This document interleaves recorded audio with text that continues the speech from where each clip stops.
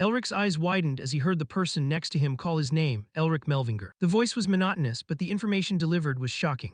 He was suffering from a condition called mana blockage. Unlike normal people, his body had to endure this rare illness because mana couldn't flow freely, and mana was the essential life force for any mage. Elric sat quietly in the Royal Magic Hospital's room, listening as the doctor droned on and on.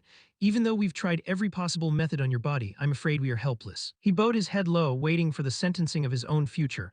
Unfortunately, it is impossible for you to use magic. Just as he returned to Eden Academy, he heard Hazer whining, Elric, are you listening to me? Hello? He hurriedly blurted out, I'm so sorry, what did you just say? She continued to express her worry, how is your body? What did the doctors say? Did they find a cure? If you need more money, just... Elric frantically interrupted, sis, please calm down, I'm not a kid anymore, you don't need to worry so much, I'll be recovered soon. Hazer immediately retorted, how can I not worry about the only relative I have left? Seeing no other way, he decided to create a diversion. Oh sister, my friend is calling me, I'll call you back later. The long beep helped him breathe a sigh of relief. Elric gritted his teeth and muttered with heavy emotions, I couldn't tell her the truth that I might not be able to return home. From outside the academy doors, a noisy sound erupted. What happened to your grades? It's those damn professors, seriously, I've never been late for class but still got a D. They looked at the scoreboard full of A+s and spoke even more outrageously. How on earth is that Melvinger guy so different? I knew it would be like this. How can his scores be so consistently high in those subjects? The commotion lingered around the hall. Look at your own grades. I think they're just as consistent as Melvinger's. Shut your mouth or I'll slap it shut. Elric's eyebrows nearly locked together, his voice struggling to suppress his irritation. Damn it, I failed again. Indeed, with a report card full of FS, it would be a disservice to his classmates if he didn't fail. This was his fourth time dropping out. According to the Academy's regulations, 4 failures meant. Elric gloomily analyzed the verdict in his head. Expulsion. If I get kicked out like this, I won't be able to bring glory to the clan anymore. He had tried his best to study so he could stay here. He had given his all and learned everything he could. The result was that he had mastered all the knowledge the Academy required. And of course, Elric was at the top of every theoretical exam. Above all, he didn't mean to be arrogant, but he believed that he was special compared to others. Not just in intellect, but his ability to detect and understand mana was also deeper and broader than others. From mastering theory to understanding mana, that was something every mage dreamed of having. However, every class taught how to control it. Absorb the mana flow around you in the air and gather it all inside your heart. That is what we call a magic circle. So what if Elric had the ability everyone wanted? Every time he went to class, he was always surrounded by ridicule. Why is that senior still stuck in the freshman year? Ha ha ha, I can't believe a mage can't even create a magic circle. Even his own professor stood up to advise him, why don't you give up magic and become a scholar? I'll definitely put in a good word for you with the headmaster. Elric sat silently, cursing to himself. This damn mana blockage, just because of it I can't use magic, which means at best I can only be a magic scholar. I can't bring pride to the clan with just some lousy professor position like that. Instinctively, he looked up at the clear blue sky. Elric stood before the giant cast statue and whispered, Grandfather. He was the hero of the Demon War. He himself possessed superior star mage magic. None other than the legend Ustin Melvinger. He possessed beautiful green eyes and superhuman skills. The top magic academy of the Empire was Eden Academy. Elric's mood suddenly sank to the bottom of the cup. If I get kicked out of this place, it means I have personally destroyed the pride of this Melvinger clan. Even in his ears, there was still whispering, just thinking about that guy being the grandson of the first-generation headmaster. He pressed his lips tightly, listening to them mocking, truly a disgrace to the Melvinger clan. Everyone laughed loudly at the concept of being standard without needing to show off. There was even someone maliciously speculating, do you know when a magical royal family will fade away? They walked away as soon as they finished, but Elric didn't let that happen, calling them back, hey you guys. Freshman students of the elemental magic department, right? They instinctively said yes and turned their heads back. He walked over in the confusion of the two juniors. Do you know any teaching assistant called Sean? He's very friendly. Elric stared fixedly at the name tag on the other person's chest. Let's see. He raised the corner of his mouth and asked a simple yet cruel question. What are your names? Elric jumped in front of them and continued his subtle venting. Let me see. I don't think you guys can handle that damn Sean playing with your necks anymore, right? When badmouthing, they were very aggressive, but when the owner arrived, they all ran away. Damn it, seriously. Elric let out a bored sigh. After that, he cast his eyes to the side. The Ustin statue still stood there, and he continued to mentally torment himself. Grandfather, not even if father was still here. No, I must focus. This is not a place for weakness, this cursed body. Elric suddenly clenched his fist, setting his determination in his heart. I will escape this. But when he got back to his small den, he stammered and lamented. No, it can't be right. Oh, Elric clutched the documents in his hand and whispered softly, the Academy's first report. Damn, there's nothing here mentioning the mana blockage condition. Suddenly, a bright flash of light grazed his eyes, catching Elric's attention. Sean rushed in like a whirlwind, pinning him flat under his hand. The students around were so shocked by this act of violence that their jaws dropped. Elric trembled, his hand reaching up to rub the back of his neck. He didn't even think and shouted, "Ah, damn it, who?" Sean calmly proceeded to discipline this defective product on the spot. Damn it, what did you just spit out? He gritted his teeth and questioned his crime. You dared to use my name freely again, right? Elric knew he was in the wrong, so he flipped his attitude faster than turning a page. Oh, who is this? Is it the wonderful good brother Sean Nairster? He didn't bother to react, just angrily pressed him. You bastard, didn't I tell you that you are not allowed to use my name to threaten the freshmen? He wisely sat down on the chair to dodge the issue. Is that so? I understand now anyway, it's a special occasion, so let me buy you something to drink, and why don't you use a nose-reshaping spell? Sean pounded the table and countered, you bastard, I'd rather die than do that. Did I say something too harsh? Elric narrowed his eyes, trying to manipulate his best friend's psyche. Come a bit closer, that's why I told you never to do that. Watching him struggle uncomfortably in his head, he instinctively called the other person's name. Sean. After Elric's clan collapsed, the magic tower was led by the 6 hexagram royal families. He was also a member of the Hexagram, the son of the Nairster clan. And right after he graduated from the academy, he immediately became a professor and elite member. Even though he chose a path contrary to Elric's, he was still the only one who stood by his side. Sean pulled out the pile of documents while confusedly asking back, what's wrong? Why are you staring at me like that? Without waiting for an answer, he pushed the pile forward. Elric looked at the dense lines of text on it and felt dizzy. What is this? When he read the title carefully, he became suspicious. Diamond Dragon, the Exploration Plan. Elric just glanced over it and gulped down some water. Why are you giving this to me? Sean patiently explained his intention. Although this is an ancient species, it is still being explored until now. Recently, we suddenly found one of their nests. I want you to join this expedition. He hurriedly grabbed the pile of papers and shouted, what? In Elric's head, it was suddenly a tangled mess. An ancient dragon species, they were supposed to be extinct, right? Did they really find a dragon cave, the supposed source of magic? This reaction made Sean smile with 10 parts satisfaction. If you find any artifact, do you think the Academy would overlook the expulsion? Look at the map, and all of that is thanks to your sincerity. Elric immediately read the route ravenously, his line of thought rising and falling like a stock chart. This is amazing. It's not just about the expulsion. Who knows? Maybe the dragon cave could even solve my mana blockage. It's useless. Even if there was something like that, it would just be taken away by the headmaster. Wait a minute. He made a loud sound and slapped the draft onto the table with a thud. Sean leaned back against the back of the chair in fear and cautiously asked back, what are you doing? Why are you slamming the table? Elric was silent, saying nothing, but his mind was surging with waves. Why didn't I think of this? This is the opportunity that God gave me. He parted his lips and let out a crisp laugh. Ah-ha-ha. After that, Elric acted like he went crazy, clutching his face and laughing wildly. Sean looked at this mentally disabled guy and directly cursed. What is wrong with this crazy guy? He ignored the rude words and pointed at the circled point on the map, Sean. Elric displayed a confident look, then dropped the shocking bomb of information. There is no nest here. Elric stood up, pointed to a position on the map and spoke. The dragon cave won't be here. Sean was surprised. What? He hurriedly looked around and clear caution appeared on his face. The person sitting at the table behind Elric was still intently reading a book. Sean glanced behind him. The 2 people at the table over there were talking happily, nobody paying attention to the situation on this side. Sean bit his lip, cold sweat pouring out like a spring. Thank God nobody heard it. Thinking that, Sean leaned close to Elric, put his hand over his mouth and whispered, watch your mouth. Do you know how many professors are involved? You're challenging the big shots all at once. Elric seemed not to care much, shrugging indifferently and asking back, so what? Sean snapped with some frustration, staring at him. I'm going to break your head now. Elric laughed with his eyes curved. Calm down, my friend, you are the son of the Nairster clan. Laughing it off, he sighed, or at least just listen through it first. Sean frowned, looking serious, using magic to create a small matrix on the map. That matrix suddenly emitted a blinding blue light. The next second, that blue light suddenly spread out, covering Elric and Sean's seat. That matrix took Elric and Sean to another space. Looking down from above, the place Elric just pointed to on the map appeared before their eyes. There appeared a long, bottomless crack in the ground. Sean spoke. The crack was formed due to the collision of 2 electric layers. Rays of light of all colors spilled out from that crack. Sean could see them clearly with his naked eye, and he continued. And a large amount of mana is pouring out from the crack. Sean observed them for a moment, then continued. With this much, it must have been stored for at least 100,000 years. No wonder you think the dragon cave is here. Elric stood on the crack, looking down below, then asked Sean, who was standing by his side, what are the 3 principles of mana flow? Sean crossed his arms in front of his chest and glared at Elric. Are you kidding me? Elric nudged his elbow into him and laughed. Of course you have to know basic things like this, right, teaching assistant? Sean was so annoyed that his forehead bulged with veins, but he still patiently explained, from high to low. Looking at the deep, bottomless crack in front of him, Sean continued, from wide to narrow. The scene suddenly transformed. Elric saw himself standing in a cave full of ice. Sean glanced at him, his face full of frustration from hot. The cold air from the cave radiated everywhere. Sean's figure gradually faded and his voice echoed in his ear. To cold, complete the remaining words. The next second, Elric and Sean appeared in the vast emptiness, and Elric confidently said, with those principles, everyone would be certain that the dragon cave is in this location. But Elric pointed in a direction where a streak of yellow light appeared. Because a lot of very hot lava flows through the crack, mana does not gather here, therefore dragons cannot live here. Sean knit his brows, his face showing clear disbelief. No, it can't be. Where Elric just pointed, lava rolled and bubbled. From the mountain peak, flows of hot lava erupted. That place was Akron Volcano, and at the foot of the mountain, flows of hot lava accumulated, winding and flowing down to the lowlands. Elric looked down from above. That's right, the lava of Akron Volcano flows under the continental shelf. In a flash, the matrix dissolved. Elric and Sean appeared back in the original place. Sean looked at Elric and affirmed, but we have recorded the mana wavelength of a dragon in this area. How could the dragon cave not be there? Elric propped his chin up and spoke naturally. I didn't say there wasn't a cave.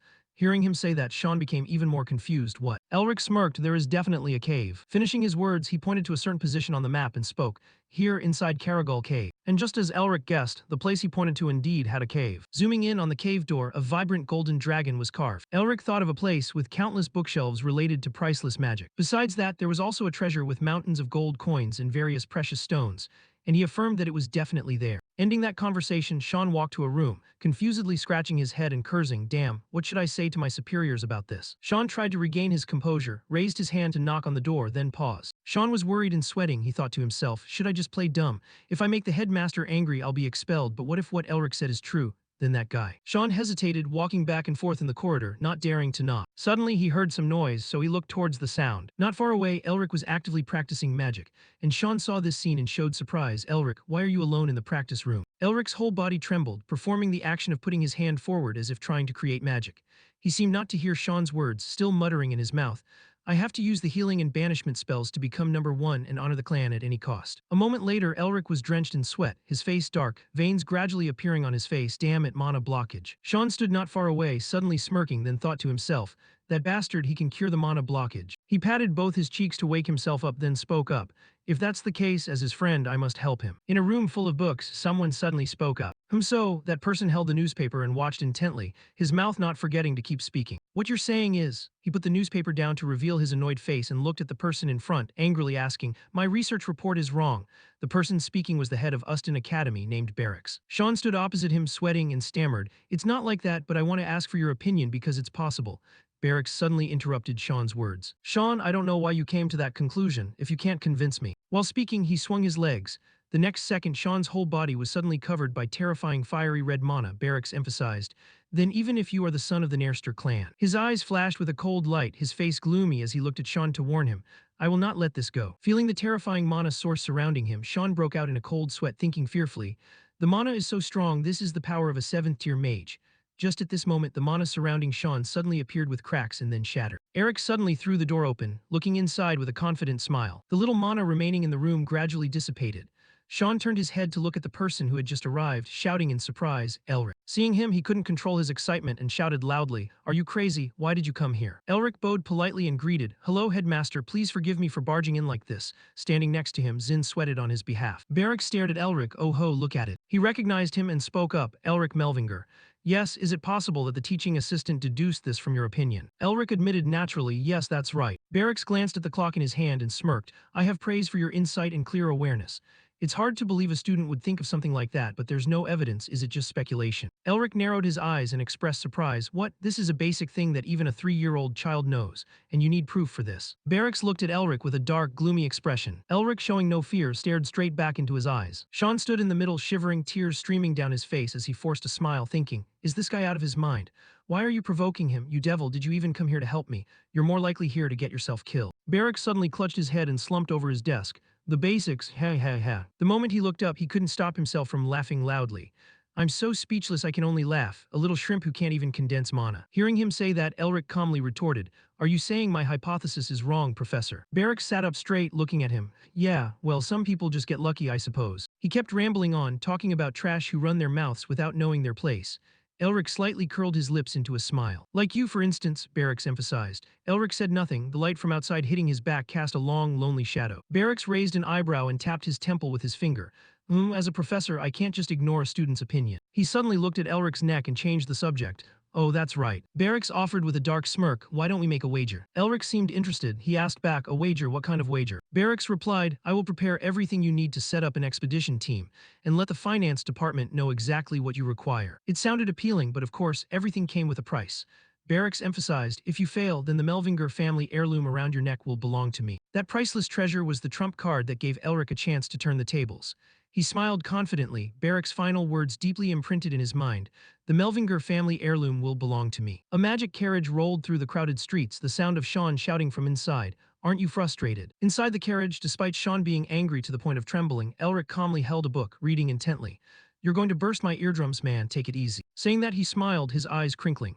"It's fine. They said they wouldn't bother me if I found the dragon's lair, didn't they?" As soon as he finished his sentence, the book in Elric's hand was suddenly snatched away by Sean. Elric, filled with confusion, tried to grab it back. "Hey, it was getting to the good part, don't snatch my book."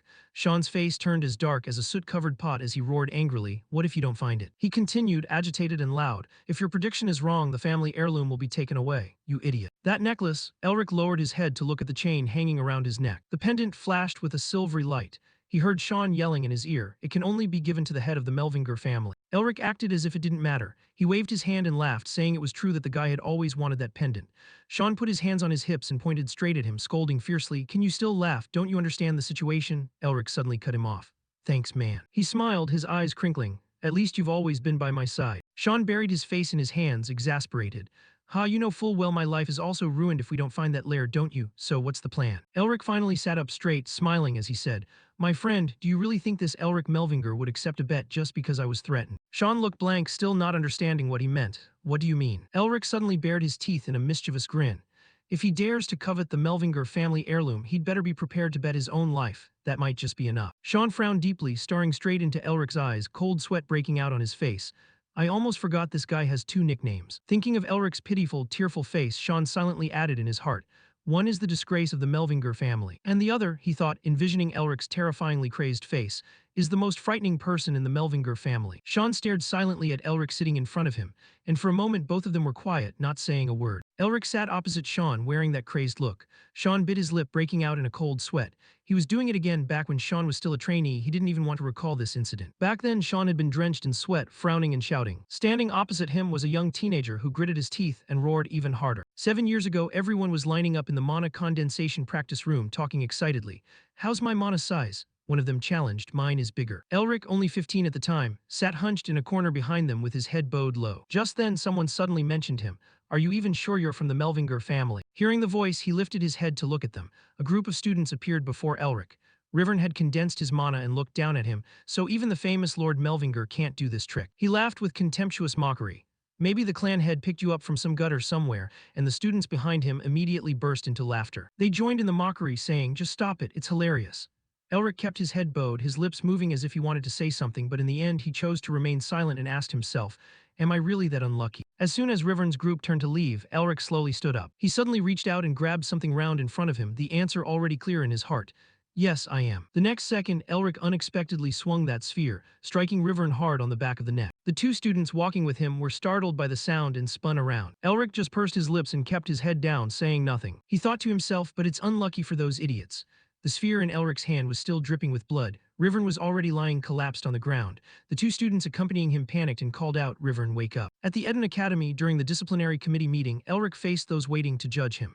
He calmly spoke up. "The brat from the Viscount family dared to slander me, the head of the Duke family." He looked at them and said, "So I punished him according to the laws of the Empire. Is there a problem with that?" Everyone in the disciplinary committee huddled together, whispering in low voices. Sean crossed his arms over his chest, excitedly awaiting the result. Rivern's parents were shocked and stunned. Elric's gaze was extremely firm. He didn't feel he had done anything wrong. Yet in the end, Elric was suspended because, according to Academy rules, all students are equal. Elric turned and left the disciplinary hearing. He curled his lips into a cold smile, but after that day, no one dared to mess with him again. Back in the present, Sean held his head, deeply frustrated. He suddenly glanced downward. The next second, Sean suddenly jumped up and shouted, "Hey, are you crazy?" Elric acted as if nothing happened, waving his hand. "I told you to stop yelling, watch out for high blood pressure." The hand Sean was using to hold the book wouldn't stop shaking as he shouted, "This is a forbidden book, isn't it? Don't you have anything else to read?" Elric rubbed his head and gave a goofy laugh. "Exactly. If I get caught, I'll be skewered and roasted." Sean returned the book to him, frowning in annoyance. "You really are insane." Elric happily took the book, and that was when Sean looked at him seriously and asked, "What do you intend to learn from the Beast King's body reinforcement technique?" Elric was a bit distracted, replying, "I'm just wondering if this will help me cure my mana blockage." Elric thought back to the battle with the Beast King when the Beast King invaded the Empire with his army of beast folk. They had faced many difficulties because that technique helped him enhance his physical capabilities. When the war ended, the technique disappeared because the Empire had driven out all the beast folk. They even built a fortress wall to block them, ensuring they couldn't cross it again. Sean frowned and said, "Scholars have failed to replicate this technique." Elric, sitting opposite him, flipped through the book with an indifferent expression. "I've already replicated it, but I'm not sure how it will alter my body." Hearing this, Sean couldn't help but be astonished and yelled, "You've already replicated it." He was so shocked his complexion changed. "I'm going to have a heart attack from all this shock, Lord Elric, do whatever you like." Just then, the carriage the two were riding in suddenly experienced a violent jolt. Elric rubbed his head in pain and angrily poked his head outside. "What's going on? Why did the carriage stop?" Sean also followed out of curiosity. At that moment, a group of people suddenly walked over. "Hello Elric, long time no see." Elric glanced at the group. "I didn't think I'd run into you guys." Seeing Rivern's group standing in front of him, Elric couldn't help but wonder, "Why are you guys here?" Rivern smirked and said, "Why you ask? Because I just love my classmates so much." Rivern was now a senior researcher at the Varrock's Research Institute. Sean couldn't help but get angry and charged forward aggressively. "You bastard!" Rivern's group flinched and stepped back. "What's wrong?" He hurriedly explained, "The director requested us to come and assist." Elric stared at them. "Is that so?" The group in front of him smiled as if nothing was wrong, but in reality there was nothing but malice behind it. Elric ground out, "How very kind. I remember saying I didn't need any assistance." Sean turned and whispered to Elric, "You can feel it, right? How many of them are hiding their mana?" Elric replied in a low voice, "Now this is the true director of Varrock's." He suddenly loosened his collar to let Sean see what was inside. "Don't worry, I've already prepared for this." Sean asked in surprise, How did you get that?" Elric smirked and didn't answer. In Barrick's office, he looked dark and was shaking with anger, shouting, "What? He already got the breath of Gehenna and the Azure King's armor." The person sitting in front of him was sweating bullets, "Since you told us to assist him as much as possible, so." Barracks roared angrily, "You damn idiots. What Elric has in his hands, the breath of Gehenna, a sphere-sealing fire that can burn a target to ash, plus the Azure King's armor, which has excellent resistance to both physical and elemental magic. Just thinking about those two treasures gives me a headache. You thought lending a student a tier 4 magic tool that could turn a town to sand was fine. And it had to be that guy too." Barracks massaged his bald head to soothe the pain and muttered, "I'm going crazy. Get out of here, I don't want to see your face anymore." The person standing in front of him was confused and silent, not daring to say another word. The next second he shouted, "Yes, sir," and turned to run from the place like a gust of wind. Barracks looked at the newspaper before him and muttered, "If the other candidates find out about this, it's going to be a big problem." Suddenly, as if realizing something, his eyes began to shine brightly. "Wait a minute," he suddenly grabbed the stack of papers beside him. "If that brat really finds the dragon's lair." Barracks immediately calmed down. "Not bad. I guess that bloodline isn't just a rumor." Finishing his words, he slammed the paper onto the table. "I should replace this whole idiotic research team. They dare call themselves scholars but don't even know the basics." Saying that, Barracks realized he had spoken too much. He froze. The next second, he immediately denied it. "No, no." Barracks smirked, revealing his tongue, which was as red as blood. "Thanks to those fools, I'll have a chance to take the pendant." Barracks' expression was extremely sinister. "As long as I have it, I'll definitely become the next prime minister." Finishing his sentence, he immediately crumpled the paper on the table. His entire body was suddenly covered in an overwhelming layer of mana. "Even if you win the bet, it only means something if you can survive the return trip." Elric flipped through his book, strange incantations echoing in his ears. Rivern's group stood with arms crossed over their chests, watching intently ahead. Sean closed his eyes tightly, focusing on reading the incantation. His entire body was covered in a magic matrix emitting a bright golden light, and the sphere in his hand radiated a blinding glow. He shouted, "Mana search." Immediately, the golden light spread wider, and everyone stared intently at him. Suddenly, someone cried out with a trembling voice, "Look, not far from here." A pillar of bright golden light suddenly shot straight into the sky. Sean looked in that direction, muttering in astonishment. Elric was right. Rivern's eyes widened, unable to believe what he was seeing. Is it really here?" Elric closed his book and said calmly, "I knew it." The next second, he turned to look at everyone and yelled, "The whole team must move quickly before the pillar of light burns out." Finishing his words, Sean immediately wrapped his arms around his waist. "Hey, even if you're shy." He grabbed Elric and suddenly burst forward with high speed toward the pillar of light. "Hold on tight." In just a split second, the two of them were a long distance away from Rivern's group. Rivern's group watched their silhouettes with jaws dropped in astonishment. Rivern couldn't stop himself from yelling, "Hey, what about us?" Time passed and no one knew how long, but Rivern's group finally managed to make it up the mountain. Rivern doubled over, gasping for air, and muttered, "Please wait up. You two have made us so tired." When they lifted their heads, a look of surprise appeared on their faces. Why?" Looking at the golden pillar of light before their eyes fading away, the whole group was confused. They stammered, "There's nothing here." The whole crowd started buzzing. "There's nothing here, not even a cave. Didn't you say the entrance would be here? I knew it, that Melvinger always brings nothing but bad luck." Rivern rubbed his chin. "All right, fine." He smirked and said in a low voice, "I could step forward and see what's inside your skull, right? Someone better pay for this mistake." Just then, Elric suddenly shouted loudly, making Rivern jump. "Sean, look over there." Elric asked, "Can you create a big hole right here?" Sean smiled confidently, "Leave it to me." Finishing his sentence, he gathered mana around his arms. Immediately after, Sean chanted an incantation and released his mana, which spread wider and wider. The mana around him erupted and he muttered, his eyes glowing with fire. Boom, a loud explosion echoed. The ground beneath the pillar of light from earlier was shattered by Sean, sending dirt and stones flying everywhere. As soon as the earth broke open, the magic Sean released suddenly emitted a golden light. The ground collapsed with a rumble, the light spreading more and more. The next second, that golden light erupted like a volcanic eruption, piercing through the layer of soil and stone straight down. Looking at the big hole that had just been created, Elric said calmly, found it. The group following behind were stunned. What? How could this be? Another person suddenly spoke up. In a worst-case scenario, there could be a dragon.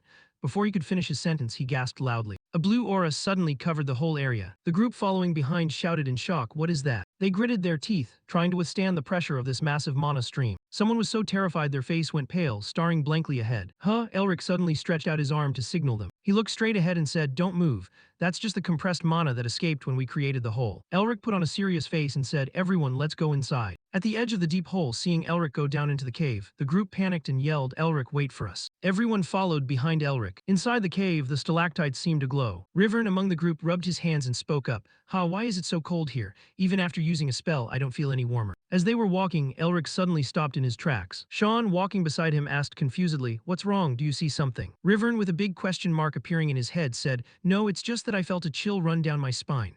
Sean blew a breath into his freezing cold hands, probably because you're cold. I think I'm about to get sick. Not a single person noticed the pendant on Elric's neck, suddenly emitting a silver light. A while later, the group sent to assist suddenly became enthusiastic, walking forward. Elric and Sean followed slowly. Elric whispered, maybe you were right. Inside the cave, a monster with glowing red eyes appeared, its two hands pinned straight to the wall. In the darkness, its red eyes became even clearer. It grinned, revealing pearly white teeth, and spoke in a dark tone, there you are. Finally, one of the people following Elric looked at the scene in front of him in awe. Whoa. Sean was equally surprised, truly impressive. Before them appeared a massive door engraved with a golden dragon, and the group behind him stammered in amazement. Is that a door? The middle-aged man in the group shouted, those with strength gather quickly. Rivern seemed eager to try, let's all push it together. The young man with long hair suddenly created a blazing red flame in his palm and suggested, no, just destroy it with magic. The person next to him replied, what are you saying? Of course, just as the group prepared to strike, someone suddenly yelled, everyone stop. They turned back, heads full of question marks, to look at the person who had just spoken. Elric sighed and pointed to a corner. Can't you idiots see the dragon's seal on this door? With that, he stared intently at the door where the dragon's sculpted button was located. And all the strange, bizarre incantation characters. I have no idea what will happen if I mess with it. Rivern gritted his teeth in frustration and said, sure, you're the great one, I get it.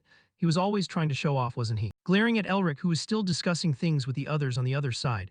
So, when we try to open the door, stay away from it and… Just then, Rivern suddenly noticed the button next to the door. Rivern sat down to observe it. What is this? Elric, on the other side, was still cautioning the group. First, we must find a way to remove the seal. He turned to ask Sean, do you have any notes on? Elric looked around. Make sure no one acts on their own from now on. I can't be sure what might happen if… Right at that moment, Rivern suddenly reached out to touch the button on the door. Is it gold? What is it made of? Elric worriedly shouted, don't touch it. Just as Rivern's hand brushed against the button, he turned his head. What? The next second, a golden light suddenly erupted beneath his feet. The spot where he was sitting suddenly exploded, sending him flying backward, and he screamed, what is this? Elric gritted his teeth, finally finishing what he was about to say. Seeing the characters on the door suddenly shift, the group below was stunned. What's going on? What's wrong with the door? Elric hurriedly shouted, careful, it's a trap. No sooner had he finished speaking than someone behind Elric was suddenly struck by magic in the midsection, sending him sprawling backward. Everyone stared in astonishment at the magic erupting before them. Elric yelled, everyone shields.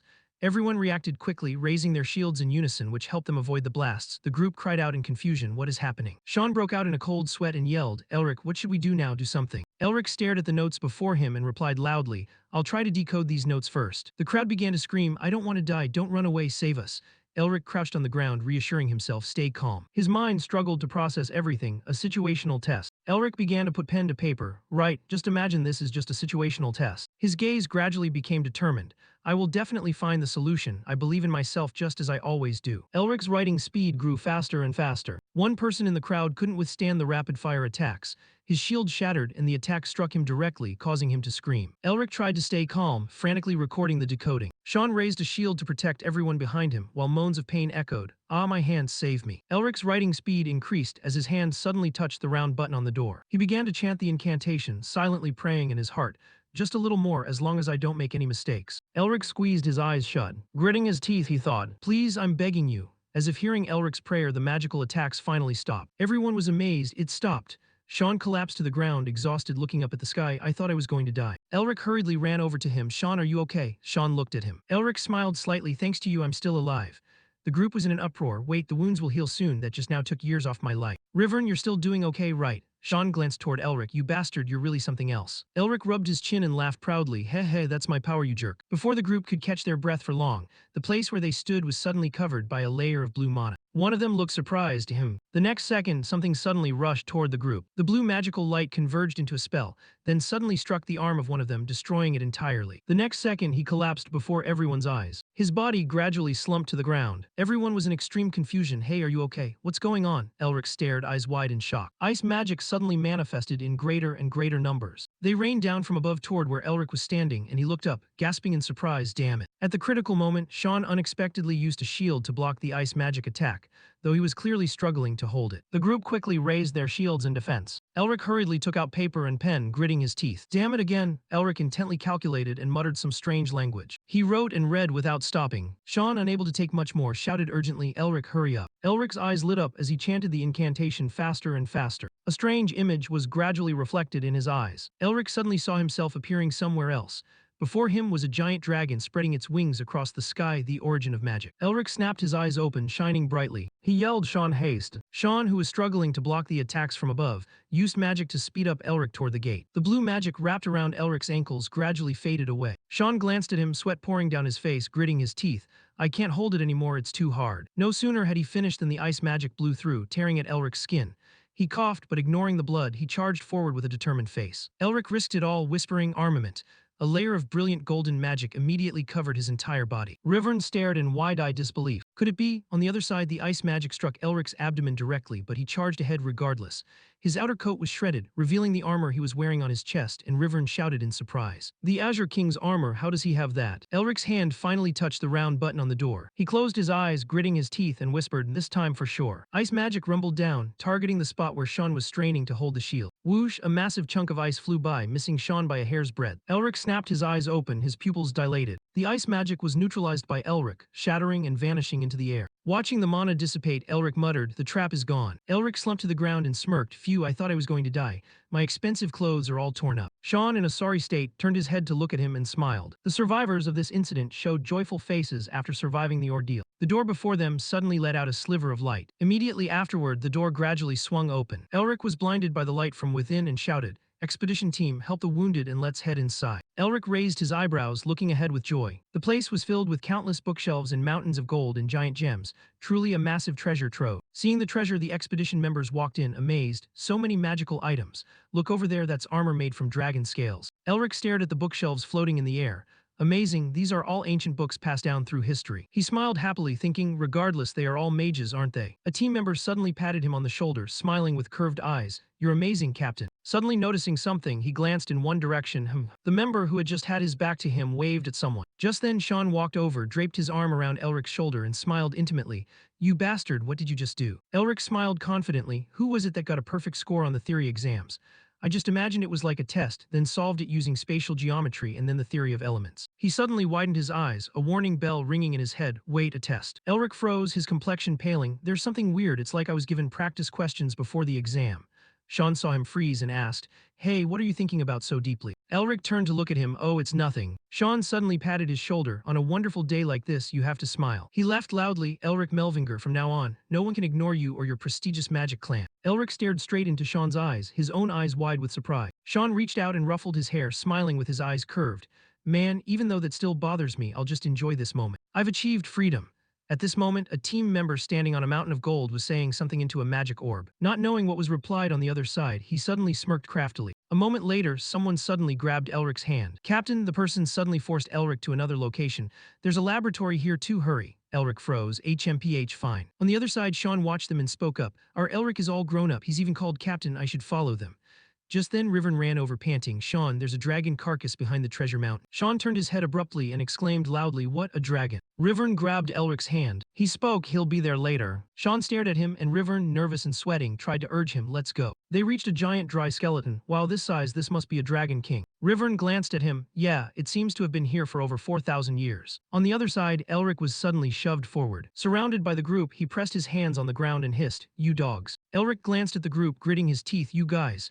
He thought to himself, damn it, I was so excited I let my guard down. One of them squinted, We don't have any ill will, we actually like you. But he looked at Elric with cold eyes and continued, "Work is the top priority." Meanwhile, on the other side, Sean spoke up, "Wait, Rivern." Rivern asked back, "HMPH, what is it?" Sean looked at the white skeleton in front of them. "This thing, didn't it just move?" Sean was curious, "Where are the others?" Elric heard him and looked in that direction. Rivern quickly made up an excuse, probably taking time to explore, "Ha ha ha. Huh, what is that? I've never seen that before." Sean hurriedly followed excitedly, where, let me see." Elric watched the two of them from afar and tried to shout, "Help." One of the men before him suddenly grabbed his collar and squeezed tight, making him vomit a mouthful of blood. Elric's face paled, "Damn it." His eyes gradually turned white, his consciousness fading, thinking, "I shouldn't have trusted anyone." Once they had him there, the person in front of Elric suddenly released fire magic. A bright red flame suddenly burst into his palm. At that moment, Elric yelled, "Everyone get back." The person in front of him was confused. What? Before he could finish, a terrifying, bizarre surge of mana suddenly swept across him. Elric stared in shock as blood splattered onto his face. The figure before him suddenly vanished, leaving only a hand on the ground. Elric couldn't help but be terrified. What the hell is that? Elric turned his head, looking toward where that terrifying surge of mana had just been released. A shocking sound echoed in his ears, and he widened his eyes in surprise. Sean and Rivern, who had been standing quite far away, were now scrambling to run toward Elric. "Dragon, help me." Elric watched the white skeleton suddenly begin to move again, a large amount of mana gathering in its mouth.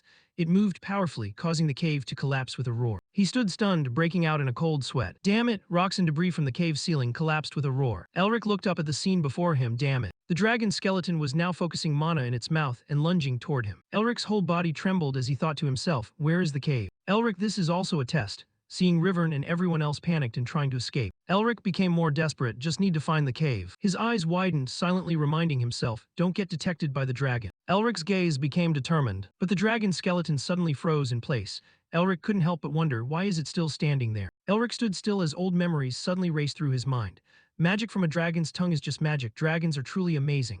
The delay enchanting the source. Sean is safe. That idiot River, no, even then the amount of magic power consumption is still too high. Elric stared ahead. Right, if I want to do this in one beat, I need little time to prepare. Thinking this, Elric immediately yelled, "Expedition team, set up a defensive barrier and let's take it down together." The group, who had just been planning to kill him, immediately took orders, pulling out shields to form a barrier. Sean and Rivern focused their mana to create a shield, and Sean said seriously, "Everyone hold your position." A layer of shield formed from mana suddenly surrounded the pile of shields, sheltering the group inside. Elric opened his eyes wide and yelled, "It's coming." At the same time, the dragon skeleton suddenly opened its mouth wide, releasing extremely terrifying magic. The magic aimed straight at the group's two defensive shields and charged forward. With a loud boom, the magic collided with the shield and exploded. Countless cracks gradually began to appear on the surface of the magic shield. Elric narrowed his eyes in concentration, thinking, "This attack will last for 20 seconds. If we can block it, we'll have a chance." Sean poured his mana into the barrier, desperately trying to hold it. "Everyone hang in there." The sound of the impacts continued steadily, and the magic shield's surface was now riddled with marks from the relentless attacks. Elric glanced toward the door. Running to the door will take about 17 seconds. Watching the circular button on the door, Elric calculated internally, "If I can close the door in 3 seconds, everyone will survive." A sudden flash of insight sparked in Elric's mind. The skeleton dragon's magic swept momentarily across one of the team members. The next second, the man instantly evaporated, leaving Elric stunned. The magic barrier was now full of holes, yet Sean and the others continued to struggle to maintain it. Sweat poured off Elric like a waterfall as he shouted, "Now!" Seeing the skeleton dragon gathering mana in preparation for its next attack, Elric screamed, "Run!" The entire group scrambled to run, pick up the pace. "If it catches us, we're done for." Elric thought to himself while running, "Good, if things keep going like this." Suddenly, Elric sensed something, a massive question mark appearing in his mind. Cracks began to appear in the air, and the next second, the two people running right beside him were instantly reduced to puddles of blood. Blood splattered, staining Elric's face. He turned his head to look, seeing the body of another team member being lifted into the air as their blood sprayed everywhere. Elric's eyes widened in horror. No way. A group of skeletons suddenly emerged from thin air. They began slaughtering the members of the expedition team. Elric recognized them, the legendary entities guarding the dragon. Elric stared dumbfounded, a name flashing in his head, Spard-O-Me. He stood frozen on the spot, unable to react in time. Suddenly, a fireball flew in from behind him. The fireball streaked past Elric, striking the Spardoi standing directly in front of him with pinpoint accuracy. Sean was the one who had acted. He yelled, "Elric, help me take it down." As soon as he finished, a group of Spardoi from above dove down to attack him. Elric wiped the blood splatter from his cheek. "I have to come up with something." All around him, team members were screaming incessantly. "Save me!" Elric stood face to face with two Spardoi white skeletons waiting to attack him.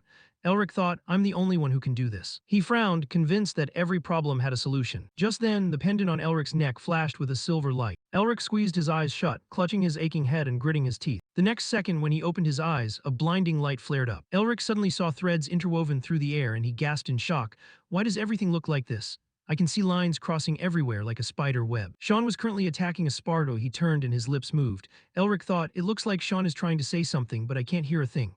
At the same time, Elric yelled, dodge. Elric squinted, muttering, I still don't get what he's saying. What? A Spardoi dove from above to attack Elric. Elric turned just in time, and the next second his entire body shifted to the side, easily dodging the lethal blow. The Spardoi missed, stunned and unable to react. Elric stared, eyes wide. Did I just dodge that? Not giving Elric a moment to think, the Spardoi launched another attack. Elric was able to dodge that attack just as easily. He stared at it, cold sweat dripping down his face, thinking, this isn't my imagination. I can see them, where he's going to go, how I need to dodge. The Spardoi continued to rush him, but Elric could foresee its movements, realizing he could see exactly where the attacks were coming from. Elric backed away to create distance. If that's the case, I'll be safe as long as I follow those glowing points. Elric worried, what if this is a trap? On the other side, Sean was struggling to hold off the Spardoi attacking him, and the expedition members were being decimated. They screamed, is anyone? Before they could finish, a blood-curdling scream echoed in his ears. Elric continued to dodge the Spardoi's attacks, thinking, no, I don't have time to overthink this. If things keep going like this. Elric suddenly vanished from the spot. He slipped past the Spardoi, blocking his path, and rushed toward the door. He knew clearly that everyone would die for nothing otherwise. With that realization, he yelled, follow me. Sean took the lead and shouted, come on, everyone move. The remaining survivors helped each other, struggling to keep up with Elric. Rivern, hidden among the group, trembled, let me follow. The guy next to him also yelled, Rivern, wait. Elric shouted in his mind, go to where my eyes can see. Everyone ran together behind Elric as he nimbly dodged the Spardo's attacks, yelling, this way. He took the lead, showing everyone how to duck and jump. Elric yelled to signal Sean. Sean hit his left leg with a fireball. Sean quickly followed orders, and the Spardoi was blown away by the explosion. Finally, they reached the exit, the entire group seeing the light of salvation. We're almost at the exit, just a little further. They accelerated wildly to get out. We made it. Elric watched the group and thought, good, they're all alive. I just need to close that door. Just then, someone cried out, someone save me. Elric's hand, which was about to reach for the protrusion on the door, froze. Rivern lay shivering on the ground behind him, begging, please. Elric turned to see the Spardoi closing in from behind, thinking, damn it, if I want to close that door, I have to leave him behind. What should I do? This guy is so annoying. Elric gritted his teeth. Even so, the Spardoi raised its arm, preparing to strike Rivern down. Rivern tried his best to get up but couldn't. Elric gritted his teeth, thinking, I can't let him die. He turned back, racing the Spardoi in speed. The Spardoi swung its arm down and a piercing shriek echoed, Elric. The next second, as Rivern opened his eyes, nothing happened to him. The Spardoi seemed to be held back by something, unable to break through and reach them. Elric sat on the ground, gasping for air. It seems they can't get out of there.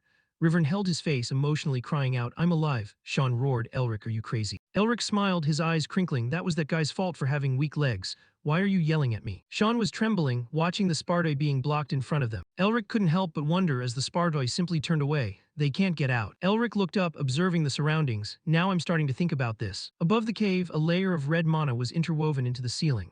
Elric thought, there are signs of destruction above the cave. Were the intruders right next to us the whole time? Suddenly, he noticed the skeleton dragon inside. It was gathering mana in its mouth, but more importantly, Elric noticed one thing. Something was embedded in the skeleton dragon. Above the cave, a loud explosion rang out and large chunks of rock rumbled as they fell. Rivern screamed in fear. What? The Spardoi are coming here. The Spardoi dove down from above, with rocks tumbling down along with them. Rivern yelled, run, where can we run? We're surrounded. Elric emphasized, just keep running. He thought to himself as Sean, as if sensing something, turned to look back. The others scrambled to run outside, while Elric stood behind the door, still not leaving. Sean yelled in worry, Elric, what are you still doing? Elric turned and smiled at him, you go first. Sean hurriedly lunged toward the door, trying to pull Elric out. But just as he got near the door, it slammed shut before his eyes. It shut firmly, leaving Sean helpless. He yelled, Elric. Sean frantically pounded on the door, hey you damn bastard, why won't this thing open anymore? Elric gritted his teeth, his whole body shaking. 7 years ago, after Elric was suspended, Sean sat in front of him and asked, you're Elric, right? Nice to meet you, I'm Nemester, let's be friends. Elric looked at Sean coldly. He opened his mouth and said a single word that left Sean stunned. In the time that followed, Elric buried himself in books. Sean, thick-skinned, reached out his hand in front of him again. He smiled, eyes crinkling, and said sincerely, let's be friends. This time, Elric didn't even bother looking up, get lost. Sean followed him stubbornly. Do you want to? Elric interrupted coldly, scram. As time passed and night covered the sky, Sean opened his mouth to speak, but Elric interrupted, scram. Sean was disappointed. I didn't even say anything yet. Someone's voice echoed through the academy. You must be truly resilient to become a real mage. That person stood in front of Elric and Sean. You will be graded based on your completion order, so work hard. However, if you use magic, you will be disqualified. As soon as he finished, he shouted, start. The entire crowd of students immediately turned and sprinted straight into the forest. They were all giving it their absolute best. Their figures quickly disappeared along the path. Sean smiled confidently and bolted forward. He ran along the path without resting. A while later, Sean gasped for air, muttering, "Phew, I think I'm about halfway there. Should I have brought Elric along?" As soon as he spoke, a shadow suddenly flashed in the darkness. The next second, that shadow suddenly kicked toward him. Sean was kicked away. He rolled several times on the ground, kicking up a cloud of dust. Sean struggled to grab onto a rock protruding from the cliffside. He hung suspended in midair. Sean, his face covered in blood, gritted his teeth. "Is anyone there? Help." A group of people suddenly walked to the edge of the cliff. Rivern, leading the group, smirked. "Use magic to climb up then, why are you whining?" Sean closed one eye, unable to say a word. His hands, gripping the cliff face, were trembling uncontrollably. "How long has it been? I can't hold on anymore." Sean couldn't help but tear up. "I might actually die like this. Even if I get disqualified, should I just use magic?" Tears were squeezed out of his eyes, streaming down his cheeks. Sean's hand slipped slightly. "If I get disqualified, how can I face my father?" Finally, Sean lost his grip. "Damn it." Just then, someone reached out and grabbed his exhausted, powerless hand. Elric strained, trying to pull Sean up. Sean looked at him in surprise. Elric gritted his teeth, holding on tight. A moment later, the two of them leaned against two trees by the cliffside, panting heavily. Sean looked at his bruised, swollen ankle. "You go first, you're late because of me." Elric stared at his ankle. Looking at the badly swollen bruise, it was clear Sean had sprained his ankle and couldn't continue. Elric was kind enough to help Sean up. Sean started in confusion. "Hey, what are you doing? I told you to go first." Elric looked forward and said indifferently, "You were the one who said you wanted to be my friend, remember?" Sean went blank. The next second, he was so touched his face turned red. "Elric, you." Elric suddenly cut him off. "Forget it. Just give me those artifacts you have at home." Sean was so annoyed he didn't want to say anything else. Elric bared his teeth in a grin. "That's a fair deal, right? We're friends, aren't we?" Sean wrapped his arm around his neck and Sean's yelling echoed through the forest. "You damn bastard, are you trying to scam your own friend?" Elric replied calmly. "I saved your life, didn't I? At least pay me back. Besides, your hair looks messy, but it's actually pretty nice. Why don't you let your bangs down?" Sean roared in frustration. "Shut up, that's a matter of honor." Sean thought about the Spardoy back there. "You bastard, even though you're weaker than me, you like to show off." He gritted his teeth, trembling, and yelled, "Help." Sean stared at the door in front of him, saying firmly, "Elric, hang in there. I'll call the elders or at least your father. Please don't die." As he spoke, Sean sprinted out of the cave. Elric leaned his back against the door. "Thanks, Sean. That's why I couldn't let you get into danger." Elric suddenly lunged forward. He vanished from the spot, charging alone into the swarm of Spardoy in front of him, yelling, "Who do you think I am?" Elric dodged past the Spardoy surrounding him. He gasped for air, sweat pouring down. "Found it." Elric reached out and snapped the shins of the Spardoy in front of him. He used their blind spots to dash forward as fast as a gust of wind. Elric ran so fast he kicked up a massive cloud of dust. He reached his hand out, and this is it. The moment he touched it, a massive surge of mana erupted outward. Elric held Jahan's breath in his hand and whispered, "Armament." Mana instantly gathered around him, forming the Azure King's armor, and he activated Jahan's breath, using fire to fight fire. Elric's eyes flashed with a red light. "You want to get a taste of your own medicine, huh?" A blazing red magic flame suddenly erupted around Elric. Normally, one would need mana to use this artifact, and Elric's eyes began to bleed as he commanded, "Unlock." The red flames burned even more fiercely, as if wanting to swallow everything in their path. "I will use my own life force to substitute for mana." In a flash, the flames licked toward the Spardoy before him, engulfing them in a sea of fire. The intense flames burned them down to nothing but dry bones, and as a loud explosion echoed, Elric muttered, "All of this was just a test by the dragon, if my guess is correct." Elric lunged toward the dragon skeleton. He landed gently, knowing the answer lay right there. The dragon skeleton before him still stood tall, showing no movement. Elric aimed for the object embedded in the dragon skeleton. He stepped onto its giant skeleton to steady himself. His entire body was surrounded by a pale yellow mana, and he looked at the object before him. This spear was the key and also the answer to the test. Watching the Spardoy climbing toward him, Elric couldn't help but think, what if my answer is wrong? The number of Spardoy climbing the dry bones increased, and Elric was still lost in thought. And what if this is just a prank by someone, then I'll fail right here. Seeing the Spardoy becoming more and more numerous, Elric steeled his resolve. He laughed and reached out to touch the spear's hilt. "Because I am a Melvinger." At the same time, the Spardoy also rushed forward and grabbed him tightly. The next second, a blue light flashed, covering the entire cave. As Elric lifted his head, he was stunned. What? His pupils dilated, his face showing surprise. What just happened? High in the sky, a giant dragon was soaring. Besides that, there was a figure standing right before his eyes. The dragon before him seemed to have discovered Elric's presence, and the figure exhaled a breath thick with mana. Although the shadow had a human-like form, the large horns on its head showed it was not human. Elric was dumbfounded. "Who are you?" The shadow suddenly turned its head and offered a grotesque smile, its eyes as red as blood. Elric suddenly felt fear coming from the deepest part of his soul. The dragon in the sky suddenly tilted its head back and roared. The figure suddenly reached out, gathering mana in its palm. The figure released a terrifying source of mana. The dragon in the sky opened its mouth wide, mana instantly gathering into a single point, and it blasted that terrifying energy down toward where the figure stood. At the same time, the figure suddenly raised its spear, pointing it straight at the dragon flying in the sky. The spear tip in its hand was covered in a massive amount of mana. Its eyes suddenly turned a glowing red. It stared straight at the dragon and laughed, looking somewhat insane. The spear and the dragon's terrifying magic collided, exploding in midair. Elric was affected by the shockwave of the attack and hurriedly raised his hands to cover his face, staring in astonishment. This amount of mana, an 8th tier mage, no. The figure jumped high to dodge the dragon's attack, its spear tip driving straight into the top of the dragon's head, creating a large hole. Elric stood frozen, unable to believe his eyes, and he quickly reassessed. Much higher than that. The dragon's eyes gradually lost their luster. The ground began to shake violently. Rocks and debris crumbled and collapsed downward in large chunks. The figure was still crazily attacking the dragon, concentrating magic into the spear before delivering the decisive blow. A blinding golden light illuminated the entire area. Elric was dazed, the scene suddenly transformed, and he seemed to see the figure of a giant monster behind the person's back. It gripped the massive column of mana connecting to the spear, piercing the dragon's head. The figure stood on top of the dragon, the mana column piercing through the ground and sending rocks flying, and Elric stammered, "What the hell? This time everything has changed." The figure suddenly noticed Elric. "When a high-quality vessel has appeared before me." The next second, a stream of black energy suddenly flooded into Elric, and he stared wide-eyed. The agony caused tears to spill uncontrollably. Elric felt like he was suffocating, coughing repeatedly as cold sweat poured down like a spring. Thinking of what just happened, Elric immediately realized this wasn't a test by the dragon, but a trap by the Demon King. Elric's body was covered in thick black mana, his whole body collapsing to his knees on the ground. The pain of having his body invaded by mana nearly brought him down. "Will I die like this?"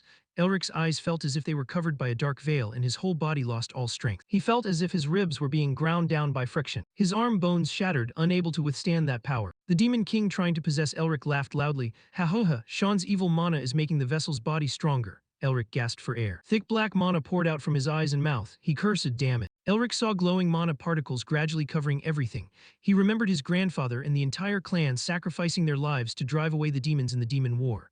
Elric recalled his parents' funeral. After that, his parents also faced death. His memory returned to the time when two children hugged each other for comfort.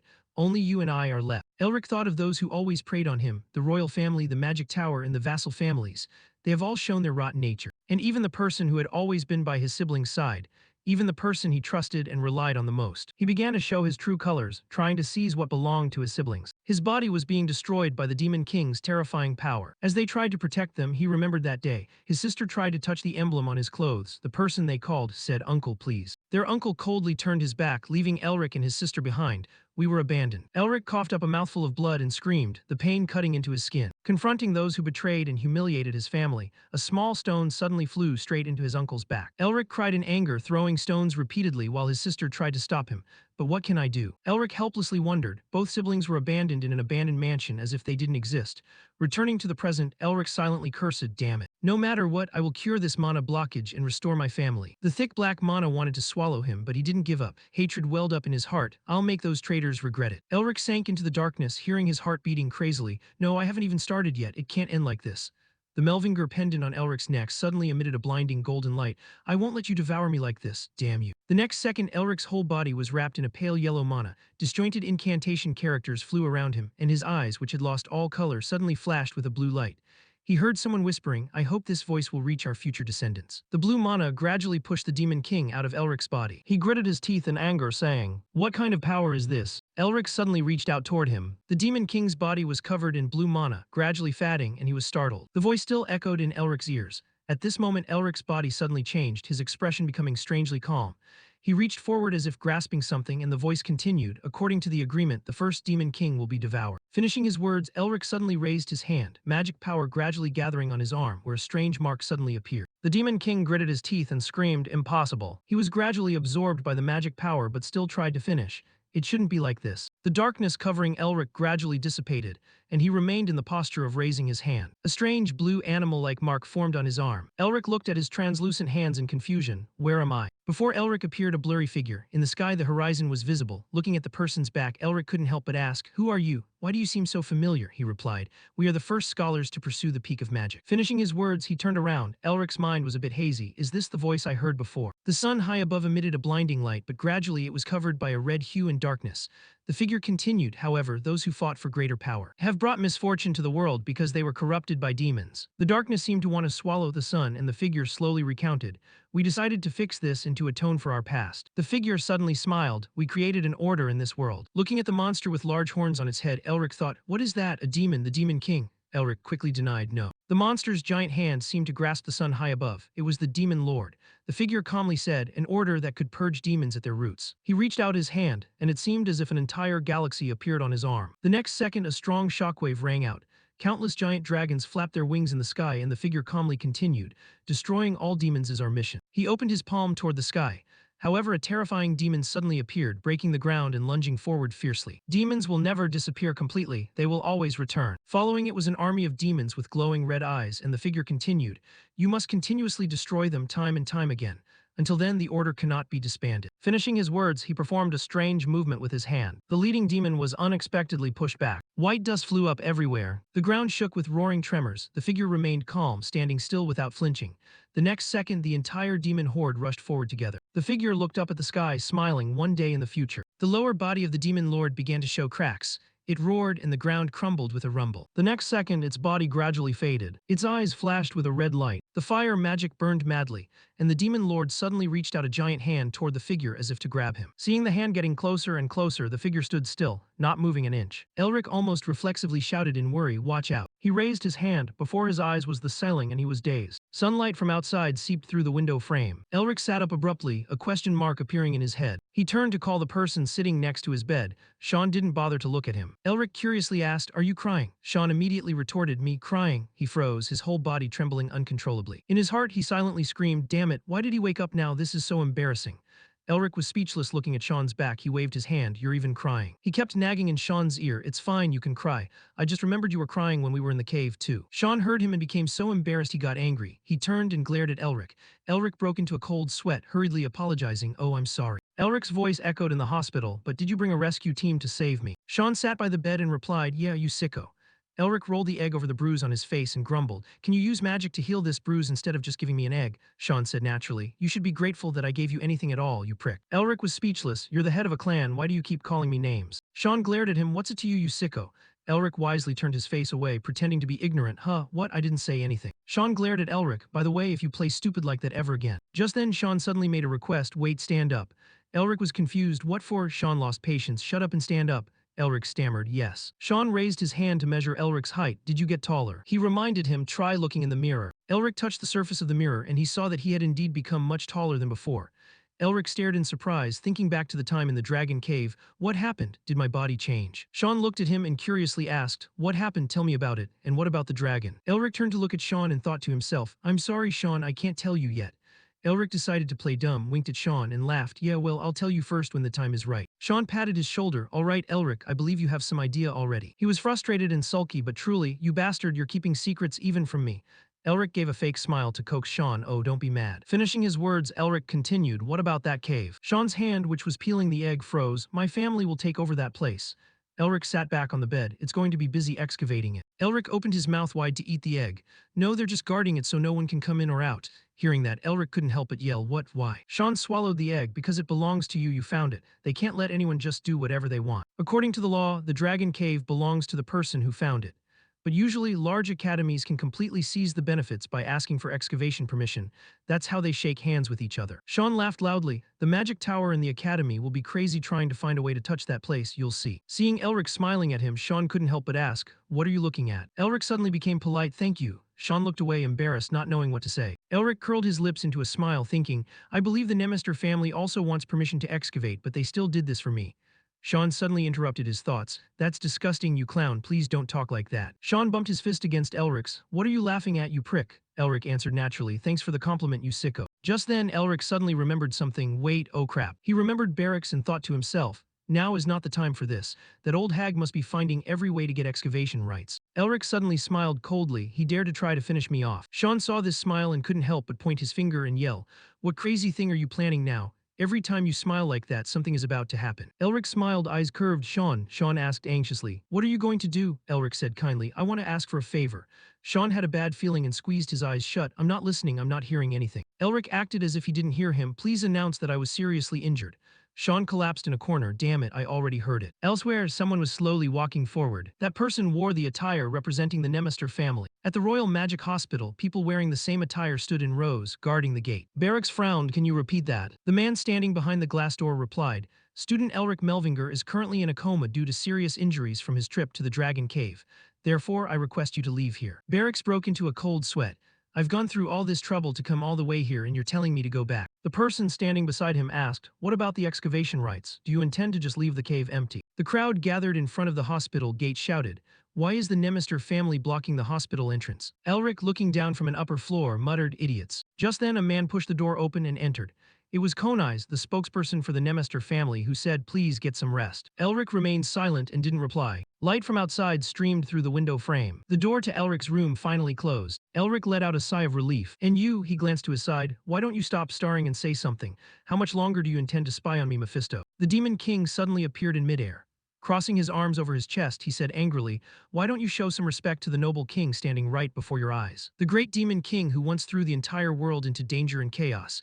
He who stood upon a mountain of white bones that terrified all who saw him. He who went by the name Mephisto. However, now. Elric picked his nose and looked at him indifferently. Perhaps I should call you Feliz, shouldn't I? Hearing that, Mephisto's expression twisted in rage and he roared, you. The next second he frantically attacked Elric in vain. Die. Elric thought indifferently. He's just an evil spirit now. A cotton ball might actually be better at massaging than you. At night at the Royal Hospital. Outside the room, Elric stood quietly, listening to his heartbeat. Elric placed his hand over his chest. In any case, he could sense a flow of mana existing within him. Just as I thought, I wasn't imagining things. Dragon Heart, the source of energy containing the absolute power of an ancient dragon. Elric recalled the image he had witnessed in the dragon's lair. The dragon had clearly died after being pierced by the Demon King's spear. Is the dragon heart inside my body right now? The heart inside his chest pounded rhythmically.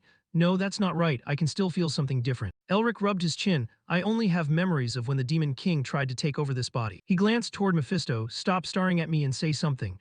How long do you intend to look at me like that, Mephisto? Mephisto gritted his teeth in frustration. I told you many times not to call me that.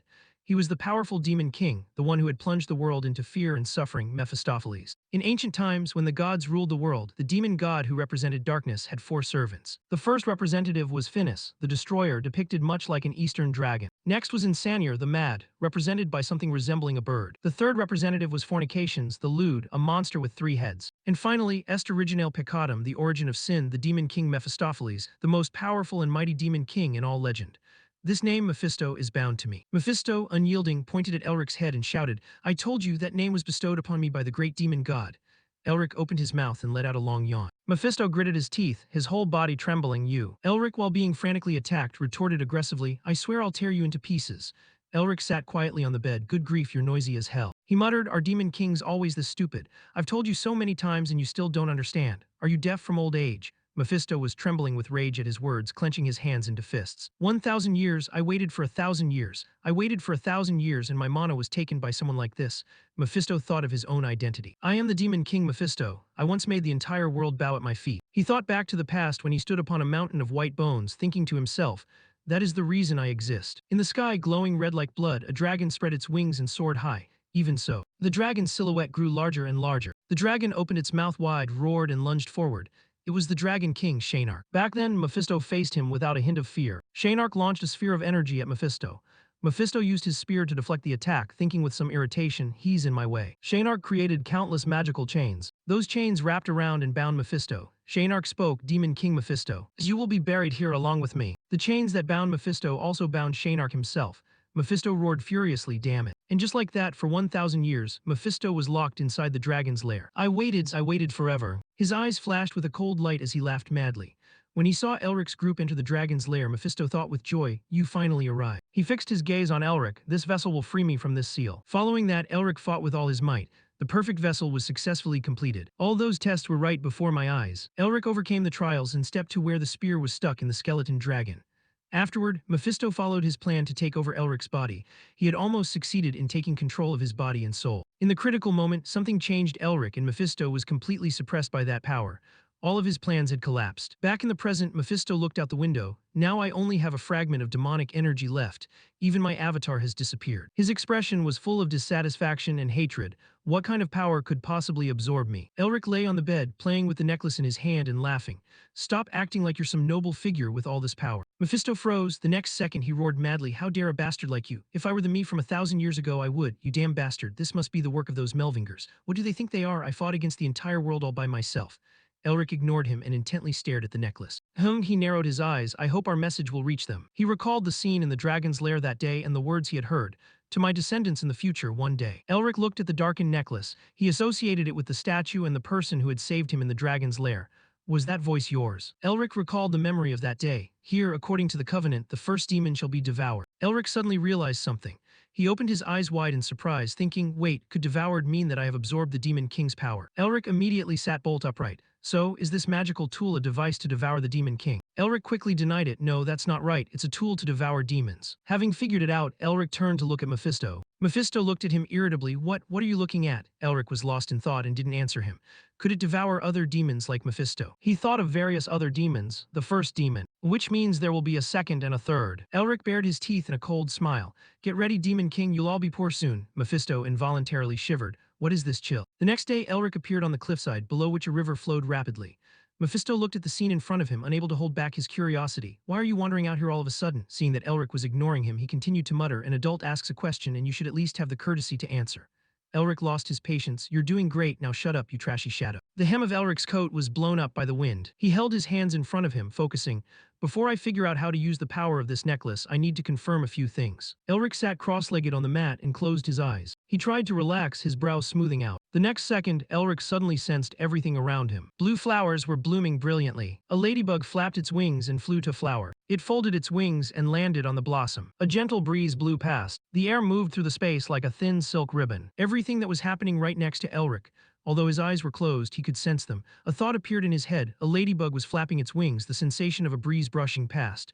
I can see and feel everything. Elric slowly opened his eyes, if my suspicion is correct. He reached out his hand, trying to condense mana in his palm. Elric curled the fingers on his hand. Finally, he clenched his hand into a fist. The heart inside his chest was pounding wildly. He whispered, incinerate. The next second, Elric seemed to see light in the darkness. A flame suddenly erupted right in front of him. Mephisto's eyes widened in shock. This is dragon magic. He couldn't quite believe his eyes. A human is using the magic of the dragons. Watching Elric wagging his finger in front of his face, Mephisto couldn't help but think, even with the Melvinger bloodline, this is a bit much. Sparks flared in the air. Elric opened his mouth and tilted his head to look up at the sky. Looking at the flame burning brightly in front of him, he suddenly laughed. Now I can finally use magic. Elric pursed his lips. Finally, the magic blockage that has tormented me so miserably. He recalled the insults he had had to hear since he was a child.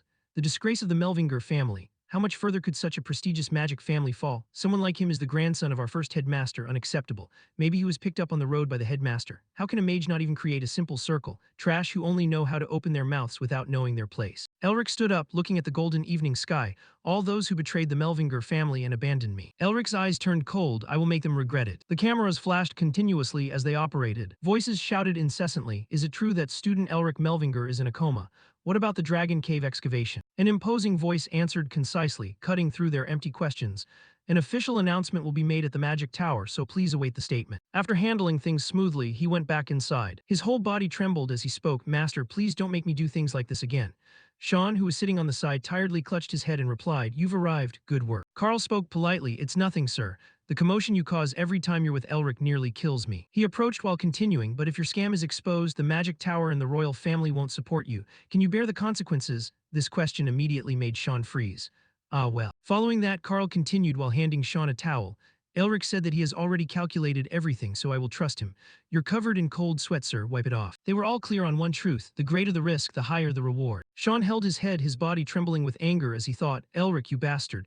Do you know how much I've had to endure? Just then, Carl was wiping his face and wondering, where did Elric go? Sean replied gruffly, I don't know where he crawled off to. A note was left behind with a scribbled drawing and a message that made Carl wonder, with that weak body of his, where could he have gone? He examined it. Afterward, seeing something, he spoke up softly, young master. Sean quickly glanced toward Carl as he approached with 3 words, we've got trouble. Sean asked quietly, what is it? The white envelope in Carl's hand was scrutinized carefully. He stammered, that thing. Before he could add another word, the door was kicked wide open, followed by a grand entrance from a girl.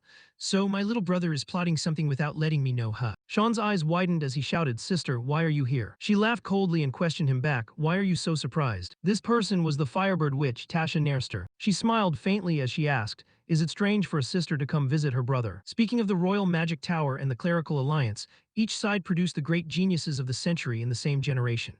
They were the 3 stars who would lead the empire and were called the new 3 stars. Tasha approached and pinched Carl's ear while questioning, didn't you give him my letter? he explained in confusion. I've been so scatterbrained lately. Sean's sister, the youngest in history to achieve the title of Archmage, was one of those 3 people. He cautiously watched the girl in front of him, then said, so why are you here? She smirked and explained, I heard your friend was sick, so as someone who also holds a magic certificate, how could I just sit by? Elric isn't in his room. Is the kid somewhere else? Her question directly brought to mind that ridiculous painting, and Sean silently prayed, oh crap, if she goes into the hospital room, it's all over. He frantically tried to find an excuse to leave. My sister is way too nosy. I have to chase her away before she finds out. He made up a reason. Elric is not in a condition to meet others right now. Tasha smirked, is that so? Sean tried to send her away, so please don't bother the doctor and go back. But she gripped his wrist tightly and wouldn't let go. Little brother, Tasha's aura became extremely threatening as she asked, are you giving me orders? After that, she directly proposed, let's continue our conversation.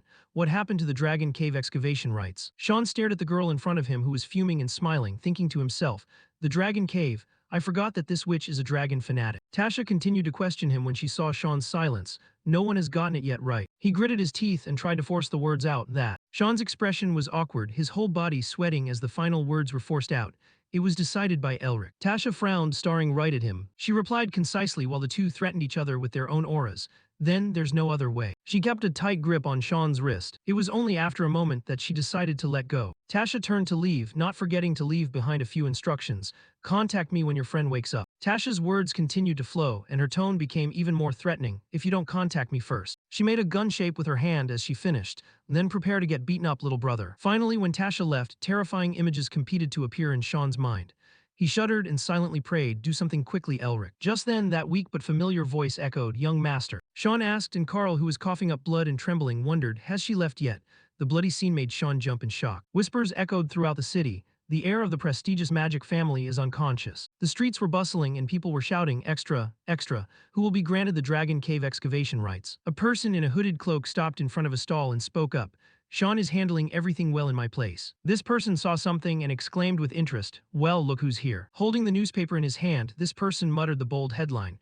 Our director is quite photogenic, isn't he? It was Elric. He smirked and replied silently, keep laughing while you still can, director. Elsewhere, a voice was echoing, congratulations, headmaster. A person bowed and said, trying to flatter the man sitting over there, now you can do as you wish. Barracks replied. Don't be so hasty, he reminded him gloomily. The election hasn't even started yet. The bespectacled Rivern continued to spout flattery.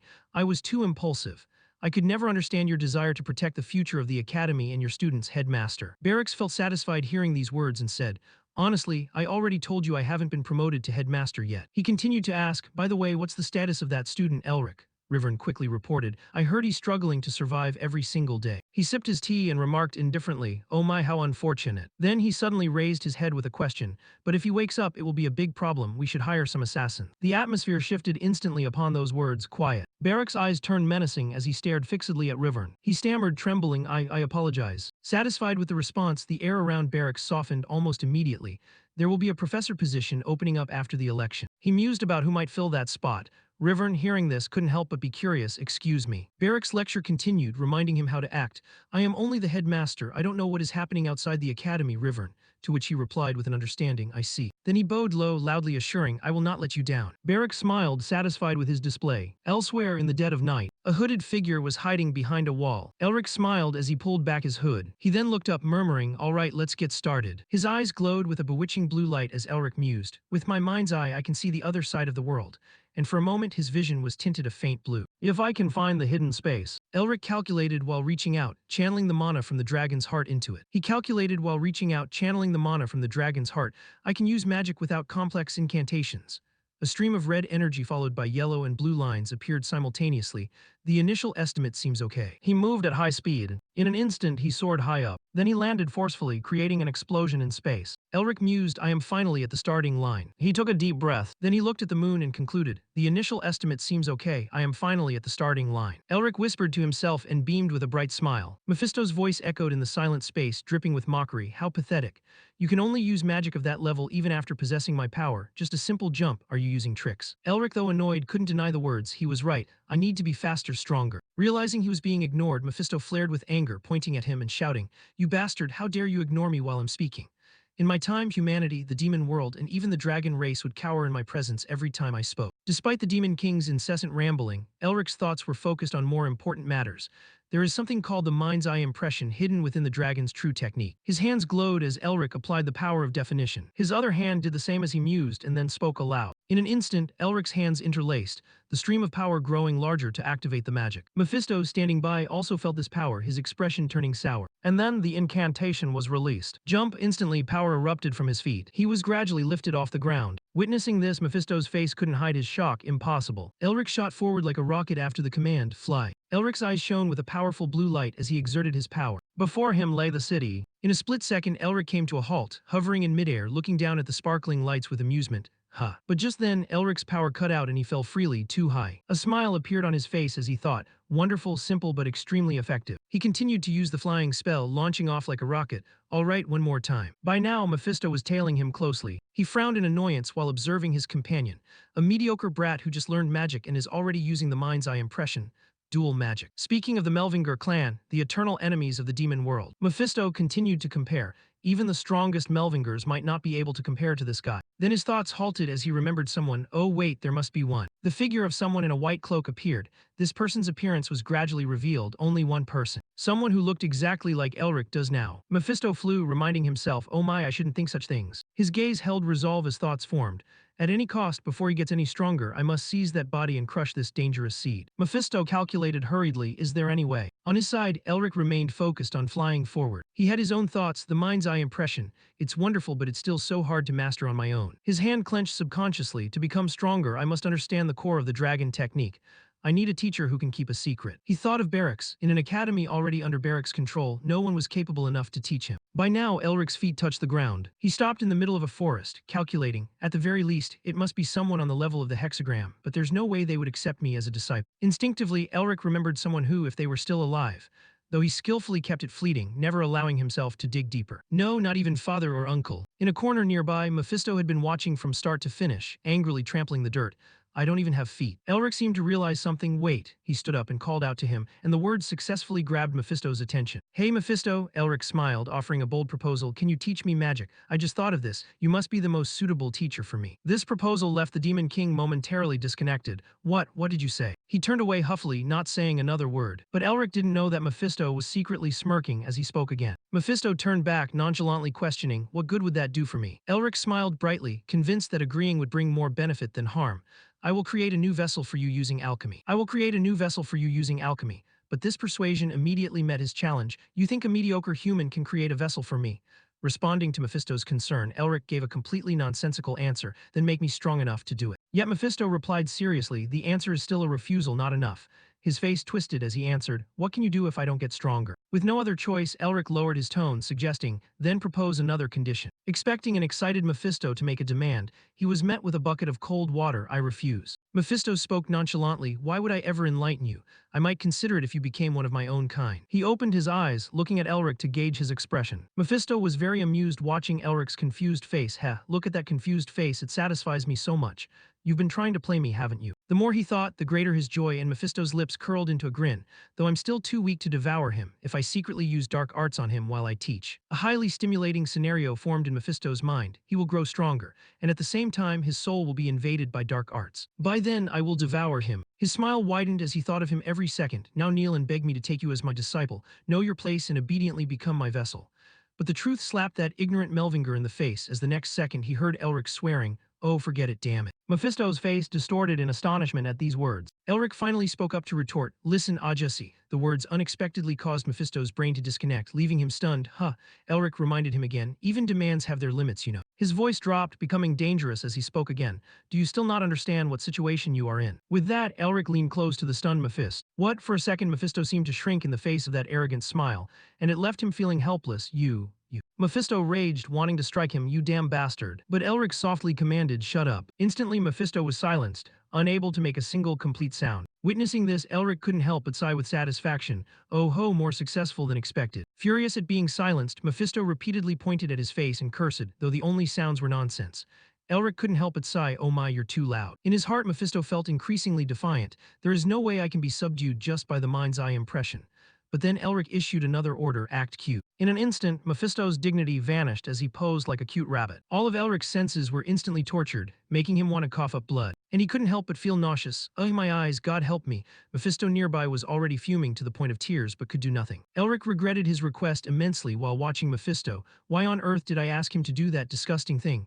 I feel like I'm going to puke if I keep looking. He gathered his remaining strength trying to suppress himself. Stay calm, I don't want to see that again, all right. If you change your mind, write down all the explanations about the mind's eye impression magic here. I'll release the silence spell after we read all the content. By now, Mephisto's mind was full of thoughts of resistance. You think I'll compromise just for this? Me who endured being sealed for thousands of years. Elric shrugged, completely indifferent. I wonder if I should use this time to practice. Night fell quickly. Mephisto remained busy with thoughts that would never reach Elric. I'll be generous and forgive you if you admit you're wrong. Another morning came, another day, and Mephisto's patience wore thin. Along with his growing anxiety, he should be begging me to teach him magic by now. Another day passed, then the next, and Mephisto was restless with these erratic thoughts. What is wrong with me? Time continued to pass, day after day, and Mephisto had completely given up. Even considering surrendering, I'm going to teach him anyway, should I pretend to compromise. But a demon king's pride wouldn't allow it. No, I cannot lose. With that, the pen in his hand trembled, stopping after writing a few words. The basic principle of the mind's eye impression is. Watching Mephisto struggle like that, Elric couldn't help but laugh. Did you really have to go that far? This mocking laughter caused Mephisto's inner rage to rise to its peak. No, I am the Demon King Mephisto. The demon within him was released, resolved. There is no way I'm handing this over to a human.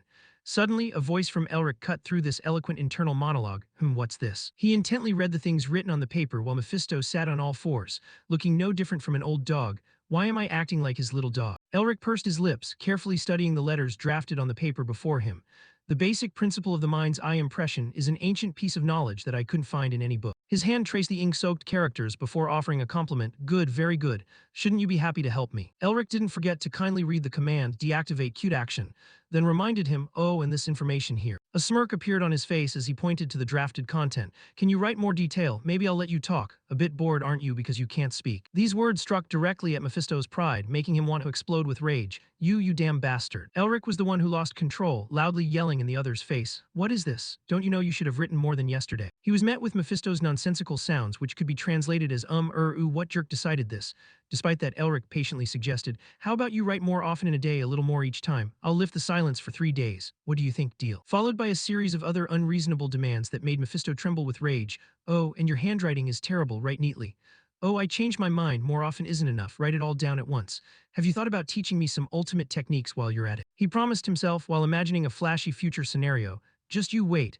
The dark magic hidden in these notes will completely tear your flesh and soul apart, you little nobody. Elric's line of thought began, I've only learned the beginning. As he performed the magic, but only with. The scale of that power exceeded Mephisto's expectations. This much power. He pursed his lips in disbelief while observing the scene. This is impossible. Why are there no signs of the dark magic activating? I clearly remember putting it there. At this moment, Elric suddenly spoke, cutting off his internal monologue. What's with that expression, Mephisto? Elric glanced sideways and questioned Mephisto, having him completely in his palm. Your face clearly shows you were planning to do something shady to my body, didn't you? But is it disappointing that nothing happened? He instantly turned away, his voice becoming somewhat eager. I don't know what you're talking about. Elric smiled, replying, you think I'm stupid enough to learn whatever you give me without reviewing it. Leaning in close, he maintained that friendly smile while speaking again. That's fine, though. Thanks anyway, thanks to you I've reached a new level. Mephisto was filled with resentment. He knew, damn it, all of this damn thing. Elric's hand continuously flipped through the notebook. Is there anything else? Becoming stronger and stronger, he didn't want to reuse even a little bit. Mephisto couldn't hold his voice, loudly questioning. You dreaming, you human? He didn't slow down, raising his hand with a remark. All right then, continue being silent. He instantly received a satisfying answer from Mephisto, nothing else. Elric opened his eyes wide, couldn't help but ask in surprise what. He continued to explain, though his face still held annoyance. Other than my mind's eye impression magic, there is nothing else I can teach you. The rustling wind also blew something away from Elric. His expression froze for a moment, his mind trying to digest the words just pumped into his brain. That true impression technique, he means the highest level of the mind's eye impression magic beyond the divine voice of the gods. True technique impression. By now, Mephisto was crossing his arms, his expression still filled with contempt as he dropped a reminder. You can't comprehend it all at your current level. You could suffer from chi deviation. Though he was annoyed and scratched his head, he couldn't deny it, he wasn't lying. What now? Mephisto spoke again, kindly helping him understand. Magic can only be perfected on the battlefield. This idea made Elric's eyes widen once more in surprise. That has been the destiny of your Melvinger clan until now. A new truth was revealed. Magic can only be perfected on the battlefield. It was also the end of that memory stream. That is the motto of the Melvinger clan. those who will continuously protect the continent from demons. Elric mused, remembering the image of his gaunt father. His father taught him and his sister about the honor of the Melvinger clan on the territory devastated in the war against demons. He recalled every single detail carefully. Although he said nothing, his father was severely wounded from the aftereffects of the war. Looking at the flag fluttering in the twilight, Elric mused. Surely he still remembered the days of fighting side by side as a mage alongside his grandfather. The stern face of that man surfaced once more, followed by the image of a mischievous young boy speaking, "Father, later when I go to the battlefield, I'll be able to use super cool magic like you, right? The great mage Elric is here." At that time, that man avoided his words and before he could dig deeper, a voice came from behind. Elric, the woman behind him, smiled. "I told you already, if you want to become a powerful mage, what must you do?" Before this question, Elric puffed his cheeks and pouted, "Study," the answer that made her very satisfied. "That's right, study." Then this woman continued to remind him, "You cannot just have the shell of powerful magic like your father. I didn't tell you that he became the greatest mage even before he became the strongest person on the continent, right?" At this moment, Elric's father interjected gently, "My lady, I am still the head of the family," saying that was a bit. But she answered him with her anger, "My respectable husband." She continued to remind her husband, "Stop feeding the kids such delusions. Honestly, no man in the Melvinger family knows how to listen." The lecture continued. Now in this family, everyone is always good at listening to their mother. Nevertheless, he still managed to find a moment when she wasn't looking to lean close to Elric's ear and whisper, "Even so, magic should only be perfected on the battlefield, son." But the moment those words were spoken, his figure vanished. His mother spoke up once more to remind him, "Elric, make sure you finish reading the research summary on the relationship between ancient magic circle systems and new era linguistic systems by the end of the day, got it? Hayes, keep an eye on Elric." Next was the image of a young boy being dragged away by his hair by his older sister, crying out incessantly, Hey, mom, don't. I wanted to play with dad today. Ouch, sister, you're going to tear my ear off. Let me go, damn it, over here." Elric's father spoke up timidly, "My lady, studying is good, but they are just children after all." But she still responded with the sharpest tone she could muster. "That's because you coddle him too much, giving him bad habits. Like father, like son, indeed." The sunset gradually faded, followed by the man's exclamation, "My dear." But then a heart-wrenching cry echoed through the night. "Mom, Dad," the cruel reality crashed down on Elric and his sister like a violent wave. Their father's illness grew worse, and their mother, who had been taking care of him day and night, also suddenly collapsed.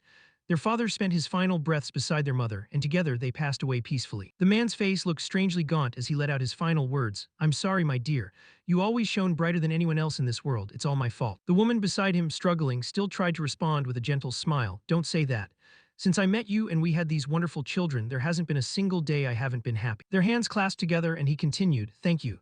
You were the one who raised our children to be such fine people. You are truly a wonderful mother." Afterward, it was the mother's turn to instruct her eldest daughter, "Hayes, are you there?" She replied with her head bowed, "Yes." Her small body trembled with every wave of emotion as she listened to the mother's dying wish, "Take care of your little brother. I'm sorry and thank you." On the other side, Elric's father wheezed his last words to him, "Elric, I'm sorry, your mana blockage. It's all my fault." But the young boy, he was back then, could only cry and call out repeatedly, "Dad." 2 lines of tears streamed down as Elric's inner thoughts were revealed.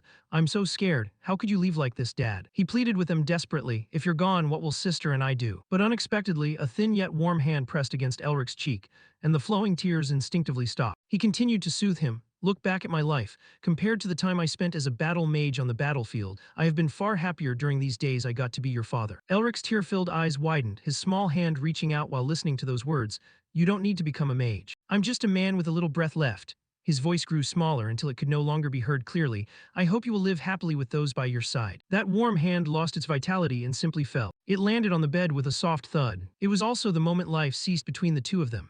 The immature broken cry rang out once more, "Dad." Elric's face was frozen in disbelief, and then a heart-wrenching scream tore through the dark night, "Dad." That was the end of the memory, and Elric returned to the present. "But you know, Dad, you were wrong when you said I didn't need to become a mage. If I'm not strong enough, I'll be discarded in this reality." His hands unconsciously clenched into fists with every passing thought. "That is why I must become stronger, so that no one can ever turn their backs on me again." His cloak fluttered in the wind as Elric walked and spoke. "Magic can only be perfected on the battlefield. That's right, what I need most right now is real combat experience." Yet a question arose at that moment, where should I go? The Blood Demon Forest, teeming with ghost-type monsters, that place is too dangerous. Elric continued to consider his second option, then the Goblin Cave. There are too many people there already. Where to? At that moment, his father's teachings suddenly surfaced. "Listen, Elric, there are secret chambers scattered across the continent where our ancestors once lived." It became a compass for Elric. Yes, that's exactly the place. In the present day, Elric spoke up once he had decided on his destination. "Let's go, Mephisto."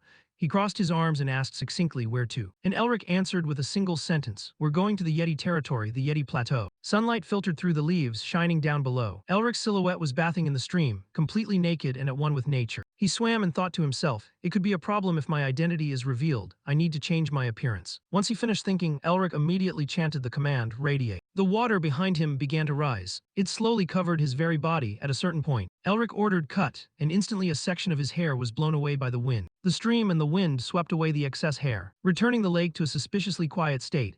Elric chanted once more, "Transform." With a new look quickly dawned, he satisfiedly noted, "Seems okay now, huh?" A completely different Elric than before had been successfully formed. A city in the midst of a cold winter. A voice suddenly rang out from somewhere. "There's a team preparing to depart. You're in luck," the guide branch. Rogan pointed gloomily in a direction while giving instructions. "Nowadays, nobody comes to the plateau anymore.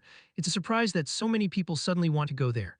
My team is the one just over there." As soon as he finished, the door was pushed open. "Ah, they've arrived, perfect timing." When the figures from outside entered, an exclamation quickly rang out from below. "Looks like we have newcomers, huh?" Elric's eyes were extremely vigilant as he observed those who had just entered. He muttered to identify the identity and number of each person. 4 herbalists, 3 demon hunters. His gaze stopped on those wearing hoods, and 5 people who were hiding their energy. At this moment, the guy who was smiling near him spoke up. "Then I'll introduce myself again. Our tribe has a tradition of naming everyone based on their birthday. My name is Manhwa, which means the second Monday of the week.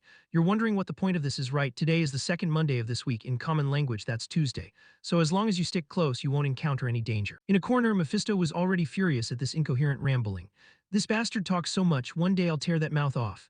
Elric himself was more relaxed. He raised his hand and spoke cautiously. "Ah, yes, Manhwa, right. Can I buy a communication crystal?" This proposal from Elric immediately sparked a debate among those present. "What for? Our village doesn't have crystals. You can use something like a pigeon or send a letter instead." Manhwa, still with that bright smile, spoke up. "Actually, I remember a hilarious story that happened before related to pigeons and sending letters. Too bad, let's go." Even though he was ignored, he stubbornly followed them. This scene made Mephisto and Elric break into a cold sweat, silently admiring him. "What a shame, I'll tell you on the way, let's go." The expression on his face was now uglier than the score between Manchester United and any other team as he remembered an important matter. "Sister will be furious if I don't contact her soon. Things are getting more complicated by the minute. Anyway, I already told Sean. He'll be able to handle this. Let's go." His expression was extremely ugly as he remembered an important matter. "Sister will be furious if I don't contact her soon. Things are getting more complicated by the minute. Anyway, I already told Sean. He'll be able to handle this." People's voices rang out continuously as the group moved, and then the pigeon suddenly dove into the chimney. But before you realized it, with that information, that chimney must belong to the person who stole the lover of the person living next to the lover of the grandmother of the oldest village elder here. "Yeti Plateau," Mephisto, walking next to Elric, commented. "I have a feeling this place is quite familiar. This is where the Yetis live."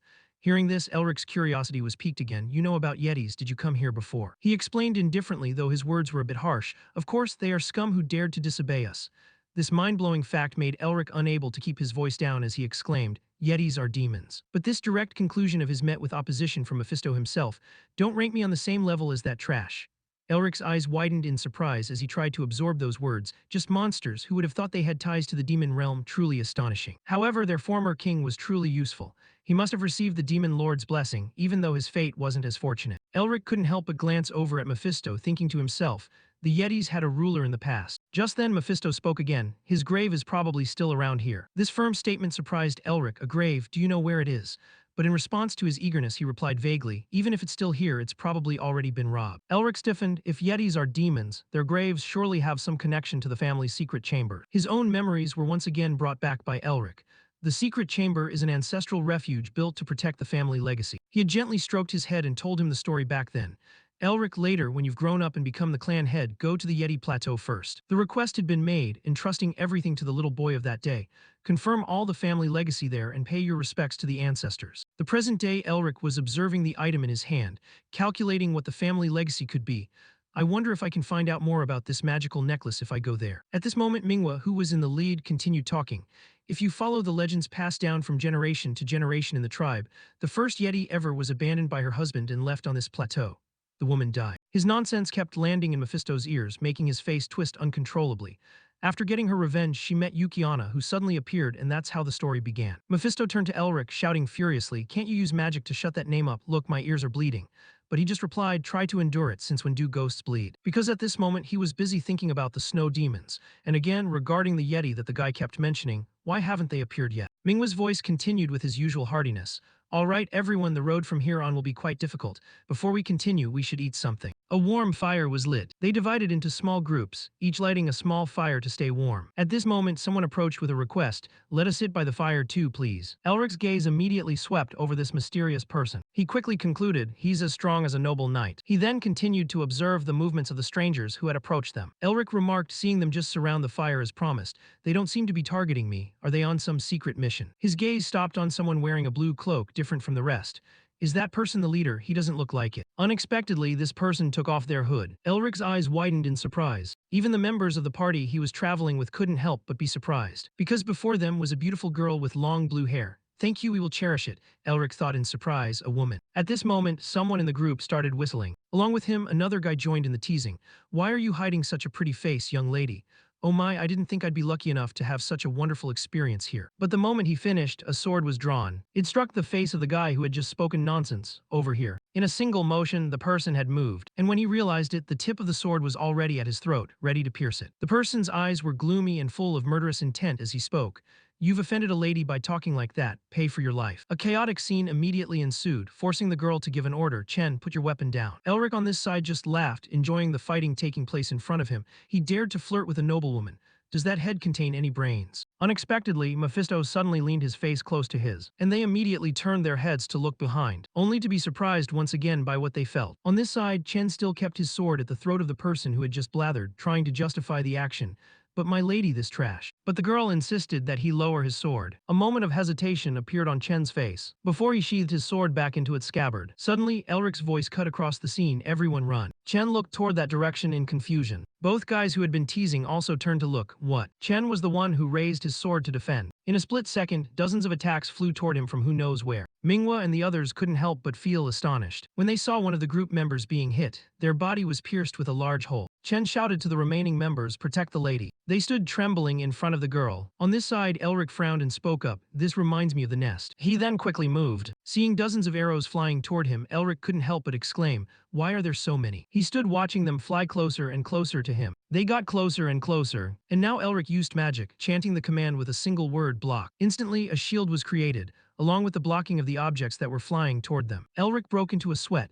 His gaze scanned other areas, searching for the remaining members. How are the others? Chen's group struggled to hold off the attacks to protect the girl. While the ordinary people were almost hit by everything, they kept crying out in pain. Blood kept spraying out along with broken cries of save me, save me. They kept falling, cough. Elric's eyes narrowed at this ugly sight. On this side, Mephisto himself was glancing toward a direction. The space was instantly covered in an eerie red light, and it didn't take Mephisto long to identify them as the idiots from the Red Eye tribe. Elric's eyes widened with vigilance as he charged into the forest. Damn it. Very quickly, yellow glowing spots representing the enemy appeared before his eyes. The closer he got, the clearer the glowing spots became, and Elric pondered. I heard Yetis usually travel in a pack 10 of them. Before his eyes now were giant, ferocious beasts. Elric's eyes widened in surprise, his jaw clenching as he thought, but this is too many. On this side, Chen had long since charged forward with an order, wipe them out. A monster lunged to attack. That led to a chaotic battle between humans and monsters. Mephisto, observing from the side, indifferently remarked, the first fight was a bit difficult, wasn't it? Elric walked up to him and called out Mephisto, pushing his luck. Mephisto continued to despise the human in front of him. You're starting to tremble when the time to fight has come, just like humans. And in a split second, he had to regret those words because Elric had cast a spell on him. Shut up. Mephisto cried out in surprise, but Elric kindly reminded him, this is not the time for nonsense. I guess the Demon King is a bit oblivious, At the same time, Chen was rushing forward with a thought in his mind. Have to admit, they're truly astonishing. His sharp eyes widened. As decisive sword strikes were continuously unleashed, Elric silently admired him as he watched. This is how a knight optimizes aura, come on. He frowned and reminded himself again, I want to admire it more, but this isn't the right time. The ones executing this surprise attack are a real problem. Elric's gaze turned toward the monsters hiding in the forest, calculating, but this isn't all of them. There's another Yeti pack waiting for a chance to ambush us. Everyone could be in danger if we make the wrong decision right now. He started manipulating the surrounding objects to execute the plan he had just devised, thinking, the story will change if I take the initiative and strike them first. Red lightning crackled along Elric's body as he cast the Eliminate transformation spell. This was accompanied by an armament enhancement strike. In an instant, Elric successfully leaped onto the heads of the monsters. It seems that using Memorize to record some enhancement spells has proven useful. They were moving incessantly. One of them lifted its head when it sensed Elric's presence. Its eyes widened as it looked toward him, though I'm not sure if my attack will have any effect. And the speed continued to increase. Elric's foot stomped right into the center of its head, to the astonishment of the one next to it. Even the others were so shocked their jaws dropped. Elric said nothing more, concentrating entirely on the plan in front of him. At the very least, I can slow them down. He jumped into the middle of the monster horde, and then activated the burst spell, turning the surrounding space into a brilliant display of fireworks. Elric glanced to the side, seeing one trying to lunge at him to attack. He countered with Incinerate, a wall of fire instantly erupting to keep the horde from getting any closer to Elric. This was followed by fragments of ice. They appeared from both sides. Then they flew off, transforming into the shapes of blue swords. While the monsters stood cluelessly, not understanding what was happening, Elric had already cast his next move, Permeate. A glowing sword was swung down onto the group, successfully taking down another one. Their bodies exploded behind his back like New Year's fireworks. The survivors trembled in fear as Elric said, "Phew, only two left, huh?" He glanced at them and spoke softly, "Where do you guys think you're running to?" Then with a smile on his lips, Elric raised his hand to cast a binding spell. Standing alone amidst the monster corpses, Elric sighed wearily, "Hugh, I'm pretty great too, aren't I?" He stepped on one of them and began to command, "By the way, let's talk, Mephisto." Elric continued to tease the one currently silenced next to him. "Hey, you're still there, right? Speak up." Once the silence spell was lifted, the first thing Mephisto uttered was an insult.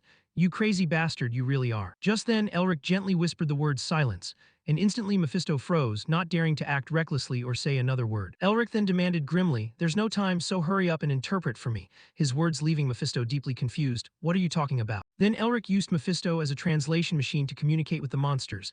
"Tell it if it tells me where their tribe is, I'll spare it," Mephisto repeated the monster's words. "It says untie it," but Elric replied coolly and handsomely, "Why would I ever believe that?" Unexpectedly, Mephisto switched into a serious, somber mode.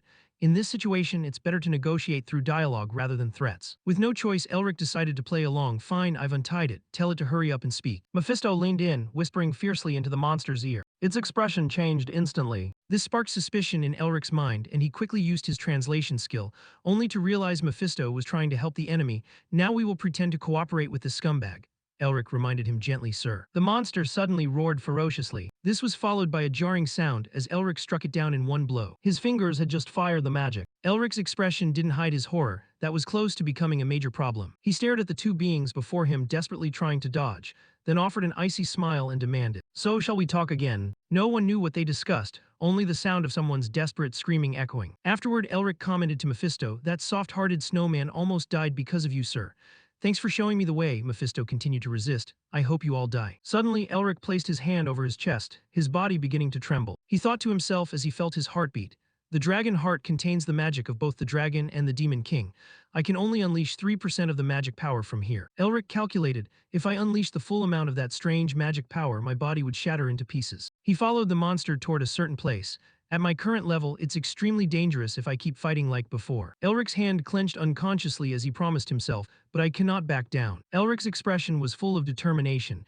"If I gave up with just this, how would I ever restore the clan?" Elric's eyes suddenly darted to the side as he continued to muse. Subconsciously, he remembered that girl with the blue hair. Will that noble lady be safe? A stream of bright red blood sprayed out. Chen's sword and his entire body were covered in blood. They were performing first aid on each other, and the girl rushed over with an extremely worried expression.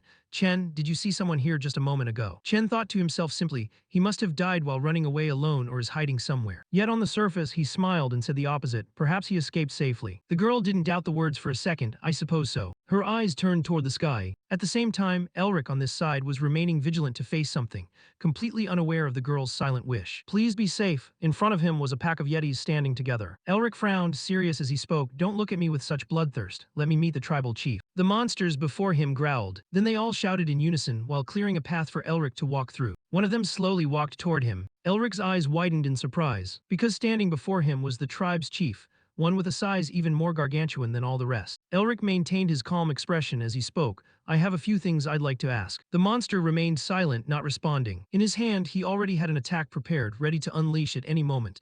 "It would be better if I didn't have to go this far." But his gaze was extremely alert as he mused. "If talking doesn't work, that is the quickest way to take down this tribal chief." Just then, a voice from the opposite side sounded, "Green eyes." The Yeti was actually talking to him. "What is your name?" This action left Elric frozen for a moment, but he managed to force out his name, Elric Melvinger. The Yeti was silent for a moment before suggesting, "Follow me." It led Elric with it toward a certain place. Then it stopped and began to explain, "Our tribe has a legend. Elric couldn't help but curiously ask, what legend? The Yeti spoke somberly while Elric's eyes widened in amazement.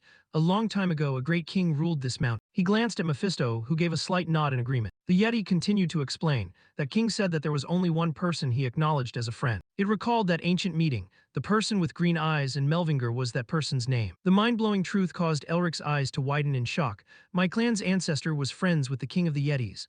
The monster continued to explain to him, our tribal chiefs have continued to manage their home according to the king's wishes. Elric's eyes narrowed as he voiced his question, where is that home? It looked at him silently for a moment before reaching out to point to one side, there. Before them was a deep, bottomless cliff. Both of them walked to its edge and looked down. Elric couldn't hide his surprise as he looked down and thought, there's a house under this cliff. In response, he only saw a bizarre blackness that made Elric increasingly horrified. Yet the most surprising part was his own affirmation. How insane, there really is a house down there. Elric's eyes remained wide as he peered down. A few gusts of wind suddenly rose from there, the airflow intensified. The Yeti tribal chief finally explained, once a year when the wind weakens, we go down there, but no one has ever been able to return. Mephisto on the side joked in response, so much magic power and yet we can't scrape any of it. But at this moment a question filled Elric's mind. Standing next to this cliff, how could anyone possess enough skill to survive? Afterward, Elric himself gave the answer, true, it is very reckless with my current skill.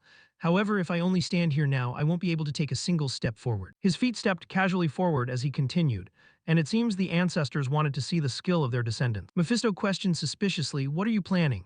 Without adding a word of explanation to him, Elric threw himself down. He looked up wearing a bright smile as he explained, I have to answer them. Witnessing Elric throw himself down, Mephisto couldn't help but curse, you crazy bastard. He continued to scold as Elric fell. Did you just jump down like that? Only now did he feel the error in that decision. Damn it, the wind here is stronger than I thought. Unexpectedly, Mephisto jumped down after him, and very quickly he flew parallel to Elric's fall and reminded him, focus, you crazy bastard or you'll die. These words jolted him awake and he felt a bit more relieved. All right, one more step. His face and body were rigid as he thought he could reach it. Very quickly the ground appeared before Elric and he loudly commanded, land. The landscape on the ground gradually became clearer, and Elric saw the silhouette of a house. At this moment, golden light appeared on his feet. That light spread around, supporting Elric's landing. With a series of continuous jumps, Elric finally landed successfully. Rocks and dirt flew up around him as he touched down. Elric looked up to observe his surroundings, a blue glint in his eyes full of vigilance. Yet at this moment, Elric rolled onto the ground, sighing, phew, I really thought I was dead. Nonsense sounds suddenly echoed in the silence, heh heh,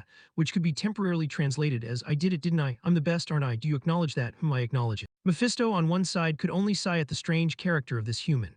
A moment later, he stood up once again, directing his gaze toward the house, murmuring, anyway, it looks really normal. It looks like a hut made of leaves. Elric's hand reached out, trembling, trying to touch it. But instead, what he touched was a pale purple barrier. It appeared to be locked with ancient magic. Only then did he speak to Mephisto at his side, try channeling mana into the incantation.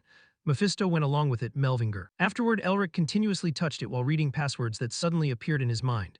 Magic Leading Clan, Demon King, Demon Hunter, Commission, Squirrel Eating a Cookie Story plus Dinosaur DJ. But none of them yielded any results. On the contrary, it only made Elric sink deeper into thought. Mana didn't work, something like a key. At this moment, an idea flashed through his head. Could it be? Elric slowly brought the seal in his hand close to the door. Touching it to the barrier, he realized they fit together perfectly. The barrier instantly absorbed the seal. The door slowly opened, causing Elric to remark, it really is deceptive. The space inside the house was a world away from the outside. Whoa, he reached out to touch a book. His eyes widened when he realized this. Then like a madman, Elric scrambled all over the area under Mephisto's annoyed glare. Basic principles of magic theory. So many practical books. Oh, there's even elf and monster magic. Is there even dark magic? Are all types of books here? Observing his intense, childlike interest, Mephisto couldn't help but remark, it seems this is the residence of the Great Guardian of the East. Elric, who was gliding around, had to stop to clarify those 5 words, Great Guardian of the East. Mephisto fell into contemplation. He pondered a few things. That person and the Yeti King knew our ancestors, and it seems there's a story behind that. While Elric seemed to realize something as he spoke up, this book. In his hand was a book titled The History of the Melvinger. Elric curiously flipped through the pages, murmuring a few phrases visible on the old pages. The mission of our family is to exterminate demons. Old memories were once again stirred. This is exactly the same as the content I saw in my dream. His hand traced the missing text on the book. What could it be? This spot definitely requires some conditions. The air around Elric was covered in a thick green hue as he continued to read. The mission entrusted to the family by the heavens can be fulfilled. The letters of the book seem to dance in midair. Swallow magic and then swallow demons if you can digest them properly. Dozens of possibilities were considered by Elric. Will there be a harmony of a new demon path? And power suddenly erupted around him. Elric's eyes flashed with a powerful light, followed by whispers, eat demons, swallow demons, drink demon. That mark also began to activate. It glowed brighter as if it had been polished, followed by continuous commands being issued, eat, swallow, drink demons. The green light struck the mark and reflected outward. This was followed by remnant images from the past. If that's the case, all demons will be contained within the person. In this way, a new mage will appear, the first descendant to swallow a demon and solve the arrangement as well as the test of the demon path. From now on, it truly begins. At this moment, Elric was lying on a grassy field. He woke up and couldn't help but wonder, where am I? When Elric sat up, a voice echoed, it seems you are the descendant in a distant future promised to receive our arrangement. A shadow appeared behind his back, and Elric turned around slowly to face it. With a thick beard and those glasses, Elric stammered, feeling wary, who are you? The person bowed slightly and introduced himself, Otto Han Melvinger. He stated solemnly, I am the one who guides and tests the descendants, the instructor. As for this person, Otto Han Melvinger had established the Melvinger family's demonic magic system hundreds of years ago. Throughout the generations, only a few ancestors had managed to bring glory to the family name. He looked at Elric with a smile upon seeing the boy's current expression. It seems you know who I am. Elric stared blankly, responding with a question, could it be that you are the great man of the East? Otto didn't know how to explain it for a moment. He continued to answer him, but with another question, none of my descendants know of this alias. Where did you hear it? At this point, Elric remembered Mephisto. He truthfully confessed to Otto that's what the Demon King Mephisto said. Where did that guy go anyway? Otto looked at him suspiciously. Is Mephisto the Demon King of original sin? Elric didn't hide anything. Ah, yes, but he's just a silly demon. At this point, he stepped closer, placing a hand on Elric's shoulder as he spoke. Huh, so Mephisto is the first demon you've devoured. Otto looked at Elric in front of him with a satisfied smile. A talented descendant has finally arrived. Should I increase the difficulty of the trials? As for Mephisto, at that very moment he was incessantly muttering, who dared to insult the king, I'll tear their limbs off. Elric, however, was focused entirely on what Otto was telling him. He asked, and what are the trials? Are you talking about the guidance you mentioned? Otto gently stroked his hair and explained, you sure are curious about many things, aren't you? His gaze toward his descendant was incredibly affectionate. You can record it at your leisure, the other things can wait. Why are you in such a hurry to write down such complicated matters? Elric's face flushed pink involuntarily. He himself wondered why he felt so shy. Otto's hands spread wide. Light began to appear in his palm, gradually transforming into a magic circle. We have prepared something similar to a magic wheel. He held it straight out in front of him and muttered as he explained, once it starts spinning, it cannot be stopped, so I cannot just give it to anyone. No matter how long it takes, I must verify the descendant thoroughly. Otto continued to guide Elric patiently. Since you have passed my test, from here on it will be your choice. Both of their hands held that formation and Otto asked him the question, will you stop the magic wheel or let it spin? The formation was sent to Elric while he was still bewildered. Elric didn't know what the family's arrangement was. If he took a wrong step, his life could vanish. Elric's hand unconsciously tightened, shattering the invisible chains as he made up his mind. Because of that, this is the last chance to escape. Otto said with a serious face, very well, I respect your choice. But Elric firmly declared, I will rebuild this family. These words somewhat surprised Otto, and Elric repeated his decision.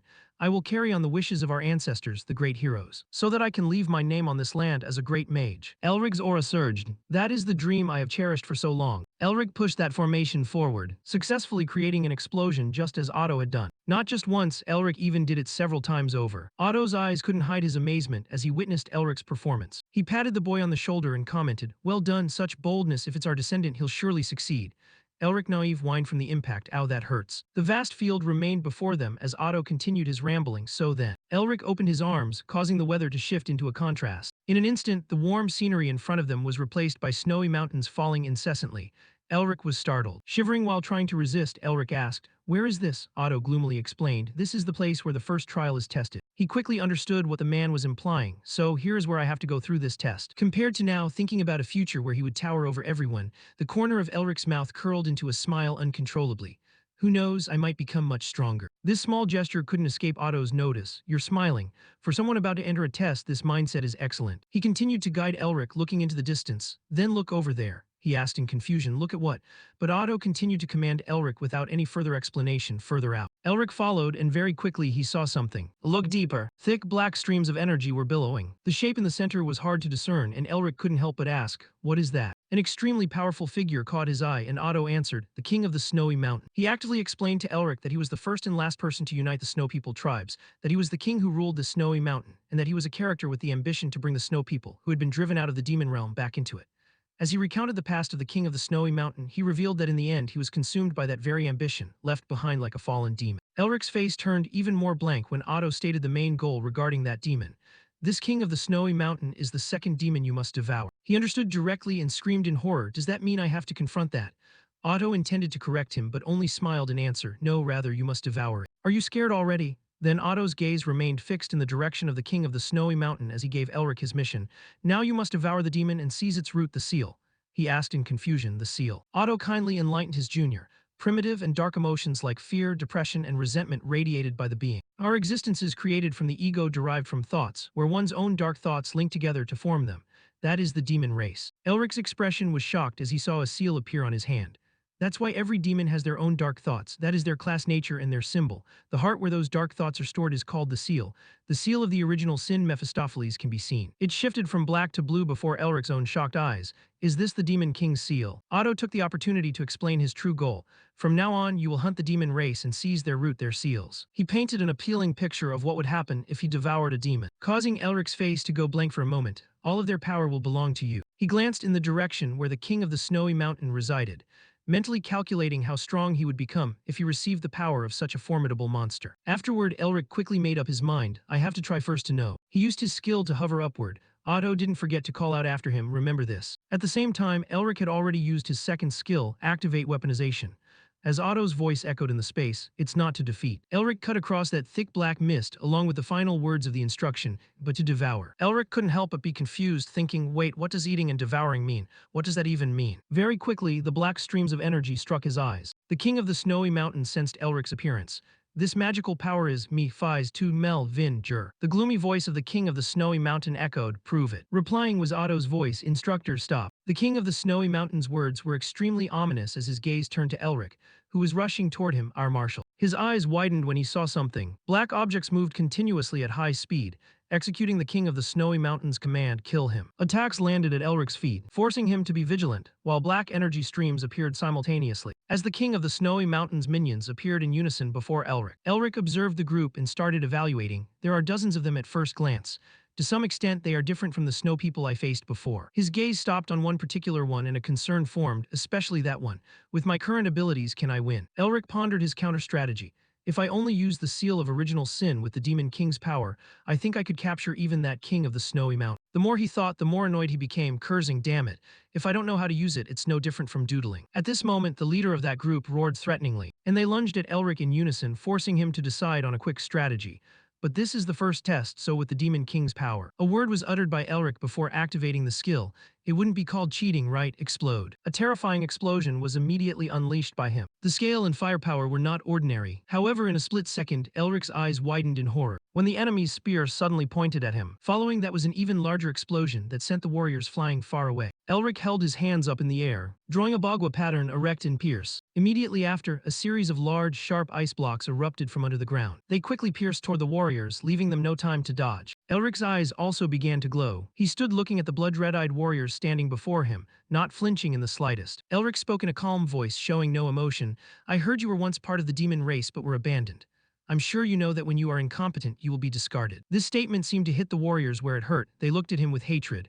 Elric silently told himself, I must become stronger. The blizzard grew larger by the moment, yet Elric remained unmoved. If I can become stronger, this kind of trial is just the beginning. Immediately after, he raised his hand and began to summon power. His eyes began to glow. Elric shouted, I'll break it 100 times if I have to. Immediately after, a massive fireball created by Elric caused the surrounding space to be blinded by its light. However, the next second, the sparks from the sphere were suddenly chopped into hundreds of pieces. The warrior swung his sword at Elric, causing him to stagger back a few steps due to loss of balance. He was somewhat surprised by the warrior's strength. Immediately after, that giant fireball shattered, creating a huge explosion, its light rays spraying everywhere. At this moment, Elric was unexpectedly wounded in the abdomen, blood pouring out. The warrior withdrew his sword, his blade still stained with Elric's blood. Damn it. At this moment, he was exhausted and collapsed to the ground below. The warrior approached him. Like this, I'll lose. Blood flowed from the corner of Elric's mouth. No, I can't collapse at the very first trial. Even so, he didn't give up but continued to stand up and fight, even though his body couldn't take it anymore. A green smoke drifted from Elric's body. Following that was a loud noise. Elric had regained his strength, continuing to fight before the warrior. He gritted his teeth, his expression even more determined. I will draw more energy. The warrior looked at Elric, who still refused to give up, his expression unchanging. Then it swung a punch at Elric. Unexpectedly, his eyes widened, dragon heart. A stream of white light suddenly appeared. Elric held the sword, piercing through the warrior and leaving a large wound, panting heavily. Reap. Elric's dog. He chuckled softly. A black smoke drifted from his mouth. Immediately after, due to exhaustion, Elric could only collapse to the ground. He sighed. Elric's eyes, which were squeezed shut, slowly opened. Is this real? He turned to look around. All the warriors had turned into black smoke, slowly dissipating into the air. No matter how I look at it, the first round was already too harsh. Those black smoke streams wove together, becoming thicker by the second. Elric also sensed something wrong. Damn it, my heart feels like it's about to explode. The soldiers are starting to form again. What do I do? Elric turned his back. In front of him was a large black smoke cloud twisting together, creating a thick black curtain. He hurriedly screamed in fear, unexpected. The smoke swooped down, flying around Elric. Then Elric looked down at his arm. This is a seal. So the black smoke was being sucked into Elric's tattooed arm. He looked at his arm thinking, although it's fainter than Otto's seal, a new seal has definitely been created. I'm not sure what's happening, but the dragon heart energy that was about to explode has just stabilized. And that is why demons call their seals by their true names. Otto appeared beside Elric, not knowing when. He spoke up, therefore, if you want to use their power, you must know their true names.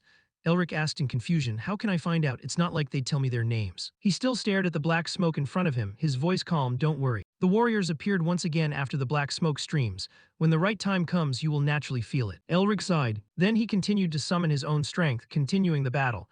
The true name of the snow people is cruel. Although I can't explain it. The sky suddenly erupted into a great blizzard. I only know. The surrounding scenery also transformed into mountain ranges covered for thousands of years by ice and snow. How to use the seal. Elric stood frozen before the group, continuing the fight. And what is their true name? He chuckled softly, I hope you'll be cold and heartless. Immediately after, Elric summoned power, causing thousands of large stones to fly toward the warriors. The warriors weren't scared in the slightest, but continued to attack Elric. Elric was somewhat weary. He stumbled back a few steps. I used a bit too much energy. Nevertheless, his face remained stubborn and unyielding.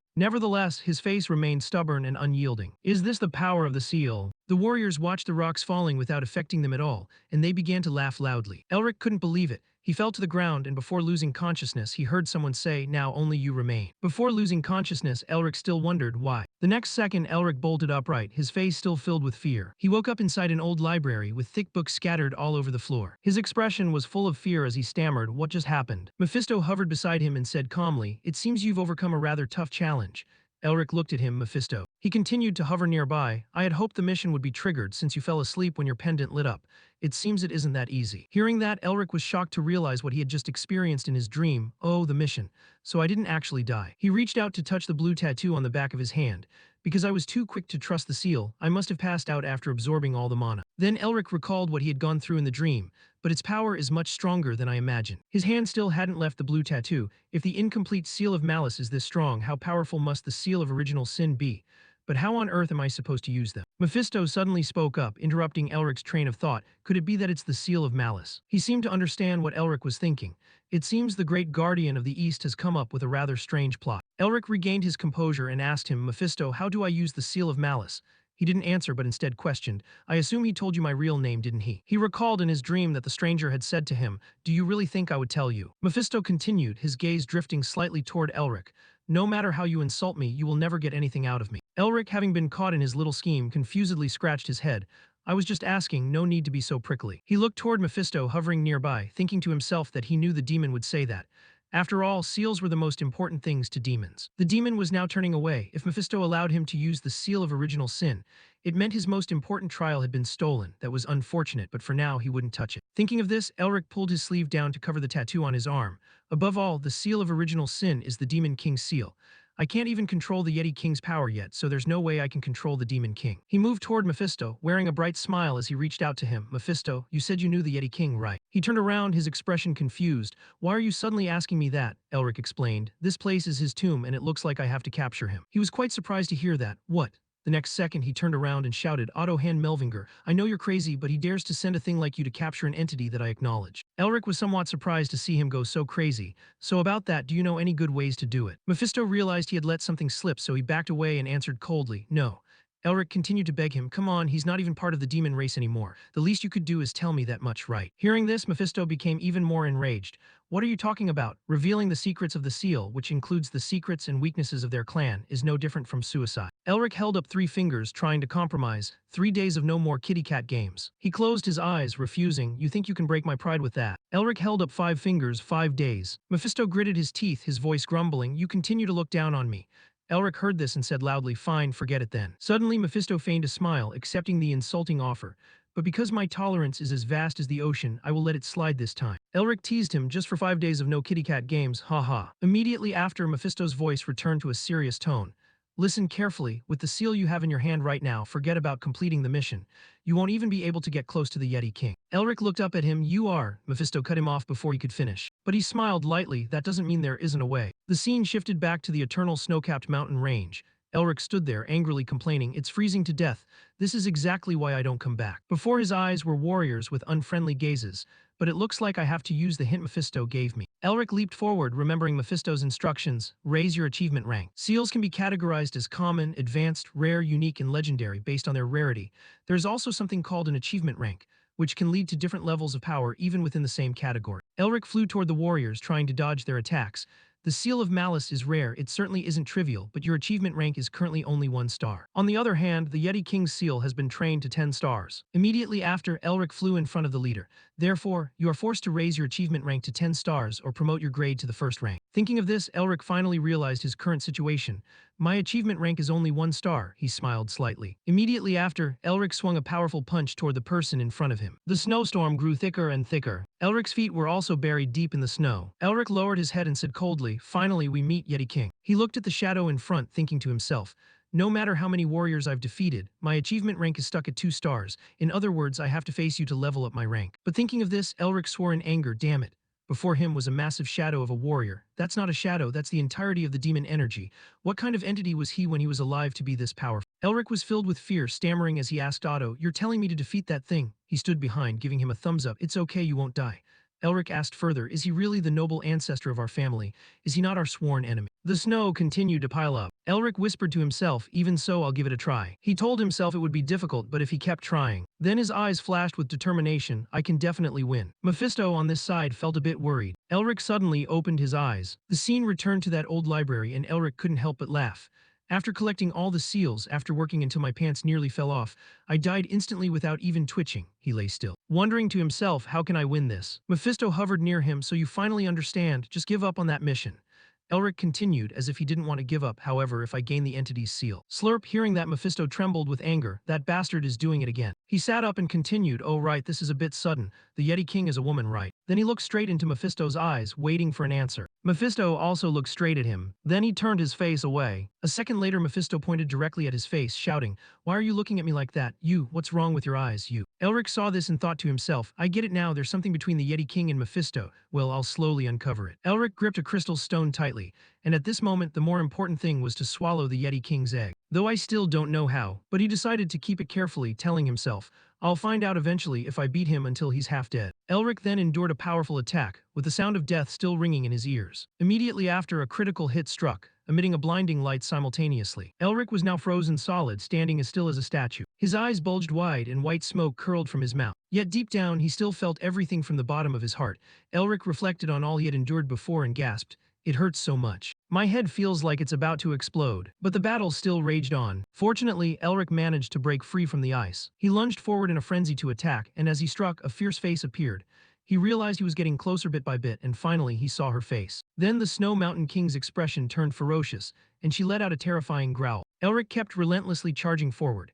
He gritted his teeth and whispered to himself that he saw it now.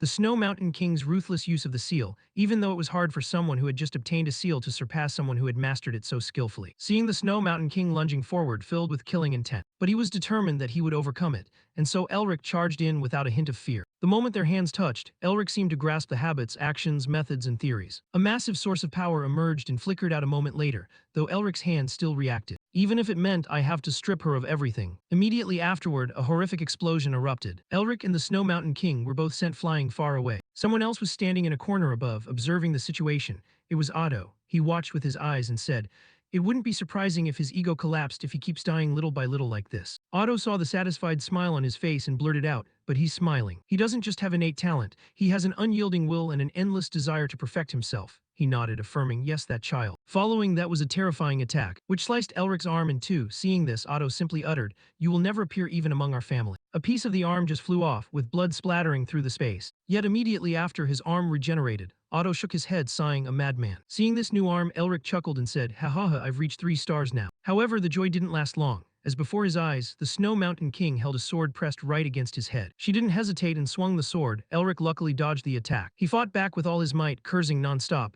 "She won't even give me a moment to breathe." The Snow Mountain King suddenly let go and dropped the sword in her hand. Then a strange source of energy appeared out of nowhere. Elric tried his best to resist, but he was shocked to see walls of force bearing down on him. Next, the Snow Mountain King unleashed a surprise attack, striking directly at Elric. Elric struggled to fight back, thinking bitterly to himself, "Damn it, is this my limit? Just stealing isn't enough." To defeat the Snow Snow Mountain King, I must understand her. Elric looked toward the Snow Mountain King, then gritted his teeth and thought, no, I have to. His body felt like it was transforming. He roared in anger, become her. However, the Snow Mountain King's dark power had already enveloped him. The patterns on Elric's new arms suddenly began to glow. His body shook with a strange sensation, and in his mind he asked, am I dying again? Just then, a hoarse voice rang out, show me. Seeing the familiar figure, he thought in shock, Mephisto. When he saw Mephisto appear, Elric wondered, why is Mephisto here? But he persisted, asking him, prove that you are worthy to be a part of our race. Hesitating for a moment, Mephisto continued, Snow Mountain King. Hearing that, Elric looked at himself, shocked, thinking, I am the Snow Mountain King. At that moment, the hand with the unique pattern moved slightly. Then from those patterns, a mysterious blue light flashed. Next, Elric felt dizzy as a terrifying face appeared before his eyes. Seeing the scene of that demon stroking the Snow Mountain King's head, Elric asked in astonishment, what on earth is happening? A voice echoed in his ears, the demon gods have bestowed upon us a prophet. Our queen, the leader of the highlands. The young Snow Mountain King appeared. The person's voice continued to echo, this mountain range will be ours. I was born to be a king who will rule the Snow Mountain. Elric heard this and thought in amazement, this is the Snow Mountain King's past. The person continued, however, the first in the history of the Snow Mountain to unite the tribes could not be satisfied with just the Snow Mountain. Then the Snow Mountain King's cold, sharp gaze appeared. I must reclaim our former glory. Listen to me, because we were once part of the almighty demon race. Once again, we will return to our rightful place. A war broke out outside the Snow Mountain. We made countless humans and demons kneel before us. The battle was extremely intense and fierce. And in the end, we became part of the demon race again. And more than that, I tried to become a demon king. However, the demon king, Mephisto, his face and sinister smile appeared. Mephisto walked over and lifted the Snow Mountain King's chin. She thought to herself, the wall of the almighty demon king is too high, and I can only taste the bitterness of defeat. The Snow Mountain King paused and continued. Even so, I never stopped and did everything just to polish my true name and strengthen my seal. She watched Mephisto's shadow and said sadly, I took the first step. Just a little more, and I could have received Mephisto's recognition. But suddenly, a clear and serious voice rang out. Within his black and white memories, the Snow Mountain King thought, I have been blocked by a wall even steeper than anything I had ever faced before. The Snow Mountain King's furious expression appeared. She gritted her teeth and said, all energy fire. Then an individual behind her was destroyed. However, danger was everywhere around the Snow Mountain King. Mephisto's eyes widened in exclamation, what? Right after that, a massive monster lunged to attack him. Then a horrific explosion occurred, causing the creatures standing nearby to quickly vanish. Just then, Mephisto heard voices saying, save me, I don't want to die. Behind his back, a crowd of warriors was approaching. But before they could do anything, the warriors screamed in terror and said, I want to live. Right when the Snow Mountain King appeared, she grabbed the hand of a monster. With the other hand, she casually grabbed her massive axe. The Snow Mountain King's eyes were as sharp as if she wanted to devour the monster. Seeing this, Mephisto panicked and shouted, calm down. We belong to the proud demon race. There is nothing we cannot accomplish. Show those enemies blocking my way our terror, but it was too late. The Snow Mountain King struck straight out, causing blood to splatter everywhere. Mephisto was shocked, his throat tightened, unable to utter a word. A series of desperate screams followed. Wherever the Snow Mountain King walked, the place was drenched in blood, staining the earth red. Mephisto watched, still unable to believe it, his eyes rounded in horror. At this moment, Otto appeared, and he extended his hands slightly. The Snow Mountain King stood alone in a sea of flames, thinking, we lost the war against humanity led by him and were driven back to the Snow Mountain. Why? The Snow Mountain King let out a growl, why? She looked at Otto with resentment, you humans have everything you wanted. Do you mean you won't let us have even one? The Snow Mountain King growled furiously toward Otto. The pattern on her arm glowed, radiating a unique power. Just like that, the Snow Mountain King lunged forward like a wild beast. In a hazy, subconscious state, Elric watched dreamily and asked, what is this? He looked contemplatively at the scene before him, thinking, your mission. Deep inside his heart, the thought arose, even if you are desperate, you endure. He also transformed back into the shape of a child. He kept staring thoughtfully at the Snow Mountain King and felt empathy, countless hardships. Elric gently extended his small hand and whispered, to reclaim the glory for your clan. Elric and the Snow Mountain King both cried their eyes out, a grand mission. After that day, Otto remained in the Snow Mountain to watch over the Snow Mountain King. And the two of them, after countless duels, gradually respected each other and stayed together for quite a long time, but even so, the Snow Mountain King still said angrily, I must reclaim our former glory. She could not completely escape the temptation of her own ambitions and ultimately became a monster. Because the Snow Mountain King was too arrogant, Otto had to intervene and imprison her. Otto's demeanor at that time was quite serious and terrifying. Later on, the Snow Mountain King died by his hand. A long while later, Elric slowly opened his eyes and woke up, his whole body exhausted and weary. Suddenly, a voice rang out that made his eyes widen in surprise.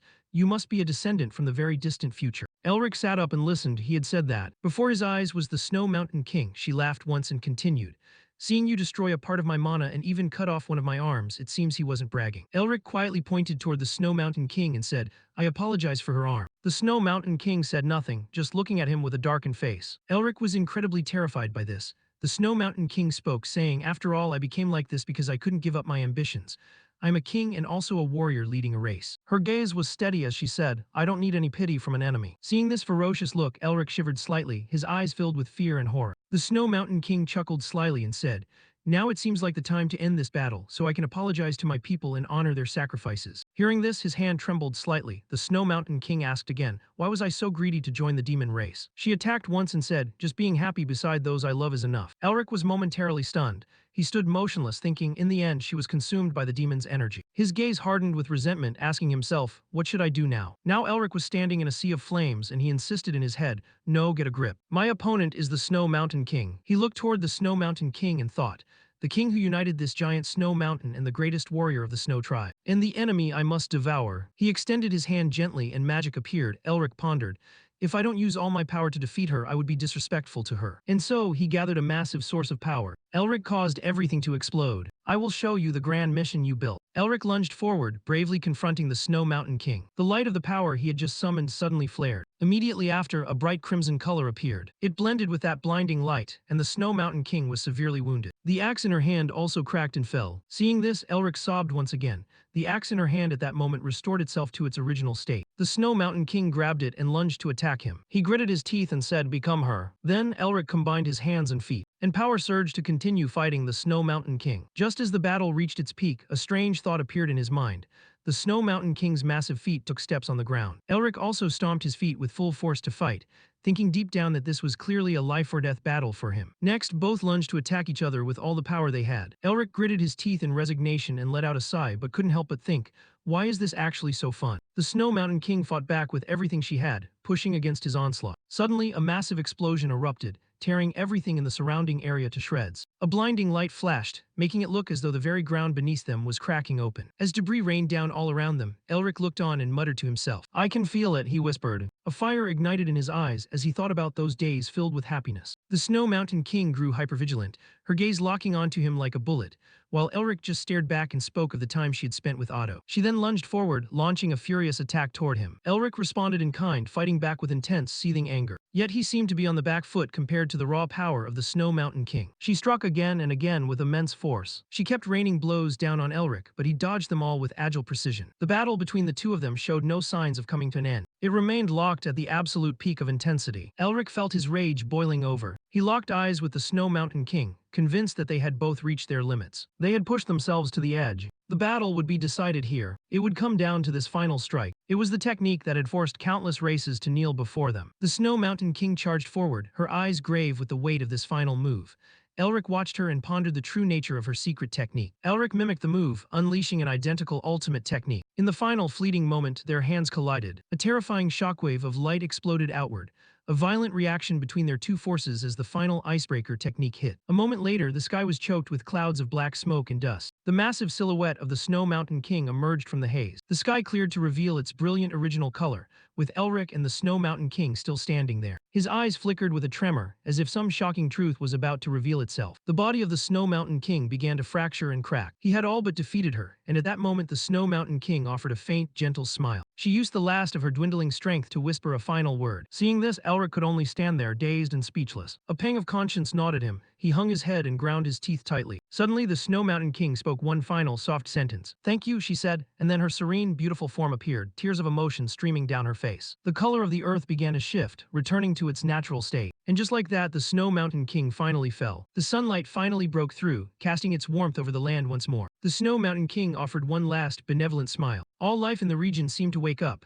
basking in the glow of the returning sun. Until the very last moment of her life, the Snow Mountain King kept that happy smile on her face. Soon after, she slowly faded away from this place. Now Elric was left standing there in silence, lost in deep contemplation about the nature of life. The patterns on his arms shifted and changed color as well. Just then, a new flower bud sprouted from the ground. The shoot grew rapidly, blooming into two vibrant, brilliant flowers. The plant continued to grow, a symbol of a fresh beginning, and Elric quietly muttered, "Rest in peace," feeling the weight of his first mission finally lift. Otto approached then, clapping his hands in praise. "You actually managed to devour the Snow Mountain King. Fantastic." Elric let out a weary, frustrated sigh and replied, "It feels like this first test was way too difficult right from the start." Hearing that, the old man replied bluntly, "Our family is invincible. If you can't even overcome something like this, you can't call yourself a Melvinger.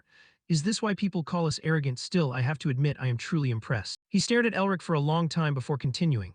Even with your talent, I thought it would take you at least over a year, but you, a kid who's only been studying magic for a few years, defeated the Snow Mountain King in just a month. Elric hurriedly corrected him, it was 1 month. The old man nodded in response, yeah, 1 month. But Elric explained further, no, I've only been learning magic for a month. Well, maybe 1 or 2 months. Otto laughed instinctively and replied, haha, that's a terrible joke. Seeing Elric remain silent, Otto paused and asked timidly, wait, for real? Otto was quite surprised, continuing to ask if this was just another arrogant Melvinger joke. When the boy showed no reaction, Otto reached out with a gentle laugh, saying, my judge of character is excellent after all. But when faced with that insincere smile, Elric narrowed his eyes and frowned, saying, you just said it yourself, I repeat, even if I have talent. Before he could finish, Otto suddenly burst out laughing. This brat is really something, my beard, look at my beard. After a while, he and Otto stood in silence, looking out toward the distant mountains, and the old man softly asked, those last moments of her life, how was she? Elric answered straightforwardly, she was smiling. Otto listened, turned to look at him, and softly said, that's good to hear. Elric bowed politely and replied, thank you for everything up until now, and Otto nodded back, yeah, take care on your way back. Elric replied shyly, I probably won't be able to visit very often though. Otto answered with empathy, I understand. After all, the position of head of the family is incredibly busy. After the boy left, the old man said calmly to himself, all right, that settles it. But suddenly, Elric turned back while walking and headed straight back to Otto. He scratched his head awkwardly for a moment before asking, by the way, how did I get out? Otto smiled and replied, you've been out countless times already, don't you remember? Hearing this, Elric exclaimed in surprise, huh? Just like that, a source of energy appeared before his eyes. Elric spoke calmly, then collapsed onto the ground and shouted, damn it, my esteemed ancestors. My face, my handsome face. Mephisto appeared then letting out a soft laugh. Ha ha ha, looks like that psycho Otto killed you, didn't he? Hearing this, Elric couldn't help but retort angrily, who kills someone without saying a single word? The demon looked up at him and asked, so did you manage to devour the Snow Mountain King yet? Elric pulled up his sleeve to reveal the pattern on his arm and said, yeah, just finished it. Hearing this, Mephisto burst out laughing, that's all thanks to my help. Elric didn't bother arguing, just nodded and said, yes, yes, our great demon king is #1. This old guy sure loves to flip black and white, doesn't he? Mephisto's gaze froze for a second as he thought to himself, not a chance. This guy has surpassed genius level, he's a total monster. Suddenly, Elric spoke up, oh, I'm also curious about something else. Didn't you have a pretty special relationship with the Snow Mountain King before? Why didn't you let her continue being a demon? Hearing this, the demon froze, breaking out in a cold sweat as he asked, how do you know that? Elric answered bluntly, well, at the end, I took a little peek at the Snow Mountain King's memories. And upon hearing that, Mephisto began to recount, I am the Demon King, and she was just low-level scum in the demon hierarchy, nothing more, nothing less. At the time, I was just a bit bored, and I heard that someone in the Snow Mountain King's territory was claiming they would definitely become a demon. So I came to see what kind of person it was. At that point, he gently raised the Snow Mountain King's chin with his hand and recalled, well, she was a bit lacking in the talent required to be a demon, but her ambition and skill were commendable. Recounting the story, Mephisto still spoke with arrogant pride. If she hadn't met the perfectly virtuous and beautiful demon king, that is me, and had met someone like Azazel or Lilith instead, she would have been turned into dust. But anyway, I told her to come find me again when she got stronger and just left her there. Hearing this, Elric said, that's it, you never met her again. The demon became agitated and retorted, why on earth would I have to meet her again? The scene shifted to a land blanketed in white snow, surrounded by giant hills of ice. In the past, the Snow Mountain King had once laughed happily with Otto. Then on the thick layers of snow, there were large, deep footprints. Mephisto stood there watching, a smirk playing on his lips. He stared off into the distance, deep in thought. Later on, Elric slapped his hand in realization and said, I get it now. The demon asked grumpily, get what? And the boy began to explain. Do you know how those snot-nosed brats bully the girls they have crushes on? Hearing this, Mephisto shouted in shock, what? Snot-nosed brats and crushes? Elric continued calmly, that is exactly why even after 1,000 years you're still all alone.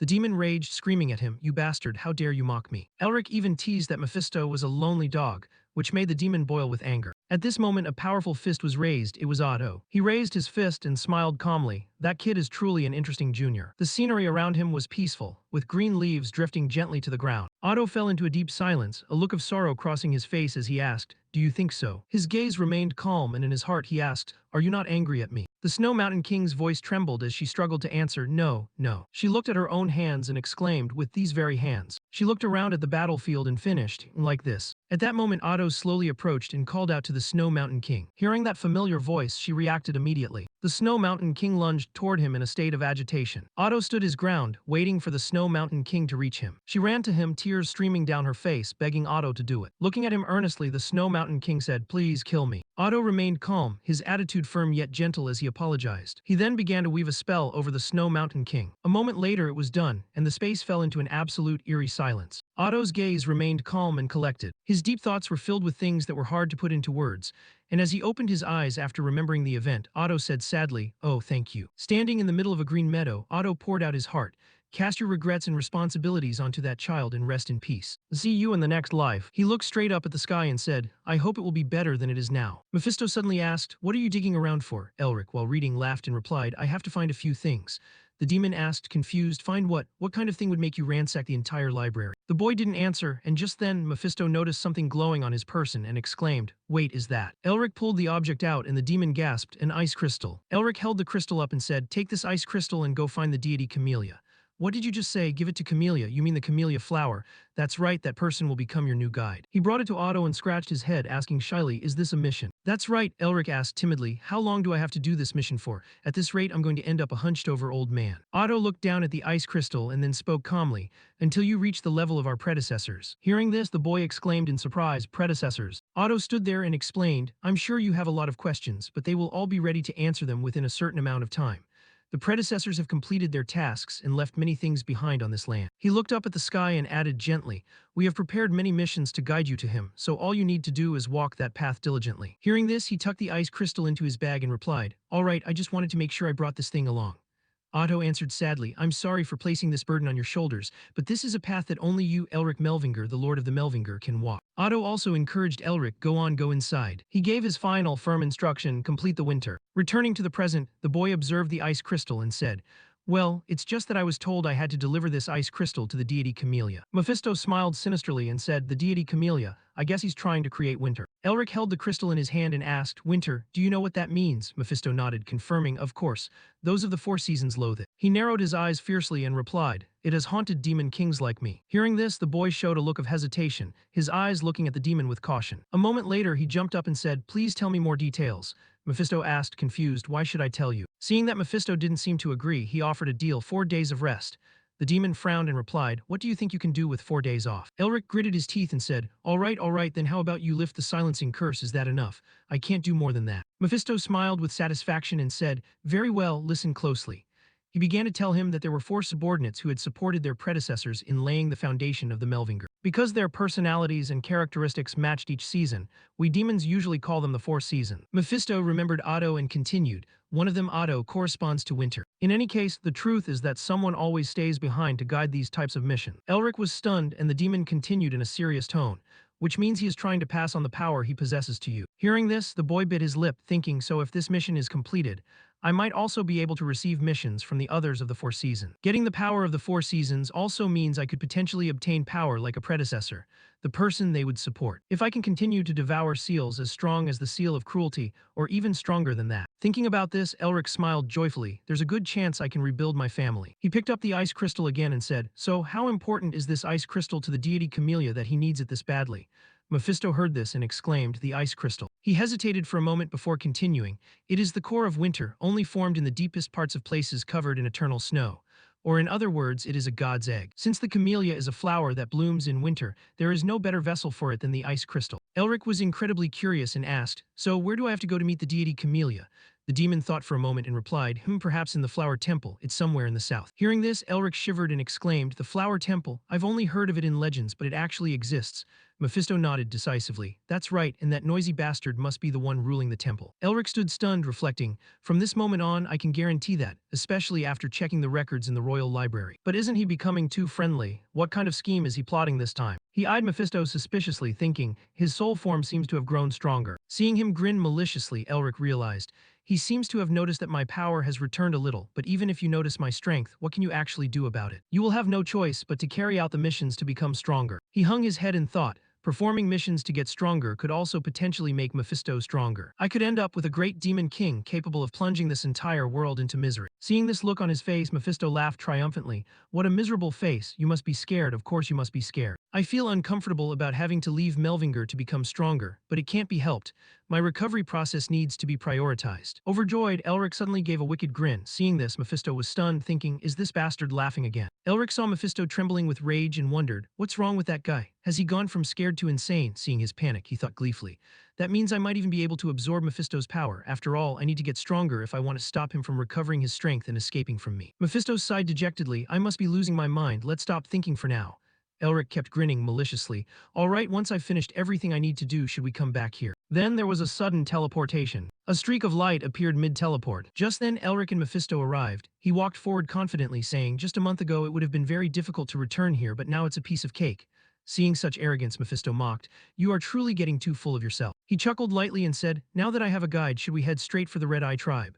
He smiled decisively, unsure if it was because he had spent a long time fighting the Snow People or because he had consumed the Demon King's seal, but I want to see them. While drifting along in high spirits, Elric suddenly came to a halt. Seeing the bloody scene before him, he gasped in shock, what? Gazing at every corner of the place, he exclaimed in horror, what on earth has happened to this world? Here? Mephisto was also startled, suggesting, it looks like they were killed slowly. Since they could have been killed instantly, they were surely being used for entertainment. He narrowed his eyes, adding, I don't know who the culprit is, but they have a crueler nature than most demons. Elric stood watching, choking out, I feel a bit sick. He walked forward slowly, thinking, because the Snow People are monsters, they could die at any moment.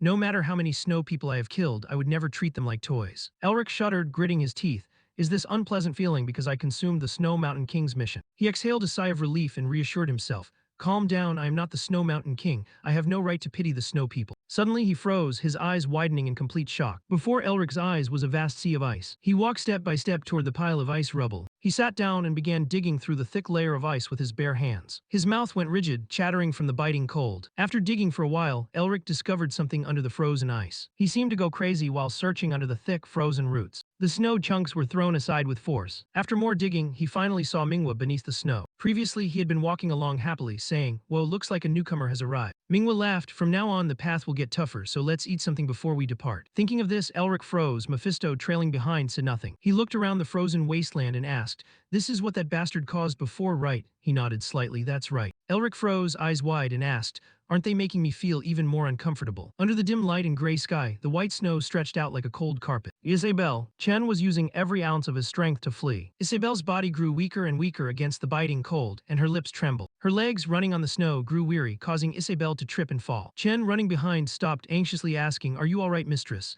He moved forward to help her up. She breathed hard and forced out the words, I'm still fine, don't worry about me. We don't know when the assassins will return, so focus on finding that cemetery. Chen suggested anxiously, but you should rest for now. Isabelle's gaze became determined despite her exhausted body. I am the child of the Blue Lion. I don't want to become a burden to everyone ever again. Hearing this, Chen remained uneasy, trying to stop her mistress. Isabelle gripped the map tightly, filled with resolve. The assassins chasing us have caused many to lose their lives. With their sacrifices, I cannot collapse here. She opened the map, observing it in silence before falling into deep thought. It's already been a month. We've been searching for the cemetery for a month now. But Isabelle stared at the map. Where on earth is it? Her eyes grew sad as if she were about to burst into tears. The weather is getting colder, and endless layers of ice and snow cover the path, father. Remembering the past, Isabelle lived in a sturdy, towering castle with gray stone walls, the home of the Great Lion clan, the Blue Lion Vile family. Whispers echoed from within to the outside. The only daughter of the Blue Lion, she can't even swing a sword properly. Two bodyguards stood watch, gossiping, considering the publicly announced rule that lions only follow the strong, the mistress. Before the other could finish, he was cut off. SHH, do you want her to hear you? Isabelle walked aimlessly in the shadows. Her silhouette vanished into the cold night. Isabelle screamed in anger. She swiped everything away, as if wanting to release all the frustration she had suppressed for so long. The sword fell to the ground, like Isabelle's own disappointment in herself. She blamed herself helplessly. Why? Why don't I have any talent at all? Isabelle recalled every bit of criticism and spite from everyone that made her crumble. The only daughter of the Blue Lion, and she can't even swing a sword properly. The future of the Vile family is so bleak, it's so unlucky that the Blue Lion has a child like that. The dear child of the family is just a girl, she's only treated well because she's the Blue Lion's daughter. What are we expecting from a woman? Lions only follow the strong, the least you could do is try.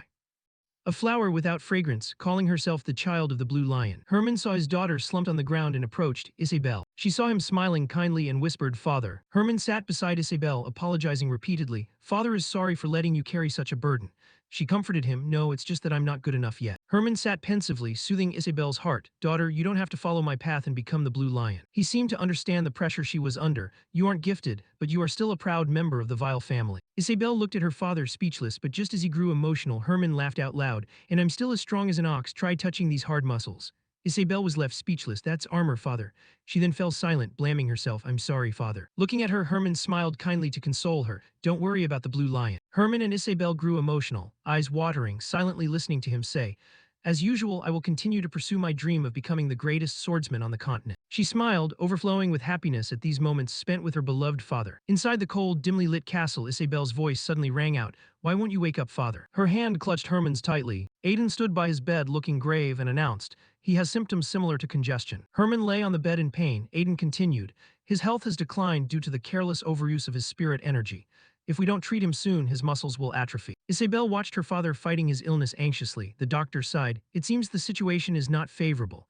The problem would be solved if we could restore his vitality, but that is nearly impossible with human capabilities. He has lost too much life force." She stood up silently. Aiden hesitated before adding, "At this point, I have no choice but to rely on some magic to assist, if any exists." Hearing this, Isabel decided to find a way to cure Herman. She sat on her horse with a determined look. "I must save father." At the magic tower, a gloomy place filled with miraculous tools, because ordinary items were useless for treating her father. "I will risk my life to retrieve advanced magical tools held by the magic tower or the academy." Someone in the group signaled for everyone to stop. Isabel and her party stopped in front of a kingdom's gate. Their magical tools were also useless. This place was known as the Snow Mountain, covered in white snow all year round. "I can't find anything that can treat father's illness." In a small diner, the voices of two guests drifted over. "Hey, did you know there's a cemetery ruled by the Snow Mountain King in the Snowy Mountain?" Isabel sat blankly on her chair while the two guests continued chatting excitedly. "Really? If it's a king's cemetery, it must be filled with treasure and plenty of magical tools humans could never dream of having. If we got one of those, we'd be rich. Should we try to go get it?" Their conversation caught Isabel's attention. "Moron, do you want to be eaten by the snow people just for that legendary item?" Even Ash and Chen stood to listen. "Don't waste your life, just keep drinking." After eavesdropping on the conversation at the diner, Isabel went to track down the cemetery. She slammed her hand on the table angrily.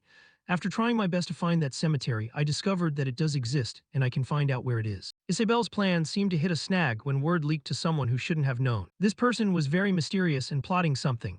A problem arose because this plan reached my uncle's ears. After the plan was exposed, Isabel, Chen, and Ash were hunted. Chen shouted, "Run, mistress," as the soldiers were slaughtered en masse with only cries for help echoing. Isabel looked back to see the soldiers being wiped out, making her falter. Ash pulled her along. "My uncle Paul Vile has been waiting for the chance to usurp the Blue Lion's throne and sent assassins to kill me because I am the heir." Remembering everything that happened, Isabel was filled with resentment. "It's just." She pressed her lips together, her lips trembling from the cold. "Just how great is his cruelty?" Chen stood behind, raising his sword to defend. "Mistress, go hide."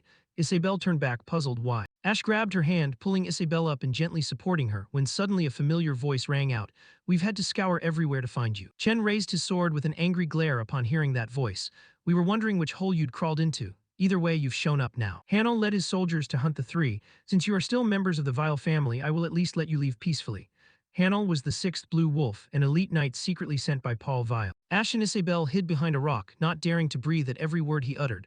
"Once you are here, the mistress must be nearby, right?" Chen shouted in anger and lunged. "Nonsense. Hanel, you will pay for the deaths of Isaac and Zard with your own life."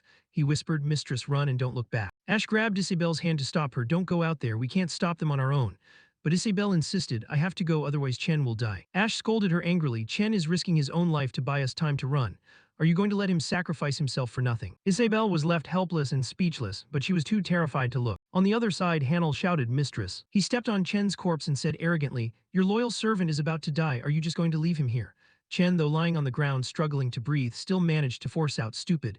Mistress has already gone far away." Hanel used his sword to pierce through Chen's body. He chuckled maliciously. "I guess she abandoned her loyal knight. She's quite heartless too." Now Hanel was covered in blood, and he uttered each word with extreme cruelty. "I will cut off your head." Isabel ran out from behind the rock. "Stop." She cried out in despair, "Are you aiming for me? Then just kill me and let Chen go." Tears flowed endlessly from Isabel's eyes, but Hanel still spoke with biting words. "I'm sorry, but I won't do that." This left her stunned, her eyes wide. "What?" He continued with chilling words. "We have decided to kill everyone involved or anyone who witnessed this." Isabel couldn't believe Hanel's cruelty. "No way." Dark memories surfaced. If you hadn't run away, everyone could have survived and lived happily with their families. Isabel's gaze was fearful, really. Scenes of soldiers being slaughtered en masse appeared. Even innocent children were brutally massacred, deserving. Hanel laughed cruelly. "Pity." Isabel listened to every word he said, as if falling into a deep pit of despair. Her mind swirled, drowning in guilt. All those innocent people died because of someone like me. Hanel watched Isabel manipulating her psyche. "Let's end this." Isabel was helpless. "I understand." Suddenly, a noise made Hanel yell, "Who's there?" Elric moved swiftly from branch to branch, teleporting. He looked back. He replied, "Just a devil passing by." Elric sat on the branch, smirking. "That bastard." Hanel gnashed his teeth in anger, cursing continuously. "Devil, what kind of idiot are you to dare interfere in my business? Are you a demon worshipper? If you hadn't passed through here, perhaps you could have lived." Suddenly, the tree branch shook. Hanel's eyes brightened as if seeing something astonishing. From the tree, Elric leaped toward him, fast as a flash of magical light. He dragged his feet to create a long furrow in the snow to break. Seeing Elric's action, Hanel was stunned and challenged him. Who the hell are you? He turned to ask Ash and Isabel sitting below, is everyone all right? She was quite surprised and replied, we're okay, but seeing them, she moved forward. Are you okay too? Ash held out his hand to shield her. Elric sat on the ground and replied, of course. Hanel saw him fall and mocked, do mages usually land like that? His underlings chimed in, didn't he just fall? Why doesn't he get up? How disgraceful. Elric stood up, feeling rather embarrassed. If it weren't for the slippery snow, I could have made an impression on them. Isabel saw his face and felt a sense of familiarity. Isn't that the person who went missing? She recalled that Chen had a missing person. Isabel panicked, I can't let him fight alone like this. Then she shouted a warning, run, you can't beat him. Hanel watched and threatened, mistress, didn't I tell you that we wouldn't leave any witnesses? He ordered, destroy that devil. Hanel's underlings lunged to attack Elric, and Isabel's scream rang out, no. He stared straight ahead emotionlessly, that's right, mercy is granted to. A source of energy radiated from Elric's eyes. You bastards are truly a waste of space. He used magic to blast the soldiers into the sky, dragon storm. His hand turned to ice. Elric froze the entire group of soldiers. Then he darted forward. Elric unexpectedly threw a punch, causing the soldiers' bodies to shatter into ice. Ash watched terrified. Hanel turned pale, unable to believe the sight before him. What the hell is this? He ordered furiously, what the hell are you doing? Kill him fast. Don't let him have a chance to attack die. A soldier lunged forward, intending to strike him down, but Elric caught him, asking, who gave you permission to do that? Elric's eyes darted around, observing the situation. He raised his hand and unleashed a piercing attack. Elric forced the group of soldiers back. Large shards of ice impaled them, causing the soldiers to scream in agony. The icy fragments tore through their armor and carved into their skin, leaving them with nothing to do but wail, break it, break it. The remaining soldiers scrambled to escape to save their own lives, crying out for help. The soldiers' blood splattered and stained everything in sight. Corpses lay scattered around Hanel, leaving him in a state of panic. You, just what kind of freak are you? You know who we are, don't you? Elric offered a look of cold contempt. I don't care who you are, why don't you just kneel first? Hanel grew even more enraged upon hearing this, grinding his teeth as he snarled, I'm going to kill you. Isabel observed the entire scene, unable to help but wonder about Elric's identity. Who is that man? He defeated the Blue Wolf group so easily. No, that's not the problem right now. He is definitely a powerful mage, but he looks extremely dangerous if I get any closer. On the other side, Hanel flew into a rage, drawing his sword to stab at Elric. Hanel was losing his mind, his eyes glowing bright red as he growled, at the very least, I'm going to kill you. Elric stared at Hanel, surprised by his speed. He's this fast. Isabel shouted a warning, keep your distance from him. Elric's gaze sharpened with resolve, weapon reinforcement. Hanel lunged forward with his sword as fast as lightning. Elric raised his hand to cast his spell. Ice seal, he commanded, catching Hanel completely off guard. He created massive blocks of ice from the ground to prevent Hanel from getting closer. The man acted like a rabid wolf, laughing maniacally. Do you really think you can stop me with that kind of magic? Hanel flew up, landing right in front of the ice wall. He continued to curse smugly, you're done for, you bastard. Elric stood silently, keeping his eyes on Hanel. He used the ice as a shield, dodging the sword strikes Hanel hurled at the ice pillar. The man tried desperately to destroy the massive ice blocks but failed. Hanel was stunned, why won't it shatter? At that, Elric just smiled cryptically, do you know what's more important than that? He ran a hand through his hair and flashed a winner's grin, that your head is about to be buried deep in the ground. Hanel was struck as if by lightning, sweat dripping down his face. What, you son of a bitch? Elric stepped forward like a hero, waves of power radiating from his body. The landscape gradually turned blindingly white, buried under the snow. Elric strolled forward casually. Ash watched his back in awe, unable to believe he had wiped out the Blue Wolf group in an instant. Isabel beside him was equally impressed, pouring out praise. I never thought there would be such a powerful mage on this hill. Ash continued to shower Elric with compliments, truly amazing. Isabel watched Elric's every move, unable to look away. He doesn't seem to be my age, but Elric's figure lingered in the air. How can he be so strong, to be this powerful at such a young age? He could absolutely rival Tasha Neresta, someone from the new Star group.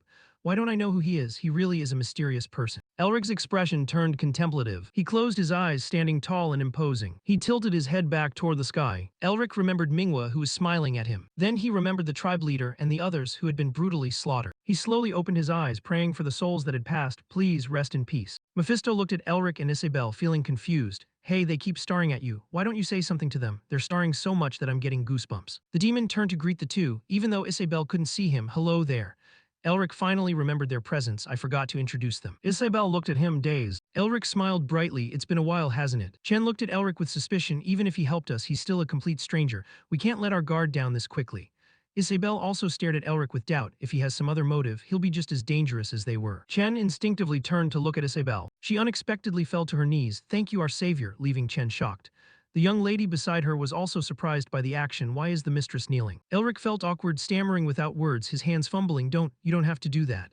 Isabel called out to the other two, Chen Ash. They dropped to their knees behind her. Thank you, our savior, making Elric even more embarrassed. He rushed to explain, anyone would have done the same thing I did, so please get up. Mephisto, standing with his arms crossed nearby, chimed in, oh, it looks like she knows how to behave, unlike those two bastards from earlier. Isabel stood up and walked toward Elric, looking up at him with pleading, shimmering eyes. This might sound rude, but can I ask my savior for a favor? Seeing her, he felt flustered. Oh, do I need to go somewhere? She gripped Elric's hand and shouted clearly, no, I want to commission you, which made him uneasy. Oh, my hand. Elric stared at Isabel without blinking. This is. On the snowy mountain peak, night fell, and the entire sky sparkled with stars accompanied by the faint light of the moon. The carriage kept rolling forward without stopping. Inside, Elric sat facing Isabel and Ash. The atmosphere was quite stifling and no one spoke. Mephisto cursed Elric in his thoughts. I can see you smirking, you bastard. Wipe that off your face if you're planning something.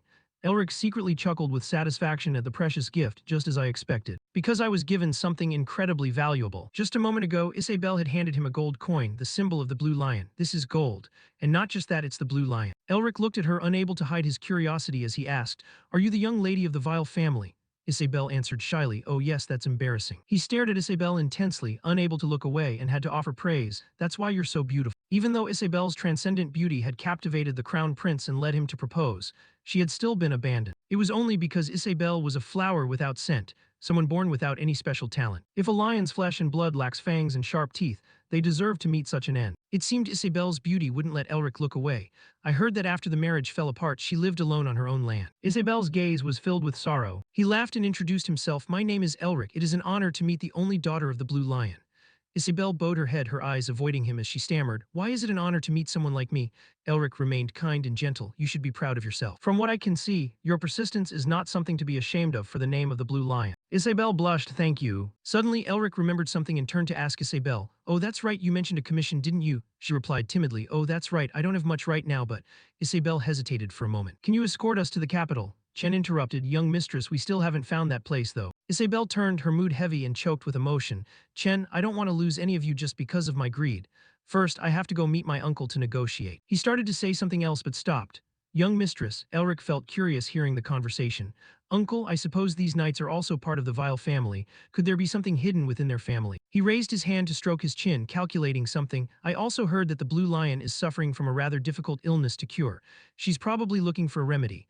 I forgot Sean mentioned that to me before. Suddenly his eyes lit up as if he had just come up with an interesting idea. Wait a minute. Can't I make the Blue Lion indebted to me? If the Melvinger family is rebuilt and I do a favor for the Blue Lion. Elric began to imagine himself shaking hands with Herman, praised by everyone like a savior. Exclusive news headlines plastered everywhere. Exclusive. The Melvinger family is rebuilt and signs a pact with the Blue Lion. Exclusive. Melvinger cures the Blue Lion's illness. Melvinger and the Blue Lion smiling at each other while shaking hands. Exclusive. The relationship between the families is bonded firmly. That would be a wonderful sight, wouldn't it? Imagining the achievements he could reach. It made him smile to himself like an idiot. I really am smart, always keeping a cool head. This left Isabel watching him with a giant question mark over her head. She interrupted Elric's train of thought. It's true that we have no way to repay your help, so I will give you double what I just offered. Consider it a reward for completing the commission. Elric just looked at the gold coin in his hand without saying anything. Isabel felt a bit disappointed. I guess it's not possible, is it? She reached out to take the gold coin back. How embarrassing then. Elric smiled at Isabel. He held her hand to stop Isabel from taking back the gold coin.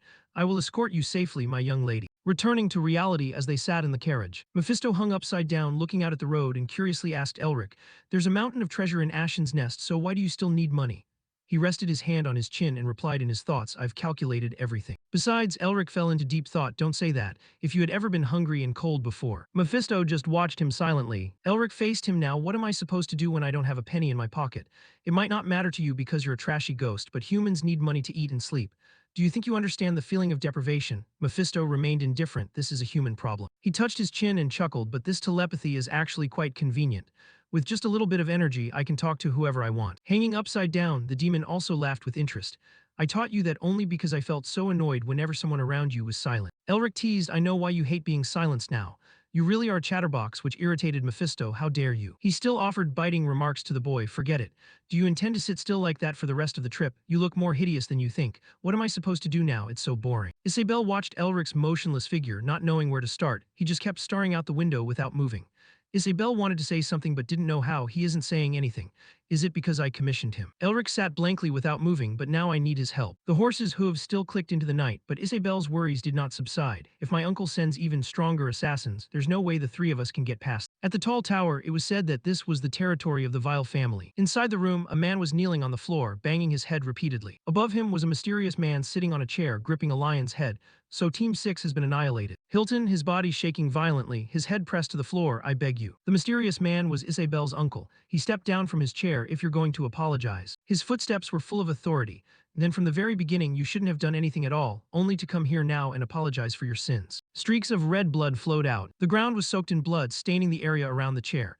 He turned away, interrogating Hilton. Hilton, where do you think Isabel is going? His hand gripped his sword tightly, making the man terrified, because her tracks leaving the snowy mountain have been confirmed. It's very likely that she is heading back to the capital. He speculated with curiosity. If she's heading back to the capital, does that mean she wants to negotiate with me? The man avoided his gaze, trembling as he replied, most likely. He stroked his sword, his mouth never ceasing to criticize Isabel. What a foolish child.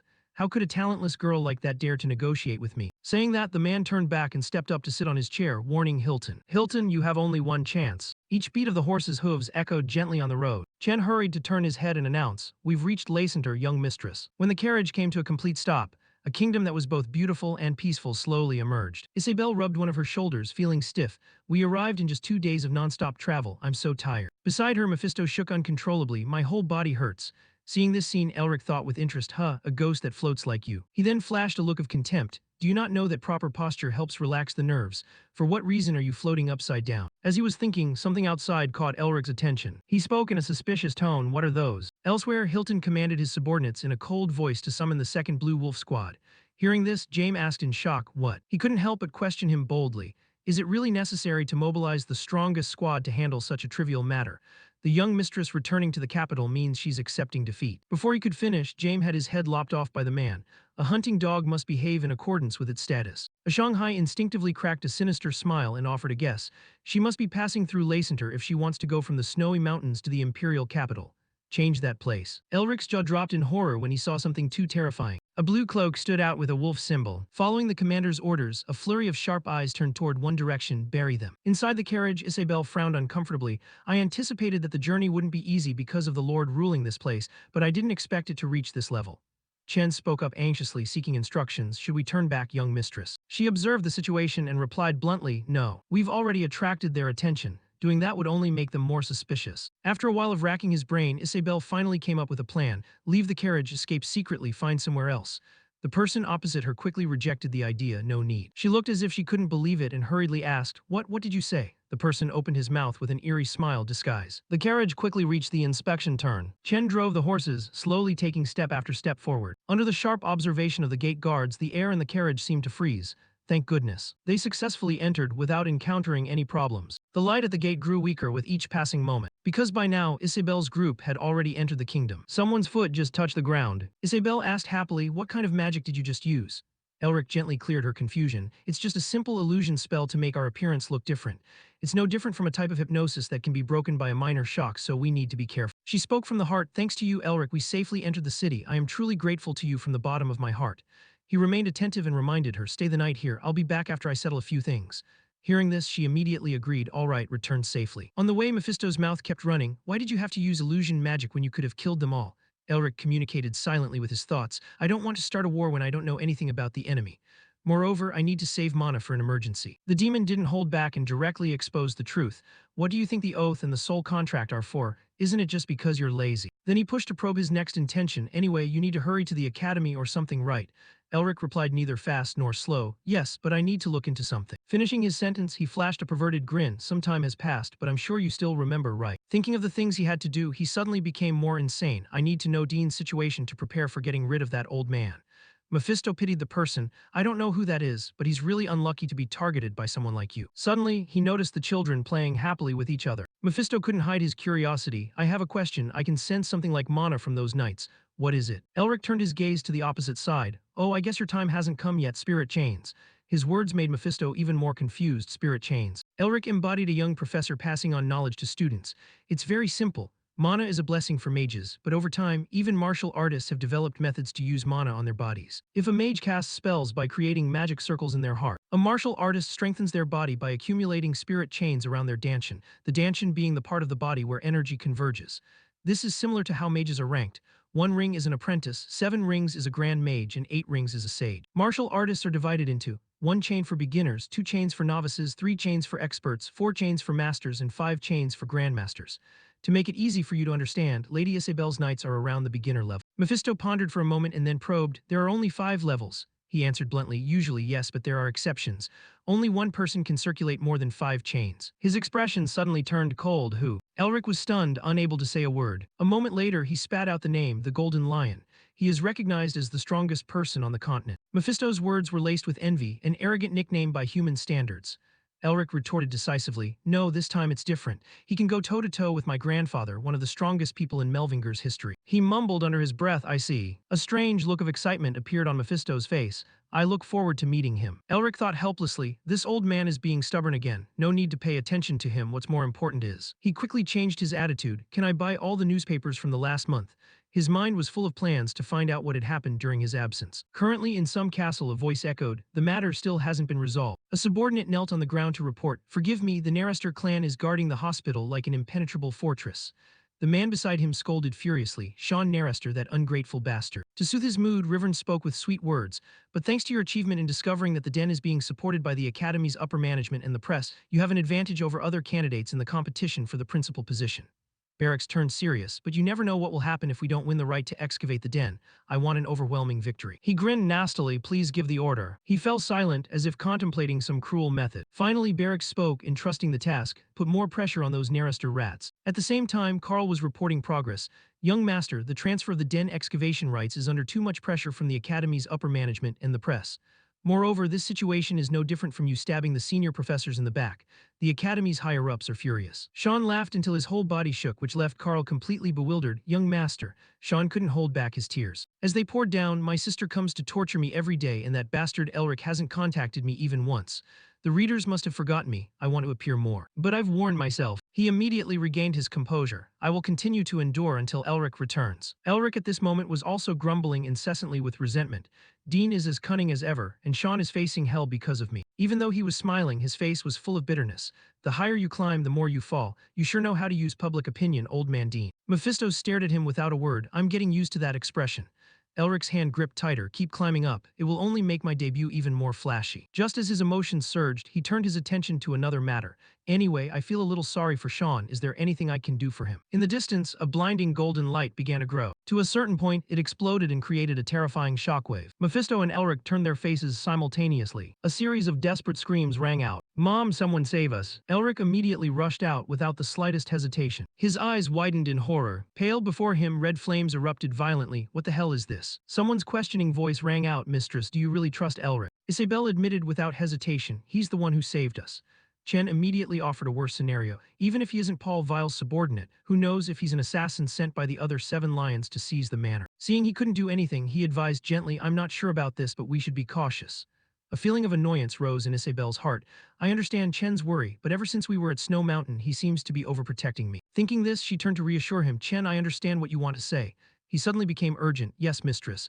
But Isabel reminded him sternly, "However, don't say that anymore. Doubting Elric is equivalent to doubting my decision." Hearing these words, Ash and Chen stood frozen, unable to say a word. At this moment, Elric's image had invaded Isabel's mind. "I trust him. That look can only be displayed by straightforward people." Chen continued to question in confusion. "I understand, but isn't he just a money-grubbing mercenary?" She gave a gentle smile. "No, he truly wants to help us."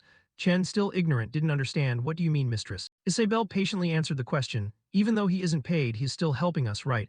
That proves that even if we asked him, he wouldn't help for money." Even so, Chen still persisted with his gut feeling, but his expression changed as soon as he found out we were of the Vile family. She continued to analyze. "He calculated that our family's reputation might be damaged, so he deliberately belittled himself like that." Ash and Chen finally understood. "I see, he did that to maintain the Blue Lion's reputation, I get it now." Isabel's face suddenly flushed red. "Chen, so." Before she could finish, a scorching red fire rushed toward them. The arsonist watched his handiwork with interest. "The fire looks really brilliant, doesn't it?" The Blue Wolf, captain of the 3rd Squad, Ashimonen, praised excitedly.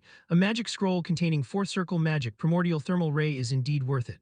Beside him, the captain of the second squad grumbled unhappily.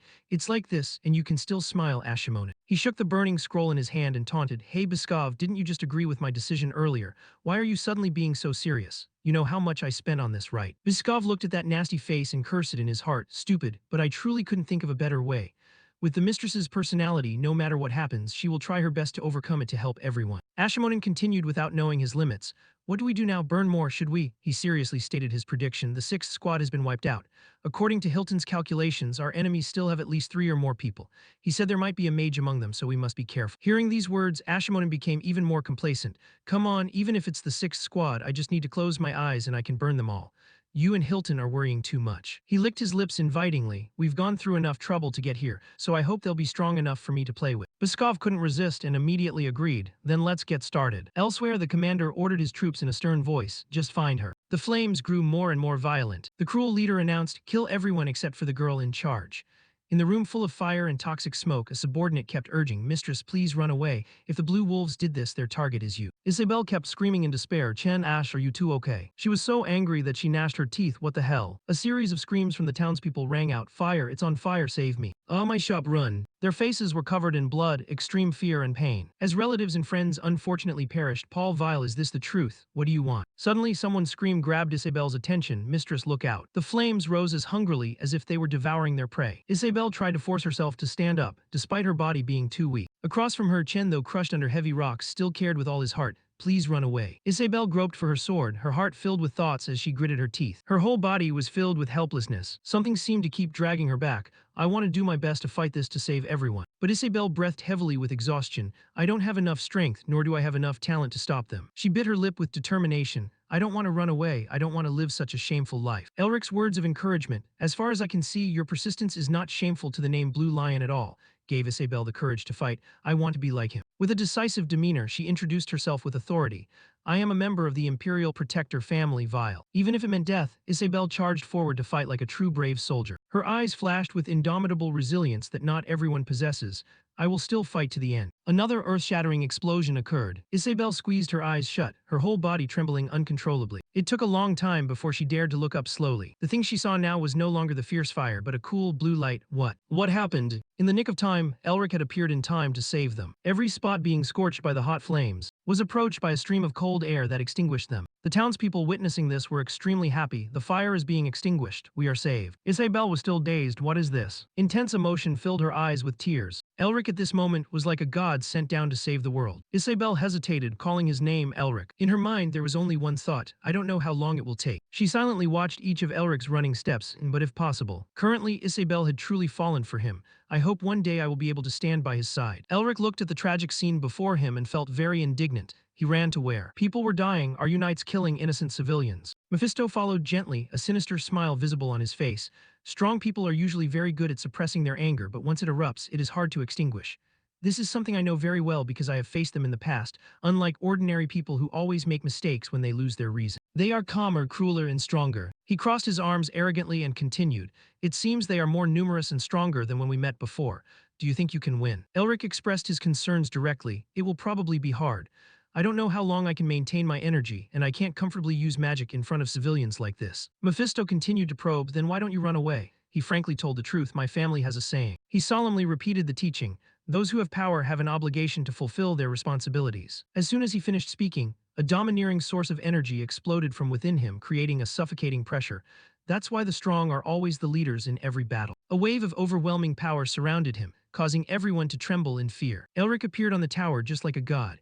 Ashimonen looked up with some unease. Those scrolls I bought with my own blood and sweat, they were supposed to be the seventh circle. Where did a guy like that come from? Did he come out of the magic tower? Biskov warned cautiously. We can't mess with the magic tower. I know all the mages in the magic tower, but I don't recognize him. Ashimonen was worried. Either way, be careful. Biskov's eyes sharpened. We just need to kill the lady and retreat.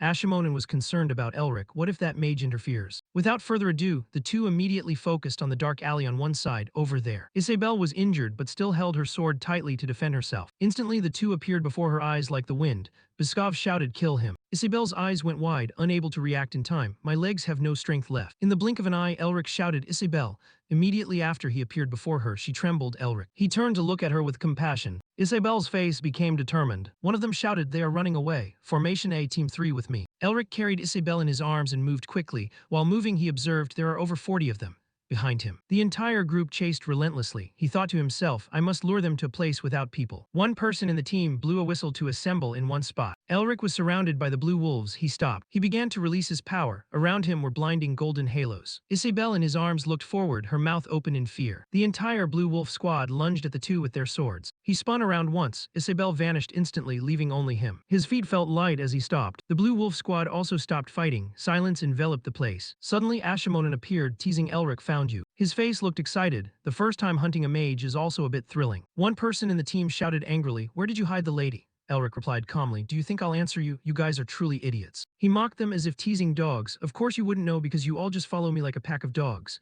Ashimonen's smile vanished. He gnashed his teeth. "Do you want to die?" He ordered angrily, "Take his head for me."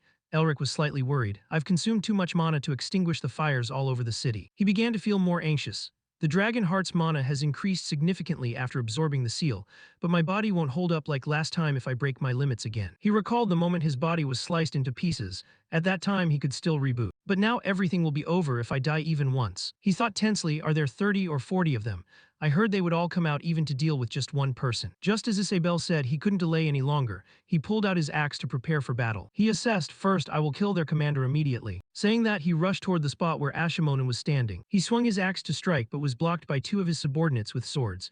Surprised, he was shocked. What the hell? My body isn't moving as well as when I fought the Snow Mountain King. A horned guy leaned in and sneered at him. Are you sure you defeated the Snow Mountain King? Deep down, he insisted firmly, "No, I'm sure that back then my body moved exactly as I intended." The horned guy shouted, "You idiot." After that shout, he was struck by them and sent flying far away. He lay on the ground. Before he could recover, his eyes shone brightly as if seeing something coming. Indeed, he was slashed by the horned guy's sword. Luckily, he dodged in time. He shouted arrogantly, "Do you think the chess game that Otto set up for you is like reality?" He grumbled, "If you aren't going to help, then shut up." Elric shouted angrily, "All of you get lost." They stood stunned for 5 seconds. He swung his axe straight toward Ashimonen. He dodged it and lunged at him smugly. What kind of mage is stupid enough to fight in close combat? Why don't you use your all-powerful magic? Elric gritted his teeth in frustration and launched his attack. He swung his axe in 2 powerful arcs, aiming straight for Ashimonen, who blocked them with his arms in a defensive stand. He quickly used his sword to deflect Elric's blow and sneered, "Is that all you've got, brat?" Elric's face twisted in annoyance. Not stopping there, he continued to swing his axe, but Ashimonen dodged every strike. The man grew excited, slashing toward Elric as he goaded him. "Come on, entertain me a little more." Elric quickly parried the strike with his axe. He kept raining down axe swings at them. Ashimonen was no pushover, dodging every single one of his attacks. Elric's expression became laced with worry, his mouth hanging open as he gasped for air. A series of rapid-fire strikes created a massive explosion, filling the area with a blinding light that obscured everything. As a brief silence fell, Ashimonen dragged his sword along the ground and stepped forward. He looked toward Elric's blurry silhouette in the distance and said with contempt, "Running away like a rat." Elric was surrounded by a group of men with no way out, and Ashimonen laughed triumphantly. "Now you're just a rat in a trap, aren't you?" Suddenly, Elric fired a spark that lit up the entire sky, saying casually, "Let's end this." The streak of light flew higher and further into the sky. Abruptly, it exploded with a brilliant flash, like fireworks against the night sky. Ashimonen watched in terror. What the hell is that fire? Elric curled his lip into a satisfied smirk. A surge of powerful energy flared around him and he boasted, "You're all trapped here now, aren't you?" With that, he shouted a command, summoning Magic Circle. Sure enough, the magic circle he had painstakingly prepared earlier glowed brightly. Ashimonen screamed in panic, "Stop, cut it out." Suddenly, a pair of sharp eyes glared at him and he could only manage a choked, "Huh." It was Elric's eyes. They glowed in the darkness like lightning, capable of striking down anything in his path, reminiscent of an incredibly ferocious dragon. Ashimonen trembled, unable to believe what he was seeing. How can a human have eyes like that? He immediately ordered his subordinates to kill Elric before he could activate it. At this moment, Elric felt he had a 90% chance of winning and smiled smugly. A soldier with a sword gritted his teeth and lunged toward him. Right then, the light within the circle began to blaze and he challenged them, "You want to kill me?" The scene flashed back to the moment Elric arrived to rescue Isabel earlier. He turned to look at her with intent. She looked back at him with firm resolve. The two began to run away together and one of the men shouted, "They're running, Squad 3 with me." Elric, while carrying Isabel, asked, "How do they fight?" She answered honestly, "They always attack in a group, even if they're just killing one person." Behind them, a relentless group of men was in hot pursuit and Elric remarked, "Just like their name, they're like a pack of wolves." Isabel in his arms shouted out, "Then I just have to lure them to the plaza and wipe them all out." She added, if we can set a trap, that's even better. An idea flashed in his mind and he gave a slight smile, a trap, huh? Elric's body suddenly stiffened and Isabel called out to him in worry, Elric. He pleaded for her help. Isabel, I'm sorry, but can I ask you for one favor? What followed was the scene he had painstakingly staged. The spark was fired, it shot rapidly into the air, and then boom, it exploded. He gave her careful instructions, right at the moment of the explosion, after she had evacuated the civilians from the plaza. Next, tear the magic scroll, that's the signal. His power erupted. At that moment, he was like the Grim Reaper delivering a death sentence to the entire Blue Wolf squad. I'll kill you all. He aggressively slaughtered the people in the plaza. A massive block of cold ice appeared inside the circle. One by one, they were frozen with no way to escape.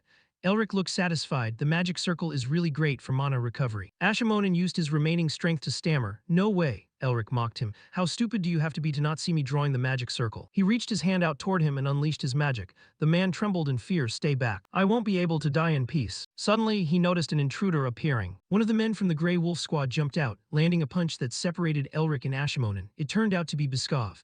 He offered praise, not bad, but your luck has run out. Elric glanced over coldly, his eyes widening in alertness. This time he was surrounded again and Biskop ordered, Formation B. He looked at Elric, who stood motionless, calculating internally. He lured us close to slaughter us with the magic circle. He had to be confident and have everything thoroughly planned to do that. After the tense moment from before, Elric smiled again. It was so different from what Biskov expected. Is he smiling? Does he know we've been hiding and watching him? He grew a bit worried. No, there's no way he knows we're here. If he knew, he wouldn't have used the magic circle. Thinking it over, he chose the safe path. I'll spare your life if you hand over the young mistress. Elric replied casually, is that so? But the problem is. He growled, I don't intend to let you live. He was now surrounded by a surge of powerful ice attribute magic. He looked at them with half-lidded, contemptuous eyes. You shouldn't have done this. Corrupt knights will not be shown mercy. One of the men in the squad silently drew his sword and lunged at Elric. He protected his body with spirit energy and maintained the formation. Elric turned toward his blade, raising his hand to cast a spell to dull the edge, but the blade. He turned toward his blade and raised his hand to cast a spell to dull it, but it remained intact and swung toward him. He wondered, so lightning elementals won't work. After the attack, the man quickly turned around. On this side, Elric unleashed another spell that blew away the man, but it seemed like child's play. The man's sword still flew toward him. Elric was surprised. The whirlwind is much weaker too. Is it because of the seal curse? All magic that isn't ice-based is weaker. Does this mean I have to obtain seals of the same element to use them? Even if that's the case, is the seal curse easy to use? He answered his own doubt. No, it's extremely difficult. Unlike the ice mountains filled with ice energy, it couldn't release its full power when in the middle of a city and consumed too much mana. He thought while fighting, but it seemed the mana he used was useless. Finally, he made a decision. He pressed his palms together, each hand holding a different stream of mana, and mixed them together. He began to attack the Grey Wolf squad, who quickly raised their swords to block the mana bolts. Slowly, the mana began to seep into their swords. Seeing this, he created a larger chaotic mana orb, thinking to himself, it's not that there isn't a way. He swiped his hand forcefully and shouted, run. The Grey Wolf squad stood dazed in place. They didn't budge, only crouching down to brace themselves as if they had just encountered a gale. One man snapped out of it, raised his sword, and shouted, stop them. The sword slashed through the ice, advancing toward Elric. He stood there and waved both hands downward. He dragged the man's attack off to the sides. Biskov angrily slashed at him again. He used mana to dodge the strike and gradually closed in on Biskov. Small cuts appeared on his hands with blood seeping out. Not only that, but cuts also began to appear on his face. Elric's finger pointed forward, moving gently. His eyes glowed and the mana surged around him. He agilely darted past them while launching mana at them, saying, that's enough. I don't have time to play with you people, so I'll end this here. He turned his back, end of the line, I'll kill you all. The whole group was hit by the mana and froze, stammering what? Biskov was trapped in the ice that was spreading. Elric explained pleasantly, you only need to touch the ice poison to get frozen instantly.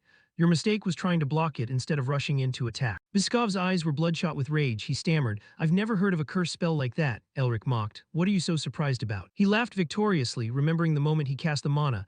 I just added a curse to my ice spell. In the chaos, Ashamonen had escaped. He laughed arrogantly. Heh, the captain of Squad 1 really is the dumbest of the bunch. He shouldn't have just sent us. He sneered contemptuously at Elric. I admit you're very skilled, but you will soon regret daring to mess with us. He laughed loudly. You will die by the captain's hand soon enough. The man beside him asked curiously, so is that him? An image appeared, hinting at the person he was speaking of, the one who had plotted this. On this side, Elric didn't wait any longer. He fired a mana bolt at him and promised on his honor, on your way to hell you won't be lonely. With just a glance from him, the mana shattered Biskov and the remaining ice fragments flew everywhere. I'll send him down to join you soon. Ashamonen and his men stood on the city wall witnessing everything. He hurriedly rummaged for something, ordering his men to grab it while his accomplice asked suspiciously, what is this? He explained, it's a scroll containing a tier 6 fire attribute magic circle. We escaped him only because Biskov held him back, but He said with honor, our Blue Wolf Squad are the swordsmen of Lord Paul Whale. You will be the next Blue Lion. We can't just tuck our tails and run away like this, we can. He acted as if he were insane, rambling while running around. Run until your feet are blistered, set them on fire, and if that's not enough, set yourself on fire and run. His eyes were frantic. He held the scroll in his hand, igniting it. It doesn't matter if the young mistress dies. Use your life to burn this city to the ground. Mephisto reminded Elric, heh, looks like they're planning to pull some crazy stunts again. He asked why. Suddenly, his eyes widened as if he had discovered the key point. Without hesitation, he launched himself into the air, flying while cursing, you bastards. A terrifying laugh rang out, followed by a voice. In this world, the only species capable of being more cruel than demons are humans. Elric listened while moving frantically around the village. Ashimonin continued, no matter how much they pretend to be civilized, in the end, their true faces are just like this. Elric searched frantically, already a bit tired, breathing heavily. Currently, there are only 3 wolves left. I don't see anyone. More dangerously, the magic scroll is in their hands. In Ashimonin's hand, the scroll began to ignite, burning faster. Elric's heart grew more urgent with every passing second. At the very least, it's a tier 6 spell. Just one small mistake and this entire city will be turned to ash. Ashimonin laughed triumphantly. Let's see how you're going to stop this. Elric darted past the bottom of a tower. He glanced up and spotted Ashimonin standing at the top. He held the scroll smugly. It's all too late now. Elric began to cast mana but could only get half the sentence out. Ashimonin's hand was drawing his sword when Elric's axe blade blocked him. He swung his axe to hack at his arm. The arm was immediately severed and flew far away. He could only manage a single before it ended. Elric landed in a cool pose. He smirked, I had a feeling when I was on the mountain, but I never expected you to truly know no fear. At this moment, Isabelle appeared and Elric kept rambling, stealing the item I gave you and running away like that, I guess my rank a secret technique crafting job is actually worth something. Isabelle's eyes noticed a shift. It was just as she thought. Ashimonin used his remaining hand to lunge toward her with his sword, growling, die. He was quickly stopped by Elric's freezing mana, and his entire body froze over. He walked up to him and praised him. Looks like you put in some effort, but you were going to die anyway, so why bother? Why the attitude? It's just one arm, why make such a fuss? Elric didn't drag it out any longer. I'm tired too, so let's end this now.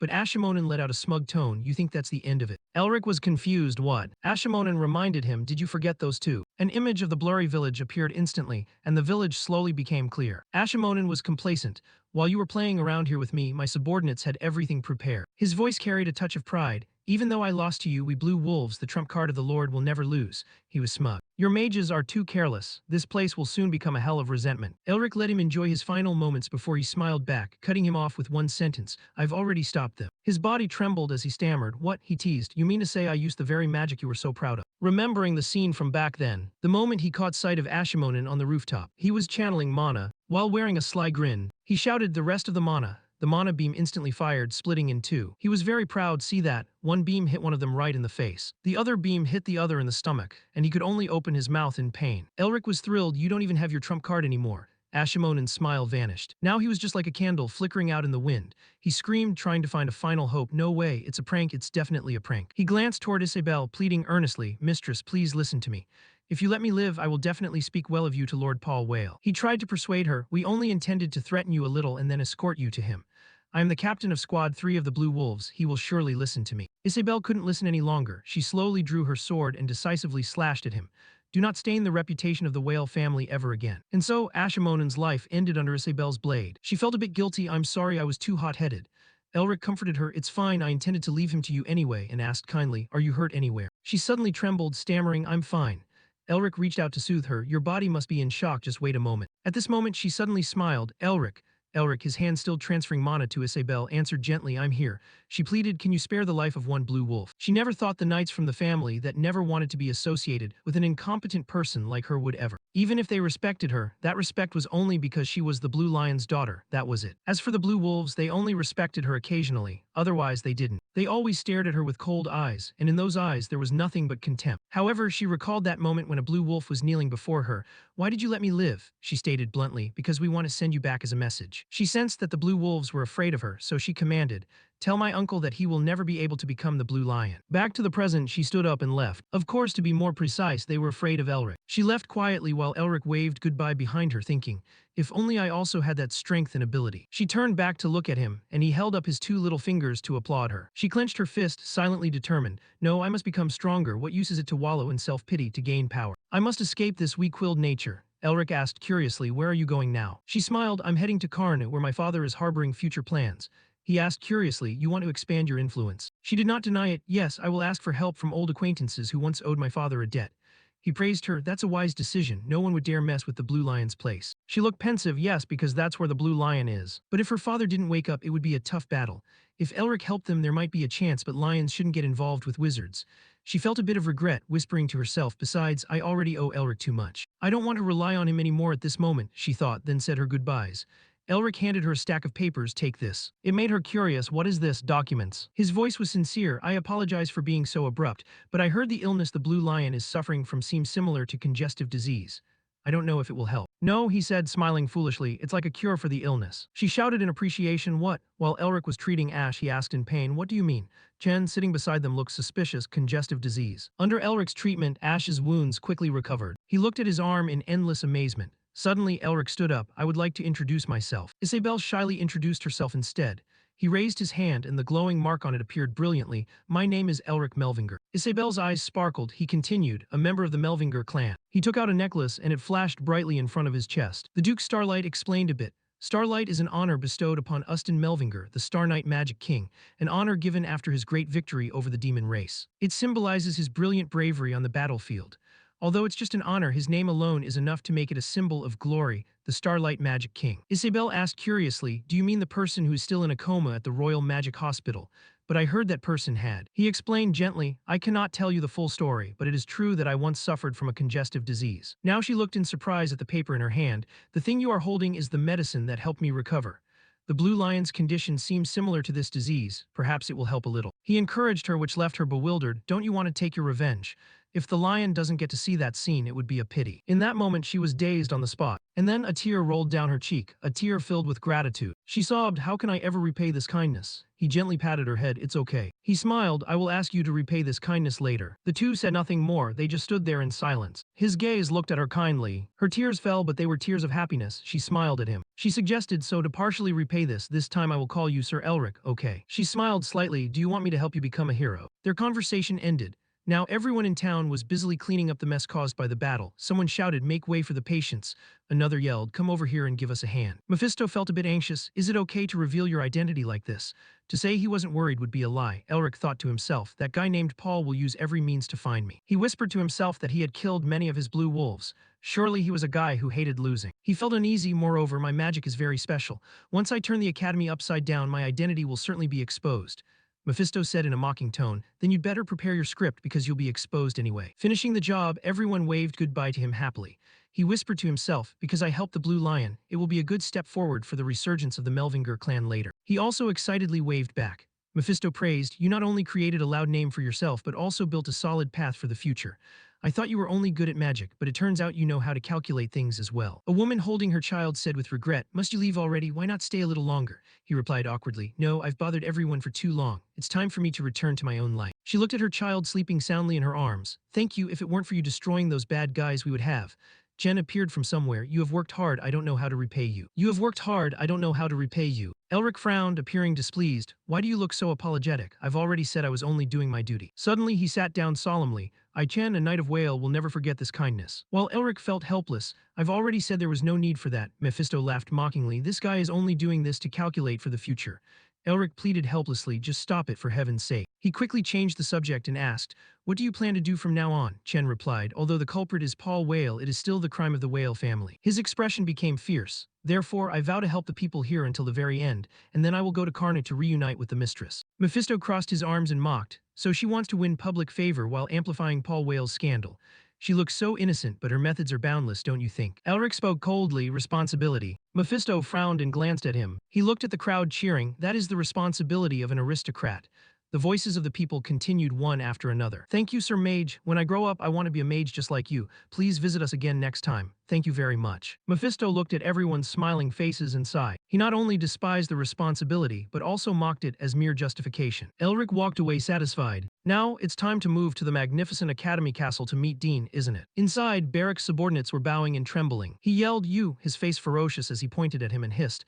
I told you to get the excavation rights for me, didn't I? Even if the Narrister family stood in your way, what on earth did you do? The subordinate broke into a sweat and stuttered, I apologize. He snapped angrily. Sean Narester, why does he dare to block the instructor's path? I will never let him step foot in the academy ever again. Then he gnashed his teeth. At all costs, we must win it.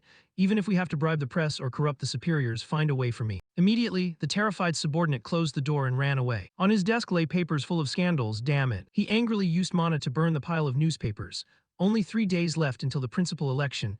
If I don't have the excavation rights by then, I'm done for. A moment later, the pile of newspapers turned to ash. His face became calmer. Suddenly, a man's voice appeared inside the room. Could you repeat what you just said? He smirked. Barracks turned his head to look. He saw Lazuli sitting arrogantly on the sofa. He laughed dictatorially. Finally, you want to cooperate, don't you? Barracks was discussing matters with Lazuli. You intend to make me principal. How do you plan to help me get promoted? He replied calmly, the preparations are complete. I just need your agreement.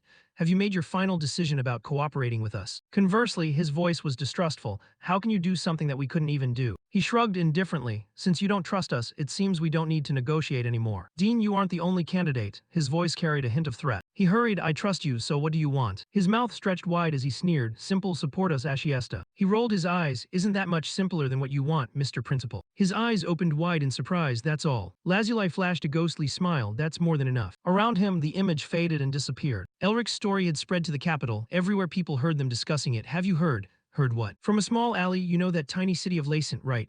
I heard the Blue Lion family has caused a huge mess recently. Is it just because of an internal feud that those lions are using public violence without caring about the people? That's not rare, is it? In the tavern, you don't know yet. This time many people died and houses were burned, it's so cruel. Elric's story was like an appetizer for a delicious drinking session, but then a mage appeared and wiped out all those bastards. Huh, is there really such a wonderful mage? Who is it? He sat inside, listening to people talk, going rigid. A knowledgeable person said according to rumors, he is a young man quite handsome. The other person chimed in, I heard from now on he will be called the hero of Lacent. Mephisto lay flat on the tavern table, his hands crossed, mocking Elric. Since entering the capital, we only hear about you. Humans are truly crazy about hero stories. Elric's face was filled with reluctance. He thought, why are you talking like that? But he only said, I'm just trying to fill my stomach since it's been a long time since I returned to the capital. I told her to bury this matter, but she kept making a fuss.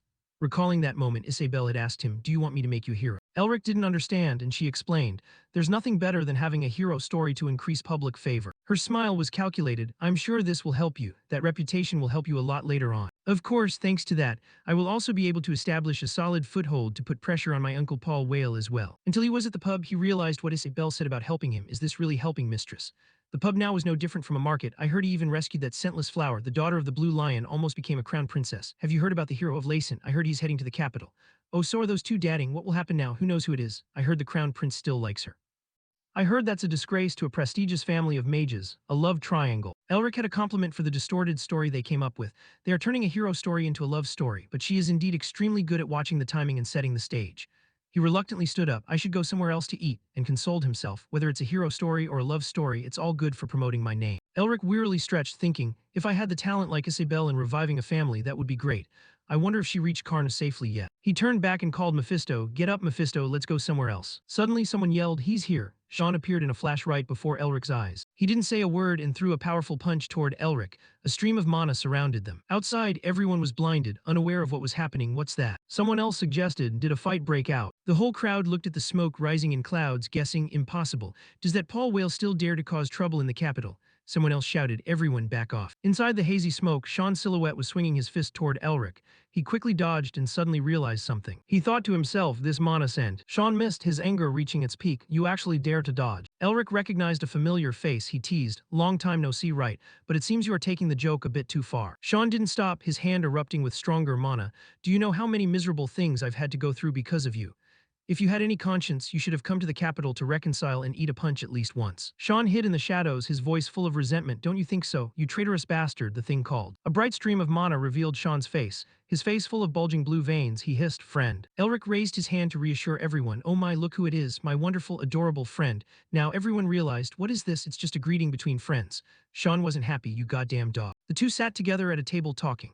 Sean sulked, please, after having to deal with someone like you, what else can I expect from someone whose morals are beyond saving like you? Mephisto grinned, saying to Elric, I like this friend of yours already. While Elric teased, if I can't be saved anymore, why don't you buy me a beer?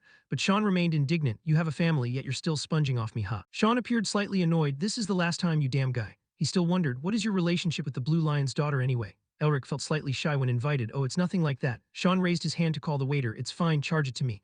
Elric explained about Isabel. We don't have that kind of relationship. Sean acted like an adult. I'm not easily fooled, you know. The waiter approached. Sean grabbed the menu and ordered skillfully. We want a portion of iced tea and Ranaf beer, a caprese pasta ria bacon. Elric looked at him and smiled bitterly. You bastard. It must have felt my different mana breath, yet it didn't ask a single question. It must be waiting for me to confess. Sean looked disgusted. Why are you making that serious face? It's not like you at all, it's disgusting. Can you stop doing that? Mephisto beside him agreed. He's right, your expression looks really disgusting. Sean pointed at the table full of food. The food is here, eat it before it gets cold. Elric argued back, what do you mean disgusting? Don't you know I've been complimented as handsome lately? Sean didn't care, he replied. You still haven't paid off the punch debt yet. His voice became serious. Well, apart from that, the play that is being prepared is just like your instructions in that thing. Is it really okay? What if you lose everything because of this? Contrary to Sean's worry, Elric was calm. Don't worry. Now, only two things are important to me. Dragging that guy Barracks who tried to kill me into hell and the powerful rebirth of the Melvinger clan. Elric was adamant, and I will make both happen at the same time. Sean didn't refuse. All right, I will continue to prepare what you asked for then. Suddenly, Elric's gaze became sharp. But hey, you guys have also been extremely miserable because of that, right? Sean's face became urgent. Damn it, it's terrible. My wizard family must have heard about those rumors already. Elric was curious, the wizard Lady Tasha. Sean shivered. Exactly. After hearing the rumors, that dragon-obsessed maniac must have gone crazy. Switching to the district of Sean's wizard family. Inside the castle, it was not as peaceful as it appeared on the surface. Sean thought to himself, our plan is going to fail. Tasha, wearing dragon-shaped shoes, walked around the room. She stepped hurriedly. Has the promotion order been transferred to the academy yet? Hanabi replied, yes, transferred to Dean Barracks of the Department of Elemental Magic. She was bitter. How could he let this happen? Prepare to go to the hospital immediately. Tasha suddenly stopped, turned back and said, Hanabi, report briefly. Yesterday in the newspaper there was nothing but insults toward that madman, but now it's different. Hanabi stuttered. All the newspapers for some reason wrote this. She held the newspapers in her hand, reading each one. Dean Barracks, you have received the promotion order, have regained your wings. Postponement of the academy principal appointment. Statement of the Narister family regarding the promotion order. Pressure is predicted to befall the Hexagram family. Tasha said softly. Even if the Hexagram family puts pressure on us, father won't let it slide. And what about Sean? Hanabi replied, the young master hasn't had any specific response. Tasha shook with rage. What? She frowned angrily, after making a fuss about how it's his friend now that guy is silent. Mana surrounded Tasha, changing her into another outfit. She got a new idea. We will change our destination a little. Hanabi sweated. Yes. Immediately she had changed her outfit, glancing at the itchy Hanabi. You still don't understand. The promotion order is not ours, nor is it the academy's. She said coldly, how dare they deceive me? Should I go meet those plotting bastards?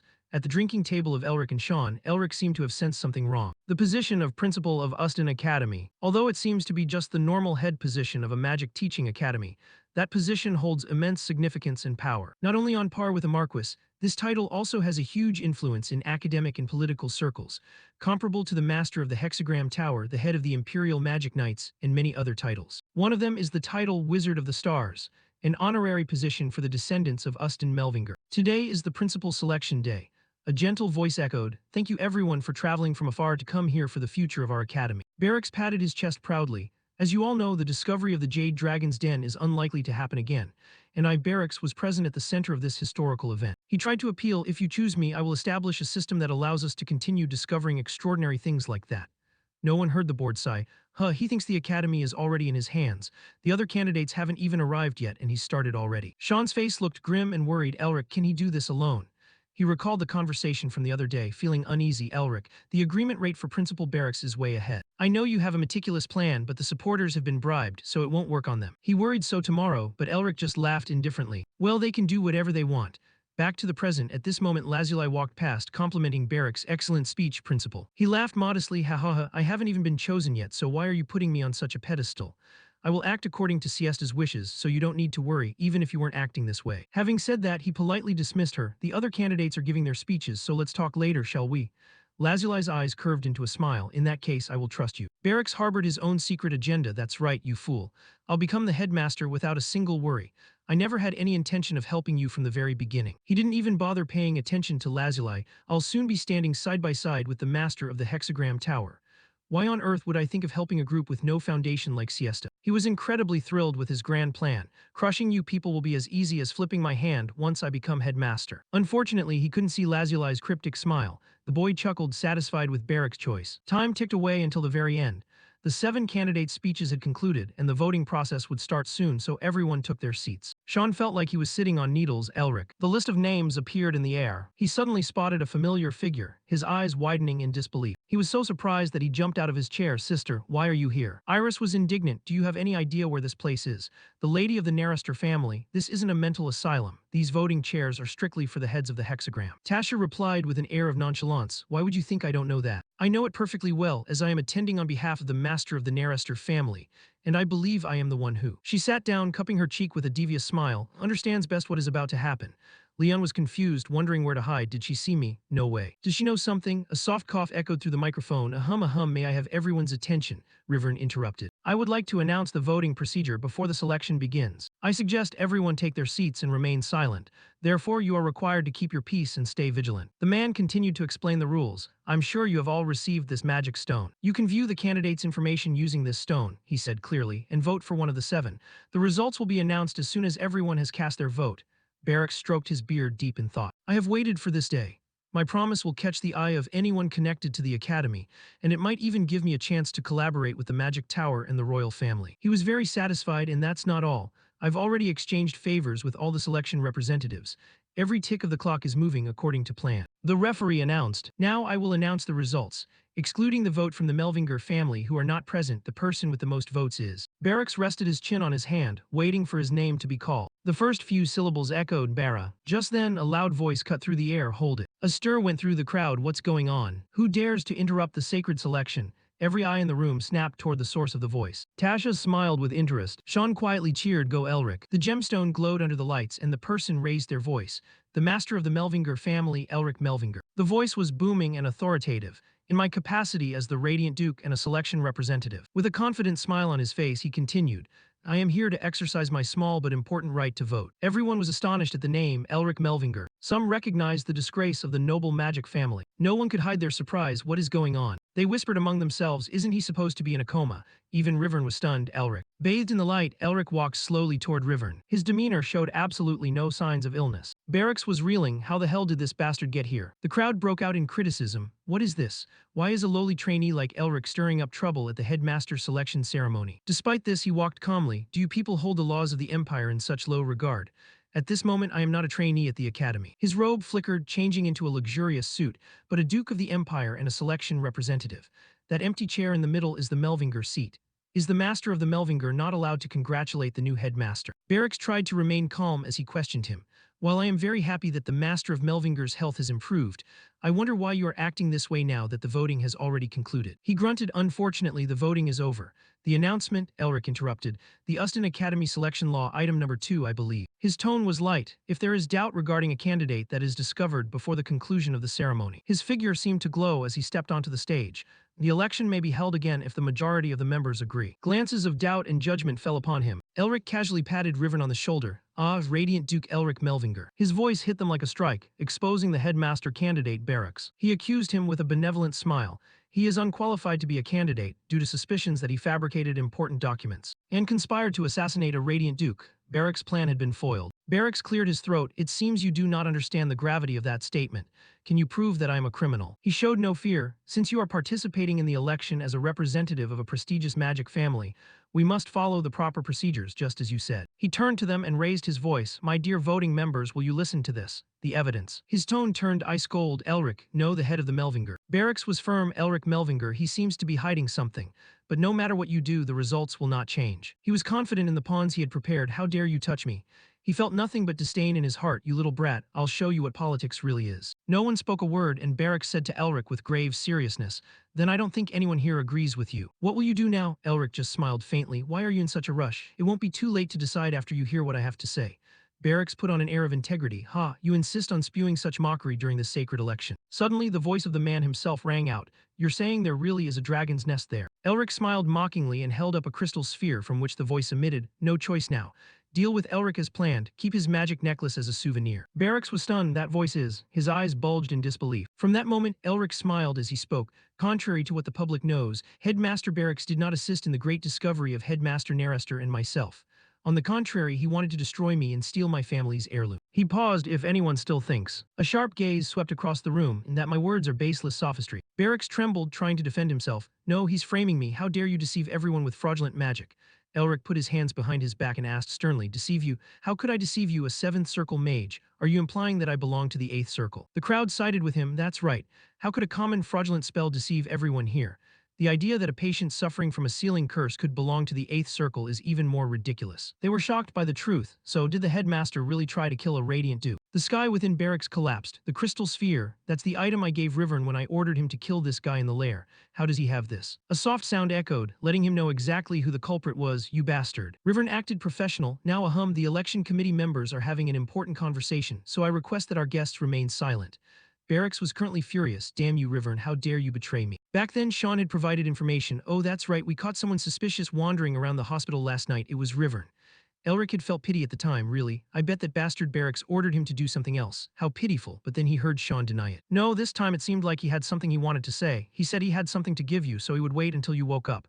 He was curious, really. On the academy side, there was a major uproar. Find a way to take it, even if we have to use the press or bribe the upper echelons. Barracks scrambled frantically. He chased someone out and screamed in his room. Those bastards keep bothering me, I know. Even that bastard Rivern is truly useless. Curses echoed and the man ran off. That was how the present came to be. Luckily, Rivern had kept the evidence safe. Of course, the evidence he had was enough to destroy Barracks, but this made the job much easier. At the same time, Elric grew suspicious, but why did Rivern record the conversation? Was it for insurance? Perhaps saving him in the lair was worth it. He added, this isn't everything.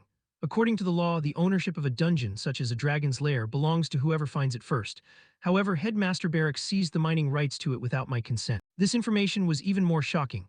So, not only is he charged with conspiring to assassinate a Radiant Duke, but he also tried to take the Melvinger family heirloom and the rights to mine the lair. He declared gloriously, not only do I request that Headmaster Barracks be stripped of his candidacy, but I also demand that he be punished for his crimes. The other members whispered, what should we do, need you ask? If he doesn't have the mining rights, Headmaster Barracks is worthless. Ik had a question, but Elric, I can feel mana coming from you. Are you no longer afflicted by the sealing curse? The others joined in. I also heard you were in a coma, but you seem perfectly fine. Representative of the Narester family, you seem to know something. What is going on? Tasha seemed to enjoy this drama, responding idly, I didn't know that the person associated with the Melvinger representative was my younger brother, and that doesn't matter, does it? Barracks tried to defend himself. I am certain that the crystal sphere has been tampered with. I am sure that if I analyze it, it will be revealed. He was still ambitious, damn it. At this rate, the headmaster seat will vanish and my head will go with it. I'll just deny everything and ask for Siesta's help. Someone couldn't hold back and burst into laughter. Barracks turned toward the person, his face filled with mockery. Lazuli, why is he standing next to Sean? He suddenly realized, staring directly at Lazuli as he bared his teeth and removed his glasses, that bastard is. And then he transformed into the true appearance of Carl, Sean's accomplice. Elric and Sean had planned this from the start regardless. Carl is very miserable because of that. Calling him a smartalek won't work, will it? He relieves his stress by playing with Barracks, and that Siesta guy isn't even that bad. Barracks turned purple with rage, facing Elric. Did you plan everything from the very start? I, Barracks, have been fooled by a bastard like you. NH turned around excitedly. My dear voting members, it seems everything has been resolved. His face beamed with a bright smile. We can hold a re-election now. He was incredibly excited. Does anyone want to buy the headmaster position? After a long debate, someone was chosen. Thank you for entrusting me with this noble position, headmaster of Uston Academy. Mephisto was speechless. I have no words left. I never expected you to be so blatantly deceitful. Are you brave or are you just insane? Elric smiled victoriously. If it weren't for moments like this, how would I get my share? I have to postpone my academy patrol and my scholarship program for this. Sean, what do you know anyway? He glanced dismissively at the new headmaster. Also, do you really intend to accept that kind of guy? It looks embarrassing. Elric answered flatly, oh, you mean that bald guy? He couldn't help but laugh. That laugh made someone's legs lock up. Elric intentionally teased, oh, I'm sorry, you received my telepathic transmission. I didn't intend to send it to you, sorry about that. He laughed heartily, you're still a 7th circle mage despite being bald, always able to hear my transmission. That's amazing, but why didn't you say anything? You can use telepathy, right? There is nothing more refreshing than trolling someone, well, being able to hear it at all is an accomplishment. Oh, I get it now. You could hear it not because of talent, but... The corners of Elric's mouth stretched from ear to ear. It got into your head because there's no hair, right? The linguistic spell was read, forming a lightning bolt that struck his head. Barracks couldn't take the insult. You brat, how dare you mock me? Being startled in the middle of peace. What's wrong, Headmaster Barracks? Everyone fled in a panic. Barracks gritted his teeth venomously. Die. Elric smiled stiffly. A powerful lightning bolt struck where he was standing. Elric kept a faint smile on his lips. The tattoo on his right hand glowed. Boom, in the blink of an eye, a magic circle appeared, shattering the lightning bolt. The entire plaza seemed to tremble. Everyone wore a look of terror. Since when was there a giant snowflake above their heads? A fifth circle magic circle. Who blocked it? Barracks continued to attack like a madman. The silhouette vanished. It flashed in front of him. The two magic circles collided, shooting out sparks. Eric couldn't believe that someone from Lacenter could block a sixth circle lightning magic circle. Everyone in the chaos noticed something. Wait a minute, this person. They exclaimed in horror, it's the failure of the Technic family. How can a cripple like him use magic? Meanwhile, Elric was very excited. I thought he'd be easier to deal with because he's old, but he is a seventh circle mage after all. It's going to take a bit of time to deal with him. However, a powerful strike was launched and he waited. I think he forgot where he's standing. A gout of fire poured down. A charming voice echoed, if this old man keeps acting in a way that annoys people. The air grew hot. There will be someone who finds him an eyesore and eliminates him. The person who acted was Tasha. This time everyone was genuinely shocked. A phoenix is a fire magic bird. Elric calculated, the youngest seventh circle mage capable of summoning a phoenix. I don't know if Sister Tasha is involved in this, but the battle starts right now. All the members stepped out in unison. From now on, all of your actions will be considered acts of terrorism and will be punished. Dean Barracks spoke up again. Stop. It seemed he had a different plan. Oh, six great families and guests. Rivern was confused by the unfolding events. The chaos poured in. The master of Melvinger has been attacked. Arrest Barracks. Mephisto lamented after this. I don't know if I can even claim to be the Demon King anymore. He clicked his tongue. Really, if you were born a demon, you would definitely become the new Demon King. At this point, the corner of Elric's mouth lifted. Don't you realize? The person who had been captured struggled in the pile of ashes. This is the outcome for those who dare to stand in my way. After that day, everyone whispered to each other. Have you heard anything about the incident at Uston Academy? About Elric Melvinger's outburst? The guy who was in a coma? What can the illegitimate son of the Technic family even do? One person relayed the news to another. No, you fool. Do you even know who Elric Melvinger really is? What the hell are you talking about? The rumor spread far and wide. I heard he's the one who saved Lacenter. Many found it hard to believe, The news reported that Dean Barracks had been expelled from the academy, then arrested and charged with murder. Elric Melvinger, the grandson of Uston Melvinger, is a mage currently protecting the Demon King. They all wondered how he could cure diseases deemed incurable. Could it be that he discovered some secret while entering the dragon's den? Elric Melvinger made the Narrister family pay a proper price for their actions. A person read word by word from the newspaper. The Melvinger family is gradually reclaiming their honor. A hero has appeared, even though he was once mocked by many. Sean shouted, my ass, why do I have to read these things for you? Elric responded lazily, I'm a patient after all, the spot Barracks hit still hurts a lot. Outside the mansion, it was packed with reporters. Please let us meet Sir Elric Melvinger. Narrister, open the gate, we have the right to know. Damn it, you're just good at pretending to be a hero. Don't you see my guards suffering out there? Sean pouted, watching him stretch. Those reporters should know the truth about this arsonist. You just used some cheap tricks, but now you've become a legend in people's mouths. Where did you learn those things? Elric sneered, do you think I've just been playing around these past few months? In Lacent, the daughter of the great lion. He froze, wondering what he was thinking about. That made him blush. He smiled mysteriously, you don't need to know. Sean remained skeptical. Furthermore, you don't intend to cause any more trouble, do you? Elric laughed. Who knows? He whispered a warning, I don't know what you're planning. He conveyed, but let's leave that for later. My father wants to have dinner with you. As everyone knows, Sean's father, Guy Narrister, is a ninth circle mage. A grand mage with immense power and also the head of the Narrister family who leads the magic tower. Even his own grandfather wanted to take him as a disciple. Elric also had to admit that this man is a genius among geniuses. And this place was somewhere both he and Mephisto had to tremble at. What the hell, you really are a bastard. Sean, puzzled, asked, what? Elric's voice trembled. I know you're rich, but if I had known it was this massive. He looked at the monumental structure before him with resentment. I would have stolen everything from you sooner. What kind of home is this? A whole city would be a better name for it. Indeed, they were standing before the main house of the Narrister family. A massive gate led to another dimension. So this is the Narrister family and the magic tower, the place where I have to. The smile on Elric's lips froze. His feet took a firm step forward to a day in the future. He courageously stepped into the smoke. He even received an invitation from the Narrister family, a family representing Hexagram, the 6 families leading the magic tower. Sean suddenly remembered, oh right, your sister is coming there too. Elric was startled. What? Why are you telling me this now? Sean complained, handing over a letter. Do you know how busy I've been lately because of you?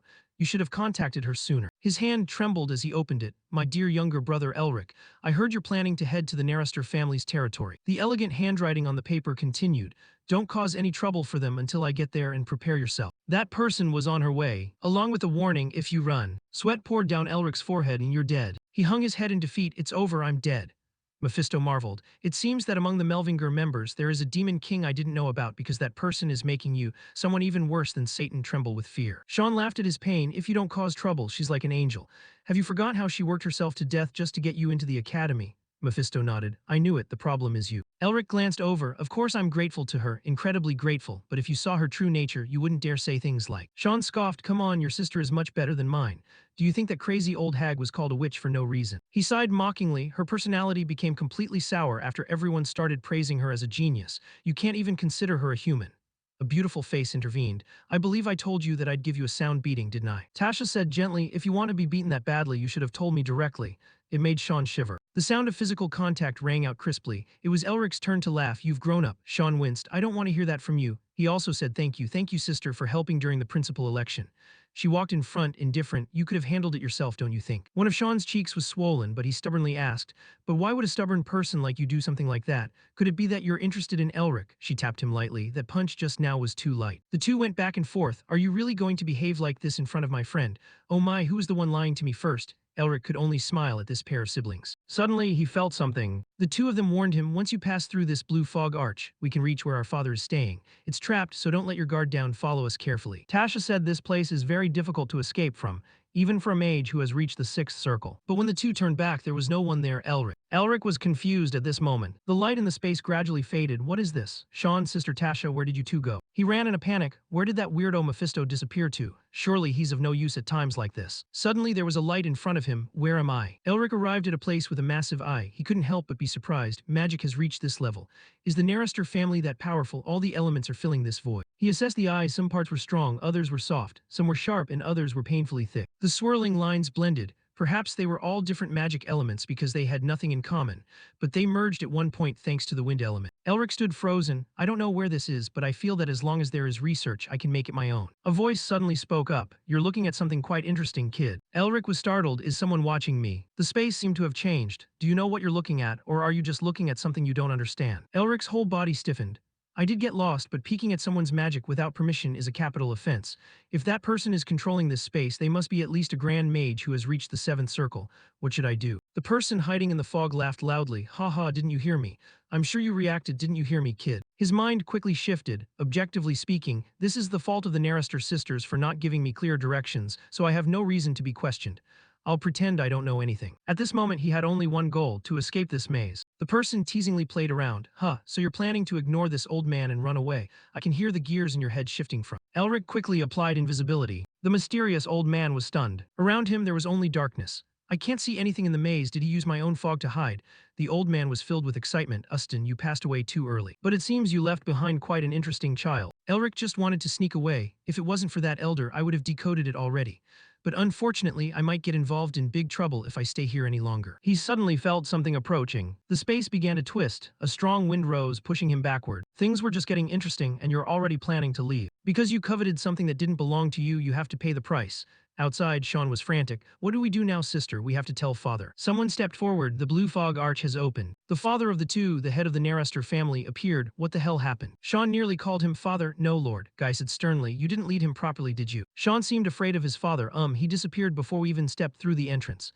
He frowned. He disappeared before entering the arch. On the ground where Elric disappeared, there was a hexagon. It seems the elder has meddled in this. Sean stuttered. Why would the elder? Guy sighed. His illness must have gotten worse again. Sean closed his eyes and exclaimed, we can't just stand here and watch like this. He is a guest of the Narraster family in the name of Lord Melvinger. He firmly stated that if something bad happened, a giggle rang out, you're so cute. He was startled. What? She smiled. To think he could make my brother, someone who is indifferent even to his own family members, worry to this extent. Her gaze was full of desire, the starlight duke of this generation. Even now, I'm even more curious. Sean weakly retorted, who the hell is worrying? Guy spoke again, I'm curious too. Tasha was slightly surprised. Sean was extremely worried. His calm emotions were stirred that the new Lord of Melvinger, a prestigious family of mages with a position equal to the magic tower, was that good. The elder of the Narraster family sank into the darkness. The blue fog arch is the result of my long-term research. Someone appeared and immediately caught my attention, but he not only decoded it, he also broke the magic circle and reused it. He was interested. Ustin, you passed away too soon. But it seems you left behind quite an interesting child. A voice whispered in the space. New Melvinger, keep going crazy as you wish. Immediately after, the illusion shattered and he was transferred to a freezing place. Before that, the space shook. Mephisto, Ottoman, and that old man. Elric angrily clapped his hands to cast magic. Why are all the old people around me? All crazy, the hexagonal blocks crossed. He tried to control his mind, stay calm, define the situation first. A strong wind hit. The mono in here doesn't just have one attribute, but the characteristic of the Narraster family is the wind attribute. Elric concluded, in other words, he's just using the wind attribute to shape the other attributes. Before his eyes, it was dazzling. A hot wind carrying the fire attribute was turning moisture into steam, and a gentle wind brought a place to create fog. It seemed he could see through it, and when a cold wind carrying the ice attribute made the fog freeze, a strong wind crept in, preventing the fog from moving. Elric gnashed his teeth in frustration. If that old man is powerful enough to control the wind to that extent, creating a storm would be nothing for him. Is he shaping this stone mountain with wind too? His fighting spirit surged. Even if he didn't intend to hurt me because he provoked me first, I have to decode what I didn't finish earlier. Compared to what he had experienced, he felt it in Lacent too, but except for ice magic, all his other magic was very weak. He gathered his strength. I will use the method he used to transform the flow of mana and wind in this place, with my own mana and ice magic. Elric's mind was very stable at this moment, and if I go deeper to rearrange the flow of mana, connecting the soul speed and the seal to reduce mana waste. The opponent prepared to strike. Elric assumed a stance, thrusting his index finger forward. Everything froze in a single beat. Wouldn't I be able to use other attributes with my ice magic? The whole space suddenly shone brightly. Between Elric's hands, a blinding light radiated. It seemed everything had collapsed, maintaining a cold block of ice still intact. Elric reached out his tattooed hand to catch it. The other hand also created a bright white orb. A source of magic power exploded, the source from the infinity symbol. The light dispelled the black fog. Faint and full of hope, the tattoo roared like a white tiger, a whispering, intermittent voice. Melvinger, I bow. The person still stood firm. Elric suddenly appeared back. The two siblings, Sean, were stunned. They looked blankly at the person who had just returned. Elric's eyes were incredulous. A sixth circle mage needs at least 24 hours to escape. Even I need 4 hours and 52 minutes, but you only needed 46 minutes. Mephisto was even more sensitive, noticing, not only that the level of his sinister seal has increased to 5-star. He looked like he was looking at a madman. That is high-level magic that even impressed me, but he not only decoded it, he also stole it and developed it like that. Elric complained, what's wrong with you all? Why doesn't anyone ask if I'm okay after I nearly died? At that moment, an admiring voice sounded fantastic. Guy's gaze was fixed on him. I should have gone to the principal election. I only heard a few days ago that your congestive disease was cured. In his eyes, it was clear, but you are already a sixth circle mage. The two siblings Sean were even more stunned. Sixth circle, really, Elric? My record was broken by my friend's brother. Elric ignored the two of them. Sorry for the late introduction. I am the head of the Melvinger family, Elric Melvinger. Guy reached out to shake his hand. I am the head of the Narester family, Guy Narester. He said sincerely, please forgive me for what you just went through. I apologize that you suddenly encountered such misfortune. He smiled and replied, no need to apologize, it was a good experience for me. Guy laughed slightly. Thank you for understanding, so although it's a bit messy. This time it's official. Welcome to the residence of the Narester family. Sean urged, let's go Elric, my mother and sister are waiting. Elric froze a little, his expression slightly sad. Family. Even so, he still stepped forward to follow. Yes, I'm coming. In another place, someone woke up after a long dream. Father. Isabel ran over, joyfully hugging her father. Father. He laughed. Haha, oh, why is a mature lady behaving like a child? He affectionately stroked her hair. How could you wake me up? Even the doctors couldn't cure my illness. Isabel emotionally wiped her tears. Sir Elric helped me if it wasn't for him. Herman was surprised. Elric, he laughed out loud. Ha ha ha, truly a prestigious magic family. Indeed, the Melvinger family has always been the light shining through the darkness. Isabel looked in anxiously. Why are you suddenly planning to go somewhere? You need more rest. He prepared himself neatly. How can I prioritize my own health at a time like this? If there is such a talent, I must find him even if I have to go to the end of the continent. The tone was joyful because in this decaying world there is such a righteous child. His charisma was brilliant. Isn't that even more of a reason for me to go? In another place where darkness was overflowing, the person on the platform spoke. The massacre of the Blue Wolves, Isabel's escape. His tone was full of authority. He was cured and the Blue Wolf returned alive, then exploded right before my eyes. Was it all caused by that mage? Under the floor were countless fragments. Hilton reported he must have cast a spell on his body. He asked, what about him? The information received was that he was traveling with a blue eagle, and it seems he was trying to contact Elric Melvinger, who is currently at the Narester family's residence. The mastermind was confused. Blue eagle. He didn't come to attack me immediately, but summoned his sworn brother first. Paul clicked his tongue in disdain, assuming the Lamsu must have grown weak. He gave the order. Hilton and that damn Melvinger were not to meet. Kill him the moment he left the Narester residence. His fox-like eyes turned cold. Don't forget, the only reason I haven't killed you yet is because of the little trick you possess. Wings of flame erupted on his hands. I'll keep that in mind. The mansion was as magnificent and grand as something out of a fairy tale. Sean, lead the way. Elric, my mother and sister are waiting. Elric followed along. Suddenly, a muttered comment made him stop in his tracks. That bastard. It turned out to be Mephisto cursing. He grumbled, is he even human? Elric broke into a cold sweat and sent a telepathic message. What do you mean, is he a demon? He denied it, no. His voice betrayed sheer terror. But if he's just a normal human and not a Melvinger, how could he possibly reach that level? He stared intently at the aura around Guy. concluding that it had nothing to do with any non-human entity. Elric let out a soft breath. You scared me there. Do you think humans just sat around playing for the thousands of years you were sealed? He rambled on. The other lords of the Magic Tower, the Lions of the Great Lion Clan, the Imperial Intelligence Agency, the Revolutionary Army, the Beastmen, the Opposition Alliance. Yeah, there are a lot of them. So why do you think people call this era full of monsters? Mephisto acted as if he just discovered a new continent.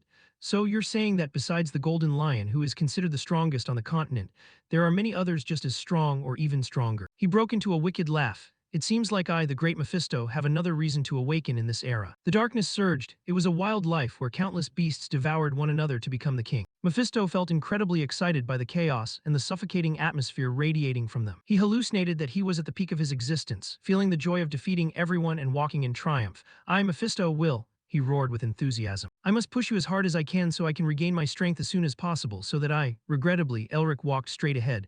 Adults are talking to you. They entered the dining room where 3 people were already present. The little girl pointed at the boy opposite her and shouted, Mom, Mom, this idiot dropped his food again because he was staring at Brother Elric. The boy retorted, What do you mean idiot? How dare you call your brother an idiot in front of Brother Elric? Sean was speechless. Can you two just be quiet? Lady Nairster laughed helplessly. Why are you two being so noisy in front of the hero, Lacenter? Don't you like him? Didn't Mom tell you that well-behaved children should be quiet when they eat? The children immediately replied, Mom, I did. I'll be very good. Me too. I'll be good too. Elric felt as if he had returned to his own family. Why do you keep mimicking me? Do you want to get scolded, Elric? Mom, this stupid girl keeps trying to hit me. His mother also smiled gently. Didn't Mom tell you not to argue while eating? His father defended them. Kids should be a little mischievous, dear. Elric had once boasted, I'll be the first person you teach when I become an archmage, little sister. His father wiped his mouth. Elric, today you have to read 100 thoughts a mage must have. Dad, is this easy? Today I'm going to play with you. His words seemed to sink into oblivion. Hazer, I'll leave you with him today too. It seemed to be a forgotten memory. Ellen noticed him. Does the food not suit your taste? What? Oh no. Elric collected himself. It's delicious. I was just a little dazed because the flavor was so good. She smiled tenderly. I'm glad you like it. I was worried we weren't being hospitable enough because you look so sad. He acted nonchalant. Of course not. Swallowing his tears had become a habit. Having dinner with others was a very joyful thing. The sunset flickered through the window. A cup of hot tea was poured. They were having afternoon tea and Guy spoke up. I heard you're transferring the exploration rights of the den to us.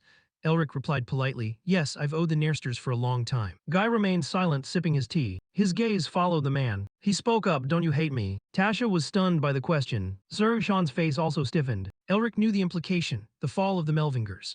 There was no way a family with a 1,000-year history that had led victorious armies so many times could become like that overnight. Naturally, it was like a vague whirlpool in his heart. The oppression of the imperial family, the political manipulation of the 6 hexagram families, and the betrayal of those he trusted. The collapse happened under the name of politics, and if he were asked if he felt hatred, he wasn't sure. Elric's expression was hard to describe. I don't. Everyone has their own circumstances. He could clearly analyze that the Nairster family didn't contribute to his family's downfall. They simply couldn't help due to political reasons. He could blame them for just standing by, but did he have the courage to do anything if he were in their position? Mephisto grumbled on the side, Why is a Melvinger being so cautious in front of a mediocre Nairster? 1,000 years ago, the 6 hexagram families were no different from flies buzzing around the tail of a Melvinger, and both were supposed to be the same rank. Elric knew it well. Well, arrogance doesn't keep me alive, and it wasn't his fault either. The Melvingers lost their power quite a long time ago. He clicked his tongue. That's surprising for someone who lives for power like you. Is there any reason for you to have come such a long way? Even so, Elric knew his limits. Even if it's a friend's house, this is a place I will have to surpass someday. I have to verify the ranks of the mages and what kind of people their heads are. The deep, melodic voice of the Nairster family head rang out, Tell me what you want. Elric's gaze was guarded. Because the man in front of him had just voiced his support, the Nairster family will support the Melvinger family with all our might. He was slightly dazed. What? He said, Don't worry about it too much. It's for the exploration rights and also a gift from me to my son's friend. Mephisto exclaimed, Ho, he's a formidable one, isn't he? Is he trying to take advantage of this opportunity to get close to you or help the struggling Melvinger family? Elric was slightly swayed. That's good for me. My foundation will be more stable if the Nairster family wants to back me, but I'm sure the other members of the Hexagram and others will try to keep the Nairster family in check if they support me. But he couldn't let his guard down. Why would he want to help the weak Melvinger family even if it meant suffering a loss? I have no idea what he's thinking. After a moment of thought, Elric spoke up, head of the family, so. No one knew that something was about to happen halfway through. An explosion targeted their tea table. Everyone was stunned. Eyes turned toward the brilliant light. Elric was shocked. What the hell? What kind of lunatic would do this to the Nairster family home? The attacker stepped out. You brought a pitch-black curtain of bone. He recognized this person. No way. His complexion paled slightly. It's that person. A figure completely cloaked from head to toe stepped inside. Become my disciple. Several words appeared in Elric's mind. He had heard Sean say that his father was so obsessed with talent that there were hundreds of people living in the main house as guests. not as vassals. The scene was truly chaotic, and the real power of the Nerster family lay in the Council of Elders clashing with those monsters. Several people rushed in from outside. Elder, this is the head study. This action is very disrespectful. Please step back immediately. Elric's heart pounded, and the leader of that Council of Elders was. He was about to see something he couldn't forget. The great master who had taught all the mages of the Nerster family. White Knight Augustine Nerster, that was the nickname of this old man. Elric could feel he was very strong, perhaps even stronger than Guy Nerster. The old man opened one eye. Oh my, this old man was too hasty. Please forgive me, head of the family. Guy wasn't too surprised. That's not right. What brought you all the way here? Augustine pointed at Elric. Like I said, I came here to make that thick-skinned brat my disciple. Guy replied thoughtfully, are you talking about the one standing next to Sean? He is one of the 4 dukes of the Empire, Duke Melvinger. I think it will be quite difficult to make him. Suddenly, Elric interrupted Duke Melvinger. Amidst everyone's astonished eyes, Elric Melvinger. He bowed to Augustine, respectfully greeting the head of the Council of Elders of the Nerster family, Master Augustine. Mephisto was caught off guard. You. The 2 siblings, Sean and his sister, were panicked. Elric, what are you doing? Augustine felt amused. Oh, you recognize this old man? Elric replied politely, how could I not recognize the great elder of the Nerster family? He spewed out praises. My late father often mentioned you before he passed away. He said that if our family had a pillar like you, it wouldn't have collapsed so easily. Augustine was confused, but your father had no relation to me. He replied, what's strange about that? You're famous after all. Augustine stroked his beard in praise. You have a sharp tongue, you cunning brat. The 2 spoke casually. Isn't that the reason you want me to be your disciple? I'll take that as a compliment, thank you. Augustine seemed satisfied. You cunning brat, since you already know who I am, it's easier to talk. So will you be my disciple? Elric flashed the most sincere smile possible. How could the head of the Melvinger family become a disciple of a great master of the Nerster family? I'm truly unworthy of that offer. Please retract it. Augustine trembled. Haven't you already been taught by my blue mist technique? He replied softly. That was just something I happened to learn when I escaped, so please understand. The old man couldn't believe it. After taking my magic without permission.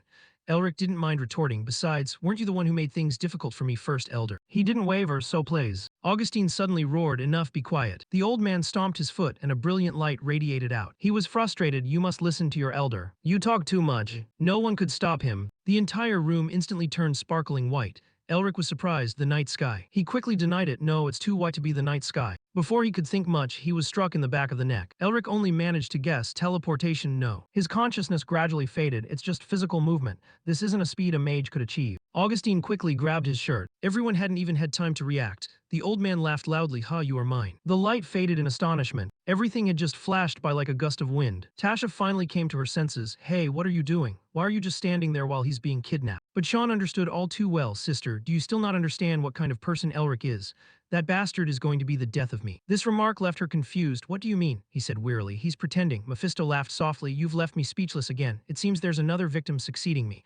You're really brave to choose that old monster as a master. He was genuinely surprised, not playing the pawn. His eyes seemed heavy. Elric blinked awake. Before his eyes was an old man with a jagged, long beard. You're awake. He jumped back in surprise. Ah, what the hell is this? Elric hadn't even realized where he was. Ah, where am I? His back fell into thin air. Augustine reacted with lightning speed. He quickly grabbed Elric by the collar. His body hung precariously. Be careful. The old man said nonchalantly. I almost lost my first disciple in 90 years of life. In Elric's heart, 1,000 deer were running wild.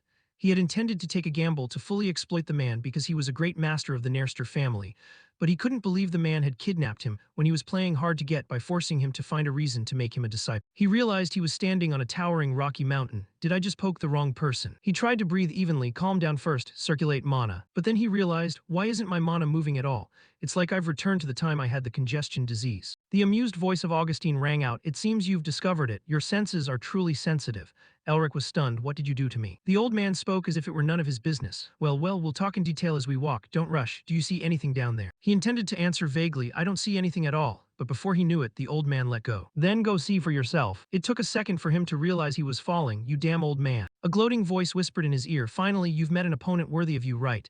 He was surprised. Mephisto, how did you get here? He proudly boasted, finding you is as easy as turning over my hand. Do you realize my importance yet? But that's not important right now, forget that. Save me, if I die you die too. Mephisto nodded, sure, what can I do to help you? Elric said urgently, the sinful seal, you have to teach me that so we can get out of here. Mephisto sneered, who do you think you're fooling? Your mana is blocked, but you can just use the mana in the air, right? Click. Elric's body regained its balance. His hands created a white glowing orb. Flow, the force of the wind prevented him from falling freely. He was furious, can't you be fooled even once? The distance to the ground grew closer. His falling speed also increased. Elric dove straight toward the ground. Thank goodness, I really almost died and my mana was sealed. It feels just like when I had the congestion disease. He gasped for air, blood streaming down his head. Setting that aside, where am I? I know the geography of the entire continent, but there's no place like this. It's similar to the Blue Mist Labyrinth. The old man's voice came through. This is the Blue Mist Labyrinth. The Blue Mist Cave is only a part of this place. The old man even kindly complimented him. And one more thing. I have sealed your magic, but you used magic from the air to cast it. It seems I've chosen someone quite talented. Elric was furious. I almost lost my life. Why did you do that? You said you wanted me as a disciple. Augustine kindly reminded him, and I still want to, but I won't teach you things that belong to the Nairsters. Like you said, I can't teach you the magic of the Nairster family. Elric looked up. Then what the hell do you want to teach me? The next word surprised him. Even though I am the leader of the Council of Elders of the Nairster family, I am also the principal of a school called Grassland. The old man said, its magic is only passed down to one single person and has nothing to do with the Nairsters. I assume you won't have any objections to learning it, right? While Elric was still confused, Grassland what? How have I never seen that in any history book? Mephisto beside him exclaimed Grassland. He seemed nostalgic. I can't believe it's still operating. Those bastards are persistent. He asked softly, you've heard of it. I've never heard of it. Mephisto's lips moved. They came from the west and were a place that annoyed me very much when I was still active. They use magic combat instead of magic. It was the first time he had heard of this. They operated 1,000 years ago in the west, that's all. But what is magic combat? Is it like the martial arts of a martial artist? His gaze flickered over him, similar. It is a martial art that uses the flow of mana as a foundation to enhance the body. He said plainly, in short, it teaches what you need most at this moment. Grassland is a school specialized in harmonizing various types of magic, so it's perfect for balancing out the chaotic mana inside me. Elric gently placed his hand on his chest, feeling lost about what to do with the chaotic mana raging within him, but he couldn't deny how convenient this situation was.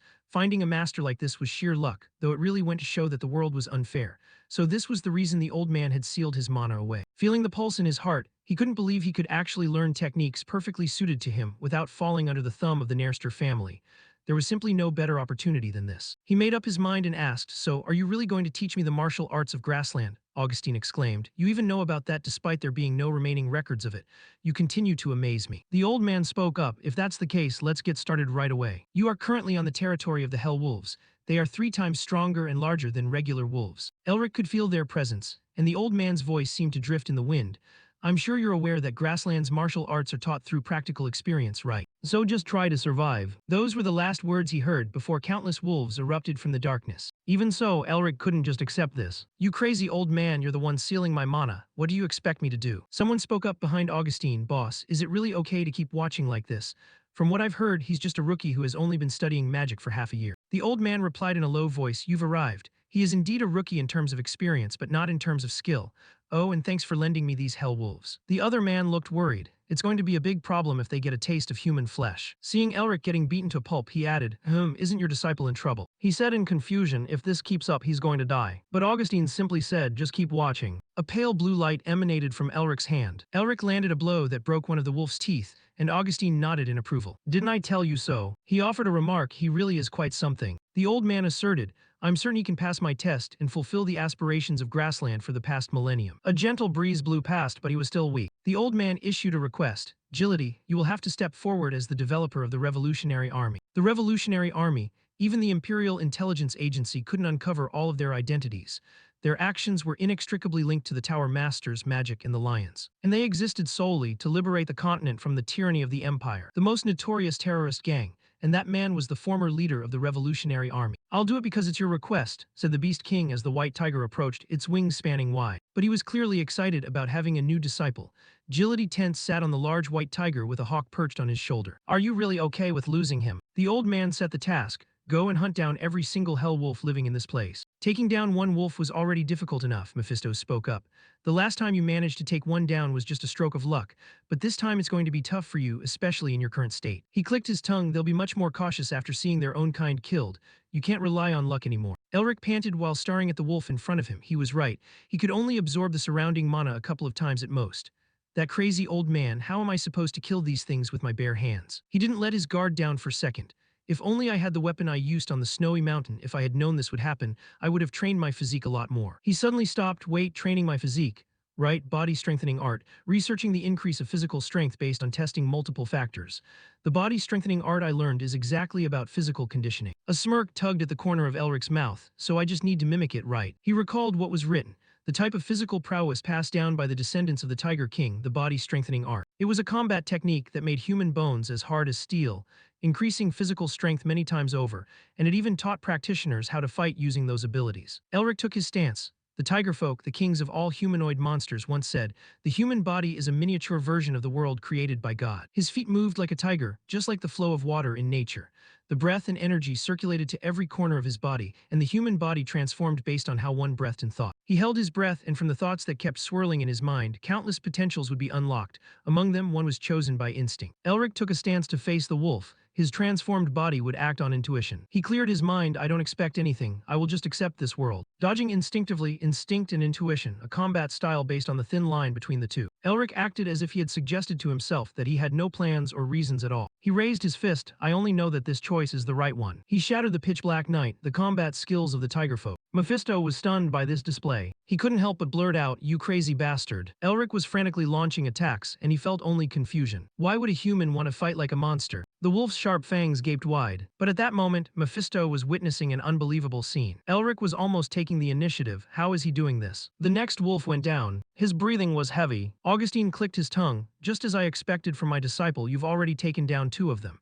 It seems I should increase the difficulty of this game, don't you think?" The old man kindly suggested, "But since I can see you're struggling, I'll give you a hint. You'll find some moss growing on the shaded part of the cliff. Go pick it." Mephisto's face twisted. That old man is crazy too. He must be thrilled to see your current state.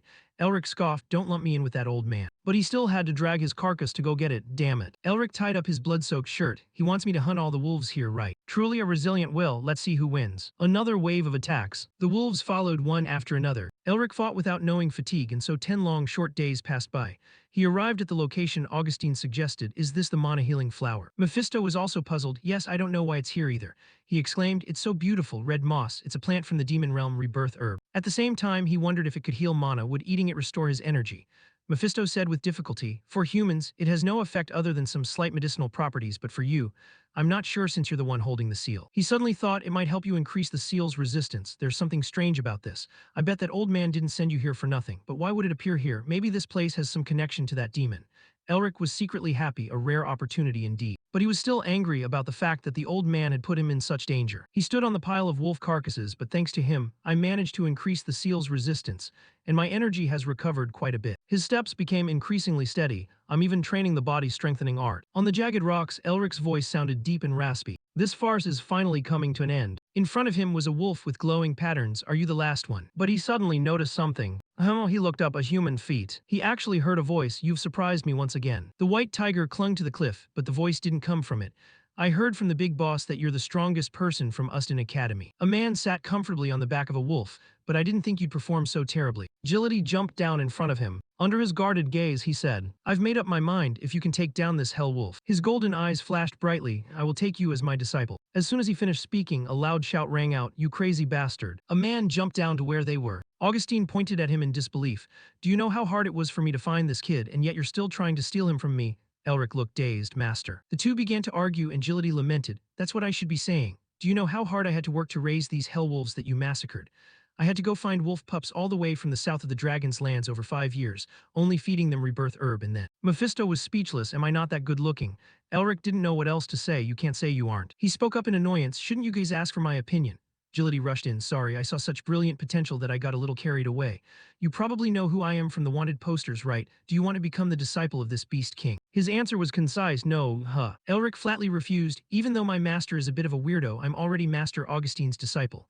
Mephisto couldn't believe it. What is wrong with him? Meanwhile, Augustine was touched. Elric tried to refuse, "So I cannot become your..." Suddenly, Agility said, "I will teach you the shadow eyes." He laughed and pointed, "The technique that allows you to control magic beasts at will, and the one that allowed me to earn the title of Beast King. You've seen me control the white tiger and the hell wolf already, right?" Elric immediately flipped his attitude. "Taking only one master is nothing more than a hollow social rule. I would be honored to receive your teachings if you don't mind." Agility laughed loudly. "The people of the Melvinger clan really are straightforward. I am very pleased." Augustine's whole body trembled. "That bastard." Mephisto sighed and patted his shoulder in consolation. "I knew it. There's no way he knows what respect is. I feel bad for you." Elric put on a professional smile. "So now please teach me the shadow." But Agility shook his index finger. "No, no." He turned back to stroke the large wolf. "Didn't I tell you earlier? I will take you as my disciple if you can defeat this hell wolf." He said excitedly, "The ability to control mana skillfully is essential for those with shadow eyes. The martial arts make effective use of the flow of mana to amplify the power of the shadow eyes." He added playfully, "You seem to have been supplementing your mana by eating rebirth herb, but this is the final test. if you can defeat this one using only your magic martial arts. A gust of wind brushed past his head. The wolf had already been blown away, and the person who delivered the strike was exactly Elric. One was happy and the other was stunned. Mephisto wasn't too surprised. Elric shrugged, "Are we done now?" Agility replied weakly, "Yes." A man walked up. Elric looked at him. "The person who is enjoying my suffering has finally appeared." He said seriously, "Are you satisfied now?" He didn't look happy at all. Augustine watched him silently. The old man suddenly put his hand on his shoulder. "Well done." His hand emitted a golden light. "It seems like I might finally be able to." Elric seemed to feel some kind of emotion. Augustine finished, "Teach you about the grudge of the Chronicle of Darkness." The shy flowers swayed. Elric was taken to another place. A decrepit place covered in nameless flowers. "Where are we?" The old man explained, "The Temple of the Chronicle of Darkness." Elric was amazed. "A temple?" He frowned, a gloomy and mournful flow of mana. "Isn't this demon energy?" Mephisto was equally surprised. "Why is there a demon realm here?" He stared in shock. "A demon realm? Isn't that a territory that only a demon king can create?" Mephisto's expression was serious. "No wonder the rebirth herb, which only grows in the demon realm, appeared here. This energy, is this that guy's territory? But as far as I know, he mainly occupies the east." Augustine spoke up. "Can you feel it?" The old man knew clearly. "I am certain that a descendant of the Melvinger clan, those who hunt demons, can feel it." He asked honestly, "Yes, but why is the Temple of the Chronicle of Darkness a demon territory?" The characters appeared on his bandaged hand. "You might know, but the Chronicle of Darkness from the distant east crosses through here." As they stepped inside, Elric was even more surprised. "Eastern architecture. Isn't that Eastern language?" Augustine introduced. "The founder of the Chronicle of Darkness was originally an alchemist searching for herbs in the east. That is the history of the bigger picture here. One day, he lost his wife and daughter to a certain demon king, and eventually chased that bastard all the way to the west to take revenge. He drew a Bagua circle as he walked. Because the demon king was very strong, the founder changed his plans. He not only combined Eastern knowledge and Western magical knowledge, but he even went as far as to combine the powers of demons to become stronger without any distinction." Elric was confused. "So you mean to say that the founder's grudge has continued to this very day?" Augustine replied, "That's right, it's been nearly 1,000 years. He felt there was a reason for it. Since he accepted me as his disciple, it means the revenge hasn't ended yet." But the old man's voice was light. "No, the revenge has ended." He was startled. "It's over. Who could have done such a thing?" Augustine said indifferently, "Isn't it already too obvious?" When entering the next room, his eyes widened. Inside the room covered in talismans, Augustine admitted, "It was me." Mephisto had to acknowledge it. His background might be mediocre, but he's still quite strong.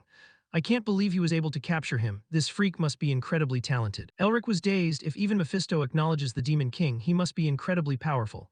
"So, Master, how strong were you when you defeated him?" Augustine continued jokingly, "Well, this isn't something I should brag to my disciple about.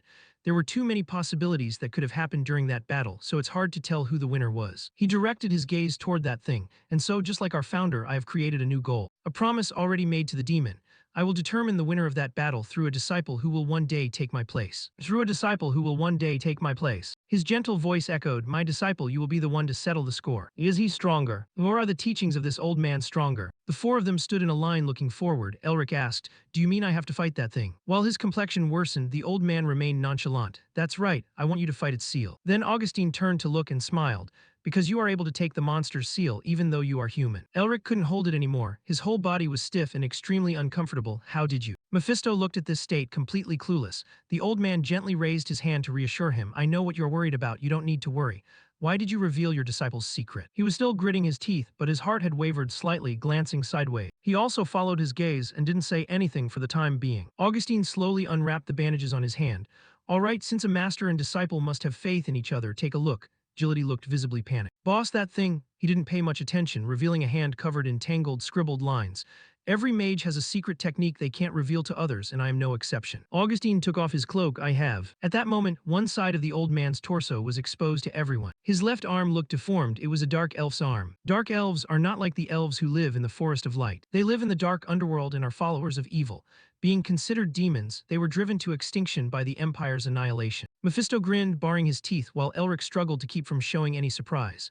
The old man continued, "You know that grafting parts of other creatures' bodies is a forbidden dark magic, right? And it's even harsher when it comes to demons." Done. Augustine put his cloak back on. "Except for Agility here, no one, not even the head of the Nairster family, knows this secret.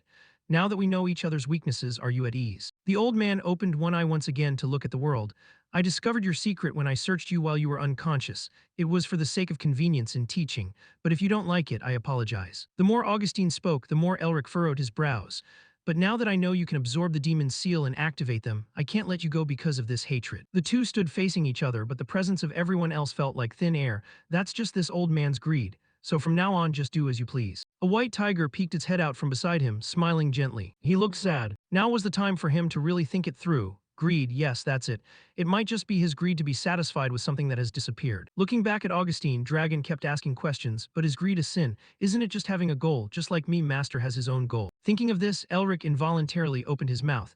How could I refuse someone who is pursuing a goal? He took a step forward. He clenched his fists tightly. He bowed at a 45-degree angle and said solemnly, I, the head of the Melvinger family, Elric Melvinger, respectfully greet the successor of the Night Chronicles, Master Augustine Nerster, as your disciple. Elric smiled, his eyes smiling along with him. Upon hearing this, the old man couldn't have been more satisfied. Thank you, my disciple. At this point, he hurriedly turned his head and cut straight to the point.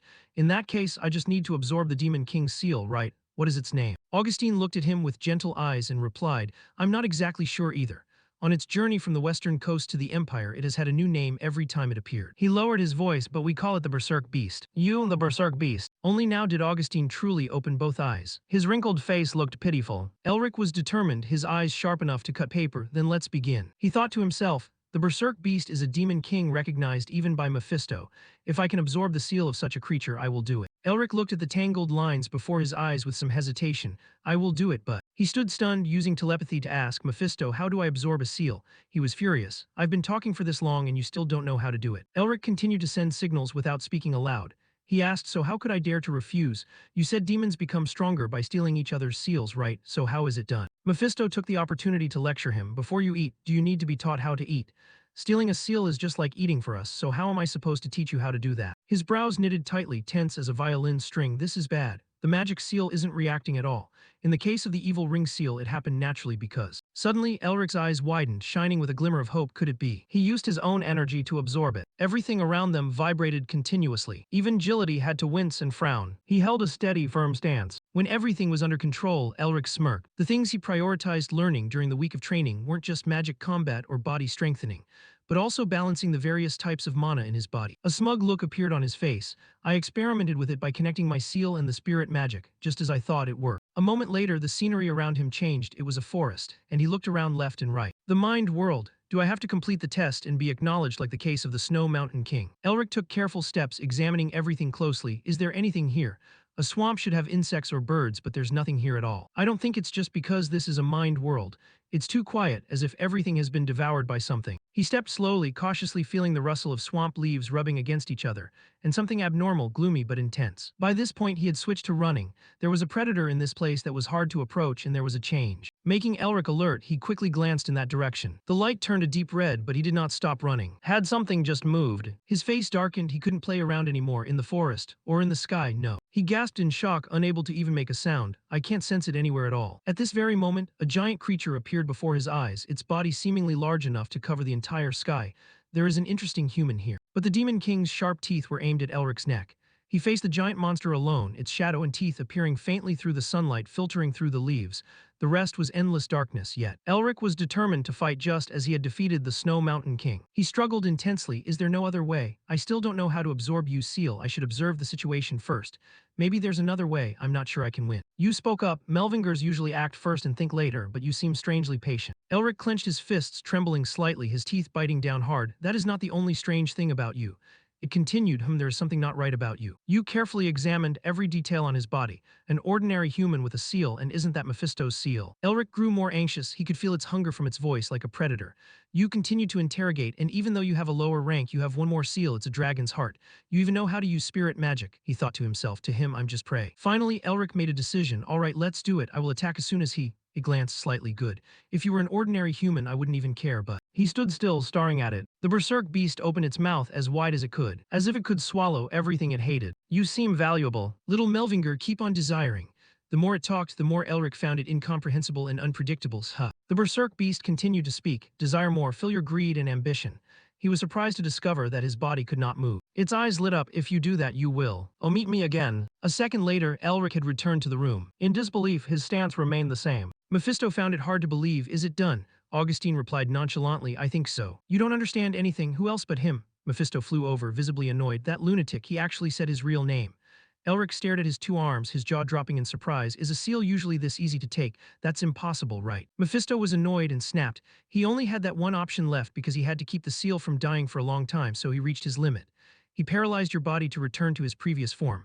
Tusk, he even gave you a much lower grade seal than the original one. He looked at the mark on his arm, saying everything he heard. He said I will meet him again if I keep desiring. Does he mean I should upgrade this seal back to its original form? The two kept going back and forth. You have a new family member, Mephisto. Can you tell me his real name? I won't lower myself to survive. Augustine interrupted this discussion. Yu's real name is the god of evil. The old man stepped closer and said, his rank must have decreased after losing to me, so it might be quite intense. The other two were not very happy. He grumbled, this human is crazy. Who asked him to interfere? He even knows the value of a real name. He must be possessed. Elric paused for a beat, his eyes filled with many questions. I was about to ask Master if Mephisto refused to say it, but why did he suddenly? Augustine laughed heartily at being called evil. He lowered his eyes to see what was about to happen. The old man stood in front of Elric, laughing as he spoke, the seal of cruelty. Then Augustine turned serious and rattled off. Yu's original form is a demon named Hungry Ghost. They are demons at the bottom of the food chain and are always fearful of dying at any moment, but they remain greedy due to their starving nature. The more the old man spoke, the more stunned he became. That's why you can sense danger like a hungry ghost when you have used seal, and can find the strength and weaknesses of the enemy faster to counter them. Augustine's mouth kept widening, tears rolling down, the awakening of the sixth sense through mana circulation, the thing that magic combat always wants to simulate. He felt his heart pounding and all his senses becoming restless. The old man was truly crying, 2 lines of tears streaming down his cheeks. I call it the hungry ghost sense. The Night Chronicles have finally achieved Yu's seal in the hungry ghost sense. Now you just need to upgrade this seal and fight Yu. The importance and usage of this seal were details you couldn't find in any book. He didn't know how hard the ancestors of the Night Chronicles and the Master had worked to obtain this knowledge. Augustine didn't stop crying, nor did he stop speaking.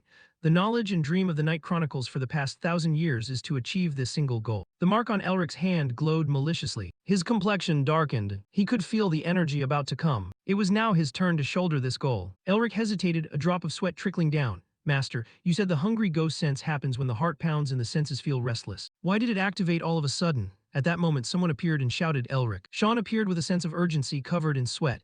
He wondered, Sean, how did you get here? He said hurriedly, that's not important, there's big trouble. Outside, the other two were still in a sad mood, sniffling and comforting each other. Not knowing what he had heard, Elric's face turned deathly pale. What? At that mansion. The servant rushed to announce, Lady Tasha, you must go out to see this. She propped her chin up in boredom. What is it? Is the Duke finished training? The whole person shook when hearing the story, his 5 senses disheveled. Her eyes sparkled and she gave an order. Tell them to stop her first. I will go meet her myself. On Elric and Sean's side, they were racing against time. Elric was extremely hurried. You should have tried to stop Sister Tasha earlier. Sean was reluctant, both annoyed and in a hurry. How do I have the ability to stop that crazy witch? Besides, why are you dumping everything on me when it's your mistake? He frowned, lowering his voice. The situation is terrible. Her aggressiveness has flared up again because of you. Elric prayed while flying. I hope nothing happens. His expression flickered with joy, smiling involuntarily. Sean said that the Duke's older sister Tin Kwang had sacrificed her life for him. In other words, the sister who didn't have a talent for magic like her younger brother was suffering from the congestion disease. After all, it was hard to form a talent from a fallen family. Tasha asked herself, the person the Duke's sister is most afraid of is his own sister.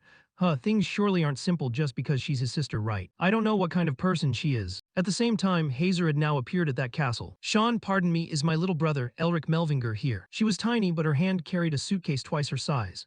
The guard blocked her. The Duke is here, but you cannot enter without an invitation. Hazer slightly bowed her head, looking awkward as she asked, apologies, why? Can you call the third young master Sean? I'm sure he knows I'm here. They were extremely firm, no. Besides, we received a request from the young mistress not to let you in. Sean's sister, why did she? Just then, someone appeared and interrupted the conversation. Nice to meet you. She turned her head to look, slightly furrowing her brow. Tasha had just arrived and introduced herself. I am the daughter of the Nairster house, Tasha Nairster. Hazer bowed low, respectfully greeting her. My name is Hazer Melvinger. I have heard many things about you from Elric and your younger brother. Then a second later, she seemed to turn into a different person, leaning close to Tasha's face with a smile. I heard you are a charming person, as strong as a brilliant flame, but it seems those rumors are quite true about you. Honored to meet you. This surprise caused Tasha to shiver slightly. Thank you. Hazer slightly opened her blue-yellow eyes, which were bewitching, but I beg to ask, why are you blocking me? I can't think of any reason for you to stop me. Tasha felt like she was being choked, calmly replying while not even daring to blink. This is the main residence of the Nairster house, the head of the 6 families managing the magic tower. This isn't a place that just anyone can enter at will, right? She lowered her head again, mournfully. Blonde hair, blue eyes are all characteristics of the Melvinger house, but you might be in disguise. Moreover, if you are truly the sister of the Duke, you still have to follow some procedures. Hazer stopped and asked, then in this case, what do you want me to do to prove it? Tasha knitted her brows tightly, appearing angry. If you are truly the sister of the Duke, it means you are also a member of the THU letter 1EADT Tin family. So I will only believe you if you defeat me in a magic duel. She used her eye power to reveal a circle. Unfortunately, I don't have the ability to use magic. Then, Hazer's whole body darkened, surrounded by energy. Then what about spiritual energy? She said in a challenging tone, you will get hurt. Tasha was not afraid of anyone, I'm curious about that. Flicking her finger slightly, this is simple. Everything around them exploded, glowing so brightly that nothing could be clearly seen. A procedure to verify your identity. Debris flew everywhere. The two guards stood like statues, staring. She smiled thinly. Hazer pulled out her giant hammer. Are you sure you can stand firm against something that big? She asked quietly. Have you ever played tag when you were young? Then Tasha bolted like lightning toward the flying rocks. Excitement was evident on her face. It's been a long time since I last played, but Sean and I played together a lot in our childhood. She raised her hand and recited a spell. Then Tasha directed her hand toward her opponent. I have never lost track of it. How about you? Are you proficient in this game? On the other side, Hazer gripped the hammer handle firmly, determined.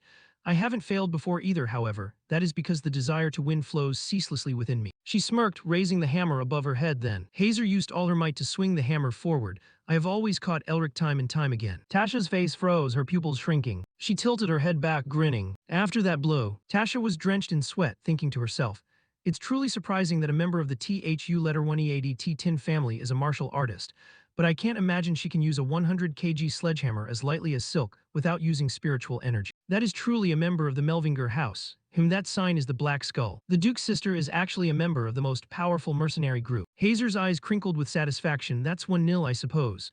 Tasha's eyes sparkled too. I won't be holding back this time. As they pushed back, both of them suddenly stopped in their tracks. She panicked. What's going on? Hazer seemed calmer, only rotating her eyes to look at her, whispering, everything is only going to get better from here. A hand had quickly clamped onto Elric's neck. Right behind it was Sean, sprinting like the wind, unable to stop himself. In his rather undignified position, he still managed a confident smile. You still look as healthy as ever, don't you, sister? Sister? Elric was being held by the neck so hard he was trembling, straining to hold his ground. It looks like you and Sister Tasha are having a great time together. Am I interrupting? Now let's just be calm and let me go. It's going to be a real problem when we get the repair bill. Hazer called out softly to Elric. A loud crack emanated from his neck. Her face darkened and her voice sent shivers down Tasha's spine. Let's have a little chat, shall we? Not long before, when they hadn't yet crossed paths, Tasha sat in her room, frowning, focused intently on what she was reading.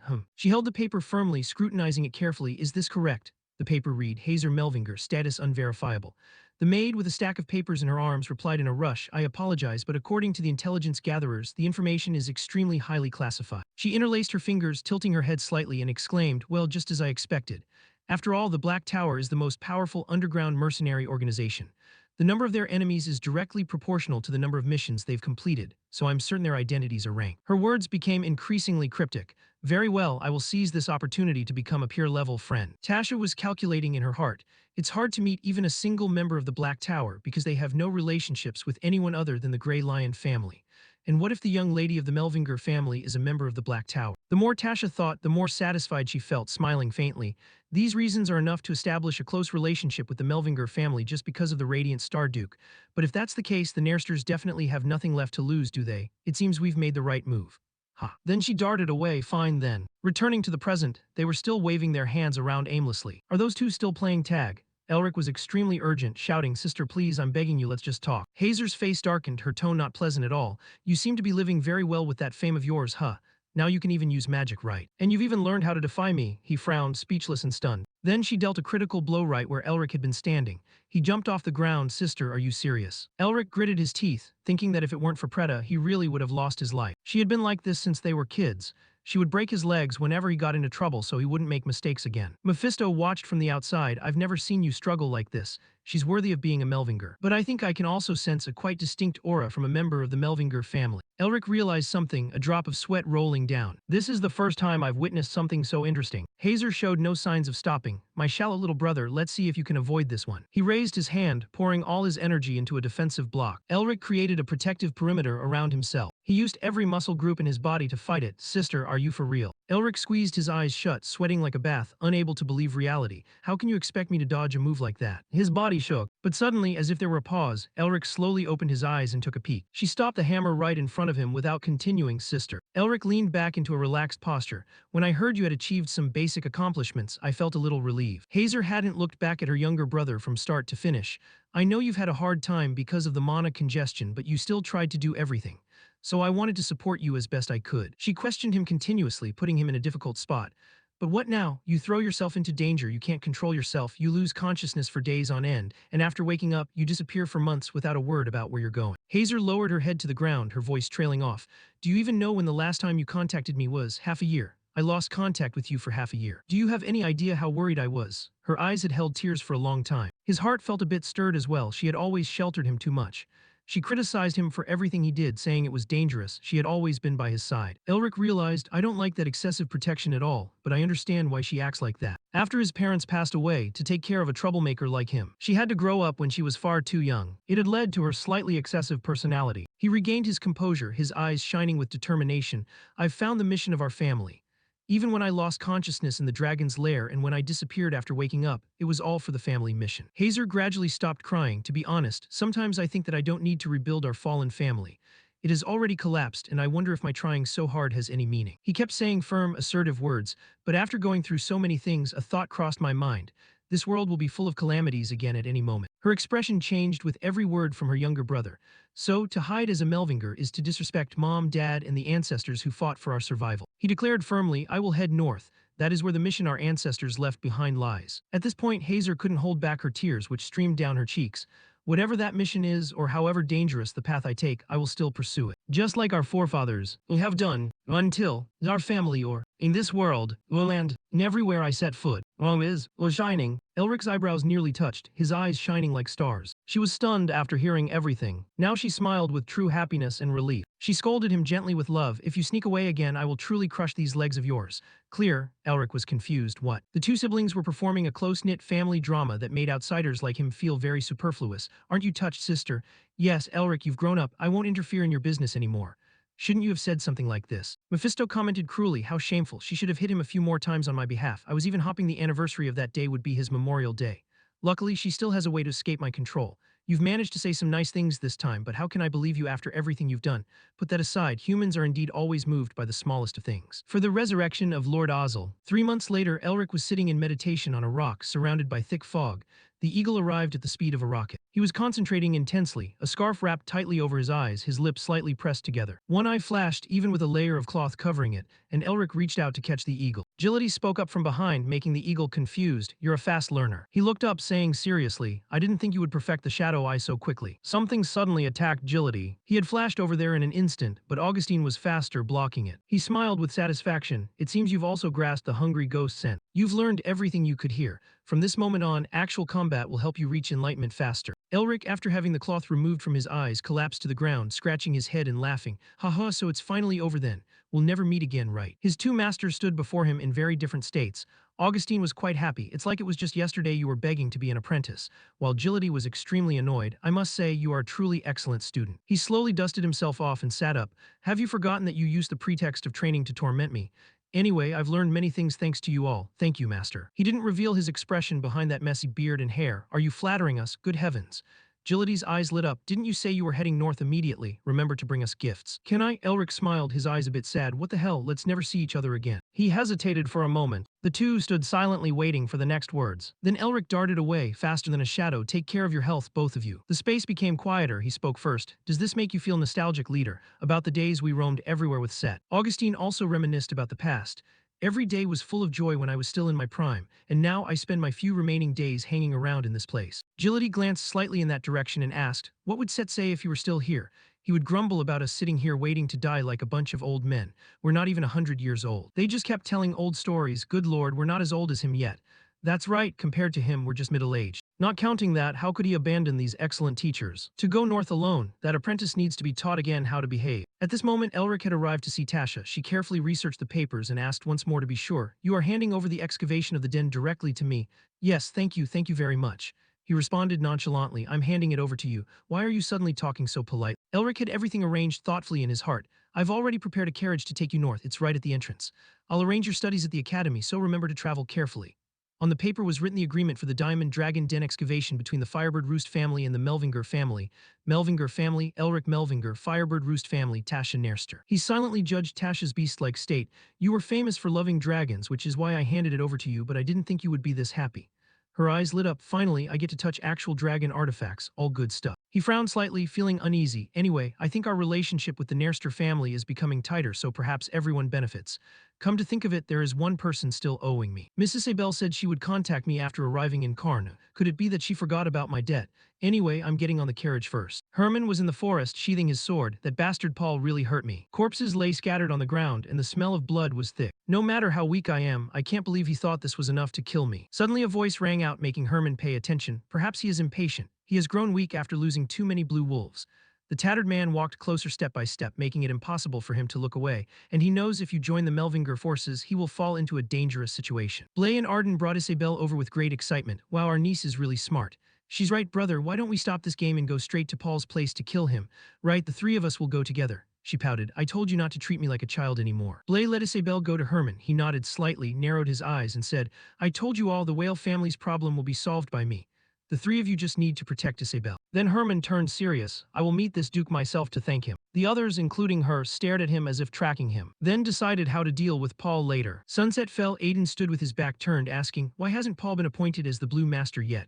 The other replied, there is a small problem. Don't worry, the plan has no obstacles. He said, I thought destroying a Blue Master suffering from mana congestion would be easy, but thinking about the declining Melvinger family potentially getting in the way. The two stood close to each other, acting mysterious. Anyway, it's not the time to deal with the Melvinger family. Hurry and appoint Paul Whale as the Blue Master, captain of the 1st Blue Wolf Squad, Hilton. Once he becomes the Blue Tiger, both his body and his power will be stripped. His eyes changed color, one pupil stained with the color of blood, to contribute even a little bit of effort for Lord Azazel albeit. I told you not to worry. The carriage was fully prepared. A shrill scream came from inside. No way. Elric sat inside, his whole body trembling, clutching his head in helplessness. I had calculated that I would arrive in the north in secret. He buried his face in the ground, complaining endlessly, I am very grateful for such a large carriage, but I don't need a coachman. The person sitting in front introduced himself. My name isn't Coachman, it's Carl. Elric became more depressed the more he spoke. Even Sean, really. Going on a trip with friends once in a while isn't bad. He crossed his arms irritably. I'm only going because father asked, okay. Elric turned back to sighing. Sister, you should have stayed home to rest. Why are you? She just bowed her head and smiled. Why don't you want your sister to come along? He had to say words that were obviously disingenuous. No, I do. I'm so happy I could jump because I get to be with you. Elric still hadn't been able to lift his head to look at life. Too much trouble. Master, you old folks should just sit still in one place. He clicked his tongue. Tisk, you don't allow old people to go out and have fun. Augustine sat with his legs spread, hands resting on his knees like he was meditating. I should teach you how to behave while we're on the way to breathe some northern air. Agility also looked resentful. You hurt our feelings when you abandoned us. Mephisto had arrived at some point, irritable. It looks like it's going to be a noisy trip. I hate being bothered the most. Only he was trembling with restraint, trying to draw a smile that couldn't be more forced. Wow, how fun. Ha ha ha, 7 people is the perfect number for an expedition. Then Elric opened one eye to look. Is this a family trip or what? The room was decorated as spaciously as a castle. They took turns getting to know each other. Come to think of it, I haven't introduced myself. I am Augustine, Elric's master. I am Hazer. Thank you all for taking care of my younger brother. The boy is so weak that he even needs a cute animal like this to help him. You think the Demon King species is cute? Interesting. Can you stop sulking? Elric, do you think I want to go anywhere? Sean propped his chin up, unable to relax his facial muscles. The white tiger stretched lazily and let out a yawn. Agility watched this scene and burst into amused laughter. Master Augustine also stole a glance. In this moment his heart seemed to soften. His eyes sparkled like crystal. Perhaps having a family like this wasn't bad at all. Guy sat silently in the room, pensive, stirring the cup of coffee in his hand. Then he set the coffee cup down on the table. So Guy glanced at the person beside him, coldly asking, have they all left for the north? Corin closed his eyes and answered concisely, yes. He asked curiously, Chief, is there something good? Guy only directed his gaze toward the window, his eyes narrowing slightly. Isn't it very interesting? Look, outside was the scene of the magnificent carriage rolling along. What an absurd combination. Hazer's eyes crinkled with satisfaction, gently reminding, Elric, didn't I tell you to pay attention to etiquette in front of elders? Look at Sean, that's an exemplary man. At that moment he was laughing until tears were streaming down. Elric was extremely annoyed, crossing his arms, exhaling in disdain, exemplary my foot. She burst out laughing. I was just about to teach this rebellious little brother of mine a lesson. Do you mind? Augustine seemed quite pleased with the situation. Not at all, leave it to us.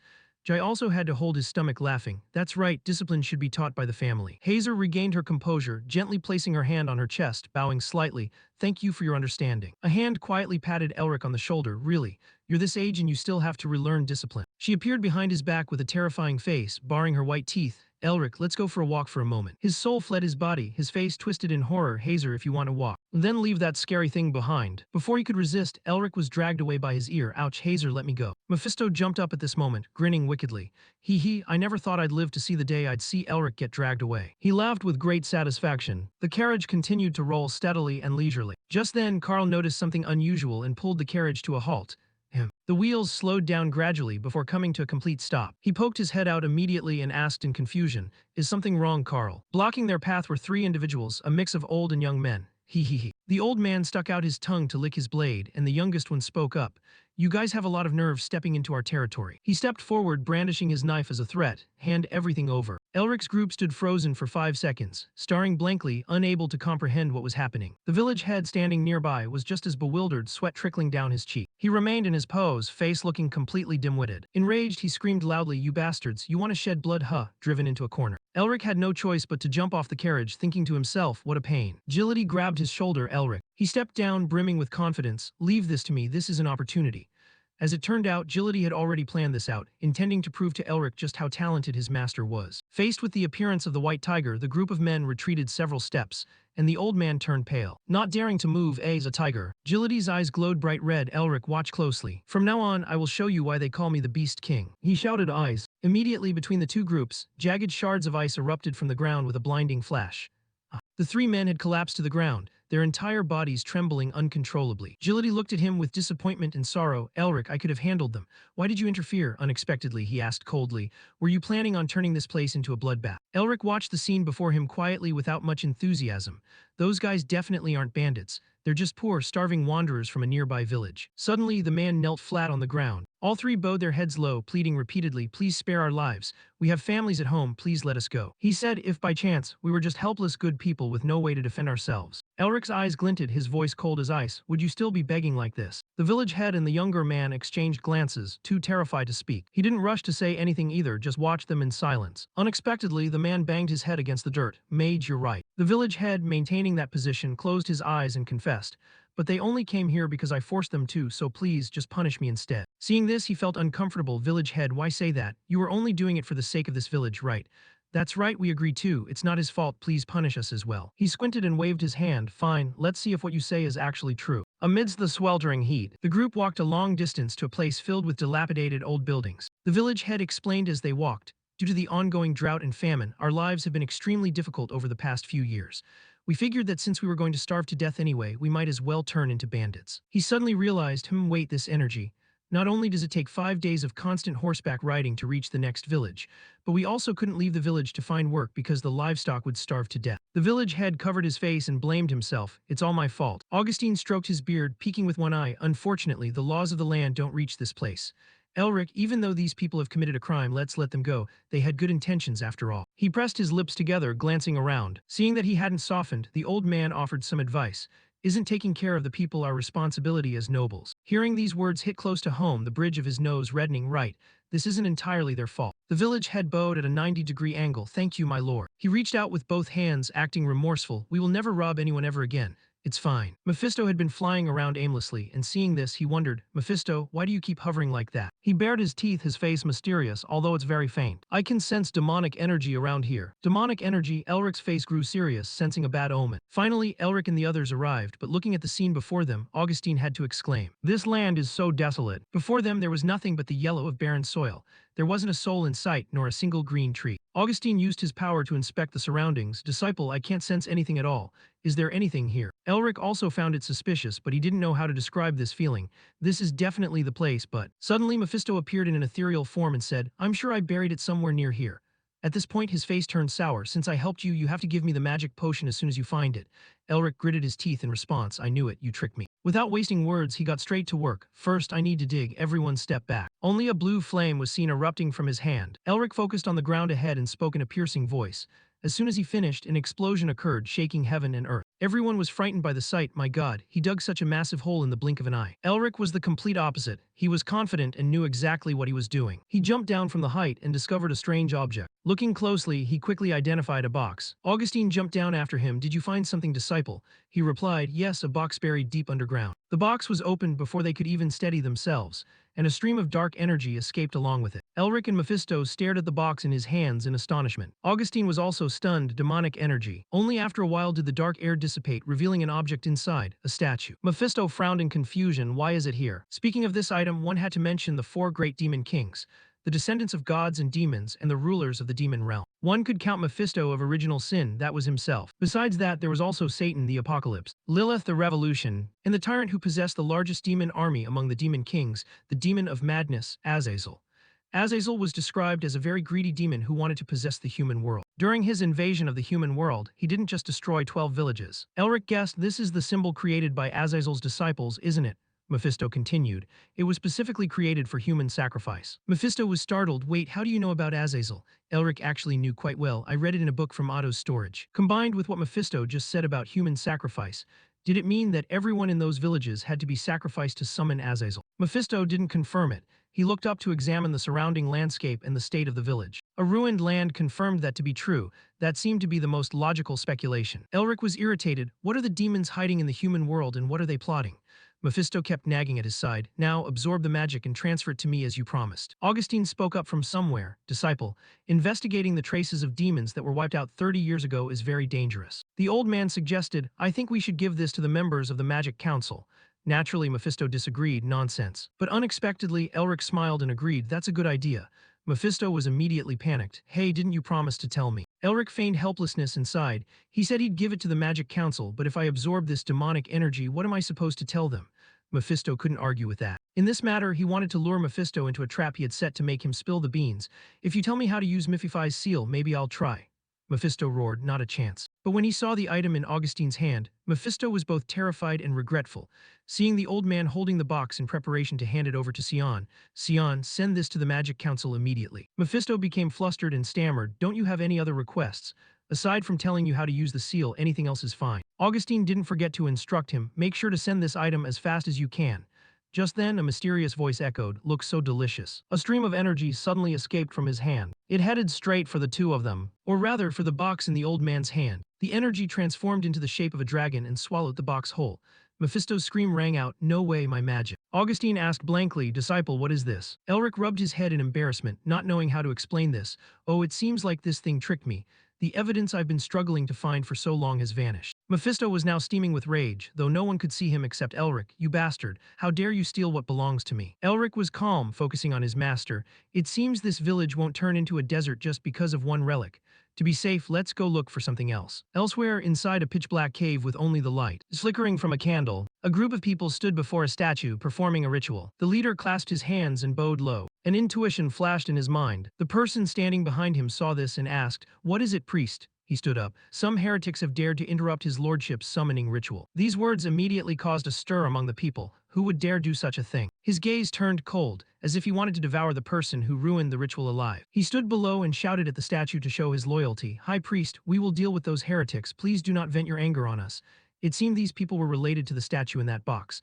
The priest tried his best to scream. We will definitely fulfill your great design on this continent. We will resurrect you. Afterward, he turned to his accomplices. My order, reach Joda before heading north. His expression was ferocious. Meet up and proceed with the summoning ritual. Returning to Elric's side, he and the others stood by the lake as the evening glow gradually faded. Elric said with a thoughtful yet somewhat joyful expression, how come no one noticed what the demons have been up to all this time? The villagers saw that the river had been restored and everyone was visibly happy. Now we can farm.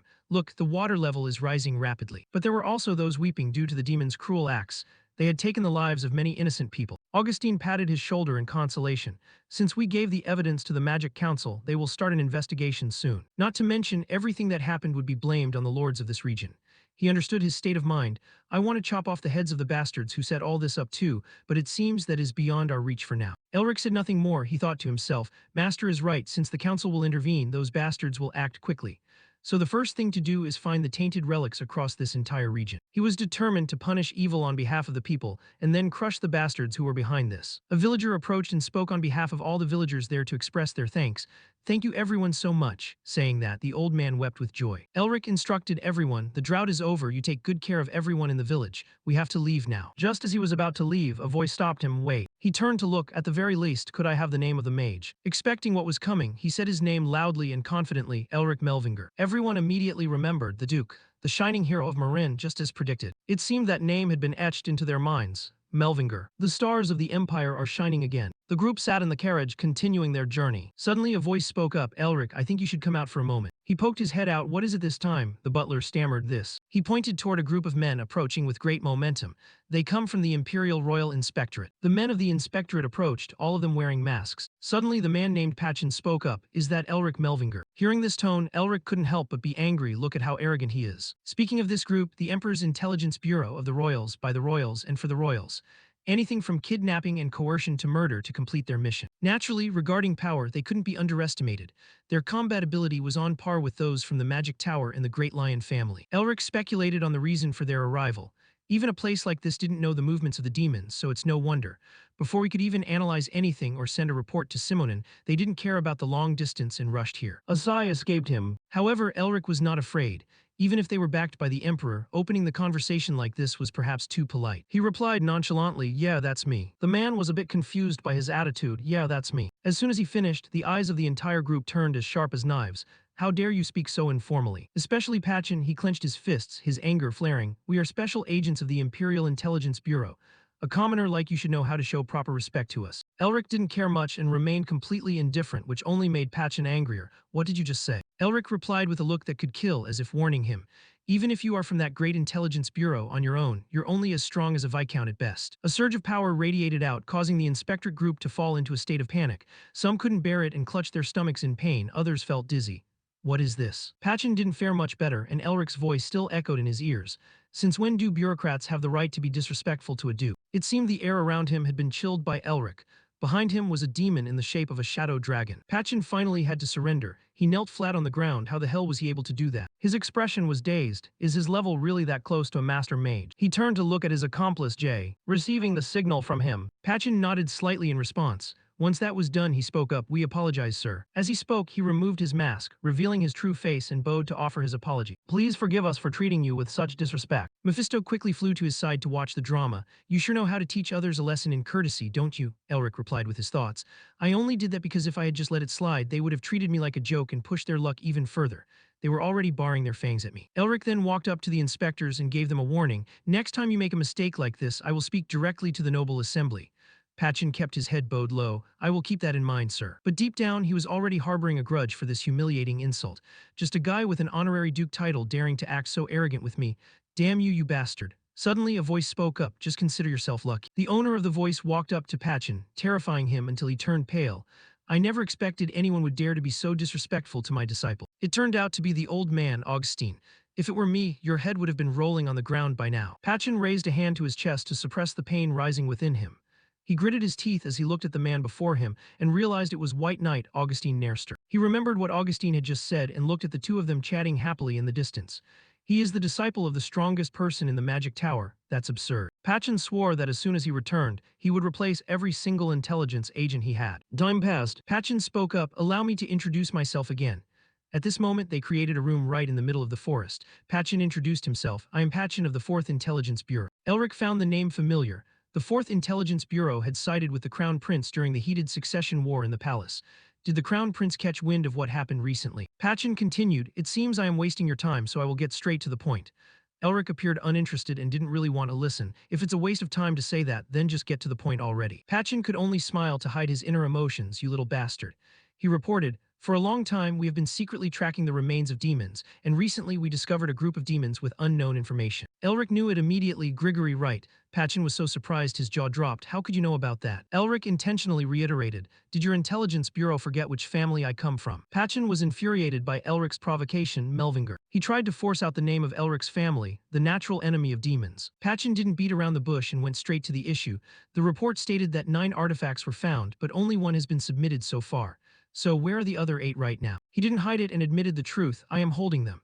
Naturally, the members of the Inspection Council did not agree with this action. What? That's illegal. That's illegal. He recited the law to remind him. According to Article 11, Paragraph 2 of the Imperial Law, the Imperial family holds all items related to the demon clan as evidence. But Elric interrupted him in time. Article 8, Paragraph 1 of the Property Law. If the Administrative Bureau permits, an individual may own items related to the demon clan for research purposes. He didn't want to hand over those items to them. I already have a permit from the Administrative Bureau. Does the Intelligence Bureau not even know that? Patchen asked, then allow me to ask you one final question. Patchen was very curious about how he knew the exact locations of the totems. Elric still clung to the same excuse. Didn't I tell you already? I am a Melvinger, seriously. Patchen knew he was doing it on purpose. An answer as vague as that is just too ambiguous. How could he tell them he had a demon named Mephisto helping him? You want me to reveal my family's secrets to the Intelligence Bureau? Pachin was furious but couldn't do anything about it. This cunning guy really has no respect for hierarchy. He kept using the ancient family's name as an excuse. Elric didn't want to continue. I think I've answered enough. Let's end it here. With no other choice, they couldn't do anything else and had to leave, nursing their hatred. Thank you for your cooperation. Elric watched the group leave one by one. Suddenly, a voice spoke from behind. Sean was impressed by his courage. You've got guts. You even dared to snap back at the all-powerful Intelligence Bureau. Hazer was also very proud of her younger brother. You did well, Elric. If you had just stood there and let them push you around, I would have smashed each one of their heads in myself. Sean clutched his head, lamenting her attitude. Good heavens, you two siblings are exactly the same. But regardless, Gility had to warn him a little. Elric, the Intelligence Bureau is extremely stubborn. Once they bite, they never let go. Is it really okay to leave things like this? Elric understood perfectly well. No, it's not okay. But knowing Elric's personality, he also knew, I'm not the kind of person to let things end so easily. Sean suddenly had a bad feeling. What kind of trouble is he planning to cause now? Elric was indeed the type to hold a grudge, and I'm not the kind of person who will let someone be hostile toward me without a good reason. Master Augustine laughed at his favorite student's temperament. It's true that only you would dare not let those people leave so easily. The moon rose high, replacing the twilight. Deep in the forest, the night had arrived. The sound of a light breeze accompanied the glow of fireflies. In one corner, Pachin was kneeling. I am truly a disgrace. I apologize. The person sitting on the high seat spoke up. Raise your head, Agent Perrin. On his hand was a glowing ring, and as it did, the clothes on his body were changing. The one who should feel ashamed is not you. Soon his true face was revealed. It turned out his real identity was the Crown Prince. He said to Pachin, the one who should feel ashamed is the Crown Prince me. They didn't know that a bat hanging from a tree branch nearby was witnessing everything. And the person controlling the bat was none other than Elric. He smiled. A big fish has appeared. The Crown Prince called out, and Agent Perrin raised his head. He frankly admitted his mistakes. The one who should feel ashamed is not you but me, the reigning Crown Prince. Everything that happened, I was the one who wanted you to meet the Melvinger family. I was also the one blinded by jealousy, underestimating my enemy. I was the one who acted carelessly. Pachin was stunned by these words. My lord. The Crown Prince continued. I have already forced you to suffer the humiliation of your incompetence. Pachin was a bit frightened. My lord, please don't say that. But before he could finish, the Crown Prince raised his hand to signal him to stop. However, everything that has happened so far has been personal matters. At the same time, he reiterated the main mission. Our priority is to eliminate the hidden remnants of the demons. Pachin accepted the order. Yes, my lord. But the Crown Prince still had doubts. You said Viscount Gurat was one of Grigori's henchmen, right? Pachin recounted the entire event. Yes, we confirmed that. They are all demons, and everything related to the artifacts is linked to them. To gain the upper hand in the war for the throne, we must succeed in defeating the demons in this war. Mentioning this, the Crown Prince immediately became cold. There is no room for mistakes here. Pachin didn't dare to repeat his mistakes. Yes, my lord. He looked at the Crown Prince's back. He suddenly thought about what had happened recently. He couldn't forget his former fiancée, Lady Isabel. He had no choice but to choose politics over his love for her to secure the throne. He also understood why he had hidden his identity and decided to reveal it now. Perhaps it was because he wanted to see for himself what kind of person Elric Melvinger, who had saved Lady Isabel, was. Pachin completely understood the Crown Prince's actions. Perhaps it was to give him some peace of mind. But now it had given him a reason to do what he had always wanted, to completely eradicate the demon. He admired him greatly and was loyal to the Crown Prince. He is the son that will lead the Empire to great things. And of course, to do that, we must avoid getting involved with Elric Melvinger. Furthermore, this trouble must not continue. In other words, we need to eliminate Elric Melvinger completely. The bat Elric was controlling had been witnessing it from start to finish. The next day, Pachin summoned his entire squad of inspectors and ordered, Imperial Intelligence Bureau, listen up. This is the territory of demons, where they swarm across the forest floor. He shouted the slogan, search every corner of this place, leave nothing behind, destroy them all. In the Gurat territory, a shocking explosion had just occurred. Elric and the others were standing on high ground, dressed exactly like the inspector squad, looking down. It seems they've already started. Now we should move too. Elric went first, jumping lightly. Sean and Hazer followed right behind. Elric recalled everything he had seen through the bat. Sending people to spy on the Intelligence Bureau was truly the right choice. Thanks to that, he had been able to get more information than he expected. Above all, he had learned another piece of information. The Crown Prince was also hiding within the Intelligence Bureau, which was quite interesting information. But knowing the demon's base was the most valuable information. An endless war, fighting until the earth was stained with blood, the Intelligence Bureau and the Viscount's family. Two opposing forces. He wanted to take advantage of this opportunity too. The specific plan was, while the remnants of the demons and the Intelligence Bureau were closing in on each other, he would seize the artifacts and run. And on the outside, his teachers would open a path for their escape. Elric and the other two entered wearing masks. Mephisto, let's go find something to eat. Inside, the battle was still raging, full of smoke, fire, dirt, and stone. The three tried to enter at maximum speed. It's only a matter of time before the Intelligence Bureau attacks this far.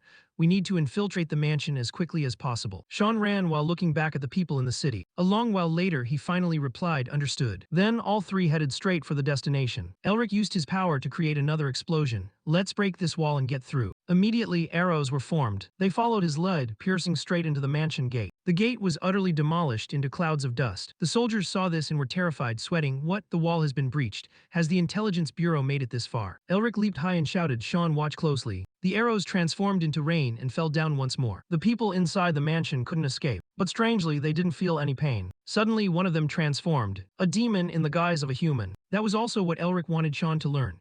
Don't be deceived by their outer appearance, because of what's inside, this is the truth. He also reminded Sean that his teachers would protect the kind-hearted people here. The demon saw its prey and rushed forward, die human. Elric stood on the side, trying to encourage him, Sean. Don't hesitate, unleash all your power. Sean reached out his hand to form wind blades. A gust of wind blew past, slicing the demon in two. The others also quickly vanished under Sean's wind blades. More demons from inside the mansion kept coming in growing numbers. Over there, stop those humans. Next was Hazer. She rushed in, carrying her giant hammer. Anyway, just smash the head of anyone who appears in sight right. She moved lightly, sending three of them flying away. Elric was used to it. He looked back and saw Sean, whose eyes were wide with shock at her strength. After finishing off the demons, Hazer slung the hammer over her shoulder effortlessly. Elric, leave this place to me and the others. She transformed into a real demon and whispered, go now. Elric didn't dare to delay. He flew straight inside, ignoring the demons' voices ringing in his ears, stop him. Deep inside the building, the demons seemed to be transporting a statue of some sort. The leader ordered his underlings, be careful with that thing. He kept an eye on the statue while looking back. Even the Intelligence Bureau will have to struggle to find this place. He still remained very calm. While they are busy searching for this place, we will take the artifacts out through a secret chamber. But that calmness ended due to the cracking sound of debris from above. The leader heard the noise and looked up, and the result was joining the other demons in the afterlife. A red glow covered everything. Elric appeared from behind the cloud of dust. See that, Mephisto? I'm not that bad, am I? The demons were terrified. How did he find this place? Elric, on the contrary, stepped forward full of energy. We have luckily stumbled into a sumptuous feast. The fire very quickly consumed the entire mansion. A loud crash echoed, what did you just say? Gurrat, after hearing the report, couldn't believe his ears. The inspection team found the underground vault.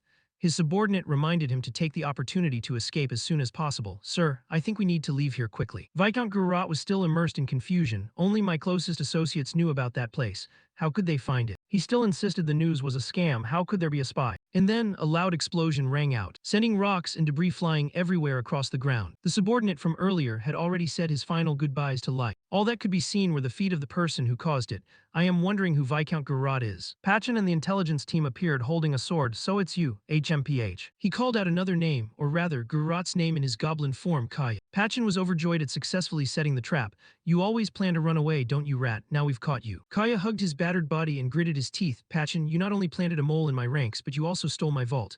Who's the rat now, huh? Patchen didn't understand what he was talking about. He pointed his sword straight at him, asking, Vault, what are you babbling about? Kaya screamed in anger, don't play dumb. No sooner had he finished speaking than he raised the claws he had just made. His whole body also looked as if he had just recharged his VIP status. He looked arrogant.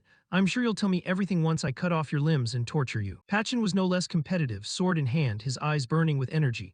From now on, in the name of the Imperial family, I execute the traitor Kaya. Having said that, the two sides rushed into battle. The atmosphere between the two sides was incredibly tense. At the moment they were about to clash, an explosion occurred. The tremor from the explosion also reached Elric and the other two. Sean mistakenly thought it was Elric causing trouble again. Is Elric causing trouble again? Hazer didn't answer, she just fell into a brief moment of deep thought. Suddenly someone called out to her, Hazer. Elric dashed out from inside the mansion, signaling to her. It's time, Sean said, looking at the expression on his face before teasing him. How can you be smiling at a time like this? Hazer was seen spinning her hammer in the air, accompanied by a wild, savage laugh. The sound of the walls crumbling echoed around them. The demons inside also realized something was wrong. They hurried to get out, shouting, the mansion is collapsing, we need to get out of here fast. Taking advantage of the chaos, the three of them quickly escaped to find their master. Everyone pushed forward with all their might toward the gate they could already see in the distance. They reached old Augustine and Gility, their masters. Augustine suddenly smiled teasingly. It's not every day you see a student bold enough to boss their master around.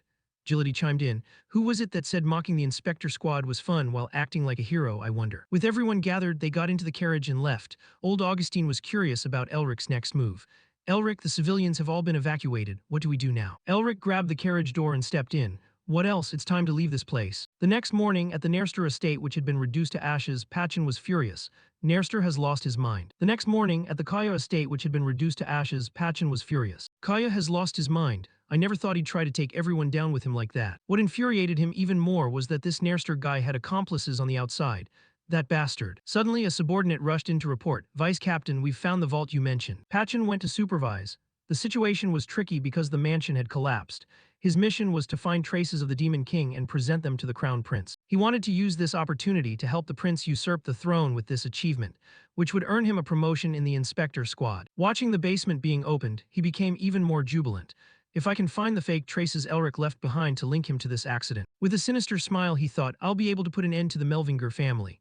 Suddenly, a call interrupted him. Vice Captain, look over here, please. Patchen hurried over, panicked. What is it? The subordinate just stuttered, pointing inside the vault. It's empty. Patchen growled, damn it, don't tell me the demon clan looted this place already. The subordinate didn't know how to explain, saying, I'm not sure. Recalling Kaya's expression, Patchen was certain that he hadn't known about their ambush. He truly suspected they had a mole. A thought suddenly crossed his mind. Wait a second. He finally understood. That's right. That's it. There's a demon clan mole in the inspector squad. While some were mourning their failed plan, Elric was laughing heartily, leaving even old Augustine confused. What's so funny? Elric replied. I just find it hilarious to imagine the look on the inspectors' faces when they see that empty vault. Augustine laughed helplessly. Those damn inspectors messed with the wrong person, truly my student. Mephisto was still angry about being played by him. Elric checked on him. Are you still mad, old man? He shook his head. I let you absorb the demonic energy as promised, didn't I? Why is such a great demon king so petty? As he spoke, he intentionally set a trap for Mephisto. If you had told me about your seal, I would have gone easier on you. Looking back at the moment in the mansion, Elric hugged the pile of treasures, his eyes dazzled. Wow, how many are there, for heaven's sake? He sang a song of joy. Mephisto gave him a reminder. If you don't keep your word this time, there won't be any more deals between us from now on. Elric didn't want to provoke him further. I know. He used his power to levitate the treasures. He just flicked his hand. Then he said, absorb. Mephisto was so overjoyed to receive such a treat that tears rolled down his cheeks. Finally, I got some demonic energy. I don't know if it's because it belonged to Azel, but it tastes so good. But before he could eat much, Elric stopped. What is this? Why did you pull it back? Elric flicked his wrist slightly. Come on, this isn't our first deal. You have to give to get. He smiled cunningly. Hand over the method to activate the original Sin seal, and in return, I'll give you this much energy. Mephisto was about to explode. You. Looking back, Mephisto was still furious. You are truly a lowlife. Elric ignored him. This was a profitable, exploitative deal. He thought to himself that to use the seal, the person had to be qualified, and to be qualified, they had to understand the seal. Remembering the mark on his hand, if I want to understand the original sin, first I need to receive its seal. The problem is Mephisto doesn't know who is under his command because he only cares about himself. Since the image carved on the crest is a wolf, I'll try to find clues from there. Suddenly, he realized something was a bit off. He looked out the door where a black aura was approaching. The source was an uninvited guest. He took a step toward Elric's carriage. It was Kaya. It turned out he hadn't been logged out yet. Kaya's eyes glowed a fiery red. He raised his voice, found you. You thieves. Kaya dashed through the night, his voice growling with malice. Patchen's intelligence bureau. Kaya thought as he ran, I will never give up that easily. He suddenly vaulted into the air. His entire body radiated killing intent. Kaya asserted that the totem they stole had a scent that only he could smell. He pulled back his shoulder armor, revealing his bicep branded with a strange demon pattern. Kaya threatened angrily, once I absorb the totem and enhance my seal, I will tear you to pieces. In another turn of events, Augustine crossed his arms and said, a demon that can walk under sunlight. It seems he's angry at someone. Hazer stood up. I'll go check, sir. The old man ordered her to sit down. Sit down, child. There's nothing for you to get involved in. Hazer was surprised. I'm sorry, do you mean it's best if the person who didn't send the invitation to him goes instead? On the sofa opposite, Elric held the totem in his hand and sneered. That's right, Hazer, I'm the one who called him here. I think there's still a lot to exploit from him. She was startled. Don't tell me you're aiming for the seal. Elric was smug. If the cat is presented with fish and refuses, it would be very rude, wouldn't it? A few hours later, Kaya discovered a carriage parked at the edge of the forest. He was contemptuous. A royal carriage without any guards. Unbelievable, they think they can trick me with this, idiots. Kaya resolved, I will take back the totem. Just then, a voice came from a distance, cutting through his thoughts. I was worried you wouldn't come, but you actually showed up. Elric stepped forward, his face covered by a mask. He held up the totem, provoking Kaya. You're here for this, right? He was wary. Elric, who are you? He touched his mask. Me. Elric removed his disguise. He wore a faint smile, as if it were all a joke. Kaya stared in shock at the mask in his hand. That cheap mask. He was startled. No way. Kaya gritted his teeth. You. He lost control, going insane. How dare you deceive us? Kaya lunged at Elric. I will tear you to shreds. Mephisto reminded him. Are you sure you'll be okay provoking him like that? Even if he lost an arm, he's still a demon possessing a fairly powerful seal. Kaya channeled all his power into his fist. Die. The blow landed like a thunderbolt. Elric tilted his body to dodge, exclaiming, excellent. I've always wanted to know how much stronger I've become since I left. Kaya immediately changed his tactic, his sharp claws swiping at Elric's heel, but he jumped up just in time, leaving him to claw at thin air. Elric muttered, and I've decided on a few things I need to do. He landed calmly. Then he activated the seal, declaring, "I will exterminate the demons." Brilliant rays of light surrounded Elric's wrist. He shouted, "Pierce!" Elric summoned a series of light stones from the void to attack Kaya. His pupils glowed a fiery red. Kaya gathered power in his palm. With a single powerful swipe, he shattered all the crystals rushing toward him. He was smug. "You think magic like that can stop me?" Kaya rushed straight at Elric. "A mage like you dares to let me get this close." He growled while launching an attack at him. "You're done for, you bastard." Elric didn't hesitate to counterattack. Two fists carrying two terrifying currents of power collided, causing the entire space to explode violently. Kaya stumbled back, reeling. How can a mage be this strong? The smoke and dust gradually faded, and his silhouette appeared in the clearing. Elric looked down, bewildered, at his hand covered in a viscous, slimy liquid. His pale skin began to turn purple. The toxin from below was seeping deep into his blood vessels and meridians. He thought to himself, when fighting him, this could be very dangerous. The poison in his demonic energy will burrow into every tiny pore on my body. Elric hurriedly froze his poisoned arm. Is this his seal's power? I'll freeze it so the poison won't spread further. But this is only a temporary measure. I must be careful not to be exposed to any more poison. Kaya witnessed this and mocked. He's stopping the poison from spreading by freezing his hand. What a cheap trick. The strange pattern on his biceps suddenly flared. If that's the case, Kaya roared, let's see you handle this. He spread his wings, creating a storm that blew toward Elric. Let's see you freeze a wind of poison. As soon as he finished, the poison aura on Kaya's body erupted. It surged and spread in all directions. Elric struggled immensely to defend himself and couldn't even get close to the enemy. He cursed, "Damn it, his poison is seeping into my body. This isn't something I can just freeze to contain the miasma." Elric suddenly had an idea. I can still do something to break his attack. He used his skills one after another, freezing, reversal, and finally total eradication. Elric's gaze became determined. "I will blow this poison wind back at you." All his power gathered, forming a giant stream of light that engulfed Kaya. He skillfully dispelled his magic while coldly huffing, "How foolish. You think the magic I use can affect me." However, when Kaya glanced at the spot where Elric was standing, he instinctively startled. What? He didn't know when he had disappeared. He was frustrated. Where did he go? Elric suddenly appeared behind Kaya. He cast a binding spell. He successfully restrained him with chains and a heartbeat. Kaya was shocked. "Wait." Elric mocked, "Come on, if I end you here, it wouldn't be very interesting." Taking advantage of his opponent being unable to move, he struck him directly in the chest. "It's been a while since I used this move." The next second, thanks to the Snow Mountain King's secret technique, Elric pierced through Kaya's body, leaving a fatal wound. He knelt to the ground. Kaya clutched his chest, gasping, and questioned, "How can a human use the power of the Snow Mountain King?" He silently gripped the top of his head. Elric refused to reveal. "You don't need to know anything." A sound of absorption echoed. Kaya screamed in agony as his entire body slowly shattered. He staggered and collapsed, showing no signs of life. After it was over, he just frowned, looking indifferently at the corpse under his feet without a trace of emotion. Mephisto, standing behind him with his arms crossed, calculated. "Exterminate the demons." He dared to say that in front of me. He suddenly broke into a twisted smile. "That means even though we don't have a choice but to work together now, we will inevitably become enemies we have to fight in the future." A wave of exhilaration surged within Mephisto. "That's wonderful. That's exactly what I was thinking." Elric gazed listlessly at Kaya's cold corpse lying on the ground. Suddenly, a salty, metallic taste rose in his throat. Elric knelt down and coughed up blood. Hazer and Augustine rushed over in a panic. Elric went pale, gritting his teeth. "The poison is accumulating in my body." Witnessing Elric's whole body trembling, the old man used magic to force the poison out of him. Hazer gently supported Elric's arm. He staggered to his feet. Augustine asked with concern, "Elric, are you all right?" Elric replied, dizzy.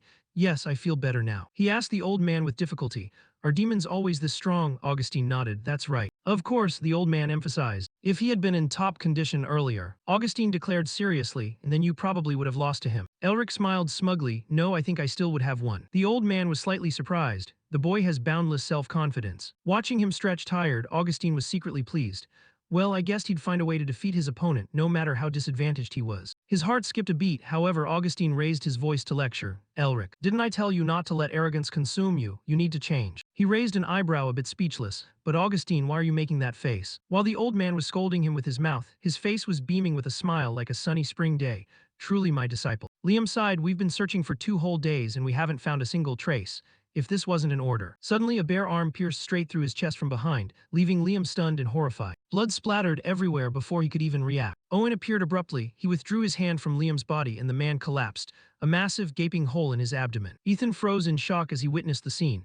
Owen spoke up. "That guy, what happened here?" He stammered, backing away. "Who are you? Show yourself." Before he could finish his sentence, a hand gripped Ethan's head tightly. He lifted him off the ground and Ethan struggled violently. Owen looked disgusted. That voice is so annoying." A strange black crossmark appeared on the back of his hand. Owen muttered to himself, I'll find out myself then. He didn't give Ethan a chance to fight back, using assimilation to turn him into dust. Ethan's arm fell limp in his final moments. At the same time, the mark on his hand began to burn with a strange purple light. He returned to his human form, looked up at the sky and sighed, Kaya has failed. Owen continued, a third party that isn't the Intelligence Bureau or my own kind is also getting involved in this. He inadvertently cracked an evil smile. What an unexpected harvest. His pupils turned bright red, thinking about the fact that the Crown Prince had gotten involved personally. In another turn of events, in the courtyard of the ruined estate, dozens of subordinates in black were gathered, kneeling before the Crown Prince. He cut them off. Enough. The tension in the air was so thick that everyone trembled with fear as the Crown Prince sternly reprimanded Pachin. Remember the wounds you've suffered today for the rest of your life, and reflect on yourself. He slammed his head hard against the hard ground. I will keep that in mind, my lord. He questioned Pachin. The conquest plan that was years in the making has now completely fallen apart. What do you intend to do now? Blood from his forehead stained the dirt below. Pachin obediently replied, according to my reports, Viscount Gurat wasn't the only follower of Grigori. Fortunately, the agents we sent to other branches were able to gather information about their main camp. The Crown Prince coldly confirmed, that means the plan for this place hasn't completely failed yet. He answered, yes, Viscount Gurat's plan was simply a mistake by us in the 4th Bureau. He turned away nonchalantly, fine, Pachin, clean up this mess and head to the rendezvous point. A flash of light suddenly erupted and the Crown Prince froze, eyes wide. Screams of ambush echoed all around. Demons, Pachin hurriedly grabbed his sword. Standing up straight, he ordered everyone get into formation. The demons swooped down and the subordinates quickly fought back against them. Pachin, while focused on shielding the Crown Prince, cursed angrily, you idiots, protect the Crown Prince first. Amidst the chaotic battlefield, a flow of darkness suddenly streaked across the sky, seemingly targeting the Crown Prince. Everyone frantically abandoned their fights and rushed toward him. Protect the Crown Prince. Run to the Crown Prince. Pachin was bewildered too fast. Just as the dark energy was about to attack behind the Crown Prince, he risked his life to intercept it. Owen revealed himself, admiring the feat. Not bad, human. Pachin swung his sword and flew back. You trash, how dare you? He casually pointed at him. It's you. Owen affirmed, you are the Crown Prince. That statement agitated the nearby demons. They swarmed and surrounded the two of them. The Crown Prince, it's the Crown Prince. Pachin, covered in wounds, ordered the others, I will hold him off. Protect the Crown Prince. The subordinates immediately escorted the Crown Prince. Please follow us, when only he remained. He revealed his power in anger. Aetho Pachin will begin executing the enemies who dare to harm the Crown Prince. Owen excitedly manifested 6 hungry mouths and mocked him. That guy tastes pretty good. Shall we start too? The very next second, both sides lunged forward powerfully. A earth-shattering explosion occurred. On the other side, the demons and the loyal subordinates protecting the Crown Prince were attacking each other. They hissed, we will get the seal if we bring the Crown Prince's head to the envoy, right? I wonder if we'll get a few more seals if we bring the envoy a few more body parts of the Crown Prince. A hot-headed subordinate lunged with his sword, determined to finish off the monsters. How dare you low-level demons insult the man who will become our empire's ruler? He shouted, my lord, I will open a path for you. However, before he could finish, the demons struck him with 2 bloody slashes and the subordinate died on the spot. The demons laughed gleefully, ha ha, you'd better hand over the Crown Prince to me. They rushed forward aggressively, the seal is mine. The Crown Prince's face changed. In that dire moment, a voice rang out, who dares to block the envoy's path? Thousands of cold, sharp rays of light descended from the sky upon the demon. In just an instant, they were all obliterated. A flag bearing the lion head emblem fluttered in the wind. Holding Pachin's severed arm, he licked his lips. You guys are lucky, someone stuttered. The Blue Master, it's the Blue Master. It turned out Herman had arrived with reinforcements to save them. They cheered joyfully, the Blue Master is here. He shouted heroically, my soldiers, destroy the enemy. The soldiers charged forward, swinging their swords to strike down the demons. The Crown Prince's subordinates rejoiced, we're saved. The Crown Prince was stunned. In that moment, he accidentally caught a glimpse of Isabel walking by. Isabel. After everything ended, the Blue Master's Legion and the Crown Prince's faction stood facing each other. Pachin said, even though we managed to destroy most of the demons with the Blue Master's help, he proactively bowed to confess his failure. We were unable to destroy the demon leader. The Crown Prince turned toward Herman, thank you. He nodded slightly in return, I'm glad you are safe, my lord. I will escort you back to the palace, but since you have the Intelligence Bureau by your side, I will take my leave here. He told Herman, you must be very busy, so feel free to go. He replied, thank you for your understanding. The Crown Prince wondered, but may I ask where you are going? Herman glanced at Isabel, who was standing beside him blushing, and happily announced, I am looking for Elric Melvinger. He watched them and observed her, I see. Isabel blushed and said nothing. The Crown Prince turned and walked away, very well, farewell. His face suddenly darkened, Elric Melvinger, it's that guy again. In another development, the carriage plowed through the thick screen of snow. Elric tried to stick his head out of the window to watch the white snowflakes falling scattered all around. Soon they reached their destination, the Great Wall. He exclaimed, this is even bigger than what I heard. Elric thought to himself, the flower temple must be somewhere behind this wall. In front of the Great Wall gate, soldiers suddenly appeared to block the carriage. Please stop. Carl explained, you must be the border guards, we would like to cross the border. One man raised his hand to interrupt him, saying, "Apologies, but you cannot pass." Logan raised his hand to block them. "Very sorry, but you cannot step foot past this point." Elric climbed down from the carriage and wondered, did something happen on the other side of the wall? He explained, "The monsters outside the wall have been causing chaos lately. Unexplained phenomena have also started appearing, so the guards are in a state of emergency." Elric looked up at the vague traces floating in the sky. "I knew it. The energy I felt on the other side of the wall was extremely suspicious." He smiled excitedly. "Even so, I still don't intend to give up yet." Elric told Carl, "Give them the travel permit." He replied clearly, "Understood." Carl rummaged through his coat pocket. He pulled out a scroll and walked toward Logan. Carl handed the tightly bound scroll to him. "Here." Logan nervously unrolled the travel permit. "What is this?" After reading it, his expression began to tremble in panic. "The Nerster family and the Melvinger family." Logan fumbled to return the scroll. "I apologize. I didn't know you were from such significant families. Usually people are not allowed to pass, even with a permit, but I will make an exception for you since you are from the Nerster and Melvinger families." He advised Elric, "Please run to the highest shelter possible if you encounter any unexpected trouble." He asked curiously, "If I hide there, will someone come to save me?" Logan replied bluntly, "No." He even threatened him aggressively. "If that's the case, it will be easier for us to find your corpse." The screen shifted. A sandworm opened its mouth, which was shaped like a flower full of sharp fangs, and roared at Elric. The sandworm suddenly retracted its jaw, closing its mouth into a sharp point like a flower stamen. It shot toward Elric like an arrow. The very second it was about to eat him, Elric activated. He summoned a block of ice and pierced it straight into the monster's fatal spot. Elric gritted his teeth in frustration. "These sandworms keep lunging here like lightning." A second sandworm suddenly appeared behind his back. Elric immediately shifted his gaze, alert. He arched his back and leaped high. During that time, his brain started racing. "After the battle with the demon last time, I feel like I can't really use what I achieved skillfully." Elric thought, "If I obtain more seals in the future, my mana capacity will be a hindrance, and I won't be able to use them to their full potential." A shout rang out, and the sandworm was pinned straight through by a myriad of ice shards. It fell down and died on the spot. He landed lightly right next to the monster's carcass. "Magic just for myself. I need to create an entirely new kind of magic." Elric became determined. "Only then will I be strong enough that no one can look down on me ever again." From behind came footsteps accompanied by a complaining voice. "Are you done yet?" He turned his head and saw Sean and the others approaching. He was shivering and pulling his cloak tighter around himself. "Even though I've wrapped my body in mana, it's still extremely cold. I'm almost out of mana too." Elric doubted. This place should have been as hot as a desert. "I didn't expect it to be this freezing with such strong winds. I wonder if this is one of the strange phenomena they mentioned. This place is called the Black Snowfield." The name Black Snowfield is just an association because the land here has been poisoned and turned black. It looks like a black snowfield, which is the meaning behind the name. This place is also completely teeming with monsters, and even the Empire has had to abandon taking it. He estimated this to be a restricted area where even 8th Circle archmages might not be safe. A hand suddenly rested on Elric's shoulder. Sean draped his arm around his neck and sighed. "Hey Elric, is the Flower Temple really a place forsaken by the gods?" He was completely confused. In fairy tales, the Flower Temple is a peaceful garden where the god of flowers lives happily with humans. Does this place look like a flower garden to you? Elric brushed Sean's hand off nonchalantly. "The Flower Temple exists. I can confirm its existence based on my ancestors' records in the Imperial family." Augustine was shocked. "Then you know its exact location. I don't believe you could find that just with information in those records." He expressed his opinion. "I'm thinking of finding the demi-humans guarding the Flower Temple." The old man was skeptical. "Demi-humans have a deep hatred for humanity. Are you sure it will be okay?" Elric answered confidently. "We will be fine. I have a way." Augustine stroked his beard thoughtfully. "I don't know what you're intending, but I'm really looking forward to it. It would be even more fun if I knew what your plans were." The old man asked, "But how do you intend to find demi-humans in such a vast place?" He replied, "That is what I am still thinking about." Mephisto crossed his arms and asked Elric, "Do you have a map or any road signs? We can't turn this whole snowfield upside down." He hesitated. "No, we don't have anything. If only we still had a compass." Mephisto suddenly reminded Elric, "Hey, the ice crystal is glowing." He heard that and hurriedly put his hand into his cloak. Then he pulled out the sparkling ice crystal. Elric was bewildered. "Why is it suddenly glowing?" The ice crystal suddenly flew out of his hand. Sean witnessed this and was startled. "What?" The ice crystal hovered in midair. Then it suddenly shone a shimmering ray of light down onto the ground.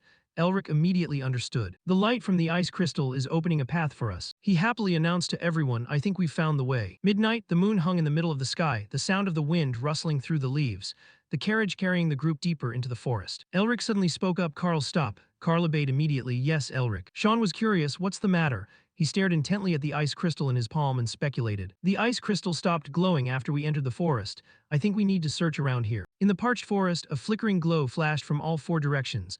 That light originated from the flame in Sean's hand. He worried, "Will we really find anything here? I don't see anything at all." The pupils of Gility, who was walking beside him, became bright. "I'm searching from above with my spirit beast, but I don't see anything either." Elric glanced at the ice crystal. "Is that so?" He clenched his fist. Finally, he had to urge everyone, "Let's go back to the carriage." Maybe the ice crystal will continue to lead the way for us. A terrified scream erupted from somewhere, interrupting the conversation. Everyone was startled and bewildered. Sean and Elric looked at each other and nodded in sync. The three men sprinted toward the source of the noise. All three of them raced through the dense forest. He opened his eyes wide on high alert. Something is there. Upon reaching the scene, the three of them quickly hid behind a tree, quietly observing the situation ahead. The goat-headed monsters seemed to be surrounding someone, a female demi-human. Mephisto confirmed that it was a catfolk female. One of the goat-headed monsters roared. The whole pack immediately lunged forward, intending to tear the catgirl apart. She screamed in panic, "Is anyone there? Please help me." Elric didn't hesitate and unleashed his move, Cyclone. The catgirl squeezed her eyes shut, bracing for the end. After a long moment of silence, she dared to open her eyes, stunned. The three monsters that had been about to attack were now frozen solid into three large blocks of ice. He snapped his fingers. All three shattered into nothingness. Elric appeared and gently comforted the catgirl. "Are you okay?" Elric brushed the hair from his forehead, flashed a warm smile, and reached out a hand to her. "You must have been really shocked, huh?" Mephisto scoffed at him. "You have absolutely no acting skills." Elric cleared his throat awkwardly. "If you're hurt anywhere, I'll heal it. Let me help you." He asked the catgirl if she could stand up on her own. Suddenly, she flared her eyes at him aggressively. The catgirl swatted Elric's hand away and shouted, "I don't need help from a human." As soon as she finished, beastmen archers who had been lying in wait jumped down from the trees. At the same time, spear-wielding warriors appeared out of nowhere, closing in behind Elric's group and surrounding them on all sides. The catgirl gritted her teeth. "You stupid human, if you don't surrender, I'll kill you all after I count to 3. She counted slowly, 1, 2. The beastmen drew their bows and raised their swords. They were all aimed and ready to strike. In that critical moment, Elric stayed completely silent. Hazer watched his back anxiously. "Elric, what are you planning?" Elric suddenly smirked, looking amused. He raised both hands high and smiled brightly. "I surrender." The group was completely helpless when they heard Elric. They couldn't help but laugh or shake their heads in frustration. He cheerily shouted to the beastman's side, "I surrender, okay." Mephisto sneered with delight. He really is full of tricks. Rewinding time to a moment before, when the white-haired catgirl was surrounded by the monsters. At that time, he and his team were hiding behind a tree. He analyzed the situation and chuckled. "It's obviously a trap. What an old trick." His pupils flashed. He informed Augustine there are soldiers nearby too.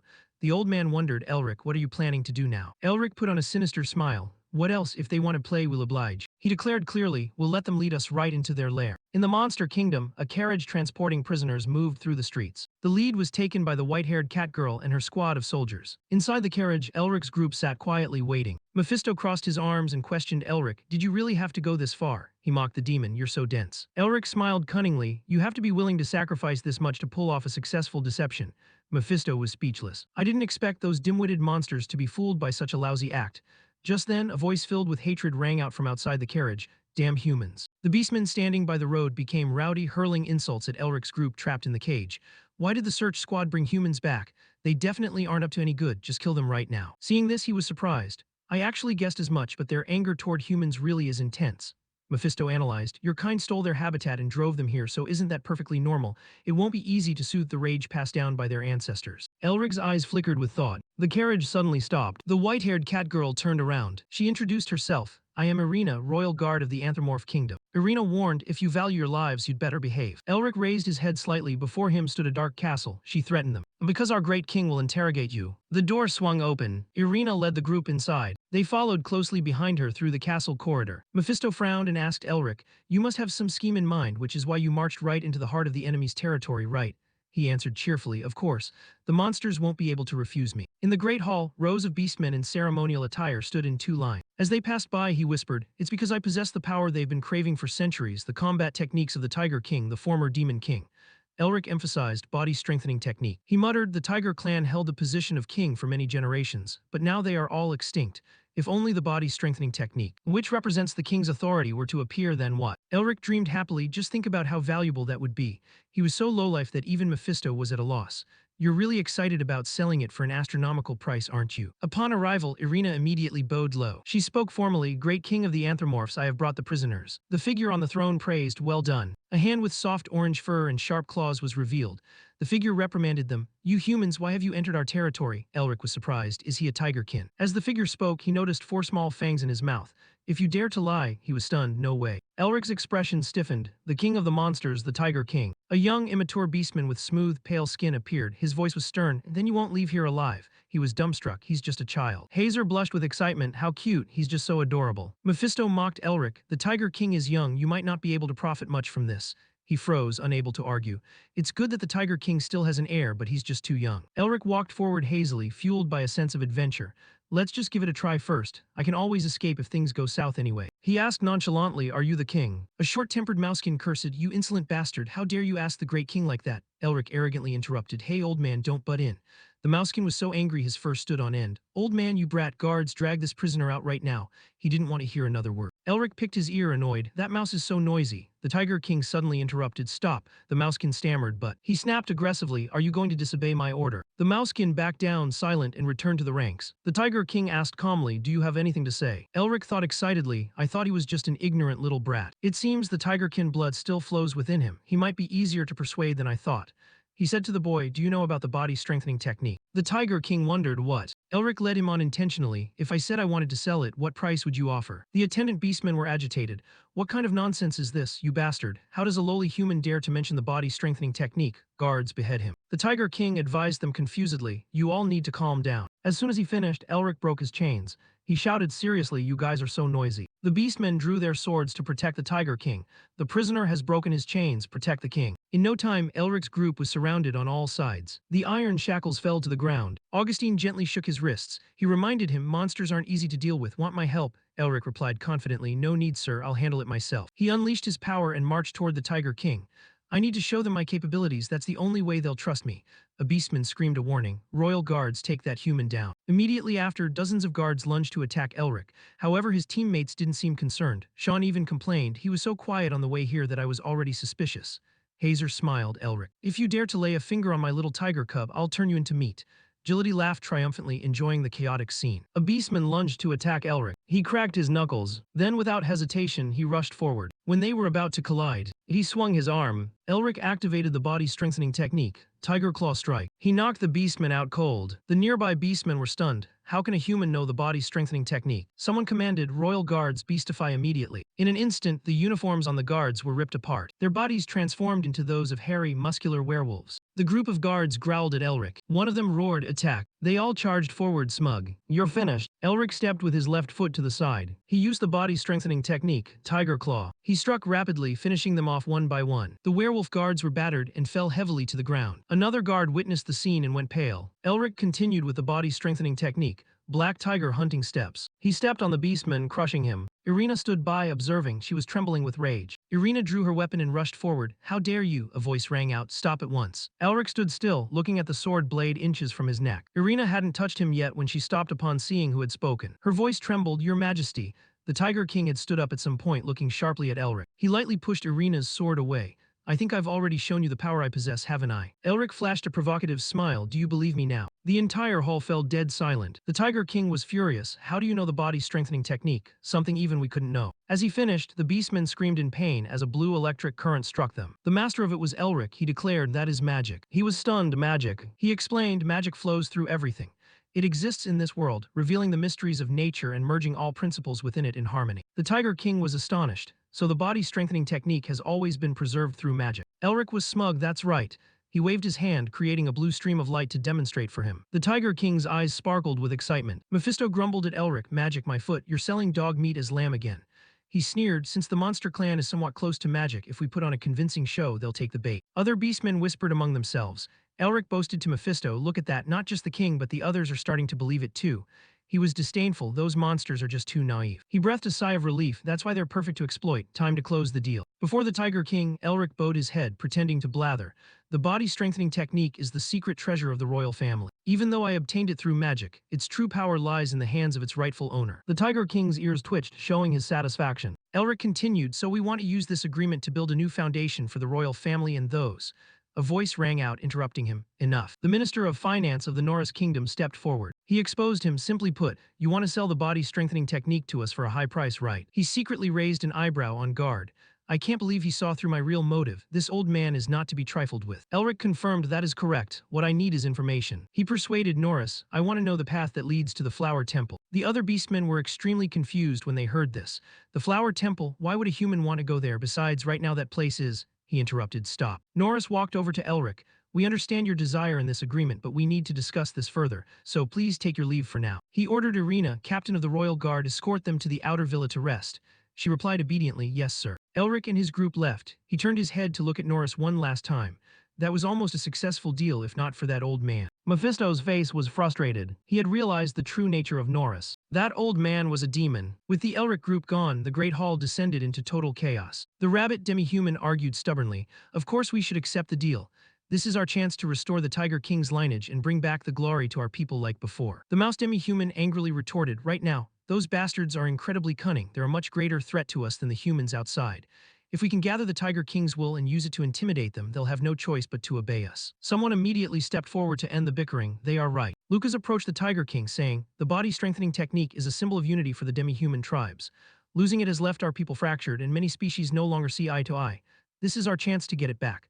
Possessing it will eliminate the excuse used by the Berserk tribe for refusing to acknowledge a Tiger King just because he lacks the technique." He nodded. "Very well if that's what everyone thinks." Norris suddenly interrupted, "We must not do this." Lucas looked dissatisfied. "Minister of Finance Norris, if we lose this symbol of the royal lineage like this, we will never be able to." He glared at him coldly with demonic eyes. Lucas panicked and clamped his mouth shut. Norris analyzed in a low voice, "I understand the vital importance of the body-strengthening technique for our people and the throne." His pupils suddenly flickered with a silver light, but Norris raised his voice to rebuke them. "Do you have any idea why we demi-humans must exist in this cursed place? Have you forgotten the suffering we endure?" He reminded everyone, "Humans use sweet promises to lure us in, then cowardly stabbed us in the back, pushing us into this situation." Norris advised the Tiger King, "My king, if we accept this deal, we will once again become puppets in the hands of humans, and those painful days in our history will repeat themselves." He emphasized, "That is why we must not shake hands with humans. We need to be wary of them." This struck a chord with the Tiger King, making him appear hesitant and wary. The scene shifted to the Tiger King standing before a giant statue. Lucas, behind him, pleaded desperately, "My king, we cannot miss this opportunity. It is the only chance to regain the body-strengthening technique." The Tiger King remained silent and didn't answer, staring at the statue of the previous king, muttering, "Rebuilding the royal lineage." The Tiger King told Lucas, "If we want to fulfill the previous king's wish to unite our people, then we will need the body-strengthening technique." He was eager. "In that case, we will quickly summon those humans here to make the deal." He cut him off, saying it couldn't be done because Minister Norris surely had a valid reason. Besides, humans had deceived them many times. Lucas admitted that Norris was a wise man known as the Dark Sage, but he feared that old age might be causing him to misjudge the current situation. The Tiger King angrily warned him to watch his words. "He is a man who has dedicated his life to the kingdom since the time of the previous king. I do not doubt his judgment. We must be cautious of humans." Lucas bowed his head fearfully to apologize. "Please forgive me for speaking out of turn, my lord." Finally, he had no choice but to give up and retreat from the royal chambers. Left alone, the Tiger King quietly turned around. Sunlight stretched long across the hallway, and his figure carried an indescribable loneliness.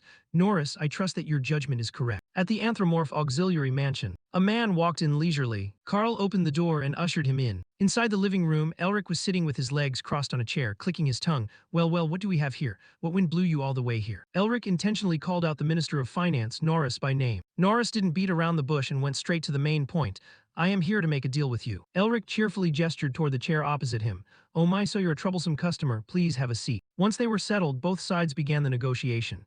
He opened the conversation. "It seems you've chosen to accept the deal I proposed. How do you intend to pay us back?" He negotiated, "I will give you what you want, and I will open the path to the Flower Temple for you." He relaxed happily. "Excellent. You are as generous as I predicted you would be." It was Norris's turn to make a demand. He flashed a deranged smile. "The body-strengthening technique, sell it to me." Elric collapsed onto the table, sighing, "Well, I guess no one else is coming." He grumbled, "I don't understand why they think the body-strengthening technique alone is enough to take the throne, and they all keep repeating the same thing."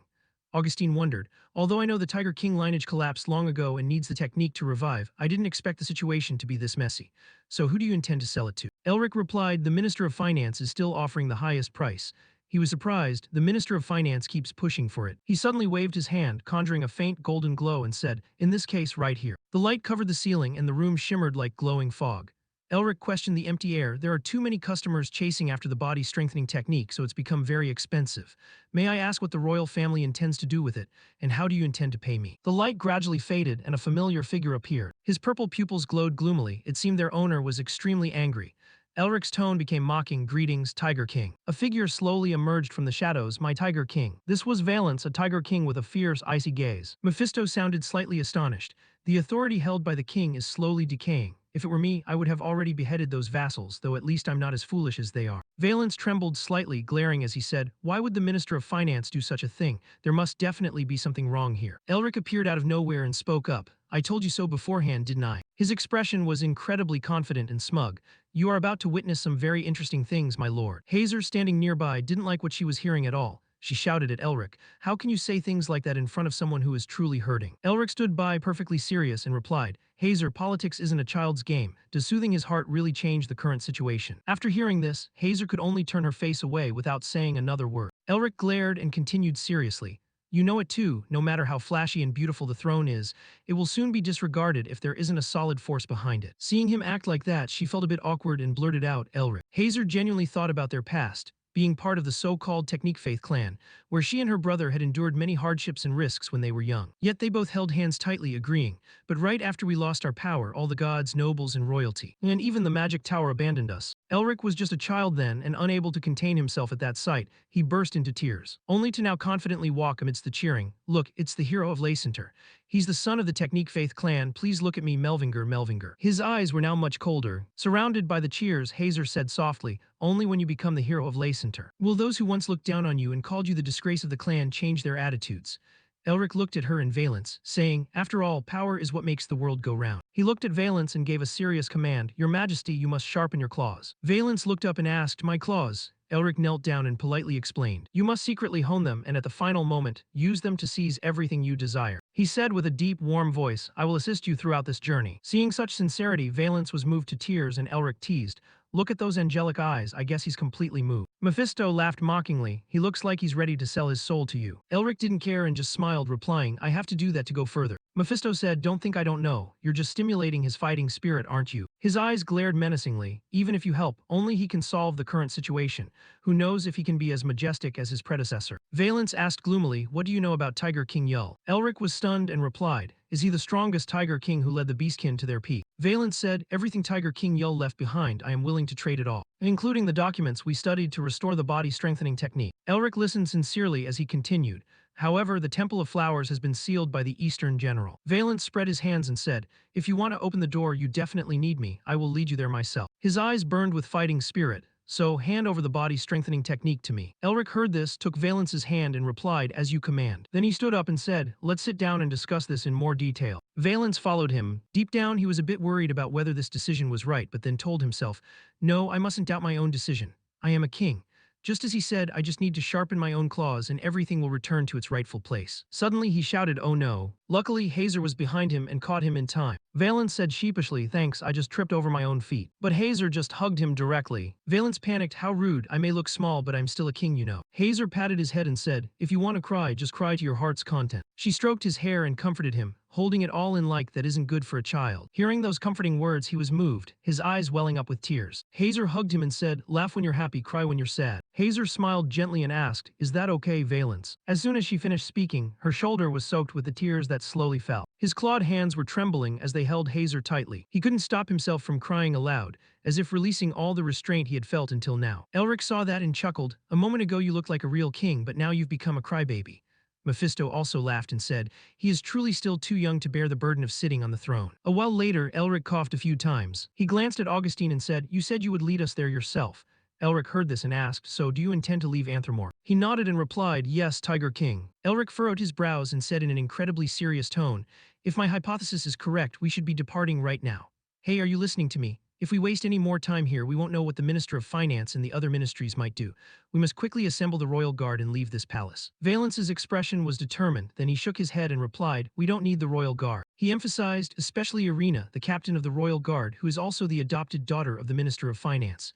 "He only let her be my guard to monitor me." Hearing this, Elric exclaimed in astonishment, "So the Minister of Finance already knows you're here?" Valence still answered calmly, "I secretly left the castle, but now they must know." Just then Sean pushed the door open and shouted, "Elric, the Beastkin are gathering outside the palace. There's a huge number of them." Hearing that the situation was not favorable, Elric hesitated and thought, "So we can't leave here secretly anymore." Suddenly his eyes widened, "Wait a minute, do we really need to leave secretly?" He looked over at Augustine, Agility, Sean and Hazer with a confused look, thinking, "With the current members, we can easily subdue everyone and walk straight out the front door." At this moment, Agility clapped his hands once. Elric's face was full of confidence and he said, "All right, everyone." As soon as he finished speaking, the atmosphere in the meeting room changed. The air felt heavy. Valence realized it immediately, stood up abruptly and said, "It's an emergency signal." He ran quickly toward the window and said, "Has the Wrath clan brought their army here?" The man stood there, blankly thinking, the Wrath clan. Valence stood from a high vantage point to observe. and he ran after him, surmising, "It's the Beastkin tribe that has a major conflict with Anthromore." Elric glanced at him and said,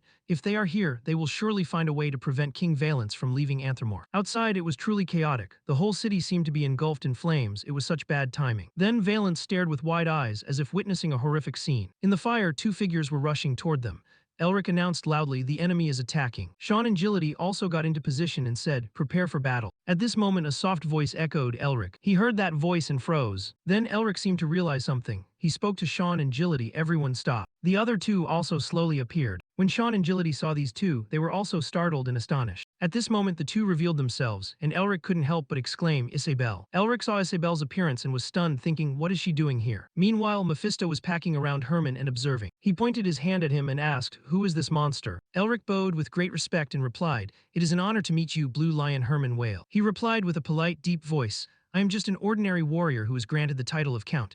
You don't need to be so formal, Starlight Duke." Elric reached out and said politely, "Let's head inside first." Isabelle nodded, "Thank you." She walked ahead and said gently to Herman, "Father, come down slowly." Elric walked and asked, "How did you know I was here?" He smiled slightly and replied, "I wanted to thank our benefactor in person. You not only saved my daughter, but also cured my illness." As soon as he finished, he stepped toward him. Herman smiled kindly and said, "That's why I came to the capital, only to find out that you had already left." After hearing this, he could only scratch his head and answer timidly, "Oh my, I should have left a message about where I was going. It seems we missed each other." Herman replied calmly, "Not at all, we should have sent a letter first.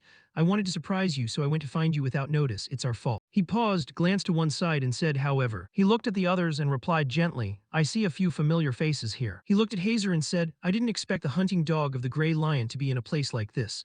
She didn't seem happy with that remark. Hazer replied bluntly, "I am sure I have told you many times already that I am not their hunting dog." Elric went over and asked Herman, "Do you know my sister?" He seemed surprised and exclaimed, "Huh, she is your blood relative." Then Herman stroked his chin and recounted, "I had a friend who was a bit unpleasant.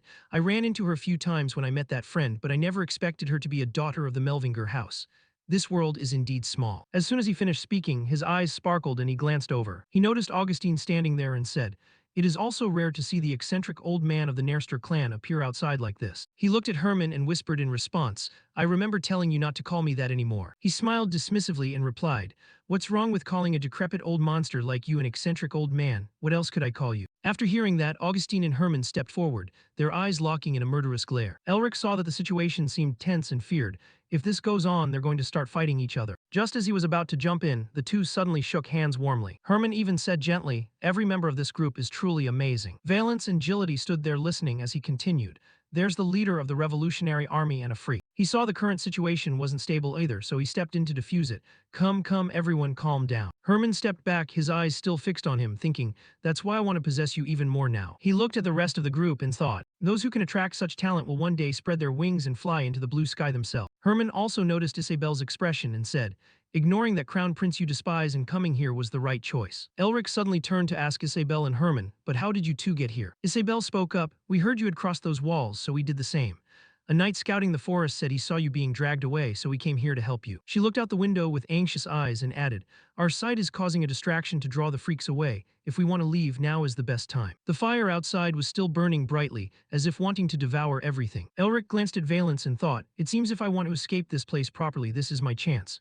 He breathed a sigh of relief and said, "Luckily, it's not a Wrath clan invasion." After that, Elric went to the window and stepped onto the ledge. His eyes were full of strength as he asked, "Has your determination to leave this place changed?" Valence looked down, his eyes timid but still showing faith. "I want to leave this place, but if I abandon the kingdom during this crisis, my subordinates will see me as a traitor and cause the city to fall into chaos." Hearing that, he tapped his shoulder confidently. Elric's eyes shone brightly as he said, "You don't need to worry about that, I just came up with a great plan." Outside, it was now like hell. The flames were spreading more and more, burning everything around. Someone was walking on the grass near the fire. It was Irina and her comrades. Hills followed behind, and being a bit anxious, he asked, Captain, shouldn't we be defending the city?" Irina shook her head decisively. "No, the purpose of the royal guard is to protect the monarch." She clenched her fist, showing high determination, and said, "Currently, our monarch is with those disgusting humans." Irina loudly explained further, "Once we ensure his safety, we will eliminate." She glared and gritted her teeth on all those humans. Just as Irina's group saw Hazer and Sean step out, they were astonished and exclaimed, "Those people are coming out." She quickly moved forward, blocking their paths with her hand. Irina glared and asked, "You bastards, where is our monarch?" Sean replied, Who knows?" That answer made her furious. Her entire body radiated killing intent as she said, "Are you trying to pick a fight with us? Everyone transform now." As soon as she finished, the rest also began to reveal their true forms. Everyone wore a terrifying bestial appearance. Then Sean was restrained by Irina with a sharp object, and he gritted his teeth in fear. She glared and issued a warning. I don't know what kind of game you're trying to play, but if you don't return our monarch immediately. Just then the others appeared and a heroic voice rang out, stop. Bringing Valence along when they saw him, Irina's group shouted in unison, Your Majesty. He held Valence in his arms and threatened them. If anyone dares to make a move, your king is a dead man. Hearing that threat, the others were terrified and kept whispering to each other, Your Majesty, what is that lunatic doing? You bastard, take your filthy hands off our king right now. Elric held Valence in his arms with a smug expression and asked, Are you sure this will work? Now everyone has seen the human with the body-strengthening technique holding their king hostage. After asking, he smiled with satisfaction. Norris also appeared, standing with his hands behind his back, listening to him say, None of them will be able to do anything reckless. Following that, Elric swung his arms as if preparing to strike. Before he could do anything, he was terrified, while Irina took the opportunity to warn, If you want to save your king, then quickly get out of our way. Seeing her shaking with anger, Norris walked over and called out softly, Irina. Then he whispered a few words into her ear. Upon hearing what Norris had to say, Irina's hands suddenly trembled with rage. She then loudly ordered, Everyone let them go. The group immediately followed her command. Sean walked past them with a look of pure fear in his eyes. Isabel and Herman also kept their guard up against them. Once that was settled, Irina demanded, We have cleared a path as you requested, now release our king immediately. Hearing this, he chuckled with a smug sense of triumph. Afterward, Elric held Valence tightly in his arms and leaped high into the air. He mocked Irina, How could I ever trust you? I'll release His Majesty once we are safely out of the city. If you try to follow us, you know exactly what will happen to him, don't you? Just like that, he carried Valence high above, leaving Irina's group to only stare up in frustration. Seeing that he wasn't about to hand Valence back, the group clutched their heads in shock and panic. High in the sky, flames were spreading, and from below came shouts, Hurry and help us. We have to put out this fire first. At this moment, he and Mephisto were flying straight ahead, while Valence kept his eyes fixed on the ground below. Noticing the boy's despondent expression, Elric asked, Do you want to go back, sire? He shook his head and replied, No, I am the one who said I wanted to leave. I must pave the way to the flower temple for you. Elric looked at Valence and asked again, Let's put that aside for a moment. What I want to ask is, he hesitated for a moment before quietly adding, Do you really want to go back or leave this place behind? Valence remained sad, his eyes reflecting an indescribable feeling as he answered, Just thinking about the castle now makes me feel suffocated. Valence thought of his poor subjects and continued, But my people are different. They are all good people who believed in me and supported me. If I abandon them, the whole city will fall into chaos, especially if we are invaded. Mephisto looked straight ahead and said, Hey, I don't think you have the time for such a leisurely chat. His eyes widened, his pupils glowing as he replied, Mephisto, what do you see? He strained his eyes to see what lay ahead. Before him was a tornado of terrifying intensity, a black sandstorm. Seeing this, Valence gasped in fear, No. He screamed in terror, That is the Eastern General. Elric stared at the black sandstorm approaching and realized in shock that it was the catastrophe that had destroyed the north. Elric feared that if they were caught in it, they would be torn to pieces.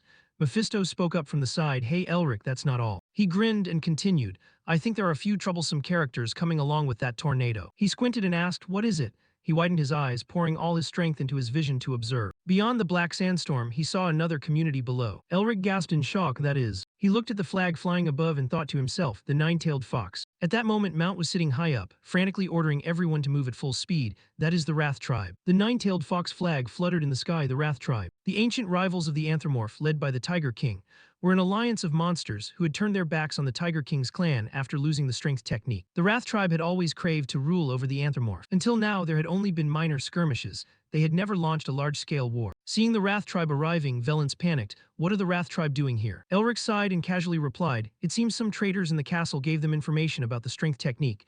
You are still so naive even after being stabbed in the back so many times.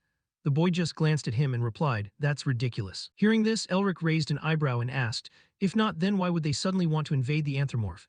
And why arrive exactly where the owner of the strength technique is? Valence went silent, bowing his head in embarrassment and shame. Suddenly, he witnessed a shocking new sight. Elric held Valence out in front of him, which made the boy ask in a panic, What are you doing? Elric asked seriously. Can you answer the question I asked you earlier right now? Elric asked with extreme seriousness, Will you go back to the city or leave this place with me? Hearing this, Valence's face darkened and he stammered, I. He paused for a moment and recalled his beloved subjects. Thinking of his people gave him strength. I will return to the city and protect my people. Hearing this answer, Elric smiled with satisfaction. I knew you would say that. Valence replied shyly, But I am weak, and I have nothing to offer you. I cannot ask for more than this. Hearing this, Elric firmly knocked his head against the boys as a gesture of enlightenment. Valence rubbed his head and complained, That hurts. Then he said seriously, Your Majesty, friends don't care about things like that. He asked, bewildered, Friends? Seeing the boy's confusion, he said, "You just need to ask." He gently added, "Just ask for help. If you do that, your friends will go to the ends of the earth to help you." Seeing Sean appear, he turned his head and asked, "Right." Sean, having just arrived and not fully understanding the situation, still enthusiastically replied, "Well, that's not wrong." Valence placed his hand on his chest and asked, "Can I be your friend?" He added, "Being friends isn't difficult at all, is it?" Elric grinned and replied, "You can be my friend as long as you enjoy my presence." Sean smiled and agreed with him. Hearing this, Valence couldn't help but be overjoyed, his eyes sparkling with emotion. Seeing the black sandstorm approaching, Elric said, "Since my friend needs help, how could I just turn a blind eye, right, Sean?" he asked the others. He chuckled smugly and said, "Change of plans." At that moment, the Wrath tribe was charging wildly forward. Mount, the leader of the beast unit, ordered, "Pick up the pace." They charged forward like madmen, shouting, "The anthropomorph are just ahead." Next to him was Hugo, the assistant leader of the savage beast unit, who said, "Leader, is the strength technique really in the anthropomorph?" Hearing this, Mount asked back, "Are you doubting this just because a pathetic human possesses the strength technique?" Hugo nodded in affirmation. "Yes, it is hard to believe that such a lowly race could possess such a magnificent secret technique." Mount continued to press forward. "Even if the information is wrong, we cannot miss the opportunity to invade the anthropomorph, especially with our current streak of defeats, right?" Hugo, flying behind, nodded in agreement. "That's true." "With our current streak of defeats, right?" Hugo, flying behind, nodded in agreement. "That's true." Receiving that nod, Mount smugly thought that if the intel was correct, they couldn't allow the Tiger King's clan, who had lost their honor, to get their hands on the strength technique. At this moment, the Wrath tribe was gathering in large numbers, waiting for the order to attack. A clawed hand appeared and a voice said, "40 years ago, if it weren't for that blonde-haired, green-eyed mage getting in our way, we could have built a great empire on the corpses of the Tiger clan. Even so, if I have the strength technique in my hands, I will restore the tail I lost. At last, I can return to the four-tailed form I have long desired." It was the Blood Wolf King. He appeared with a ferocious look and said, "No one can stop me." He loudly proclaimed, "Soldiers, bring me the strength technique. Restore our honor and glory. Once I do, I will make the whole world kneel before me." Now Mount, the one in charge, shouted, "You are the one favored by the heavens as our king, Blood Wolf King. We will protect the blessing of the tales granted to us." Mount drew his sword, leading the way. "Brothers, move out and decapitate the Tiger King." They roared aggressively, "For the Blood Wolf King." Everyone drew their swords and charged straight toward the castle. "Go and drink the enemy's blood." No sooner had he finished speaking than a source of energy appeared, accompanied by a freezing voice. In no time at all, several members of the Wrath tribe were struck. Some were frozen stiff by ice, shivering uncontrollably. Twin was caught off guard by the ice attack. At that moment, a voice rang out, "Stop." One of them bared his sharp teeth. He then launched an attack, causing blood to flow like water. Then a chaotic brawl broke out. One grabbed another's head, pinned them down, and clawed at them. Some kicked their opponents away, and they began fighting amongst themselves. At that moment, Mount stepped forward. He gripped his sword and growled, "What just happened?" Right then, Elric appeared with his mysterious arm. Oh, what a crowded gathering. Sean followed behind and asked, "Why are we the only ones who have to do all the fighting?" Hazer carried her hammer and said, "I find this fun." Then the trio, Elric, Sean, and Hazer, courageously stepped forward. The atmosphere became chaotic right at the main gate of the anthropomorph. Agility stood aside and asked Augustine, "Are you planning on staying outside like that?" The old man replied calmly, "The number of enemies isn't that large." Augustine stroked his beard, looked up at the sky, and said, "Elric is the one who asked us not to interfere." He also comforted Agility, "Don't worry too much, let's see what he can do." Elric was now smiling smugly, his face filled with confidence. By now, everything around them was almost completely frozen. Elric, Sean, and Hazer each walked across the ice. The Wrath tribe asked in confusion, "What's going on? Has God abandoned us?" At that moment, Hugo shouted for everyone to regroup, "You fools, God hasn't abandoned us. This is just human magic." Hearing this, the rest of them shouted in response, "That's right. I heard that humans in the anthropomorph have been using magic. I can't believe they are shaking hands with the people who trapped us here, those damn traitors." Hugo continued to shout, "That's right, they are our enemies. We will destroy all these wretched humans and take the anthropomorph." After hearing those philosophical words, the Wrath tribe regained their spirits. They brandished their swords and shouted with righteous indignation. At that moment, one of them stared intently at him. He frowned and thought to himself, a blonde-haired, green-eyed mage. Recalling the past, he gritted his teeth, thinking that he still hadn't forgotten the appearance of that bastard from 40 years ago. That human monster who single-handedly wiped out our entire army. Now, as he met Elric again, he thought, he is different from the human 40 years ago. He grinned smugly, is it a coincidence, or are both of them trying to toy with us? At that moment, Mount stepped up from behind and ordered, "Hugo, bring me their heads." He nodded and replied, "Understood, Commander." Then Hugo loudly commanded, "Legion of bird demons, advance. Show those pathetic humans the greatness of the beastman." He opened his wide beak and let out a heroic cry to begin the assault. Immediately after receiving the order, the Wrath tribe rushed forward. Hugo shouted from behind, "Use the iron feathers and turn them into a beehive immediately." Then the Wrath tribe charged forward like madmen to attack. They aimed directly at Elric, who was standing there all by himself. Yet his face showed no signs of fear. Right at that moment, a gale known as the storm appeared. The storm swept away the members of the Wrath tribe near it. Hugo, witnessing the scene from above, was astonished. He gasped in shock, "What is this? Is it magic?" Elric at this moment exclaimed, "Sean, you did so well." Sean stood tall like a hero and replied, Although it's nothing compared to you, I am still the third son of the Nerster clan after all. Mephisto followed behind, grinning as he said, I didn't understand why you brought along someone who couldn't do much, but it turns out he has skills. Elric, hearing this, could only smile and reply, that's why his family is considered the strongest in the magic tower. More importantly, the wind element of the Nerster clan is perfect for birds like them. They are no different from prey to Sean. Sean still rushed forward with enthusiasm and said, let me let off some steam. He growled, do you understand the pain of being a supporting character, huh? Then Sean gathered all his strength to create a wave of power that crushed them. Hugo shouted in a panic, run. Sean chased after them, caught them and said, not so fast. At that moment, one of them used the wind slash technique to attack Sean. Luckily, he picked up a giant hammer that carried terrifying power. Sean noticed one of them below, standing out with a giant hammer in hand. It was the demon bull. He mocked Sean, that weak stuff has no effect on us, the demon bulls. Afterward, the demon bull ordered his subordinates to kill them. Right then, a hand reached out and tapped him gently on the back. Oh my, it's Hazer, she walked up and said gently, this is the first time I've seen a cow use a hammer. The demon bull turned around with a sharp gaze. Hazer still asked calmly, wanna play with me? The demon bull laughed scornfully and said, how could a pathetic human dare to speak to? Before he could finish his sentence, he was struck by a legendary blow from Hazer. With just one swing of the hammer, she sent the demon bull flying far away. He crashed into a large rock and lay there motionless. Witnessing that scene, the subordinates were stunned and blurted out, oh my god. Hazer laughed lightly and said, I accidentally hit them too hard. The angry subordinates charged at her one after another, shouting, you human bitch, we will avenge our commander. However, Hazer easily dodged his hammer. Then she gently swung her hammer at them once. Every single attack took down one of them and fresh blood flowed out. Elric, watching Hazer enjoy herself while fighting the Devil Bull's subordinates, was left speechless. Mephisto burst into laughter and said, now I know why you're afraid of her. I can't believe she's crushing people's skulls while still laughing and joking like that. She has the makings of a demon king. At this moment, Mount Furious raised his sword, charged forward, swung it, and shouted, break the ice and attack. Seeing Mount leading the army charging toward him, he stood up and replied, just in time, I was getting tired of waiting. He rolled up his sleeves, channeled the power from the markings on his arms, and said, I'm going to take all of you down. They charged forward frantically, saying, there's only 3 of them, kill them all. At this moment, Elric summoned a power called Ice Whirl. The stream of ice hit its mark and attacked. Mount covered his face in anger and yelled, damn it, where did this ice and snow come from? We can't advance any further. At this moment, he opened his eyes wide and looked up. It was Elric. He was summoning ice and snow with one hand as jagged ice shards appeared. He glared and shouted, ice rain. Then Elric flicked his hand. Ice blocks fell from the sky like rain. The Wrath clan members were pierced by those ice blocks and screamed in agony. Standing high above, watching the situation below, he marveled. Quite a few of them survived, huh? Immediately after, Elric landed below. He glared and smiled sinisterly, saying, I'll show you the magic I've created. He gathered all his strength, intending to combine the brutal and ferocious seal. He enveloped his body with the magic of the dragon's heart, then froze everything he touched. He charged forward with the ferocity of a wild beast and destroyed them. One of the Wrath clan members saw this and ordered, stop him, put up a magic shield. Elric continued to charge with supreme power in his hands. The torrents of power swirled into the Wrath clan. Body strengthening technique, Veer's Tiger Strike. A few basic punches and kicks were enough for him to take down Mount's subordinates. Elric smiled with intense pleasure and satisfaction. This is great. Mount appeared at that moment, speaking in an angry voice, body strengthening technique and magic. Elric froze. The monster behind him warned, that guy is dangerous. He was also stunned and cursed under his breath, damn, with that much spiritual energy. Elric felt the aura surrounding Mount and was astonished, thinking level 4, a monster master. He bared his teeth in a smile and said, an interesting human. Mount looked at him and said, so you are. He pointed his sword straight at Elric and continued, the one responsible for this mess. Seeing this, he comforted and reassured himself, stay calm, he's not an easy opponent to defeat.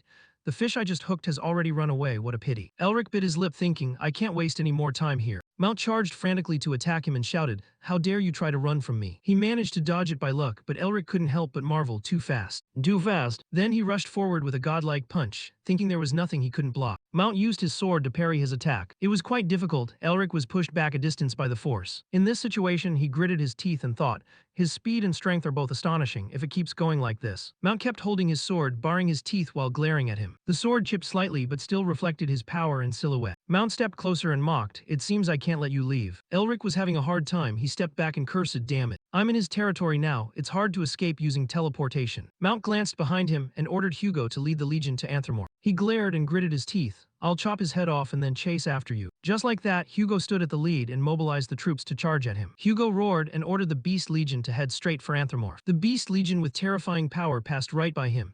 Elric was having a bit of trouble. After it was over, he frowned and cursed, damn it, because of that bear everything is complicated.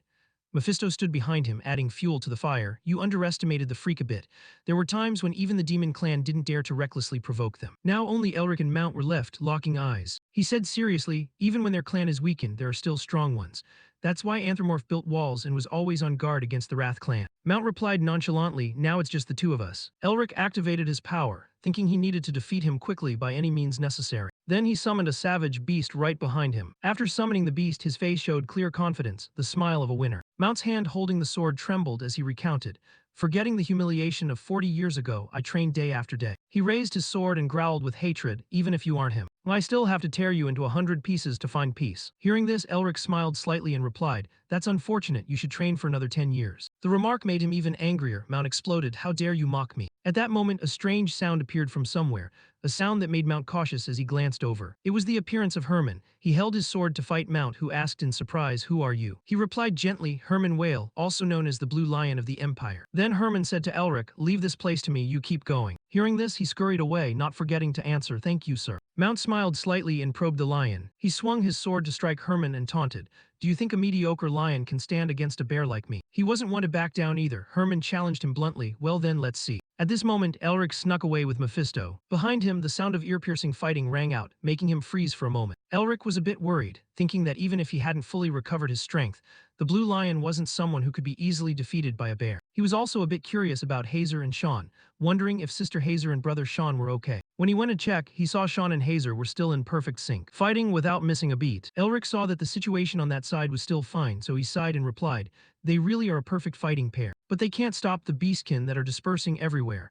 That's why I want to gather them in one place to handle them easily. Just then, Elric saw something that astonished him to the point of standing still. When he saw the Blue Lion Knight charging with his weapon, he exclaimed in surprise, Blue Lion Knight, I heard that Blue Lion Knights were quite exemplary. The Blue Lion Knight burst into laughter at this moment, looking very happy. Then a powerful attack came from the Blue Lion Knight. He looked up at him with a smile and said, right, just leave it to us, grandson-in-law. The other man also replied excitedly, I guarantee not a single ant will get through, grandson-in-law. Hearing that, he got goosebumps and felt disturbed, asking himself, I think I just heard something strange. Suddenly he froze and thought, now that the Blue Lion Knight has joined the battlefield, I just need to handle the rest. Elric looked at the Wrath clan and wondered, since when did they get this far? He flew to the Anthropomorph castle and stood there watching for a while. Elric stood there and thought, what on earth are they doing inside the city of Anthropomorph? There aren't even any guards. Inside, it was truly chaotic, with people constantly arguing.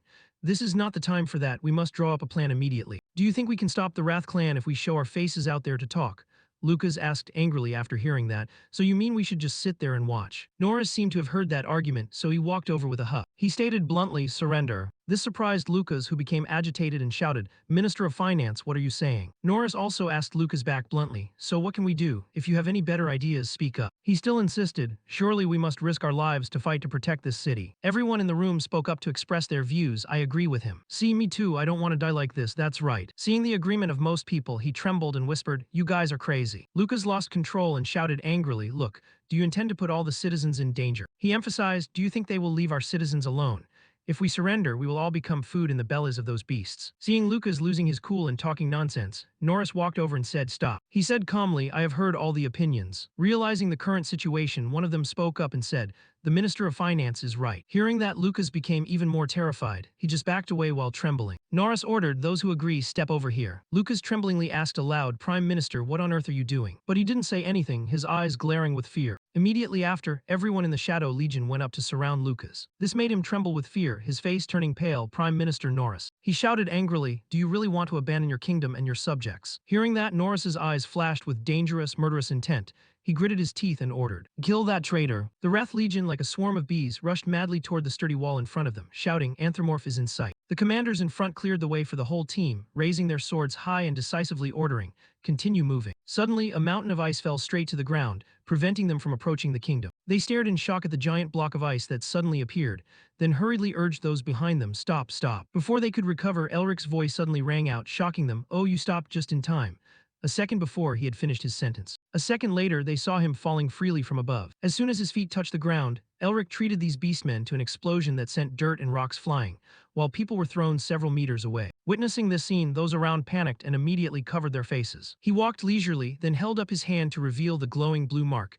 I'm a bit disappointed because I didn't get to play enough with that bear earlier. Shall we have some fun now? They became panicked, their whole bodies trembling as they tried to defend themselves, but their hearts were full of doubt. How is that human here? Don't tell me he already defeated the commander. No one knew when Barres had appeared behind them. He reassured everyone, don't be afraid, there's no way the commander would lose to him. He stood arrogantly in front of the whole squad, pointing the tip of his sword at him, mocking, He's just a coward hiding from the commander. Then Beres shouted, his voice full of power, ordering, kill him. We will tear him apart and attack the city. Before this threat, Elric calmly raised his hand and curled his fingers to summon the sharp claws of a tiger. He shot his icy gaze at them and muttered the spell, body strengthening technique. Then he swung his hand and a tiger suddenly appeared, pouncing on the beastmen. They couldn't contain their fear and blurted out, Tiger King. Seeing them react so strongly, he smiled with pleasure, glancing at the immense power in his hand.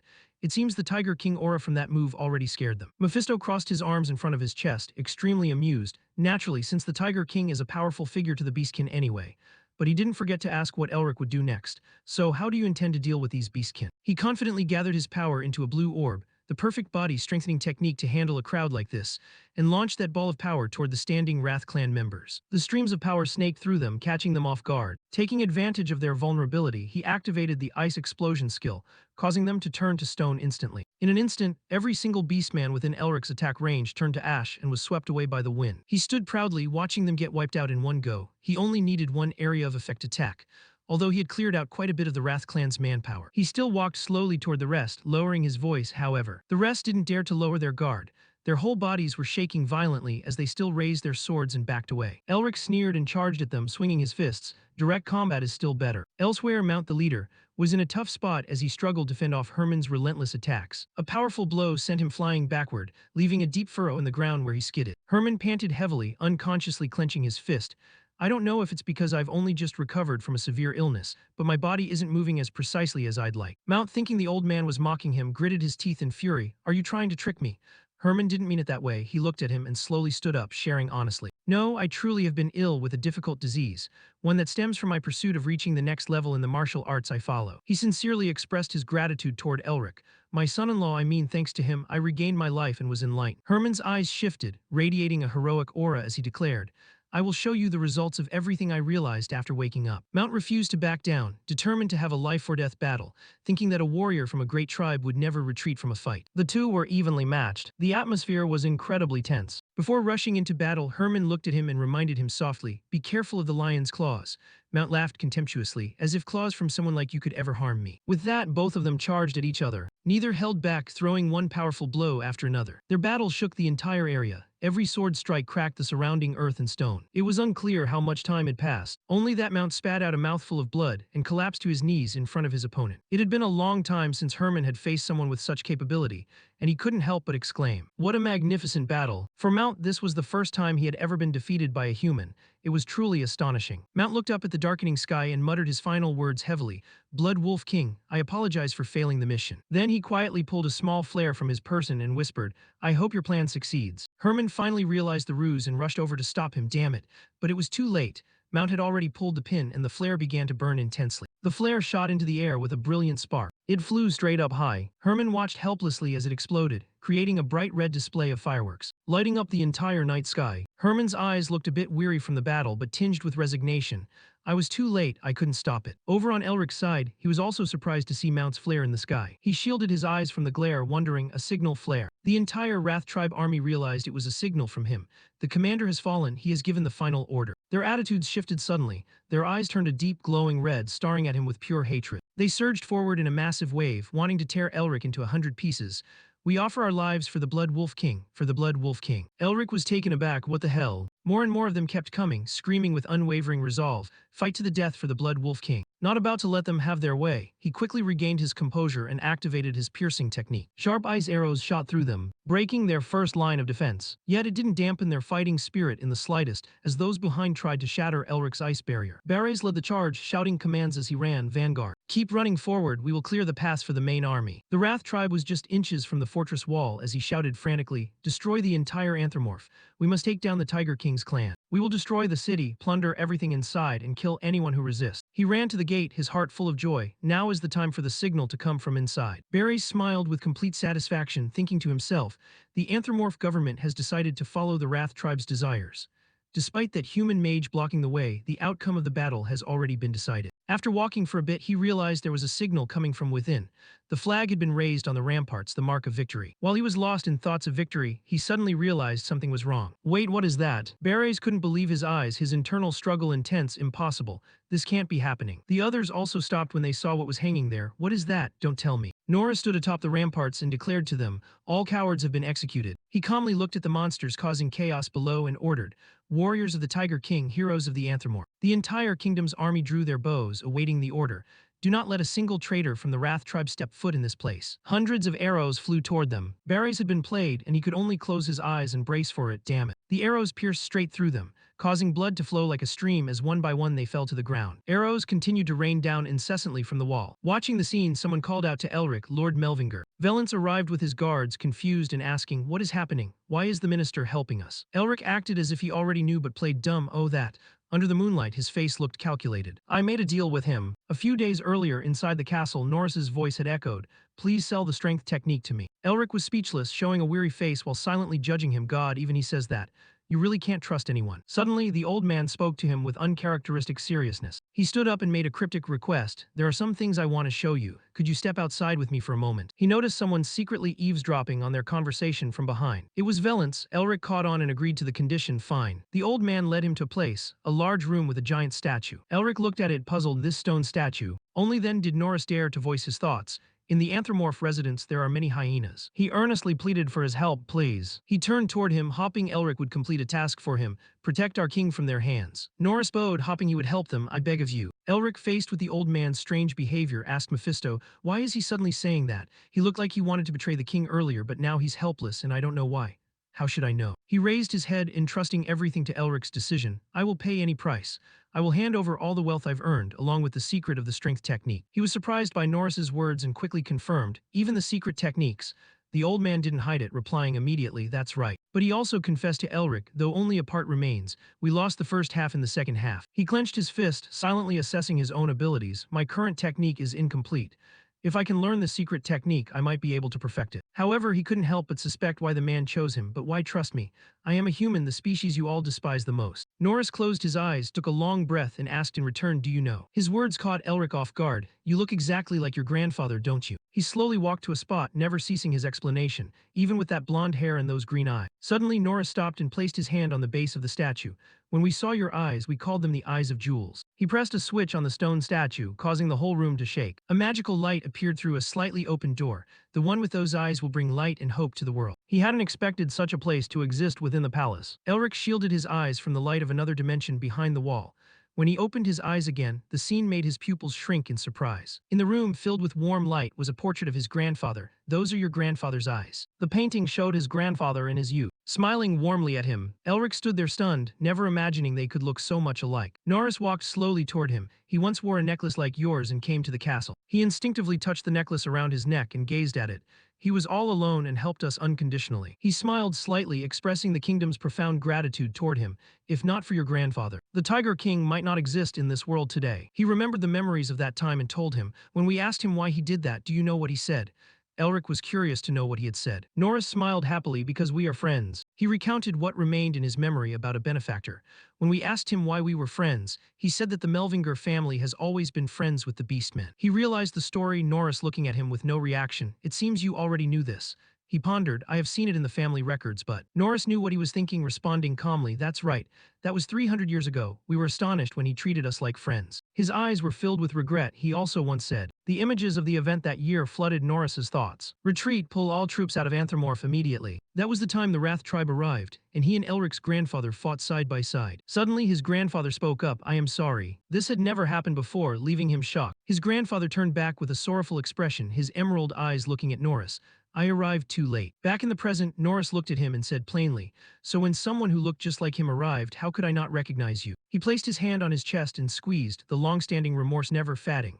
"When I realized the problems the Melvinger family was facing, I knew it was too late to come and help you." He honestly sent Elric the words from the bottom of his heart. "I am sorry for not being there with you during that difficult time." It had been so long since he felt genuine affection. He gently placed his hand on the old man's shoulder. He chose to let go and forgive him. "I know the Beastmen are currently facing difficulties too. I understand what you're saying." Norris was glad to have received his forgiveness. "Thank you." But the old man's clenched hands began to tremble, his voice desperate. "I know I shouldn't ask for any more help from you, but..." In the moment the light hit the room, he pleaded for one more favor from Elric. "Descendant of the Melvinger family, please help us one more time." Back in the present, he told Valence everything. "So, while the leaders are fending off the traitors from inside the castle, I will protect the king." He looked toward Norris, who was watching those who wanted to claim this place fall. His standing there fighting the enemy was the result of what had transpired. He realized he had blamed the wrong person, his eyes tearing up as he looked at him. I am sorry. Sean and the others excitedly ran over to deliver the news. Elric, the Eastern Beastman army has been pushed back. Valence happily wiped away his tears, overjoyed. This is good news. Elric looked forward and smiled slyly. So now let me lead you all. Shall we end this war? He blasted his power toward them, sending earth and stone flying everywhere. The Wrath tribe panicked, crying out to each other to save their own lives. Retreat. The two stood back to back, fighting together. Around them, bodies lay scattered on the ground. They stood together as if invincible, causing Elric to exclaim, Minister, you're quite strong yourself.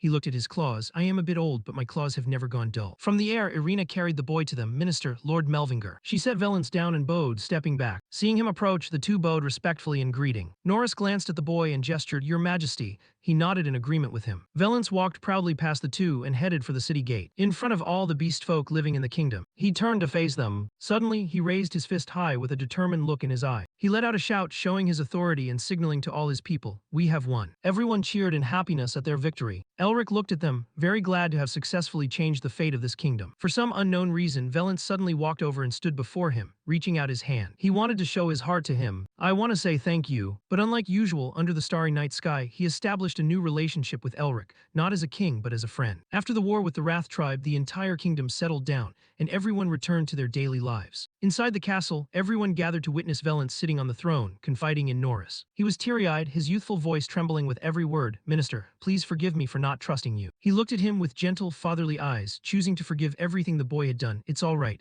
First, I apologize for not informing you about what was happening. He knelt before him, taking Valence's small hands, expressing his joy. You have become a wonderful king. Norris looked contentedly toward the kingdom's benefactors. You have also made some wonderful friends. Now you can do everything on your own without me by your side. He slowly let go of his hands, his voice suddenly softening. I who have been unfaithful will resign from the position of minister today. Valence rushed over and grabbed his hands tightly, unable to let go. No, you can't. He earnestly pleaded for him not to leave. I still need you. He had once dreamed of a day he could see the boy grow up. Stay by my side for a long time and help me. Norris was moved, the words in his throat choking him, unable to say the things in his heart. I also want to stay by your side for a long time. He had also dreamed of a future where he could stand by his side, seeing the Anthromorph flourish once again as it once did, proudly watching Valence reign as a king, while he remained by his side to help him reclaim the glory of the Tiger King's house. Suddenly, Norris's dream quickly faded before the cruel truth. But by that time, I will no longer exist in this world. He knew well that his time was limited, dark power was consuming him, and his body had reached its limit. It is better that I keep this a secret from His Majesty. On the back of his neck, the demonic wolf tattoo was frantically marking his entire body, waiting for the day to take complete control. Unexpectedly, a remark that struck right at Norris's darkest secret echoed, Why did you choose to shake hands with demon? He dared not face the truth, bowing his head to hide his panic. Gong tu tin quang, what are you talking about? Demons? Valence became even more worried, realizing what would happen next. The minister's body would soon be possessed by a demon. Elric approached him, exposing the lie. Is that why you couldn't fulfill the request to stay by the king's side for long? Upon making contact, Mephisto had to be cautious of him. That guy, he is a demon. This left him in disbelief. Except for me, there exists another demon. Is the minister a demon? He confirmed to him to be more precise. From Norris's body, purple auras radiated. He realized the man was a demon with a ring coiled around his heart. When he turned to look at Elric, he saw the glowing red eyes of a true demon. The assimilation between the ring and his heart was already significant, so he would soon fully turn into one. Back in reality, Norris had been exposed by him, revealing everything he had hidden deep within his heart. He couldn't help but be curious, wanting to understand how he reached them. How could you possibly meet demons? Norris, ashamed and unable to look him in the eye, turned away and spoke his true feelings. After the previous Tiger King passed away, I no longer saw any hope for Anthromorph. He clenched his hands in despair. I needed power, at least enough to do something to save Anthromorph at any cost. And like an invisible arrangement, he found what he was looking for right at that moment. Unintentionally, I discovered the demon tree. This was incredible. Mephisto was shocked to the core. Huh? The demon tree? I didn't expect that thing to still exist. Isn't that the tree that creates demons? From what I know, my family already destroyed almost all of them. Norris shook his head, denying it. It seems your family didn't check the one in the black snowy fields. Only then did he understand, so you already ate the fruit of the demon tree. Everything happened just as Elric had surmised. He recalled how horrific it was at the time. Yes, I ate all of its fruit to obtain power. When he reached the last fruit, his body seemed to explode with a strange power after eating them all. I received the terrifying power of demons, but the things inside my heart are corroding my life force and growing. They gradually crept into every cell in my body and grew over the years. My mind will soon be swallowed by it, and then I will turn into a real demon. Norris's pupils flashed red with every word. That is why I plan to leave this place and die, because if I do, that damn demon inside me will also die with me. Valence was genuinely worried for him. Minister, how can you say such things? He could only bow his head in apology. Your Majesty, that is the only feasible way. Seeing them like that, Elric intentionally interrupted, if there were a way to cure you. He was extremely confident in offering Norris a new chance. What would you do? The boy seemed to have his burdens lifted, pleading with him, Elric, can you really do it? I will grant you anything, please heal him. He didn't believe he could still be saved, sitting up and cautiously warning, if you plan on doing something useless, just forget it. If you mess up, we will only be in bigger trouble. Elric didn't rush, glancing at him. Mephisto, are you sure? He replied calmly, of course, if you can control magic delicately enough to cut the connection of all the souls with an immense amount of magic to push back the demonic energy in his body. He looked at them, silently calculating carefully. I can do it if I have enough time, but his body won't be able to hold out. To ensure all risks were accounted for, he turned abruptly, if so, there is only one way. Elric proactively made a request to his teacher, Master, could I ask you for one thing? The old man smiled, satisfied with him. I once said you could ask me for anything. Is now the time right? He was happy that Augustine accepted, immediately bowing his head in thanks. Yes. That is a healing method that only Master can perform. The old man happily went along with Elric's idea. All right, just tell me what I need to do. Nora still couldn't believe it, trying to save face for him. Is it really feasible? This healing method would be difficult for most mages. He quickly reassured him, you don't need to worry. Elric looked toward the old man, his voice full of confident affirmation. Even my grandfather wouldn't be a match for my master right now. Norris watched in amazement as Augustine walked amidst the shimmering light. The old man knew what he was calculating, sighing softly as he decided to go with the flow. He discussed it with the old man beforehand. If Master can sever the connection between the soul and his heart, I will handle the rest. Augustine advised, I know what you intend to do, but remember to be careful. Elric was firm and unshakable in his decision. Not wasting any time, the old man immediately began the spell. All right, let's start. Rays of light enveloped Norris, leaving him bewildered. This is White Knight. He looked at the energy streams, full of doubt. Is this truly the power of just one person? Suddenly, something surprised Norris. Augustine suddenly transformed into a giant. He reached out his hand, wanting to grab him. He grasped the man like a toy in his hand, and decisively pulled the soul of the demon out of Norris's body. The demon went berserk, shouting at the old man, I was about to take over his body. How dare you interfere? The demon made Elric uncomfortable. God, this demon talks too much. He instantly grabbed it by the neck and activated his absorption magic. Its entire soul was sucked into the mark on his hand. Elric smiled happily. I'll be able to recharge my demonic energy and make Anthropomorph owe me a favor. It returned to its soul form, excitedly waiting. It's been a long time since I've eaten demonic energy this delicious. He glanced at it with a smirk. Eat all you want, but remember to leave the seal. No sooner had he finished speaking than it swallowed the demon's soul whole. Thanks for the meal. The mark on his hand gradually changed. The seal of you finally evolved from fierce to vicious. Suddenly, something abnormal happened. The scenery around Elric suddenly turned bright red. When he opened his eyes, a figure suddenly appeared. What just happened? Only then did he see clearly that it was him, standing on the corpses of other demons, Mephisto. Mephisto trampled them, ferociously declaring to the demons below, all mysteries and absurdities originate from me. He frowned, introducing himself, I am Mephisto of the primal sins. It was unexpected that after absorbing the soul, Elric had been able to enter someone else's mind. Are we currently in Mephisto's memories? He had many questions internally. He had only absorbed demonic energy as usual. Why is this happening? Mephisto stood high up looking very lonely, while other demons screamed in opposition to him. He suddenly flickered, flying through the air. A surge of dark power propelled Mephisto through the air with his sword. He mocked the demons below, you arrogant fools. Then he pointed his sword straight down and launched himself. The power of the sword created a pillar of light. It struck the ground. With just that one blow, he had been able to wipe out the demons. Mephisto radiated killing intent, his eyes flashing as he gripped his sword. He swung his sword at the remaining ones. He furiously slashed at them. You think that's enough to kill me? Elric watched him move skillfully, slaughtering them one by one. For a long time, he had forgotten Mephisto's true identity. He had always treated him as an evil spirit to be used, so he had forgotten. But this was the true power of Mephisto. Bit by bit, he took their lives in the name of the greatest and most noble demon king. He reached up to touch his chest. He didn't know why, but he felt like he could sense Mephisto's emotions. He laughed like a maniac, which was enough to make anyone's skin crawl just by listening. Looking at Mephisto like that, he felt something was wrong. As he spoke, it seemed this situation wasn't what he wanted. He wore a sinister smile, only acting that way because it was his destiny since birth. Because for Mephisto, that was his way of life, to punish everything. It was his nature, just as he had to breathe to live. Surrounding his body was dark energy. That was why he was the only demon king known as Primal Sin. He gradually sprouted wings and revealed his true form. So the true nature of Mephisto is like that. Suddenly, a demonic gaze probed Elric. What are you looking at? He woke up, escaping Mephisto's illusion. After waking up, he saw Norris lying on the floor. Elric breathed with difficulty, leaving the old man worried. Elric, what's wrong? Do you not feel well? He quickly steadied himself, waving a hand in reassurance. Elric, nothing's wrong, I'm fine. Seeing him lying sprawled on the ground, he sighed. It seems that in reality, not too much time has passed. Suddenly, Elric felt a chill down his spine. It seemed Mephisto had also seen his memories, just as he had seen his. Remembering that everything had happened very normally, why did this happen? The demon I just separated from the minister has been absorbed into the magic seal. He looked at the seal and suddenly found himself sucked into the memory seal. Mephisto answered, what else could it be? Your soul is now linked to mine. Elric jolted when he read all his thoughts. HMPH, can you hear what I'm thinking? I didn't say it out loud, did I? Mephisto also sighed helplessly. I'm shocked by that too. I can't believe that even in soul form I could establish a link with a human. He anxiously looked, asking, do you know what happened? He smirked angrily, looking annoyed. I'm not omnipotent, you know, the seal you absorb. Mephisto hinted at the mark on his hand. I can only guess it's because that seal is lower ranked than mine. The image of the evil spirit soul appeared to him again, a seal lower than yours. No wonder it looked like a wolf, but why didn't you recognize where it came from? He was provoked by Elric. Didn't I tell you I was born at the top of the demon species?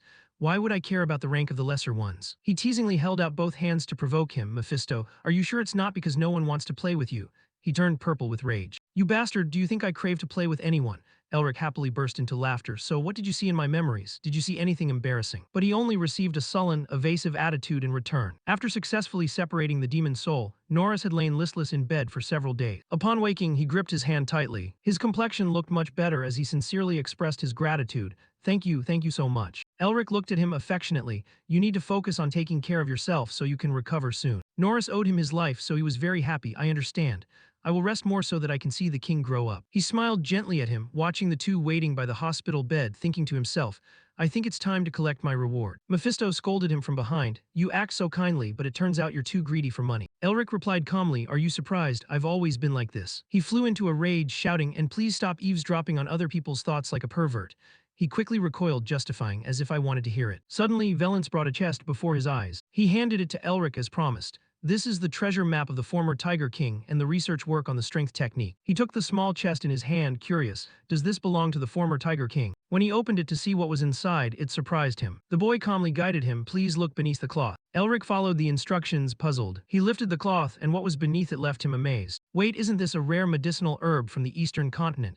Why are you giving me something so precious? Valence spoke softly about a piece of the past. In the legends of the Beastmen, there is a detail that has been mentioned. He heard the ancient legends of the kingdom told to Elric. The boy confidently asserted, I believe you are the hero king mentioned in the legend. He suddenly remembered something, whispering, the winter. It was exactly like the words Otto had said, and complete the winter. Only then did he realize, connecting the chain of events, so the appearance of that in the prophecy wasn't a coincidence. I apologize for being too late. If so, does that mean my grandfather went there because it was part of the family plan? Valence handed it back to him, so you deserve the elixir of the royal family. Elric happily accepted it. All right, thank you. When dawn broke, he and the others set out. Now I will guide everyone to the flower temple. In another cold and dark place, Hugo was trembling, prostrating himself on the ground, his voice broken with fear. My lord, I apologize. Blood Wolf King, I will not fail the next time. Suddenly, he noticed a strange movement. The Blood Wolf King struck Hugo down because you failed. He slammed his hand onto the table, causing a painful thud. Then he sliced off the man's head. I will reclaim my tail. The Blood Wolf King gritted his teeth in anger, the Melvinger family again. He interrogated his subordinates about their whereabouts. Where have they gone? Deer respectfully reported to him. The Flower Temple. The Blood Wolf King pondered. The Flower Temple is the path my successor took. He decided to issue the command to burn them to death. Sitting on his throne, he declared, burn them to death along with the temple. At the black snowy fields, when Elric's carriage arrived, dusk was already falling. They gathered in a room in the palace to discuss things noisily, while Valence happily played with the white tiger. Give me your paw. But it didn't care, leaving the boy embarrassed. How insolent. How dare you ignore the order of the Tiger King? Sean watched the two little rascals chasing each other and was overjoyed. Before long, he also became distracted, looking around to find Elric. When he saw him with a few others, he was curious, wondering what they were just talking about with each other. Herman happily touched his sword as if to draw it, saying, well then. He gestured toward him, suggesting, do you intend to learn swordsmanship in the future? Elric responded casually to the invitation, swordsmanship. He was very keen on recruiting him. You have the ability to learn all kinds of martial arts very quickly, and you even improve upon them. It's no exaggeration to say you are a world-class genius. He didn't rush to decide, resting his chin on his hand to consider it for a moment. Herman spread his arms, offering Elric the conditions. I think swordsmanship will be necessary when you fight against those who can enhance their bodies. I could teach you a few things. Augustine quickly interrupted the two of them. Don't be so hasty. He radiated intense killing intent as he approached him. Jack panicked and grabbed his sword cautiously. What's wrong? Agility stood in front of them to warn, you'd better stand still right there. They looked at each other in confusion when they saw bugs crawling up their necks. He looked at the glowing insects and threatened, one wrong move. He smirked, glancing at them, and your heads will explode. People combining together makes the whole sky restless. Should we do that? The wind outside, the blizzard is howling strongly. It's perfect for burying people. Hazer hugged him tightly to reassure him. Herman hurried to soothe the situation. Please stay calm, there are children here. The two who were aggressive just a moment ago were now a little calmer. When the bug flew away, Jack breathed a sigh of relief, rubbing the back of his neck. He sincerely shared with Augustine, it's not that I want to steal your disciple here. He wanted to make the most of Elric's talent because he fought with a style very different from ordinary mages. So he thought, simply put, learning a bit of martial arts could make him stronger. The old man replied coldly, sounds nice. But his eyes were glowing red, exposing Herman. You think I don't recognize your tricks? He was also determined not to lose to Augustine. Herman said, I've heard that old people tend to be overly anxious. Are you worried I'll snatch away your students? The carriage was moving slowly along the road in the dark night. Suddenly, the old man lunged straight out of the door, causing it to fall to the side. He flew into the air to compete with Herman. Augustine pointed his hand toward him, chanting, You damn brat, I'll teach you some manners. Seeing him unleash such a powerful spell attack, Herman also raised his sword, thinking, oh really? His eyes flashed with blue light. What a conservative old man. The ray of light blinded the entire sky. He lunged toward the old man rapidly. Beneath them, Agility was riding a white tiger and fighting. He provoked Herman's lackeys, the Blue Eagle army, isn't it? Perhaps I should teach you a lesson too. They didn't hold back at all, charging in. You must know that hunting monsters is our job. The group of them fought messily. The whole area was covered in thick smoke and dust. Mephisto watched them fight, finding it very confusing. I don't understand why they are fighting among themselves to win you over. Elric, narcissistic, raised his hand to pose. That's to be expected. My talent is too amazing and sometimes being too good is exhausting. He exposed him immediately. You're eavesdropping on them, aren't you? He also confessed honestly. It's a bit rude to just read other people's minds, isn't it? Elric is my student now. Don't you dare hope to steal him from me. Mephisto sighed and asked Elric, are you just going to let them fight like that? The language of those two stubborn old men is starting to get bitter. Herman's voice echoed, you're already about to die, so why are you still so greedy and selfish? He then used his suppression technique to calm everyone down. Please, just calm down. He decisively declared to them, I will learn swordsmanship. Back at the palace, they stood facing Elric. Augustine was regretful, not wanting him to leave. Why, we still have so many things to teach you. Agility also chimed in, that's right, I still have moves stronger than the Eye of Insight. He looked down deep in thought, because I want to become even stronger. Elric opened up about his private thoughts. I have realized that without a foundation in martial arts, I won't be able to grow stronger, no matter how much I train my body. Demons are very strong. If I learn swordsmanship, I will increase my chances of winning against them, won't I? He affirmed to the two, me learning swords doesn't mean I will neglect learning magic. I only view it as a tool to support my magic. Herman also looked at them helpless. I never said I would bring him into the world of swordsmanship and neglect magic. I only want to help him get stronger. Elric put his hand on his chest, promising, I won't learn swordsmanship if you two don't agree because I am your student. Agility and Augustine looked at each other and nodded slightly. The two of them couldn't hold him back. There was no reason to reject this proposal. After all, you were the head of the Melvinger clan before you were our student. After fighting them, I find those sword techniques aren't bad at all. Elric was extremely grateful to them. Thank you, both of you. The old man looked toward the one who was watching them from afar, instructing him carefully, take good care of him. Herman broke into a friendly smile, agreeing. I will pour all my heart and soul into him. But deep down he smirked, old man, I won this round. As for Augustine, he was angry, his veins bulging. I'm only letting you win this one single time. Elric's expression darkened as he contemplated. This is a once-in-a-millennium opportunity to have the Blue Lion, one of the strongest swordsmen on the continent, as a master. He suddenly broke into a dangerous smile. I must make good use of this opportunity. After the training was over, he had completely collapsed. Elric had opened every single bit of food for that day, he thought. It felt like I just came back from the dead. Herman rested his sword on his shoulder, teasing, I didn't expect your stamina to be this weak. He wiped his mouth and questioned, is there any normal person who can swing a sword 10,000 times a day without using mana? He laughed excitedly. That's what every child in my clan must do the moment they know how to walk. Mephisto heard these words and bowed his head, saying, Elric, I have decided. He spread his arms to talk about a distant future. The day I appear and unify this land, I will treat the Blue Lion squad very kindly. I will let them sit to the right of my throne. Suddenly, Elric played a prank, extinguishing that delusional thought dance. He watched with satisfaction as he was used as entertainment, while he screamed, Stop this, you bastard. Suddenly, the carriage wheels braked and stopped on the road. Carl opened the carriage door and announced, Master Elric, we have arrived. He then slowly stepped down from the carriage. Finally arrived at the Flower Temple. When he touched the ground, he realized a problem. Elric stared in surprise at the scene before him, wondering, what is this? Before him was a ruin that had collapsed. Is this the Flower Temple? Valence looked and smiled, answering, currently because of the Eastern General it has been temporarily sealed. I told them we would come, so the door will open soon. Mephisto appeared next to Elric, smiling with interest. They mentioned the Flower Temple. I was wondering if it was the place I was thinking of. So it's still here. Elric caught the main point of his words and asked, what do you mean? Mephisto looked at the dilapidated ruin before him and replied, a place born for the apocalypse, it is a type of portal. He smirked coldly, humans, the dragon race, and the giants were all terrified of the great demigod's army. They intended to rebuild from scratch here after the world was destroyed. Speaking of this, Mephisto suddenly shrugged. Of course, the Melvinger clan stopped that army. Elric heard him say that and bowed his head to look down, deep in thought. He grabbed the pendant on his neck, thinking to himself, dragon, giants, and demigods. Elric suddenly remembered the scene he had witnessed in the dragon's cave. He couldn't help but wonder, what do the apocalypse that Mephisto mentioned and what I once saw have to do with each other? Just then, the ground where Elric was standing suddenly experienced a shock. The rocks under his feet shook violently. A question mark appeared in Elric's mind. He still didn't understand what was happening. Valence suddenly pointed forward and cheered. Elric, look. The gate, which seemed about to collapse, suddenly emitted a blinding light. Valence pointed at the gate, joyfully saying, the door is open. Elric and Mephisto simultaneously looked toward the gate. Mephisto bared his teeth in an excited smile. There must be a very familiar face inside. Not letting him think much, the gate emitted an increasingly blinding light, shining straight at where Elric's group was standing. From inside the gate, someone suddenly walked out. That person walked straight in front of Elric's group. She clasped her hands before her chest, her eyes closed, and introduced herself. I am the guard of the Flower Temple. My name is Huniatriquez. As soon as she opened her eyes, she continued, you can just call me the guard. Finishing her words, Huniatriquez gestured for Elric's group to enter the temple.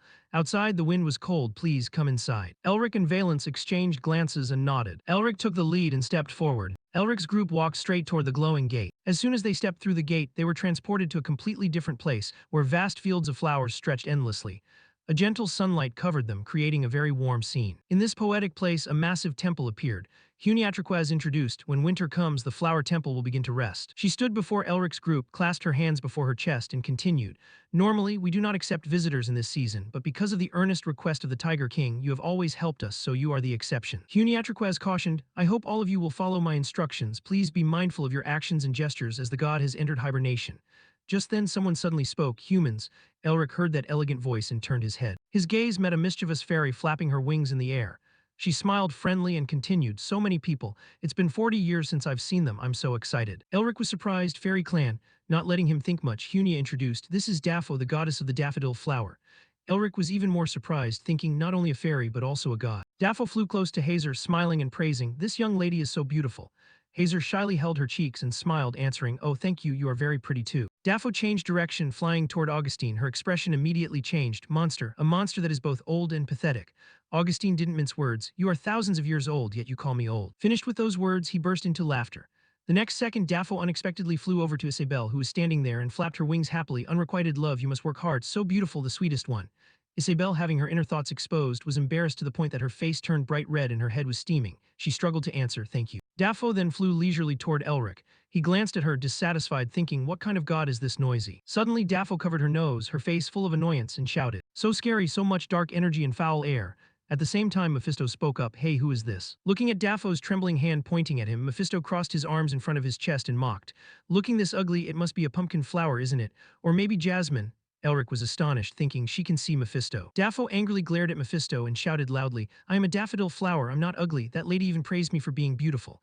Mephisto shook his head, showing disdain. You really think she was praising you for real? Are you a god or what? Seeing the two of them, Daffo and Mephisto, arguing fiercely in front of him, Elric couldn't help but think, I didn't expect her to be able to see Mephisto. Just then Herman suddenly spoke, Goddess of the daffodil flower, what are you doing? A look of confusion appeared on his face. Augustine blankly asked, is there something there? Seeing this reaction from them, Elric worriedly thought, if this goes on, they'll discover Mephisto. He hadn't come up with an excuse yet when Huniatriquez suddenly calmly said, Daffo doesn't have many friends, so she's just playing by herself. Augustine was blank, oh god, poor thing. Herman expressed sympathy, I understand why she is lonely. Elric escaped danger and sighed in relief, but unexpectedly, Daffo suddenly became agitated, shouting straight at Huniatriquez's face, I'm not lonely, you mean guard. Huniatriquez acted as if she didn't hear her, calmly looking at Elric standing before her. Why did you come to our temple? Only then did Elric remember. He reached into his coat pocket to look for something. The next second, he brought that item out for Huniatriquez to see. I want to give this to the camellia goddess. A while later, Huniatriquez took the lead, guiding the way for Elric to follow. Both of them walked into the temple. Elric walked and observed the temple. He spoke silently to Mephisto. The temple must have suffered a lot of damage caused by the Eastern General. I even thought this place would be a paradise out of a fairy tale. Just then, Mephisto suddenly spoke. This place was supposed to be a portal to resist the demigod's attack. I can't believe it's in this state just because of that Eastern General. Elric was a bit surprised and asked, why has the Eastern General been so stubborn lately? Mephisto stared ahead, his face serious. Just like that beastman said, perhaps it's just a temporary change in personality, or it has something to do with some arrangement of your clan. Finished speaking, he suddenly glanced at Elric, his expression strangely gloomy. Don't you find everything too coincidental? Mephisto voiced his suspicion. Everything seems to have been prepared, just waiting for you to appear in the north to begin. Hearing this, Elric was startled. He suddenly felt enlightened. He thought of his ancestors and himself, then became suspicious. Could this be part of the arrangement my ancestors mentioned? Not letting him think of anything else, Huniatriquez pushed the door in front of her and spoke up. We have arrived. Inside the room, the gods representing different flowers were sitting in a circle. Hearing the sound, they turned their heads to look toward the door where Elric's group was standing. Orlia, who was sitting in the room, suddenly asked, "Who are you?" Peony, sitting next to her, couldn't help but wonder, "Why are you here?" Lavender furrowed his brows, searching for the camellia flower. "What's wrong?" Fonks rested his chin on his hand, looking at Elric. "Why do you want to give her the ice crystal orb?" Elric looked at the gods in this place, thinking, the camellia goddess hasn't arrived yet. He put his hand on his chest and bowed politely, introducing himself.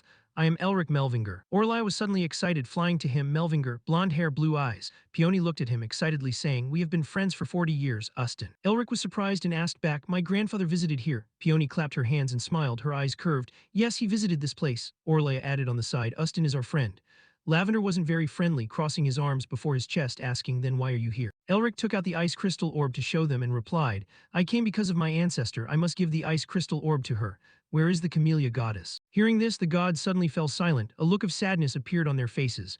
That matter, Elric followed the gods to a place filled with countless coffins. Elric's footsteps halted. He stared intently at one spot. On that coffin, the name of the camellia goddess was carved. The other gods sadly said, "She has withered." Elric asked silently, "Is it because of the Eastern General?" Each of the gods spoke up. "Winter has lasted too long. Spring hasn't arrived. Everyone is withered. All the winter flowers are hibernating. We don't have much time left either." Elric sat down and placed his hand on the camellia goddess's coffin. His hands trembled. He thought, if I don't give the ice orb to the camellia goddess, then coming here this time was useless. Elric gritted his teeth, his face darkening. "In that case, I won't be able to rebuild the clan either." Mephisto, who was flying alongside him, suddenly said, "I didn't expect these gods to wither because of that winter." He then remarked, "How pitiful." Orlia excitedly pointed her finger at him and shouted, "Demon King, shut up." Lavender was angry, her face turning red. "We only allowed you to enter because of our friend. We have no desire to see you." Mephisto immediately became furious. "Who do you think you are to talk to me?" Daffo coolly stabbed him with a comment, "You are only the past now." Orlia stood with her hands on her hips, shouting, looking at him angrily. Lavender added another remark. "Getting angry is also useless." Just then, Elric suddenly thought it through. "Wait. They withered because of the cold, but they aren't dead."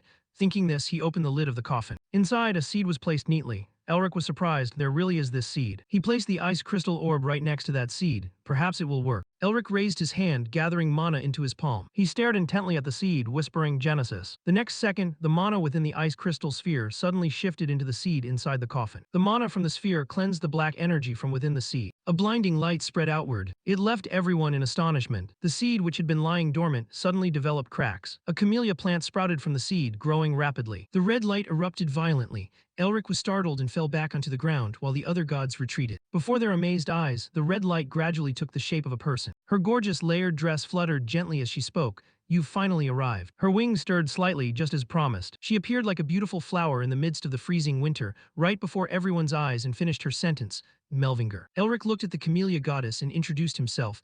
"I am Elric Melvinger, the grandson of Ustin Melvinger.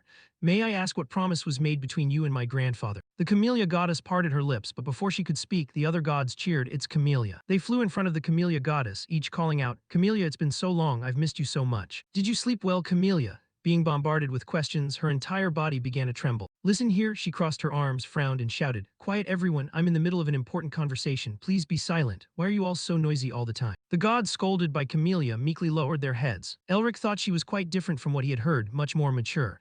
Mephisto looked at Camellia and mocked, "Where did that arrogant attitude of yours go?" Camellia raised an eyebrow. "A long time has passed, yet your ugly face remains the same.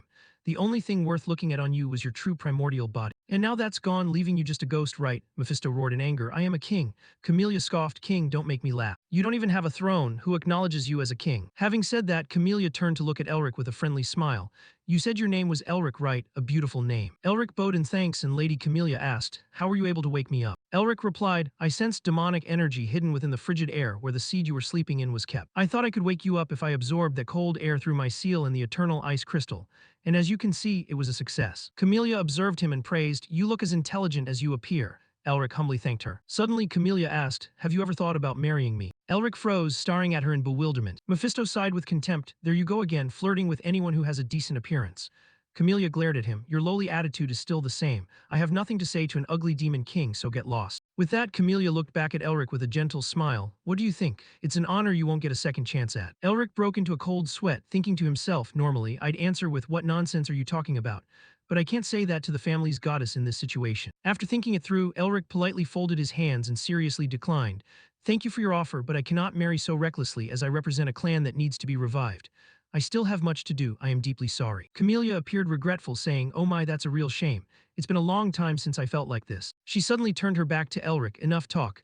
You want to know the promise between me and Ustin Melvinger, don't you? Elric answered honestly, yes. Camellia bowed her head low. He said his grandson would come here one day. She seemed to see Ustin's shadow standing before her and repeated his words.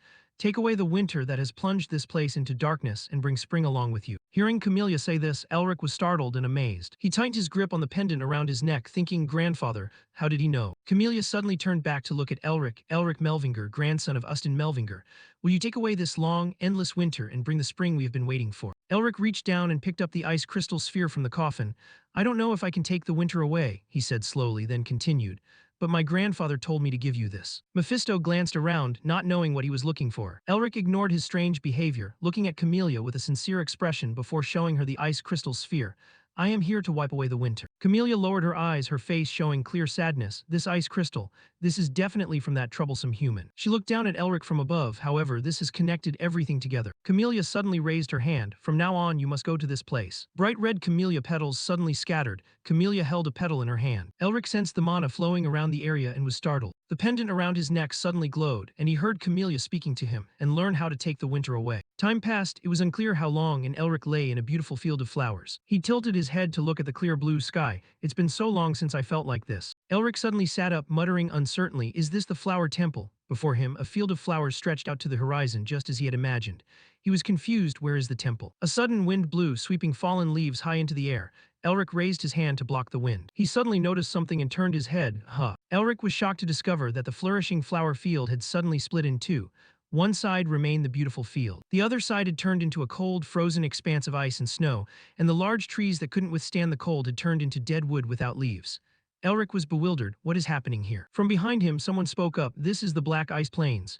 Elric turned his head in surprise. The person had his back to him, saying, this is where your strength will be tested for the second event. Elric's eyes widened as if he had realized something. Could it be? The person turned around. It was Otto, who smiled at him. Yeah, it's been a long time, hasn't it? Elric excitedly ran up to Otto. Yes. Otto looked him over. You have grown a lot since we last met. Seeing the crest on his arm, Otto exclaimed, it seems the savage seal has found its right place. Elric was still very surprised and asked, why are you here? Otto's eyes curved into a smile. Until you resolve the winter, I will continue to follow you and teach you. Elric fearfully clutched his head as painful memories rushed back. Otto laughed, ho ho ha. The old man suddenly looked in a certain direction, his expression serious.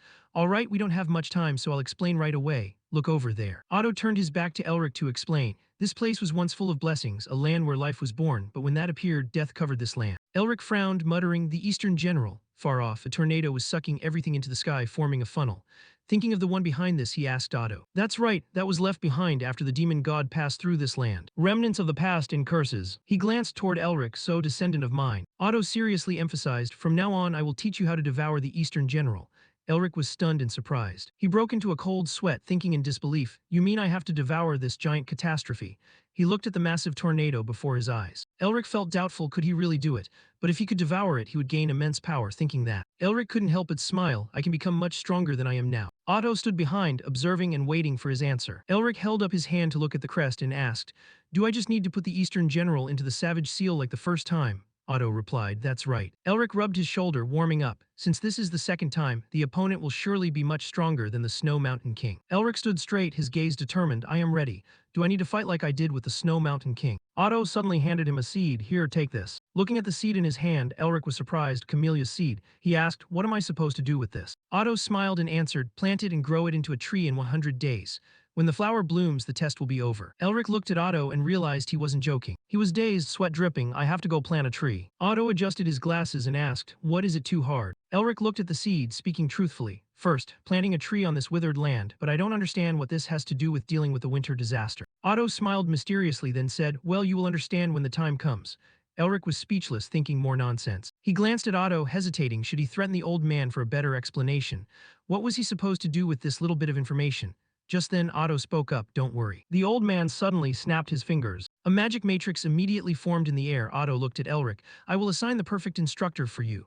Seeing the massive scene before him, Elric couldn't help but be amazed. A blinding light emitted from the matrix, preventing Elric from seeing clearly. He instinctively raised his hand to shield himself from the light. Just then someone spoke, "Can you stop bothering me?" Elric opened his eyes to see the person who spoke, his pupils widening in surprise. The instructor that Otto had summoned using magic was Camellia. Camellia was unhappy. "I've told you many times not to wake me up," Elric exclaimed, "Goddess Camellia." Camellia noticed him, a giant question mark appearing over her head. A second later her expression changed and she looked at Elric with interest. "Oh, how do you know my name, handsome?" Elric frowned in surprise, thinking to himself, her appearance is that of Goddess Camellia, but the presence she radiates is completely different. Elric felt as if a massive camellia tree had appeared before him. Even though she didn't look tall, it felt like he was staring at a giant tree. Camellia stood as tall as a mountain, the giant camellia tree behind her making her even more majestic, a giant tree that could cover the sky. Elric realized this was a true god. Otto reached toward Elric and smiled. "Let me introduce you. He is my descendant." Camellia stroked her long hair, exclaiming, "It's a pity you're a Melvinger, but I'll overlook that because you're handsome." She blew Elric a kiss and asked the familiar question, "Do you want to marry me?" Elric was speechless, thinking to himself, she still has the same personality. Seeing Elric's reaction, Camellia suddenly flew into a rage. "Oh my, Elric Melvinger, you've already rejected my marriage proposal once, haven't you?" Elric broke into a cold sweat thinking as she linked to the camellia goddess outside. Camellia suddenly changed her expression. She flew around and said, "HMPH, whatever, it's very difficult to grow a camellia tree.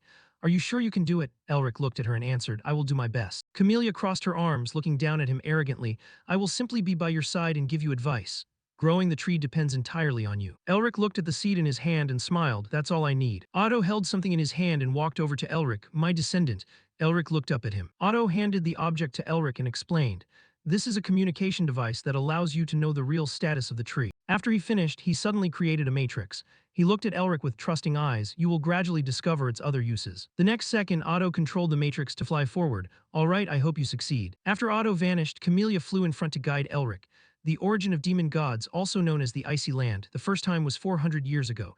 You must obtain the materials and items I mention and use them. Elric looked around silently, wondering if the environment of this era was better than the outside world. He suddenly looked up at Camellia and asked, "What do I need to do first?" Camellia replied, "Find soil to plant the seed, a place good for germination." Elric began to cross the snowy field, thinking, would purifying this land be faster than searching across the entire snowy field? Camellia suddenly remembered something important and warned, "Oh, this is the mental realm, so the environment here is exactly like the black ice plains outside." Elric suddenly heard a loud noise, frowned, and turned his head in surprise. A giant monster suddenly dove from the sky toward him. Elric quickly reacted, jumping to the side to dodge. Camellia then said leisurely, "And you also need to be wary of monsters." As soon as she finished, a swarm of winged monsters flew over from somewhere. A flash of blue light illuminated the area, and the flying monsters were instantly frozen. The next second, the blocks of ice shattered, falling to the ground. Elric stood still, holding the pose he had just made. The monsters that had just been destroyed turned into fierce, baring-teeth phantoms. Elric absorbed them into the crest on his arm, smiling contentedly. "I didn't expect this place to have a monster banquet for me." Camellia flew behind him, resting her chin on her hand, praising, "You are quite capable. That is indeed the look a Melvinger should have." She spread her hands. "Do you think you can find that piece of land in this vast snowy field?" Elric frowned, thinking seriously. "An open terrain with small trees must have a water source nearby, where I can easily defend against monsters." Connecting these things, Elric suddenly thought of something and turned to ask Camellia, "Camellia, if we are 400 years in the past, Anthropomorph should be around here, right?" Camellia seemed to understand. "Are you thinking of Anthropomorph? I think by this time they have already finished building the city." She flapped her wings and flew behind Elric. "This terrain is very different from what you know. How do you plan to find it?" Elric smiled confidently. "That's not difficult." With that, he immediately leaped up and vanished on the spot. Elric used magic to fly high and looked down at the terrain, catching sight of a rushing river. Usually canyons or high hills won't change much in 400 years. Elric flew ahead to guide the way, Camellia following close behind. Elric said, "If I use a place like this as a center, I can roughly guess where it is." Time passed and Elric finally arrived at a desolate place with bizarre creatures. "There it is, I found it." Camellia laughed in appreciation. "It seems you've noticed the terrain around Anthropomorph and remembered it. A smart choice, truly a Melvinger." Elric raised his hand, mana gathering around his arm, and laughed excitedly. "All right, get ready to cut it." Watching the massive amount of mana gathering on Elric's arm, Camellia narrowed her eyes. The blue light spread so far it became blinding. Camelia's silhouette gradually blurred. A moment later, Elric asked, "This is enough to plant a tree, right?" Camellia broke into a sweat, looking at the scene before her. "I don't think it's just enough." In just a short time, Elric had created a giant ice wall enclosing this piece of land. Camellia continued, "The soil quality is quite good and most monsters won't come near this place." She looked at Elric flying before her, thinking to herself, "I knew he was a Melvinger." Elric suddenly flew to the center, knelt down, touched the ground, and used the dragon tongue to reshape the area. Camellia thought, but for a human to use the dragon tongue so perfectly. She clutched her cheek, revealing a look of infatuation. "What should I do with him?" After leveling the land, Elric stood up. The stone tablet Otto had given him, which was in his pocket, emitted a golden light. he exclaimed in surprise. Camellia. Camellia flew closer to Elric. He took the stone tablet out of his pocket and laughed. Seeing the reaction of this tablet, I think I've succeeded. Holding the stone tablet, Elric was dazed. On the tablet were large letters, mission failed, RETORNING2 day 0. Elric was bewildered, covered in question marks. Before he could think much, the wheel of time restarted. Elric returned to the starting point, sighing in frustration, starting over again. Camellia glared at him, looking annoyed. This is because of that old pervert Otto, right? Elric put a hand to his head, unhappy. Throughout the first test, I kept returning to the starting point every time I died. This time I'm back at the start because the mission failed. Camellia looked around. I guess you've forgotten something. Elric agreed. Do you know why? Camellia looked at the snowy mountain before her and answered, because this is the Black Ice Plains. There are countless reasons why planting a tree fails here. Elric went silent, not knowing what to say. Camellia suddenly reached out to open the gate and said as if it were a matter of course, besides, I think I've already provided you with enough instructions. I'm going to sleep for a while watching the world outside. Elric was startled. Where do you intend to go? Camellia replied, I'm going to a safe place, just focus on your mission until I return. As she finished speaking, she stepped into the gate. Elric hurriedly raised his hand to stop her. Before you go, give me a few more hints. Before he could finish his sentence, Camellia suddenly vanished from his sight. Elric lay on the snow-covered ground, looking at the night sky.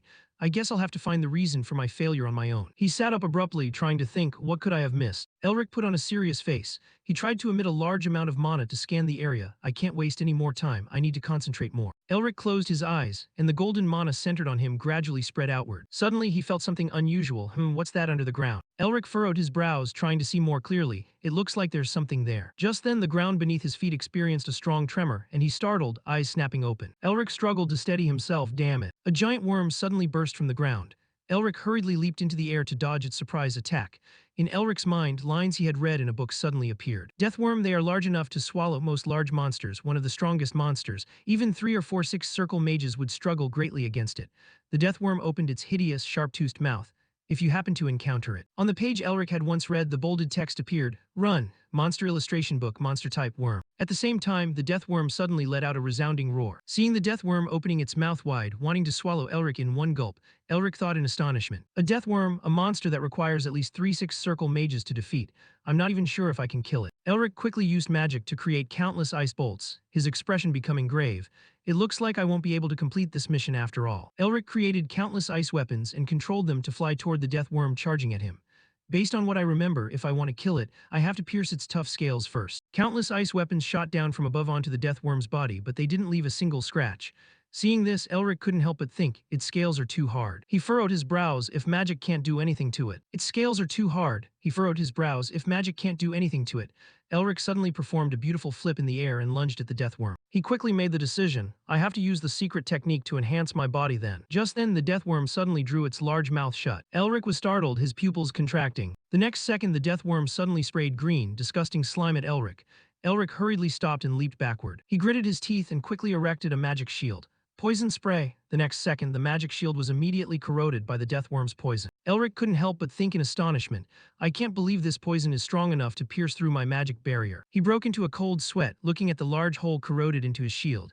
If I keep approaching it without being observant, I'll definitely be swallowed by this pile of poison. Just then, the deathworm suddenly turned around, intending to burrow back into the ground. Elric immediately fired ice blades to block its path and shouted, You can't escape. Finishing his words, he disregarded everything, retracted his shield, and charged forward. If I let it get away, I'll lose the time I need to finish the mission. Elric's attack caused a layer of the deathworm's scales to peel off. Its heavy body crashed onto the ground, causing the earth to crack into many pieces. The deathworm suddenly lay flat on the ground, not moving anymore. Just as Elric intended to approach it, it suddenly opened its large, tooth-filled mouth, wanting to swallow him in one gulp. He realized its intention, so you were luring me to follow you, huh? Elric jumped down from above and stomped on the deathworm's head. You're more cunning than those other monsters. He laughed a bit nervously. It seems I'm about to be in danger. As soon as he finished, the deathworm immediately sprayed a large amount of poison, engulfing Elric inside. It suddenly moved violently, making his body stagger. The next second, poison surged from inside the deathworm's body, forcing Elric to hurriedly turn and flee. Damn it, this pile of poison is so annoying. The poison mist quickly covered the entire area, leaving Elric with no way to dodge. Elric's body was knocked off by the deathworm and fell straight down. Immediately after, it sprayed poison down on him from above. Looking at the large mouth descending toward his head, Elric couldn't help but worry. If I don't kill it soon, I'll have to restart the missions from the beginning. I have no choice but to take a risk. Elric furrowed his brows, a cold glint in his eyes. He silently chanted to release all of his power. A massive amount of mana in his body began to be released outward. Elric thought, distracted. I still remember the combat techniques learned from the Blue Lion. He channeled his power into his fist and raised it, by focusing all my power into one point. Elric used the secret technique, White Tiger Full Strike. His fist wind surged forward like a fierce tiger. I can maximize the power of the attack and I'll have a chance to kill it. Elric used all his might to land a punch on the giant worm's body. The giant worm's tough scales finally shattered and fell to the ground with a clatter. At the same time, Elric's magic shield was also corroded by its poison. He gritted his teeth and cried out, his body losing its footing and immediately falling to the ground. His entire body covered in scratches, he broke into a cold sweat, looking at the poison sticking to his skin, bewildered. If I hadn't used up all my mana on that last strike, I probably would have been killed by its poison first. Elric lay exhausted on the ground, having no desire to sit up. He breathed a sigh of relief. Meeting another one now would mean my end. Elric held the stone tablet in his hand. I succeeded, huh? On the tablet the words were carved. You have met the necessary requirements. The first restriction has been removed. Elric was surprised. Restriction? What restriction? He raised the stone tablet high, and it emitted a blinding white light. That light suddenly transformed into a stream of energy and flew into the totem on Elric's arm. He lowered his head to look at it, bewildered. What's this? Elric sat up abruptly, looking at his arm in a daze. The totem on his arm still had a lingering light. He thought to himself, I didn't expect to receive the fourth mark so quickly. Can I use it to break the cold of the frozen land the same way I did with the Snow Mountain King? Elric scratched his ear and furrowed his brows, muttering, but how? I don't even know its real name. Thinking of Mephisto's disdainful face toward him, Elric's face turned pale, muttering, if Mephisto found out about this. He hurriedly waved his hand to banish Mephisto's shadow from his mind. Just follow the arrangement, I'll know soon enough anyway. Thinking it through, Elric excitedly stood up. He clenched his hand into a fist to get motivated, then smiled happily, finally finished cleaning this place up. Let's start planting the seeds. At that moment a sound prompted him, be careful. Elric suddenly felt a massive shock and exclaimed in astonishment, no way. The warning lines from the book appeared in his mind. Even though deathworms usually live alone, there are extremely rare cases where they live in packs in a vast region. A pack of deathworms appeared before Elric, all of them suddenly emerging from under the ground. It could be just a few, but it could also be dozens. They appeared from all sides, simultaneously rushing toward where Elric was standing, opening their mouths wide to attack him. Elric's face was filled with frustration. Come on, this is ridiculous. The wheel of time spun backward again. Elric clutched his head and screamed madly, I can't escape this place. One was hard enough to deal with, now there are dozens, what am I supposed to do? Elric furrowed his brows and gritted his teeth, rushing toward one side. What the hell? Why would the Tiger King want to build a house in a place like this? He remembered the scene of being torn apart by the deathworms before time reversed, thinking to himself, only the master would have the strength to defeat this whole pack of monsters alone. But a place with so many deathworms proves that the land is extremely fertile. Elric flew to a place and secretly resolved, I must try to find every possible way. He smiled brightly and said, trying a few more times, I'll surely find a solution. Time passed, no one knew how long. Elric was covered in injuries, his eyes rolling back, his face filled with despair, muttering, damn it. Attempt number 34. Elric lay flat on the ground, unable to move. I've tried every possible way. He remembered the scene of himself coughing up blood, and the time he was poisoned, along with various other ways he died, all in despair. Still couldn't kill those death worms. Elric sat sadly in a corner. I'll try another region far from here. His expression changed instantly, but the seeds won't sprout. Elric was surrounded by death worms from the inside. He wondered, am I going to be stuck here forever? Elric lay flat on the ground, thinking of Otto. Mephisto wasn't here, and the Camellia goddess wasn't either. I bet the ancestors are watching me suffer and laughing. Is no one coming to help me? Suddenly he felt enlightened. Wait a minute. Despite the surrounding deathworms, Elric screamed excitedly, I'm so stupid. Why did I just think of that now? They didn't forbid me from asking for help. Elric quickly regained his spirit, stood up straight, smiled happily and said, the Tiger King's clan. He remembered the might of the Tiger King, then immediately made the decision to ask them for help. Meanwhile, under the giant camellia tree, Camellia was sleeping soundly. She was on a soft cushion, unaware of anything. At the same time, someone suddenly appeared where Camellia was resting and spoke up. You sleep so much. Camellia heard the sound and slowly opened her eyes. The person who had arrived was Otto. He smiled, his eyes curved, looking at her. Camellia sat up abruptly. How did you get in here? You weren't supposed to be able to enter without my permission. Otto smiled, answering, someone else wished for me to come in here. Camellia was agitated and asked loudly, when did this happen? Otto looked at her in surprise. Have you forgotten what happened on that day? It seems you've reached the age where your memory starts to fade. Camellia sighed, I was once a queen, living in an ice palace, yet now I'm being treated like this. It's exhausting. Finishing her complaint, she crossed her legs elegantly and asked, so why did you come here? Otto looked at her and replied, I told you someone else wanted me to come in. Suddenly he grew serious and asked, are you doing okay? You sacrificed 40 years of your lifespan to fight that curse, didn't you? Camellia shrugged, showing she didn't care. I'm still fine, you don't need to worry. But I hope you won't enter here on your own again. Saying that, Camellia asked curiously, by the way, how is that young man doing? Otto waved his hand, creating a transparent mirror. See for yourself. The two of them looked into the mirror and happened to see Elric being chased by a pack of beastmen. The beastmen shouted loudly, that's our clan's mortal enemy, kill that human. Camellia hurriedly rushed to the mirror, asking excitedly, "What the hell is going on? Why is he being chased and killed by those beastmen?" Otto smiled, his eyes curved. "Isn't it very interesting?" Camellia turned to look at him and shouted, "You can still laugh. Hurry up and help him." Otto still appeared indifferent. "Don't create any more trouble right now, he is." Looking at him laughing joyfully in the mirror, Otto finished the rest of his sentence, having a plan of his own. Elric turned his head to look at the beastman behind him. The Tiger King's bloodline hasn't appeared yet. He jumped to a vacant lot to solve the problem encountered in the mission. I must seek help from those who built a city on this land full of death worms. The beastmen behind him were panting with exhaustion. "Huff huff, we finally caught you, you lunatic." Someone immediately suggested, "Go up and tear him apart."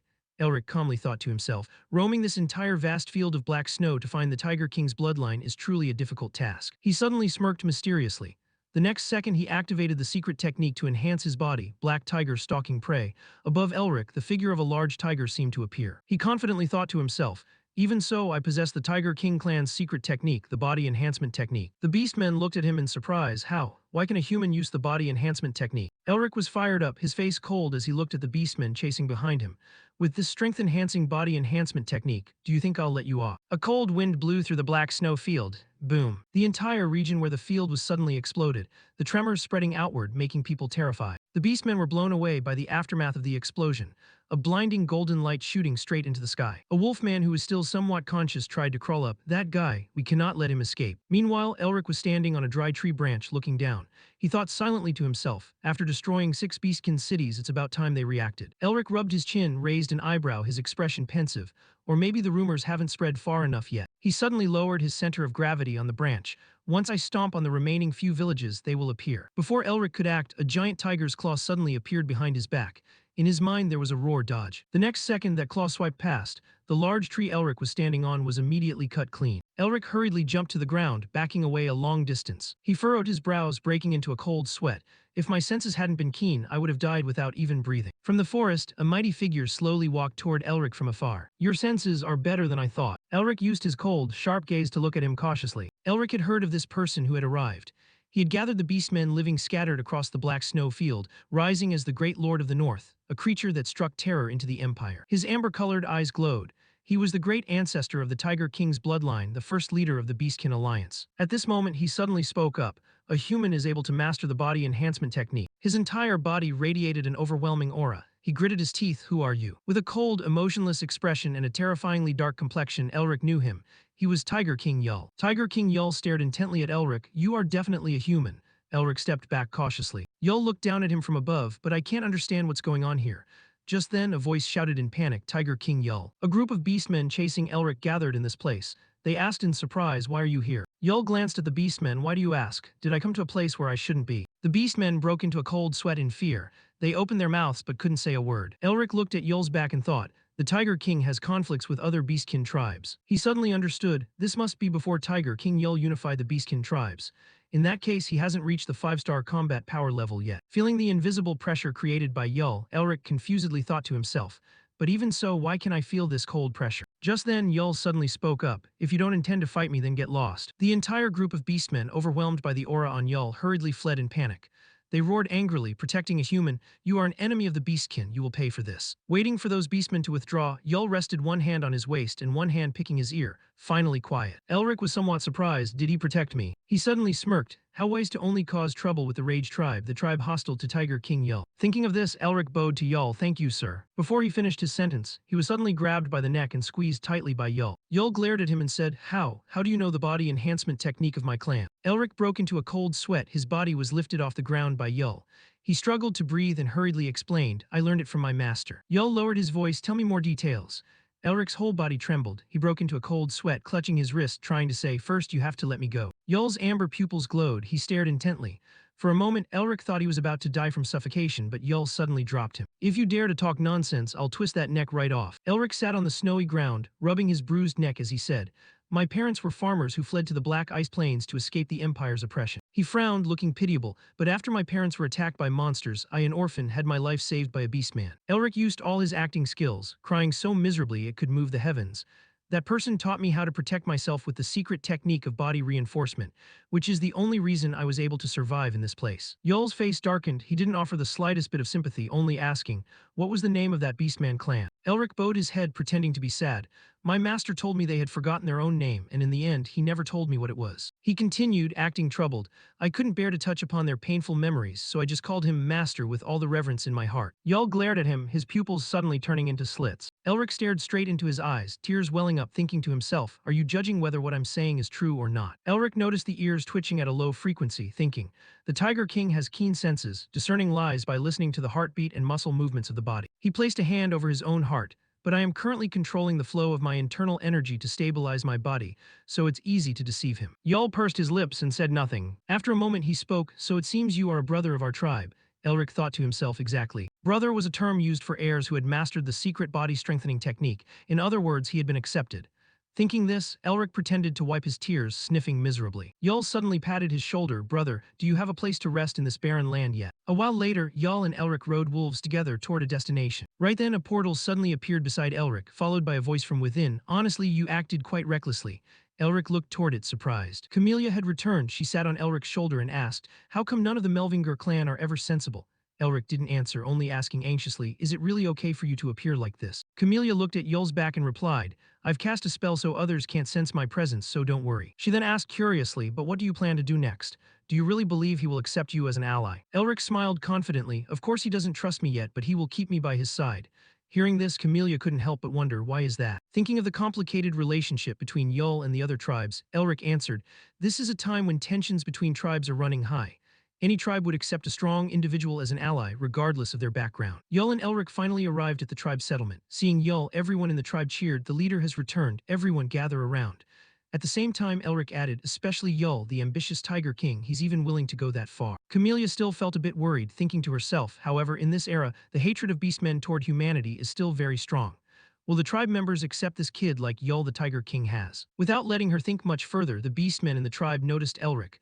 One beastman's eyes widened in horror. The next second, the beastmen grew agitated, pointing at Elric and shouting furiously, a human, the enemy who killed my father, why did you bring a human here? Seeing them about to attack Elric, Yul stepped in to block them. Stop, this is one of our brothers. The beastman bared his fangs and said indignantly, a brother? How can a human be a brother? How can a human ever become a brother to us? Yul tried to calm them. Stay calm, now gather around. Elric looked at the tense situation before him, thinking, this is the time when the Empire's oppressive regime is at its most cruel to both beastmen and commoners. Because of that, the hostility toward humanity was intense. He broke into a cold sweat, trying to think of a counter-strategy. If I can't convince them, my plan will fall apart. However, things didn't go as he had imagined.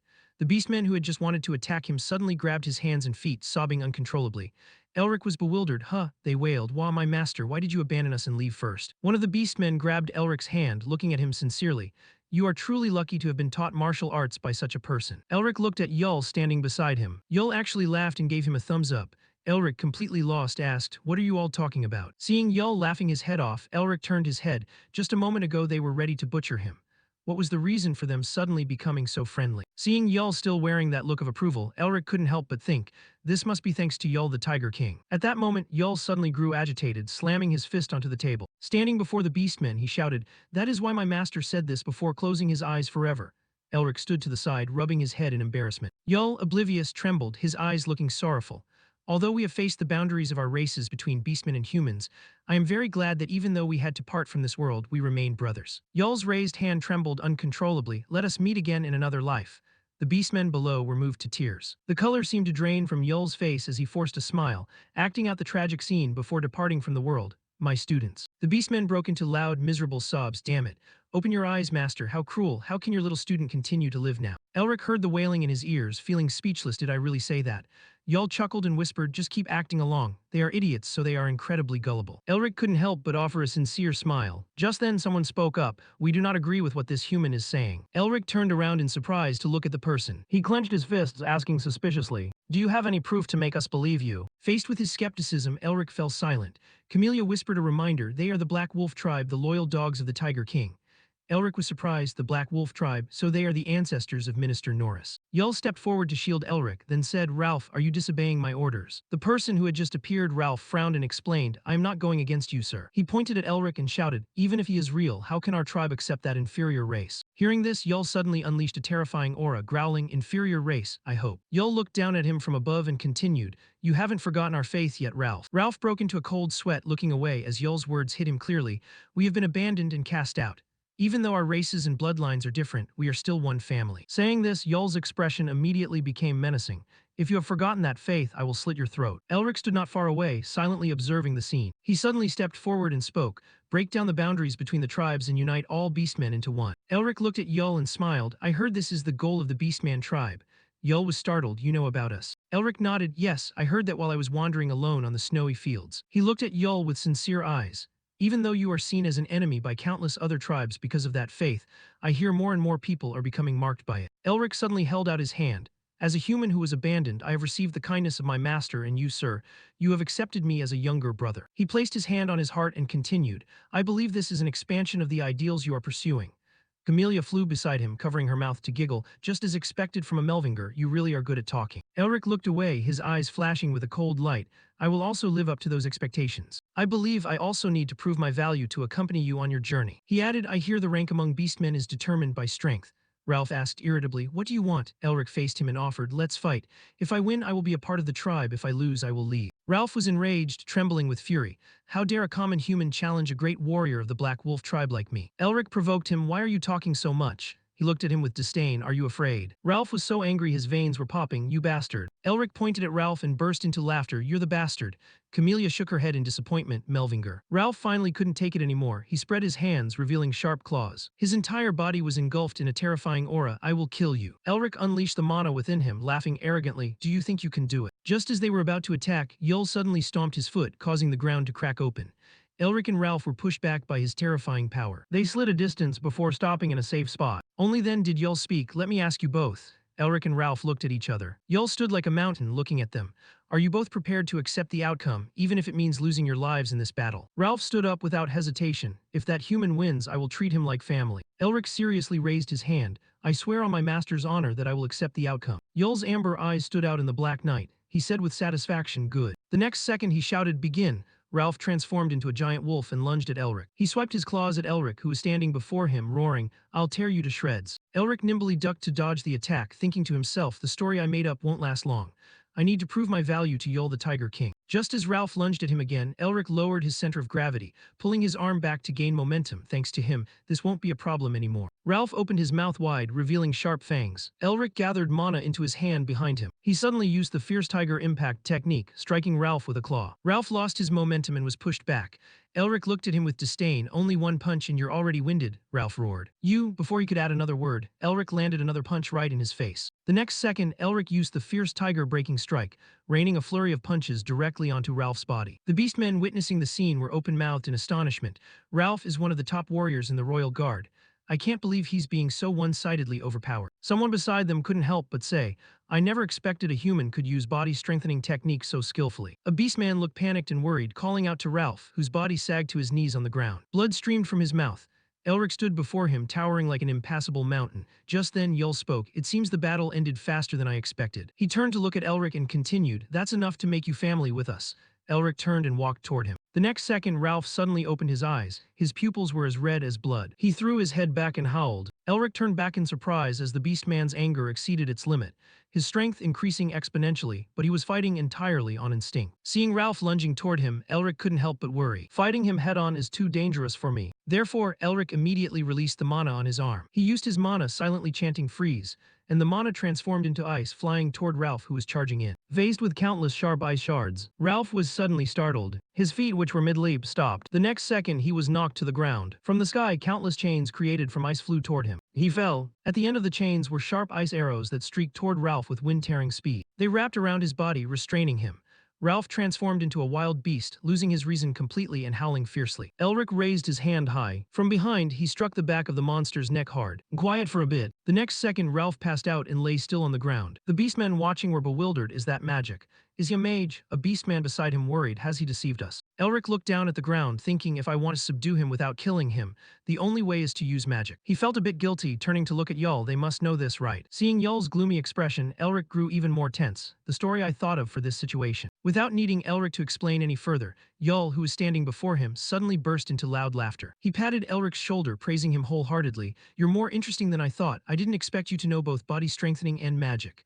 Elric inwardly breathed a sigh of relief. I guess I don't have to worry anymore. He placed his hand on his heart and said seriously, I only should have used my body strengthening technique, but I didn't want to hurt someone who is about to become part of my family, so I used magic. Yul laughed sympathetically. Whether you choose the easy path or hide your strength, the winner is the strongest.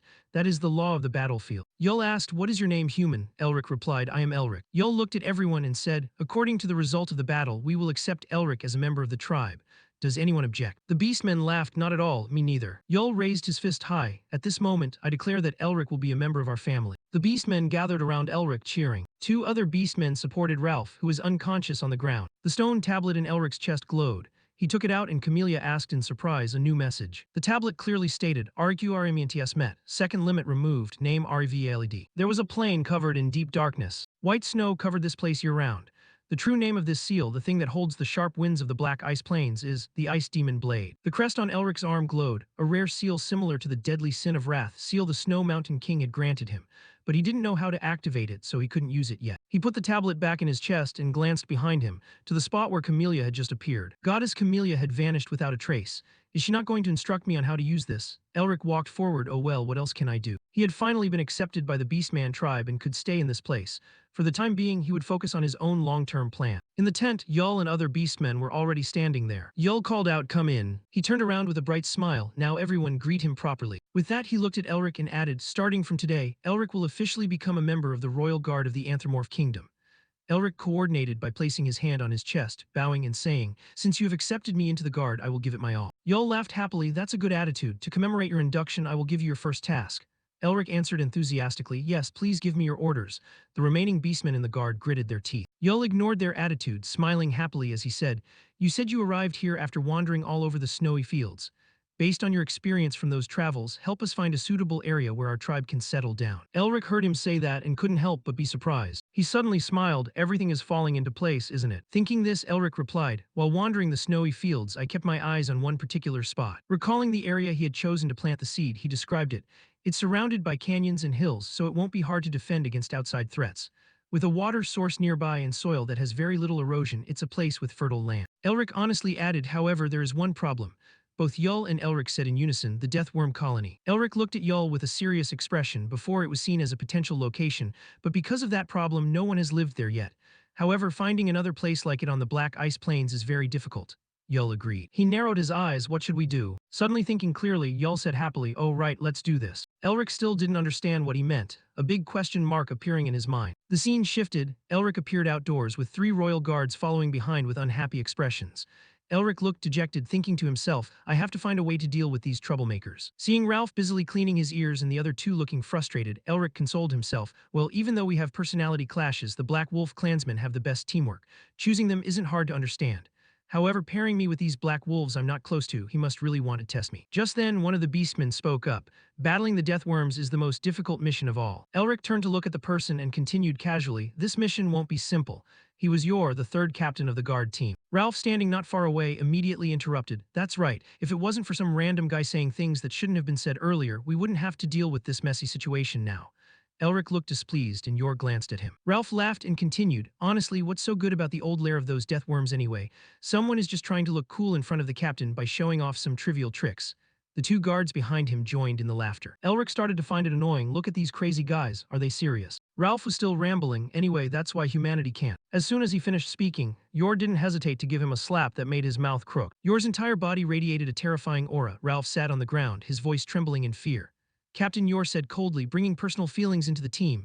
I already told you not to do anything to ruin this atmosphere. He looked down at Ralph from above. If you ruin everyone's mood in the team again, I'll rip your head off, you hear me? Ralph held his cheek and didn't answer. The other 2 beastmen guards stood up straight in fear and shouted loudly, yes. We will work hard. Seeing Yor turn sharply and head toward him, Elric finally understood.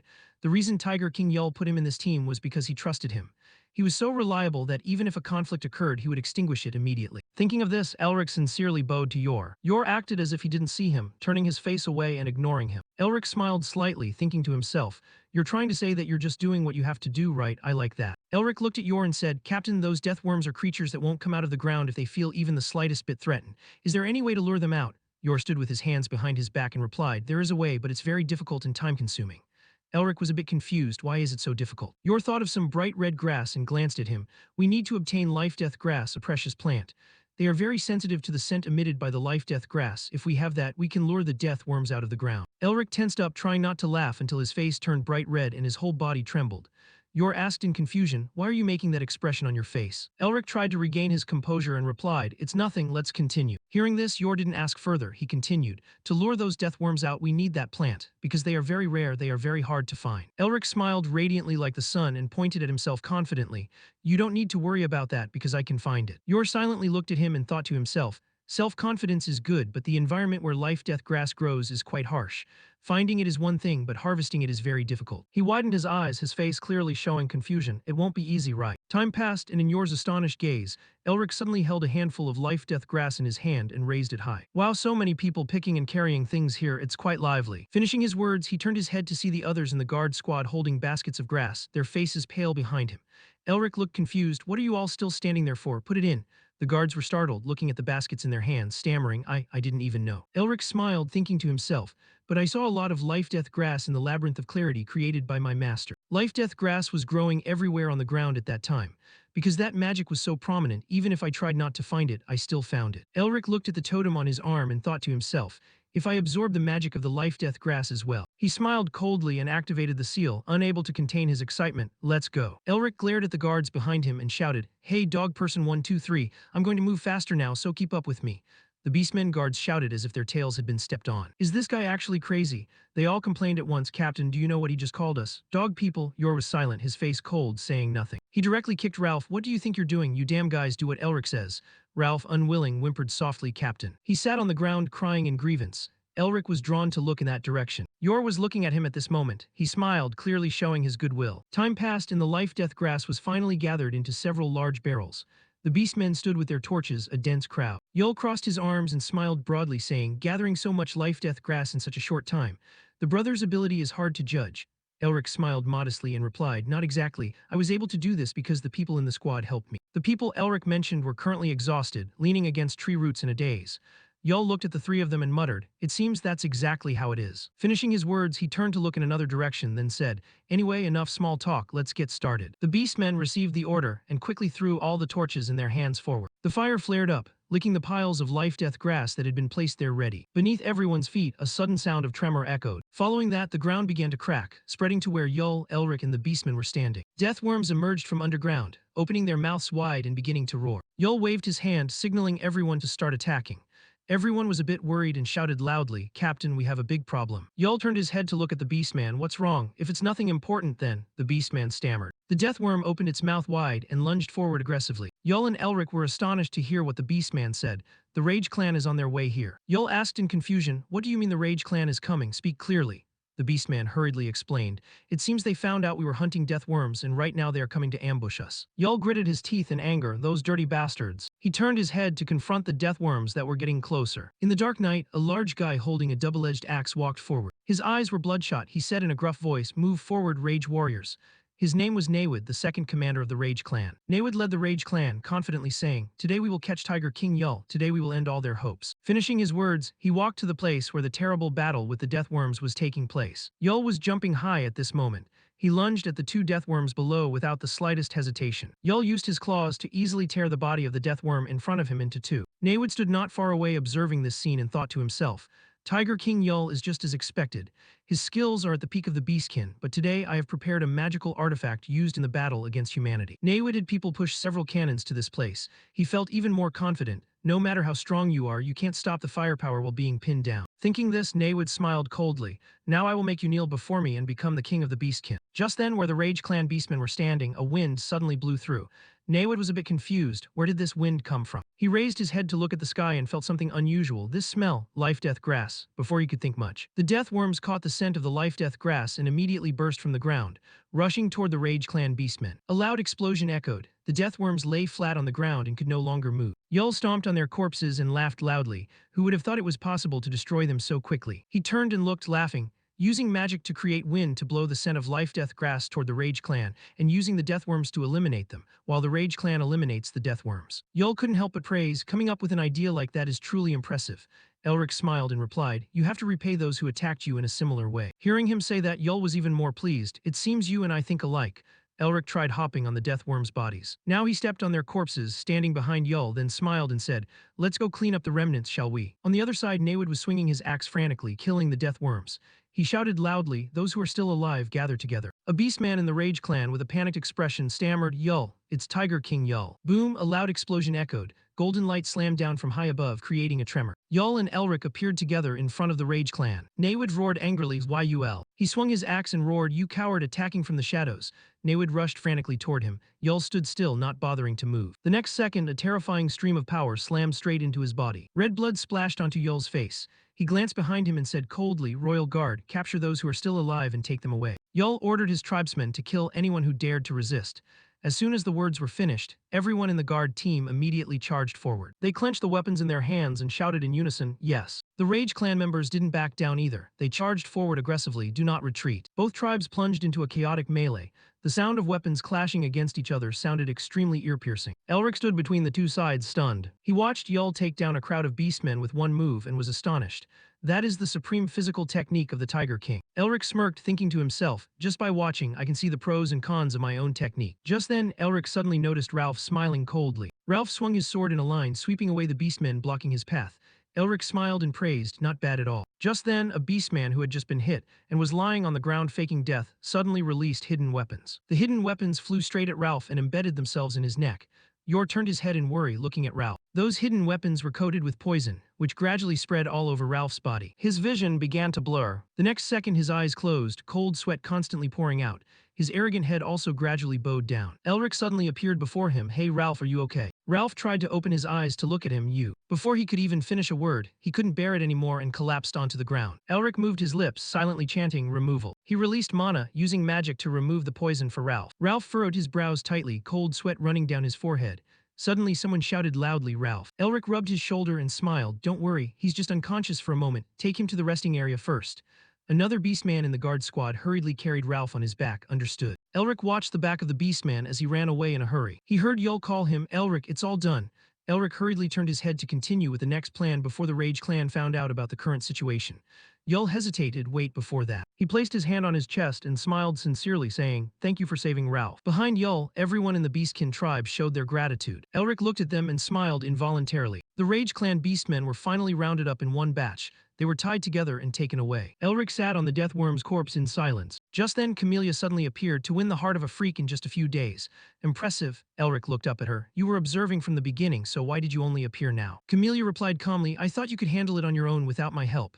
Elric jumped off the Deathworm's corpse and waved his hand at her. Right, good luck to you. The beast totem on Elric's arm turned into a physical entity, devouring the magic power from the corpses of the giant worms on the ground. He looked up at the magic power swirling and being sucked in, thinking in surprise, there's more magic power here than I thought. Elric looked at the totem on his arm. The frost seal had increased to 4 stars immediately. The frost seal, after devouring a heap of magic power, let out a full burp. Elric glanced at it. The Deathworms in front of Elric had vanished without a trace.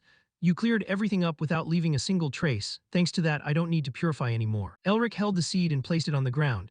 With this much effort, it will surely grow without any problems, right? After burying the seed in the ground, Elric picked up the stone tablet and looked at it.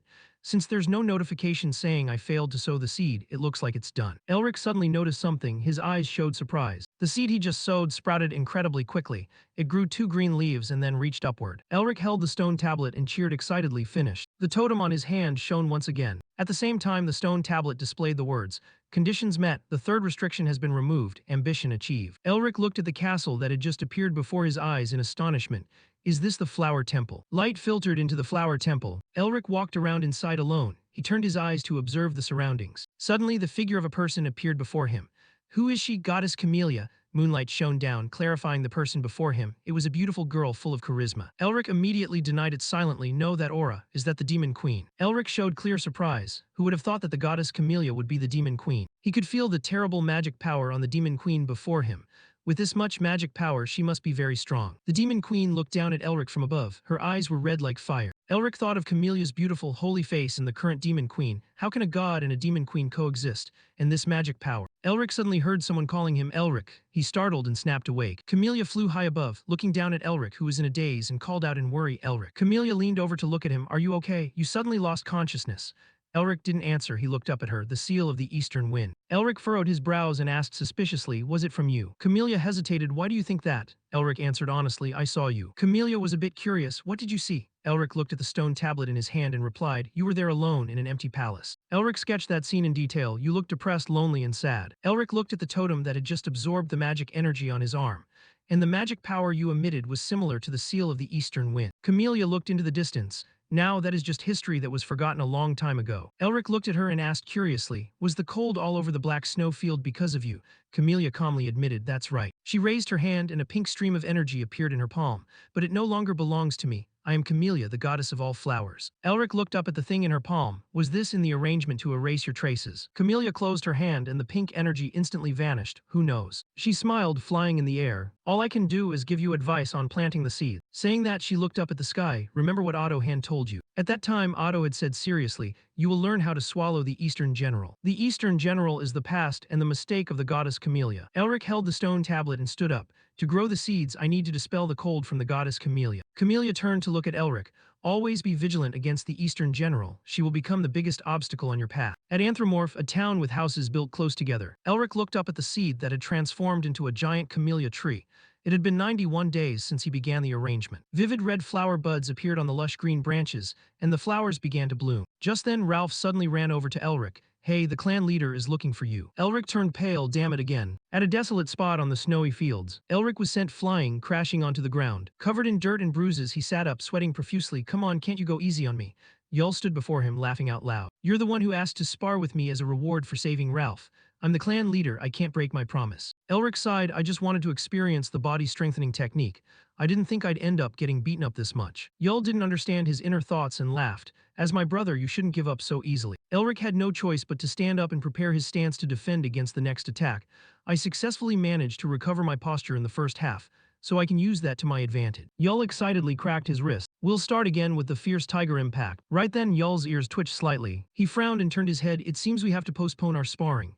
Elric asked, surprised, what happened? Yul didn't answer, instead turning and sprinting away, leaving Elric alone behind him. At the Anthromorph gate, a group of people appeared. They were covered in wounds, walking forward with dejected and weary expressions. Yul, Elric, and Camellia stood on the ramparts looking down. Elric quietly exchanged words with Camellia, refugees. Is this the Eastern General's doing? Camellia confirmed. That's right, the Eastern General has started moving. Elric watched the endless stream of people, muttering, I don't remember the Eastern General being this strong. Camellia replied, the Eastern General in your time had weakened significantly, but the current Eastern General is a true catastrophe. Seeing Yul furrowing his brows with worry beside him, Camellia added, Yul the Tiger King can only stabilize the chaos, but he cannot defeat her. Yul suddenly turned around. Ralph, gather all the clan leaders to my tent. Ralph bowed low, understood. Yul suddenly sat down, pressed his hands against the floor tiles, and said, Elric, I want you to change into your combat gear and come to my tent. With that, Yul leaped off the ramparts. Just as Yul left, someone called out, Hey, Elric. Hearing this, he turned his head. Ralph was holding a water bottle without looking at him and said, take it. Elric was a bit confused. What's this? Ralph shoved the bottle directly at Elric. Nothing. I had extra so you can take it or throw it away, do whatever you want. With that, he also quickly leaped off the ramparts and left. Camellia sat on Elric's shoulder and explained, this is a rare medicine that only the Black Wolf tribe has in small quantities. She smiled as radiantly as the morning sun. He probably only had a little bit left too. That kid actually has a cute side, doesn't he? Elric smiled. I didn't expect that.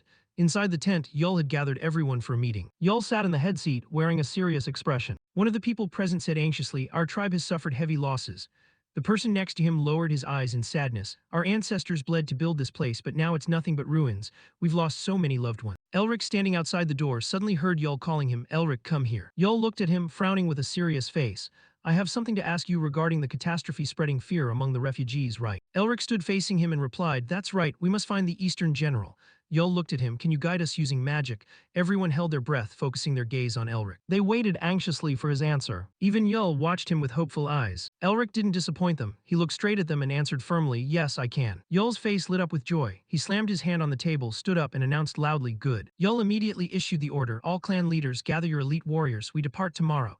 Hearing this, everyone in the tent was visibly overjoyed. They excitedly stood up and shouted, understood. The next second, they hurried outside. Elric watched their backs, thinking to himself, everything is falling into place. Finding Yul the Tiger King to plant the seed. Looking at Yul standing before him with a smile, Elric thought, in dealing with the Eastern General alongside him must surely be part of Otto's plan. Just like that, Yul and Elric led the Beastman tribe out of the city. Elric clenched his hand into a fist. The real mission has begun. The wind whipped up white snowflakes. Yul led the way, followed by Elric, and finally the elite warriors of the Beastman tribe. Yul looked up at the glowing sphere before him. No matter how many times I see it, magic is still something very captivating. Elric smiled kindly. Do you want to learn magic? If it's you, you'd probably learn the basics easily enough. Yul shrugged and laughed. With you around, why would I need to learn? Elric frowned and glared at him, looking displeased. Is that a new way to trick me into being your slave? Yul grinned mischievously. If you don't like it, you can be the leader. Elric shook his head vigorously, thinking to himself, I never expected the strongest king in monster history to be a lunatic. I wonder if his subordinates know about this. Yul chatted as they walked. Our tribe has changed a lot since I met you. There were times I even thought you were a lucky star that fell from the sky. Elric spread his hands and laughed. Is that so? Thank you for saying that. Yul suddenly stopped and spoke unexpectedly. So here's a gift for you. Elric was surprised. A gift. Yul stood behind him and continued. The final part of the secret body strengthening technique. Elric froze, eyes widening in surprise. Elric couldn't believe his ears, turning around. Yul said plainly, you thought I wouldn't notice. He sneered, that you approached me with an ulterior motive. Elric, feeling guilty, asked, since when did you know? Yul slowly approached Elric. A human saying they learned secret body-strengthening techniques from a reclusive monster is highly suspicious, but not impossible. Yul stood just a step away from Elric, his massive silhouette looming over him. But you couldn't lie about magic, and the reason you went everywhere causing trouble with tribes hostile to me. Yul looked down at Elric from above and asserted, it must have been to meet me and complete this final secret body-strengthening technique. If you knew that, why did you leave me be? Elric frowned, usually to look for one's own benefit. Yul suddenly went silent. The next second he beamed, patted Elric on the shoulder. Because whether you're a human or a monster, everyone wants their own benefit, right? I didn't touch you because it was in my best interest too. Observing you was quite interesting. Elric was startled by this action. Camellia covered her mouth in surprise. From beginning to end, you were in the palm of his hand. Elric's face turned pale as he adjusted his aching shoulder, unable to help but ask, but still, there was no reason for you to teach me the final part of the secret technique. Yul suddenly reached out to pat Elric's head. He stared in surprise. Yul spoke sincerely and warmly, I want you to survive. You struggled a lot to get here, so if you were to sacrifice yourself to protect someone else's family, it wouldn't be fair. Elric stood dazed, unable to say a word. Looking at the steady Yul standing before him, Elric couldn't quite believe it. The reason he wanted to teach me the secret technique of monsters was because he wanted me to survive. Elric suddenly bowed his head.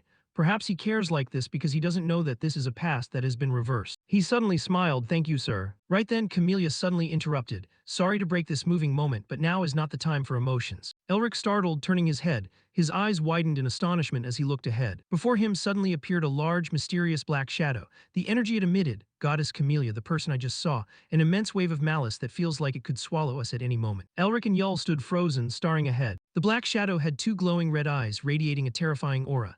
Elric thought there is only one word to describe her, demon. Without letting Elric think much, a terrifying wave of magic power swept toward him and Yul. He quickly backed away, his mind racing. We must leave here quickly. Suddenly finding himself standing amidst the darkness, he stammered, what is this? Elric gritted his teeth. Goddess Camellia and the scouting team. I can't determine their location. He stared at the murky darkness. The Eastern General's demonic energy has cut off all flow of mana. Elric imagined the scene of everyone falling. If we fall into the Eastern General's trap, Yul the Tiger King and the scouting team will be wiped out. I must eliminate the Eastern General's darkness before that happens. Thinking this, Elric gritted his teeth, glancing at the crest on his arm, the Eastern Wind Seal. It's also something that fell from Goddess Camellia, just like the Eastern General. He lowered his arm, whispering to himself, so perhaps I can use it. Elric pulled at his hair in frustration, but I have to know how to activate it to use it. He muttered, is there no other seal I can use besides the Eastern Wind Seal? Just then, the crest on his arm suddenly glowed. Elric opened his eyes in surprise, remembering what Otto had once said, you will have to learn how to defeat the Eastern General. At that, he couldn't help but ask, I have to put the Eastern General into the deadly sin of Wrath seal like last time, right? Otto immediately replied, that's right. Elric reached forward, closing his eyes and whispering, eliminate the Eastern General. Elric mumbled, absorb. The darkness before him suddenly turned into black energy, swallowed by the crest on his hand. The crest on Elric's arm glowed, a swirling aura gradually appearing on his arm. I absorb the chill of the Eastern General and the seal of the harsh cold, and absorb the demonic energy in Yul's seal. Elric was made uncomfortable by the demonic energy, gritting his teeth. The demonic energy is flowing out of the seal of harsh cold. Looking at the glowing crest on his arm, Elric could feel it clearly, and linking it to the Eastern Wind seal. The crest on his arm gradually transformed. A faint new mark appeared. Elric's eyes glowed. He grabbed his arm in pain and shouted. Familiar silhouettes gradually appeared in his mind, accompanied by a burst of happy laughter. Elric saw himself standing in a room where everyone was joyful and laughing loudly. Elric looked at his body. Where is this? He saw the little boy holding a bouquet of camellias. Queen.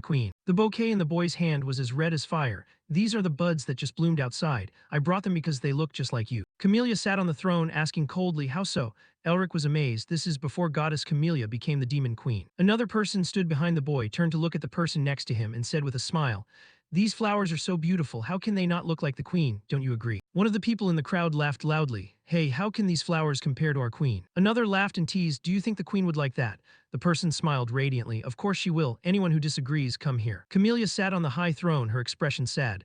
The voices of the people in the room continued to ring out. Queen, why are you so quiet, queen? Camellia suddenly let out a breath. She looked at the burning red bouquet and the sincere smiles before her. The figures of those people gradually vanished. In the room, only Elric remained, facing Camellia. Elric stared at her without expression. I think I understand her feelings a little bit now. Elric stared at her without expression. I think I understand her feelings a little bit now. Camellia suddenly spoke. I'm really bored. Elric seemed to read her thoughts, the loneliness that creeps in when loved ones are gone. He was very familiar with that feeling. Camellia suddenly stood up. Elric watched her every move. She could become vibrant thanks to the people who followed her in the past. But now, whether she opens or closes her eyes, it's just a void, having to do everything in the palace in a hollow state. Elric watched Camellia as she glided past him, thinking to himself, she is the queen. Camellia walked to open the window, and the light from outside immediately crept in. Vassals and subjects, the loneliness of a queen. Elric looked at her lonely back. She stepped out onto the balcony. It was a vast palace in a territory where not even a single tree could grow. On this barren land, there was only blinding white snow. Snow covered the ground below and the sparse houses. Camellia looked at the scene and muttered, perhaps I should just go to sleep. Just then, Elric suddenly noticed something. She collapsed, looking at something green. A smile finally bloomed on Camelia's lips. Perhaps the days ahead won't be boring anymore. The cold, icy face of the queen smiled for the first time. Elric looked at her in surprise. For many centuries, her world was always just one color. But a new color had appeared. It turned out to be the color of a leaf, a green shoot fighting tenaciously between the cracks of the tiles. Camellia sat alone, whispering to the sprout, there was something you needed to know. She slowly nurtured that small sprout. Then she spoke softly, I'm not the type to care about such trivial things, so you'd better remember just how lucky you are, she said, raising her hand and looking at the sprout with a radiant expression. You could have chosen to stay here on your own. She used her ice magic to envelop the sprout and said, but whether you can actually leave or not, that's not for you to decide. Elric stood quietly, watching as Camellia drifted off to sleep in the corner of the wall. She blinked her eyes open, then suddenly widened them in absolute shock. She was astonished to see that the sprout she had planted had now bloomed into vibrant, bright red flowers full of life. The flowers had finally bloomed. She moved closer and gently placed her hand on the petals. Camelia's eyes suddenly darkened, her tone shifting to one of gloom and sorrow. This can't be happening. She suddenly bolted, rushing right past Elric. She clutched the flower pot tightly in her hands and dashed away at full speed. Then she stopped in a large room surrounded by walls of glass. She sat down gently, meticulously planting each flower into the soil of that room. Camellia touched the petals tenderly with a look of pure affection. She became lost in gazing at the flowers, eventually murmuring a compliment, so beautiful. Elric remained standing behind her, watching her without looking away for a single moment. Even though the outside world was cold and covered in white snow, these nameless flowers bloomed in many different places, and this place had turned into a flower garden. When her garden was overflowing with flowers and fruit, Camellia would visit often, holding the petals in her palm with deep reverence. Elric was incredibly surprised to see the gentle, affectionate look in her eyes as she looked at the flowers. Could the Queen of Ice and Snow really be one with these flowers? But the more lush and vibrant the flowers became, the more painful and exhausted Camelia's face appeared. For one who lives wrapped in the embrace of winter, the warmth of spring is nothing but poison. Camellia gasped for air, her chest tightening with sharp, stabbing pain. Nevertheless, the botanical garden the queen had cultivated with her own hands continued to show off its colors, even after she was gone. At that moment, the faces of others were full of happiness as they held the flowers Camellia had grown, never forgetting her. Queen, so many flowers have bloomed already, please take a look at them. Because this was the place where the deepest memories of the queen existed. The life of the Winter Queen, who loved this world so much, had come to an end. At the very moment Camellia collapsed, her tears fell onto the earth, bringing life to countless flowers in the garden. The young sprouts immediately bore fruit and bloomed in a riot of color, yet her dream had brought forth new lives. Lavender, Aurelia, Peony and Daffur were born from the flowers and gathered around Camelia's body, marveling, who is she? Is she sleeping? She's so pretty. Elric observed from afar, thinking to himself that the spirits of the flowers remained the same, whether in the past or the present.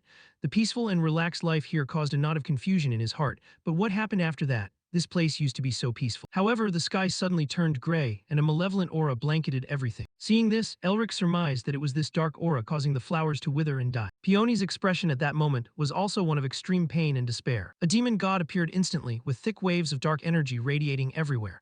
Though bewildered, Elric immediately recognized that presence, the demon god. He recalled his dream and realized that, despite the difference in form, this was definitely the same demon god he had seen in his dream. The demon god did not hesitate, raising his hand and releasing a torrent of dark energy. That wave of dark energy surged into Camelia's fallen body. Seeing Camelia stagger to her feet, the demon god mocked.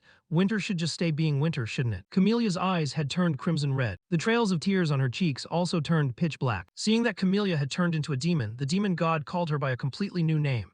Demon Queen. A thick, suffocating aura of demonic energy enveloped everything. That was also the moment the Ice General was forced into chains. Seeing this, the demon god said triumphantly, "Spring will never come to this place again," as the Ice General shrieked violently, emitting waves of terrifying magical power. Elric was stunned by the immense power of that woman, the Ice General. But even though this was truly the malice-filled energy of the Ice General as he had just sensed, he also felt the warmth and coldness, the happiness and sorrow of the Demon Queen. However, those things had already destroyed the garden and brought ruthless winds to anyone living there. Just then, the magic power within his own body surged violently. The fourth seal of the East Wind had been released. Elric held the crystal fragment in his hand. He thought he knew how to use the winter seal now. The patterns on his arm began to glow. He immediately raised his hand straight toward the sky and used the mineral circle. Concentric rings of light rapidly enveloped his entire body. Those rings of light shot upward toward the sky instantly. Immediately, the sky was dyed a fantastical shade of blue and purple, with countless sparkling stars like a galaxy. Camelia returned unexpectedly and said hesitantly, "You succeeded." Her expression was tinged with sadness as she looked up at the sky and asked, "Regardless of what you saw?" Elric did not hesitate to reply, "The botanical garden." Elric shared his intentions straightforwardly. "I will do everything to restore it as it was before." He recounted to her the things he had witnessed with his own eyes in order to see the beautiful flowers growing in the botanical garden once again. It was still her dying wish, the scene she wanted to protect even after she was reincarnated as a god, Camelia. Camelia's expression was somewhat hesitant as she replied, "But," Elric continued, deeply moving Camelia, "if I can perfect the winter, I can also take back the spring lost to the demon god." She gently offered, "Could I ask this of you?" Elric's face beamed as he replied, "Don't be so formal with me. Between friends, there's no need for that." Then he rushed off quickly, and she watched Elric's retreating figure in a daze, feeling confused. "Friends, huh, you're really difficult.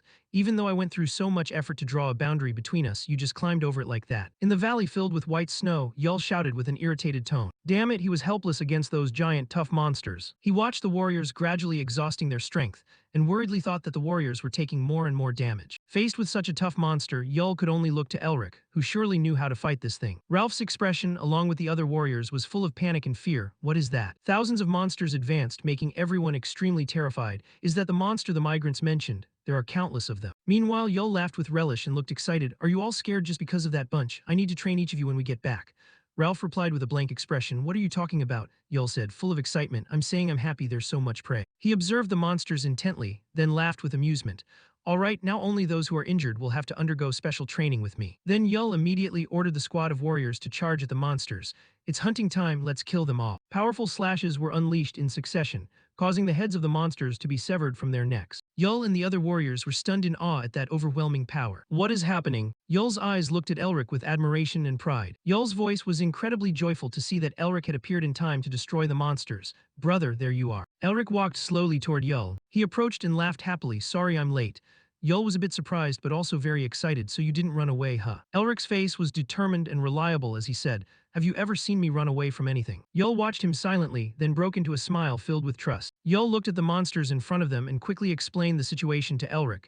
"But that thing is too hard. I don't know what it's made of, my attacks are completely useless." Elric glared at the monster and began to reason. "Surely we can only hurt it if we hit it in a specific way." He focused on observing its body and analyzed. "There's energy accumulating around the lower part of its left leg. Damn it, my attack on the head earlier was a waste of effort." Yul then told him about the strategy he had calculated. "I was planning to use the body strengthening technique to destroy that thing." After speaking, he immediately used the body strengthening technique and said, "You can copy it or do whatever you want." Yul kicked off the ground to gain momentum and lunged toward the monster. Elric immediately mimicked Yul's stance and laughed. You're going to teach me the steps to learn that technique yourself, aren't you? Don't be shy. He also immediately took off and shot straight toward the monsters. So the two of them charged head-on at the monster together. It was late at night, so the surrounding area looked very desolate and sparse. Yul explained more clearly to Elric while running. Perhaps people think the body-strengthening technique is a fighting style that only focuses on senses and instinct, but only blockheads would say that. He quickly delivered consecutive kicks into the monster's body and said nonchalantly, "You need to stand in the correct stance and time it perfectly to land the appropriate blow. To achieve higher effectiveness as well as greater destructive power." He quickly rushed to the next monster and continued explaining, "Besides, even if the strikes are the same, depending on how you coordinate." He stomped firmly on the ground to gain a perfect launch. Yul poured all his strength into his palm with an extremely enthusiastic expression.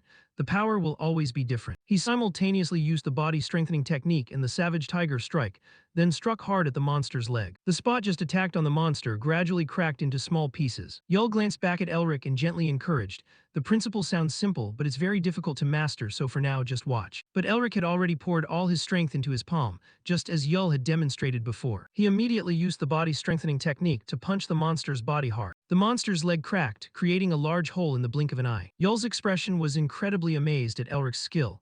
"You not only copied it after watching it just once, but you even combined it with your own technique." He smirked in admiration. "You really are a beast." Yul didn't want to lose. He immediately lunged and punched the monster repeatedly. Elric gathered his magic power and thought to himself, "As the disjointed steps of the body-strengthening technique connected because I followed his lead, the three seals also began to combine together." Suddenly, a massive source of magic power erupted from the monster's belly. Elric's expression was very flustered and surprised. That energy source is leaving its body now. That means, he laughed excitedly and said with a tone full of enthusiasm, "Now we can attack any part of its body." Yul's eyes shone with excitement. "Great, now I'll teach you the final 3 steps." He got into a crouching stance like a predator and began to explain. "These 3 steps are the core to creating your own body-strengthening technique." He pushed himself hard against the ground and said, "If the first part of the body-strengthening technique is like the way a wild beast steps, then." After that, he channeled most of his magic power into his palm. "The second part will be the claws of the beast." Yul stared at the monster with a dangerous look. "That step is." As soon as he finished speaking, he charged straight at the monster and shouted, "Fang of the Beast King." Both Yul and Elric lunged at the same time. Yul reminded him thoroughly, "Bite deep and sink it in." Both of them immediately used the core impact to stab deep into the monster, causing its body to crumble instantly. Yul said proudly, "Once the fangs of a beast bite into something, they never let go." Even though the monster had been destroyed, both of them remained in their stance with eyes burning with determination. As the monster's limbs were gradually falling apart, Yul continued, "Make sure the opponent can never stand up again." Then he furiously lunged to scratch and tear the monster's body apart by ripping and devouring the opponent. Elric immediately followed Yul, decisively crushing the monster. Yul warned him carefully before delivering the finishing blow. "If the opponent hasn't completely stopped breathing, you won't have a chance to win, so you must become a disaster descending upon your opponent." He quickly jumped high to gain momentum and said, "So you won't have to worry about anyone being able to hurt you." His eyes were firm, pouring all his strength into the decisive punch. "Show them the overwhelming difference in power." A powerful surge of magic energy swirled in Elric's palm. At this very moment, Yul and Elric were the kings dominating the battlefield. Thanks to Yul opening Elric's eyes, his sixth sense had awakened.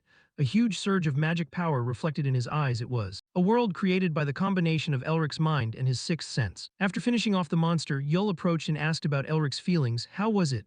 Elric looked up at the sky and laughed, refreshingly interesting. Yul pointed at Elric and teased, "I can't believe you're standing there smiling in a place where you're likely to lose your life. You're really not normal at all." Elric smiled and retorted, "But you're smiling too, aren't you?" Yul's eyes narrowed slightly as he broke into a mischievous smile and said, "Didn't I tell you, since I was born I haven't been normal."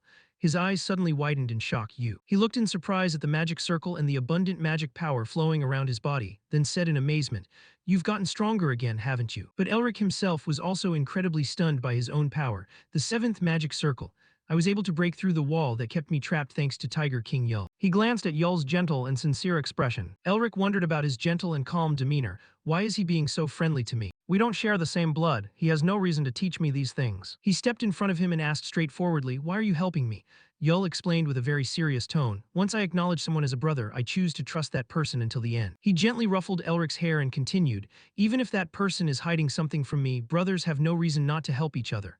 Elric was so surprised he was stunned. "Brother?" He thought to himself with a sense of skepticism and doubt. "Except for my sister, I don't trust anyone at all, because I know well that people can change their hearts at any time." He watched Yul's attitude intently and wondered to himself, "If I ever want to lead a team, do I need to be as open as he is?" Suddenly, a cold wave of magical energy swept past. That monster was slowly healing itself using its own mana, and seeing this, Yul excitedly remarked, That thing really is a troublesome opponent, but that's exactly what makes it worthy of being my rival. Elric slammed his palms together, getting into a ready stance. He took a few steps toward the monster and said with a smirk, "Let's go for another round." That night at the sanctuary, Herman, Blay Arden, and Julian were sitting together discussing matters in a suffocating atmosphere. Isabel stood looking out the window with a deeply worried expression on her face. Herman turned to encourage her. "Hey, just worrying won't change anything, why don't you calm down a little?" Isabel looked back with a heavy, uneasy gaze and replied, "Today is already the fourth day." Blay's face was equally tense. "Has it really been that long since your nephew-in-law went in there?" Arden waved his hand dejectedly and replied, "But there's nothing we can do." Hazer bowed his head slightly and said politely, "We are busy dealing with matters within the family. Thank you for coming, but I hope you won't interfere with this issue." Blay understood immediately and said, "It seems they don't want us to intervene in their family affairs." He stepped closer to reassure Isabel, "Besides, that crazy old man, the White Knight and the Beast King are all with him, so you don't need to worry." Isabel responded, her expression still hesitant, but the ground suddenly shook violently. Arden started in a panic and asked, "What was that?" Isabel, looking bewildered, stared out the window. She immediately threw the window open. The scene outside left her body completely frozen. She screamed as she witnessed the landscape outside engulfed in a sea of flames. No. Tem stood triumphantly watching the sanctuary burn in smoke and fire, while Deer approached to report leader. He immediately reported the situation. "All of the Blood King's breath has been used." Tem manifested the Blood King's breath in his hand and said, "All right, this is the last one." He looked gleefully at the source of mana on his hand as it burned ever more fiercely. Now then, he unleashed the Blood King's breath toward the sanctuary and declared loudly, "Let the campaign begin." Herman rushed to fling the door open and shouted, "Who dares to attack the sanctuary?" The monsters, seeing this, excitedly shouted, "Destroy that human." They immediately lunged straight toward Herman, Isabel, and Blay. The monsters suddenly looked up at the sky and unexpectedly discovered something. Gillity rode a white tiger down from high above, crushing the monsters. Gillity flew into a rage, glaring with fury as he shouted, "You bastards, how dare you come here?" Isabel's eyes were full of suspicion at the enemy's actions. "It's really strange. They should know our strength, so why are they attacking so recklessly?" She watched Gillity and the white tiger easily knocking them aside one by one and thought to herself, "They aren't even bothering to launch a stealthy attack. They're just charging head-on." Her eyes suddenly widened in confusion and panic. Could it be? Blay laughed excitedly, ready to join the fray. "All right, let's finish them off quickly before there are more casualties." Isabel immediately stopped them. "It's too dangerous." Blay laughed nonchalantly. "You're so kind. Are you worried about us? It's all right no matter how strong they are." Isabel quickly cut him off and said, "No, that's not it." She urgently explained the situation to Blay and Arden. "Elric is in danger." She then laid out the enemy's plan. "They are just creating a diversion by attacking us. The real target is Elric." While the monsters were busy holding off Herman's group, Tem and Deer had quickly moved to the main entrance of the sanctuary. Tem didn't hesitate to smash the door to pieces immediately. Deer, seeing this, sighed and complained, "What a hassle." The Lav Arden quartet appeared and harshly chased them off. "Get out of here, you intruders. This is a sacred place of God. Those without faith are not allowed to enter." Tem placed a hand on his chest, bowed slightly, and said politely, "Forgive me for disturbing the god's slumber. I will accept the punishment for my sins later." He concentrated on sensing the massive mana source emanating from inside the room. He pointed at the door and said, "The enemy is behind that door." Daffer quickly raised her hand to stop Tem from entering. "Don't come any closer." Tem flew into a rage and said in a threatening tone, "If you continue to get in our way." His eyes flashed a gruesome red, and he used his overwhelming mana to issue a warning. "We'll have to use force." Daffer's eyes darkened. She gritted her teeth in fear and thought anxiously, "We can't." She recalled Camelia's previous instructions. "If the dream realm is destroyed, the descendants of Otto Han Melvinger will be trapped there forever. We cannot let anyone interfere." Daffer suddenly widened her eyes, her face full of determination and strength. "Must stop them at all costs." She gritted her teeth tightly and held out her hands to deploy her magic. Tem slowly drew his sword and easily slashed through all of Daffer's attack. The expressions of Daffer and Funks turned to pure shock and horror. Tem's eyes radiated killing intent, and his anger seemed ready to explode. "It's useless." Saying that, he gripped his sword and lunged straight toward Daffer in the blink of an eye. Daffer closed her eyes, covered her face with her hands, and braced herself to endure the blow. But then she suddenly opened her eyes, surprised to feel no pain. Herman had appeared just in time to intercept Tem's attack. Tem narrowed his eyes at Herman and said, "So it's you." His tone suddenly became incredibly excited. "I've caught the leader of the Beast Corps, the Blue Lion." Herman remained silent, showing no interest in such meaningless words. He glanced back at Deer and the door behind him. Herman pointed his sword at Tem with a terrifying, fiery gaze. "No one is allowed to pass here." Elric and Yul were nursing a headache over the monster's persistence. Elric panted as he said, "Even after being destroyed to this extent, it still keeps healing." Yul observed the monster intently and said, "You must be able to feel it too, right?" He looked at the intense magical energy surrounding the monster's entire body and confirmed, "It's becoming even stronger." Yul turned to ask Elric with a grave expression, "No other way, right?" Elric replied helplessly, "I suppose so." Yul cautiously calculated and analyzed the monster's situation. "No matter how many times we kill it, it keeps resurrecting. We are suffering too many losses." He looked at the monsters forming up in front of them and said, "Even though we have completed the mission of locating the Eastern General, This bastard won't let us leave. Yul hadn't finished his sentence when Elric immediately interrupted. Hey, no way. Yul turned to look at Elric, bewildered. I haven't even said anything yet. Elric's tone became resolute and serious. You don't need to finish your sentence. He furrowed his brows in annoyance. You're going to tell me to lead the scouts away while you buy some time, aren't you? Yul explained his intention. Right now, you're the only one who can do it. Elric quickly refused, his face full of determination. I'm staying, so you take them and go. Yul just remained silent, glancing over without saying a word. Even so, Elric's face revealed a tense and conflicted state of mind. I can start over from the beginning, but I can't let the Tiger King fail in this round. Yul turned to say with irritation, are you giving me orders? You want the leader to leave you behind. Elric fumbled and immediately explained, but Yul stared straight at Elric with a serious, unwavering gaze. And you think I would do that at a time like this? Hearing that, Elric just remained silent in resignation. Yul slammed his hands together, then laughed gleefully. If you dare to refuse, you'll be charged with disobeying orders and end up lying down right here. What are you going to do now? Elric immediately complied with Yul's instruction. I will do it, I will go. He quickly turned away, not forgetting to make a promise, but I will return soon. Yul replied happily with a playful joke, don't die. After that, Elric urgently commanded the scouts to leave, and the scout team headed back to Anthromorph. I will bring them back in one piece in return. Try your best to hold on until then. Yul watched as Elric and the scout team headed away. He calmly glanced at the giant monster standing imposingly before him. He didn't hesitate to use the strengthening technique to dash toward the monsters. Where do you think you're going? Yul threw his cloak aside and unexpectedly transformed into a mighty beast to block the monster's path. Don't you dare touch the kids. Meanwhile, Elric had quickly led the scout team away as Yul had ordered, as they all seemed to have exhausted their strength. The faces of the team members, though covered in wounds, still said joyfully, safe now, we've been saved. Ralph was fired up with determination and eagerly offered help. Elric, you intend to go back to the leader, right?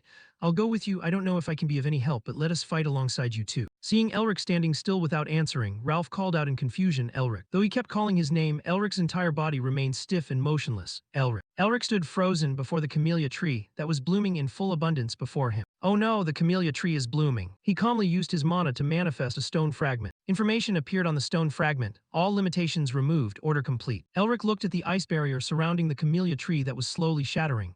The order is ending. He rushed off in a hurry, no, not yet. His face became incredibly worried and restless. Not yet, I still haven't said that farewell. The constant blooming of the camellia tree meant all restrictions had been lifted. The setup was complete. Seeing this, Elric immediately dashed off as fast as he could, not wanting to waste a single second. Camellia quickly chased after him and asked curiously, the setup is already done, so why are you in such a hurry? Elric's eyes furrowed slightly with a look of regret. I still haven't said goodbye. His answer only made Camellia more puzzled. To the Tiger King, why do you have to do that? This place is just a virtual world after all. Elric remembered every face of those who had once betrayed his family, those who had heartlessly turned their backs on his family, those who chased his sister away even though she begged in desperation, the old foxes who wore smiling faces but only aimed for the little bit of wealth they had left. At that time he had sobbed and pleaded earnestly, don't go please uncle. Among those who left were countless people he considered friends or family, people he trusted and relied on. After experiencing all that humiliation, he had closed his heart and become cold, because if he wasn't vigilant, there were many people targeting him, but he had met people who helped him open up, and they slowly melted this icy heart. And there was also someone who trusted him completely and treated him like a brother. He said with a heart full of appreciation, even though this is just a virtual world that I will eventually forget. He dashed off in a flash and said softly, I will still say goodbye. Camellia suddenly paused, her expression full of thought and emotion. She gave a gentle smile watching Elric and thought reflectively, Melvinger, I can't find a single reason to hate them. In a flash, Elric reached the place where he and Yul had previously fought the monsters together. The atmosphere had become desolate and bare. The barrier in the sky was also shattering more and more. Elric suddenly stopped, a touch of sadness lingering in his eyes. Yul was sitting calmly on the ground. Though his body was slowly freezing over, he still smiled and said, you're back. He observed Yul's condition intently and asked with hesitation, how is the ice general? Though he really wanted to check on Yul, he could only keep it to himself. He wanted to ask if the man was injured. But he felt he should ask about what Yul wanted to talk about and what would make him proud. Yul looked back, his face and body covered in white frost and wounds. Of course I won. Elric looked at him coldly, without reaction. Of course, huh? He didn't know how much more confident the man could possibly get. Yul furrowed his brow and asked with suspicion, hey, don't tell me you thought I'd lose. One might find him difficult, yet they still wanted to be like him. Elric stepped closer and burst into laughter. Of course not.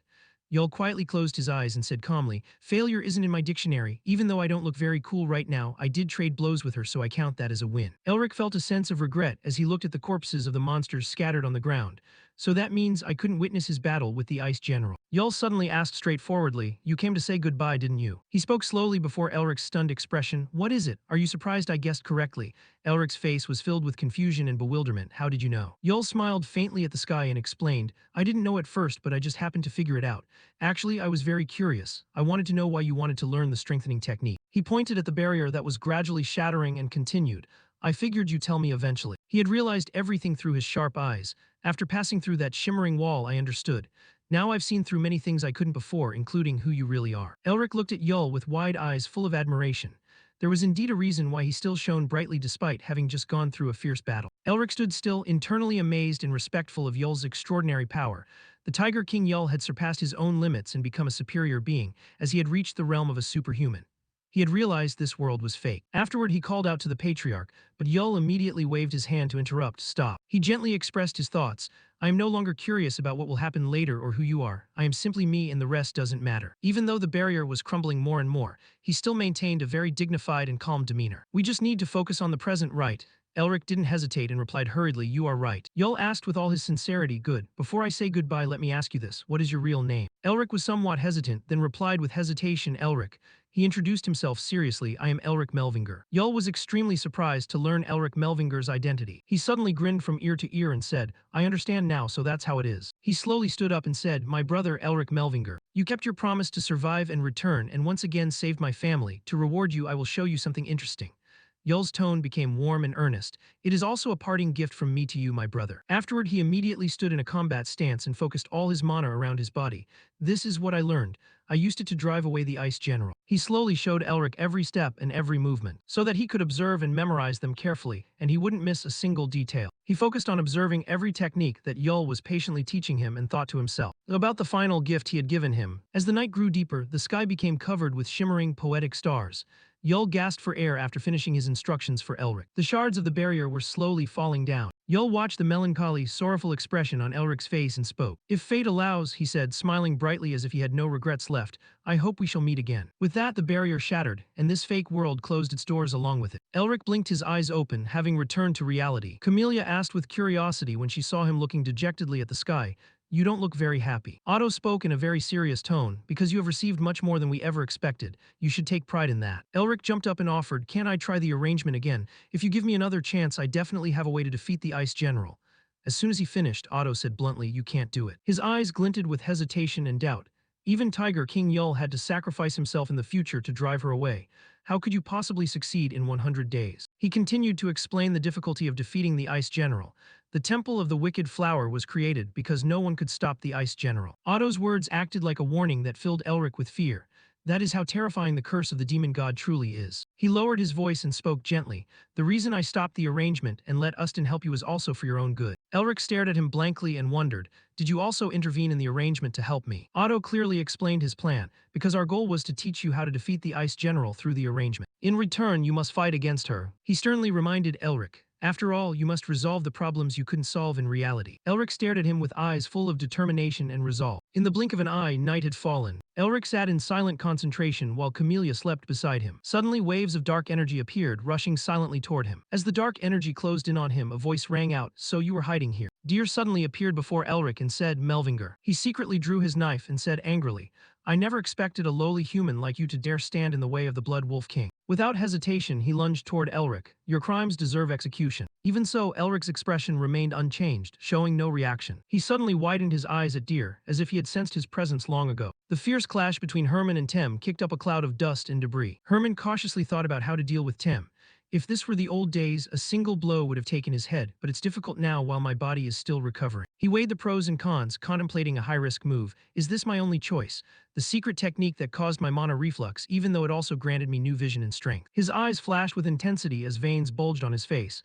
Even though this may be dangerous, I must do it to protect Elric. Tem's sinister smile made Herman wonder why he was laughing. He turned his head in panic to look at the door behind him. No way. Meanwhile, Deer lunged straight toward Elric with a face full of hatred. You must be executed for your crimes. Even though he pointed his knife directly at Elric, the latter remained extremely calm and patient. When the moment was right, he suddenly opened his eyes wide. His body suddenly erupted with surges of magic power, blocking Deer's surprise attack. Deer's entire body froze completely in an instant. What? Elric tapped on his rigid nose and mocked, "What do you mean what?" He clenched his fist and smiled triumphantly, "You're done for." Behind Deer, a demon suddenly appeared, mouth agape, waiting to devour its prey. "You devour." Deer's body trembled in fear. His eyes bulged as if they were about to explode. No. After dealing with Deer, Elric looked at the markings on his hand and smiled. "You seal has become stronger after our agreement." Mephisto frowned, looking annoyed. "Winter wind, huh? After ice, you can now use cold wind. You can even create snow and clouds to conjure winter." Elric looked at him with innocent eyes and replied with a playful tone, "How strange. Why do I feel happy seeing that ugly face of yours?" Mephisto flew into a rage. "What did you say?" Camellia joined in, teasing him along with Elric. "Probably because that ugly demon king face looks hilarious. You have to accept it."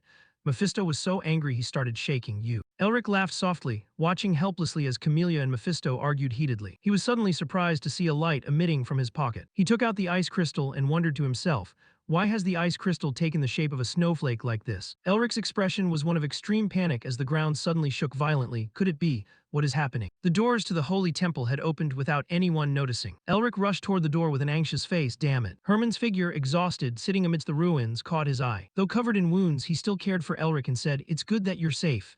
Elric rushed over and called out, "Master." He immediately helped him stand up and asked anxiously, "Are you all right?"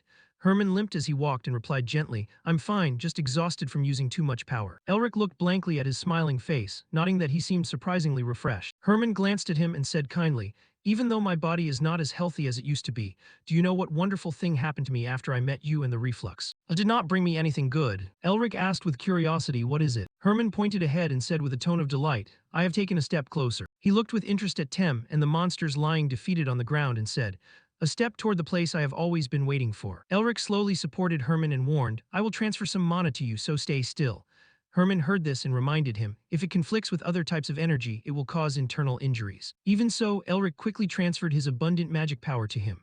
Herman was incredibly astonished by Elric's intense magic power. What on earth has happened in the last 4 days? I can't believe he has such an immense and stable source of mana. He has transcended another limit of power. Afterward, Elric asked Herman with concern if he felt better. Herman smiled and replied, "Yes, thank you." However, the smoke and fire outside the holy temple did not stop erupting, and the fierce battle continued. Elric gently set Herman down and rushed outside. "It's as noisy outside as always, isn't it? Excuse me."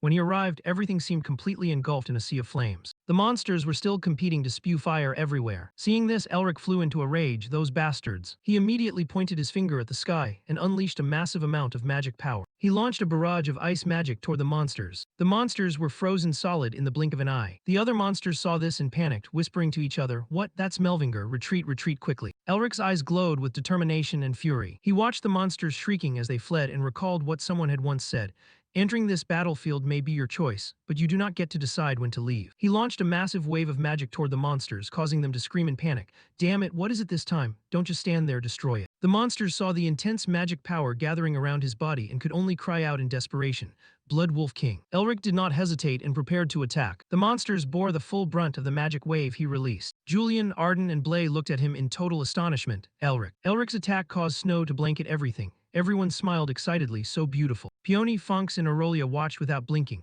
unable to contain their excitement. "Look, it's snow, it's so white, snowflakes." Dapper's face beamed as he pointed at the snow and said, "It's true, isn't it?" She stood before a tree that had been frozen and praised it. "They are so beautiful, I never thought the scenery could be this stunning." Elric quietly watched from above as the group of 4 led by Dapper enjoyed looking at the frozen tree. He smiled, feeling a sense of relief and warmth. By the time the battle ended, dawn had broken. Elric quickly presented his plan to everyone. "I intend to use the ice crystal to absorb the cold energy, awaken the flowers of winter, and channel the divine power of the flower gods into them." Camellia crossed her arms and laughed, "Just like how you awakened me." Elric continued to clarify his plan. "If we gather the power of the flowers and plant winter flowers, we might even be able to place the ice general into them and call forth spring." He recalled what Mephisto had said and arrived at his current decision.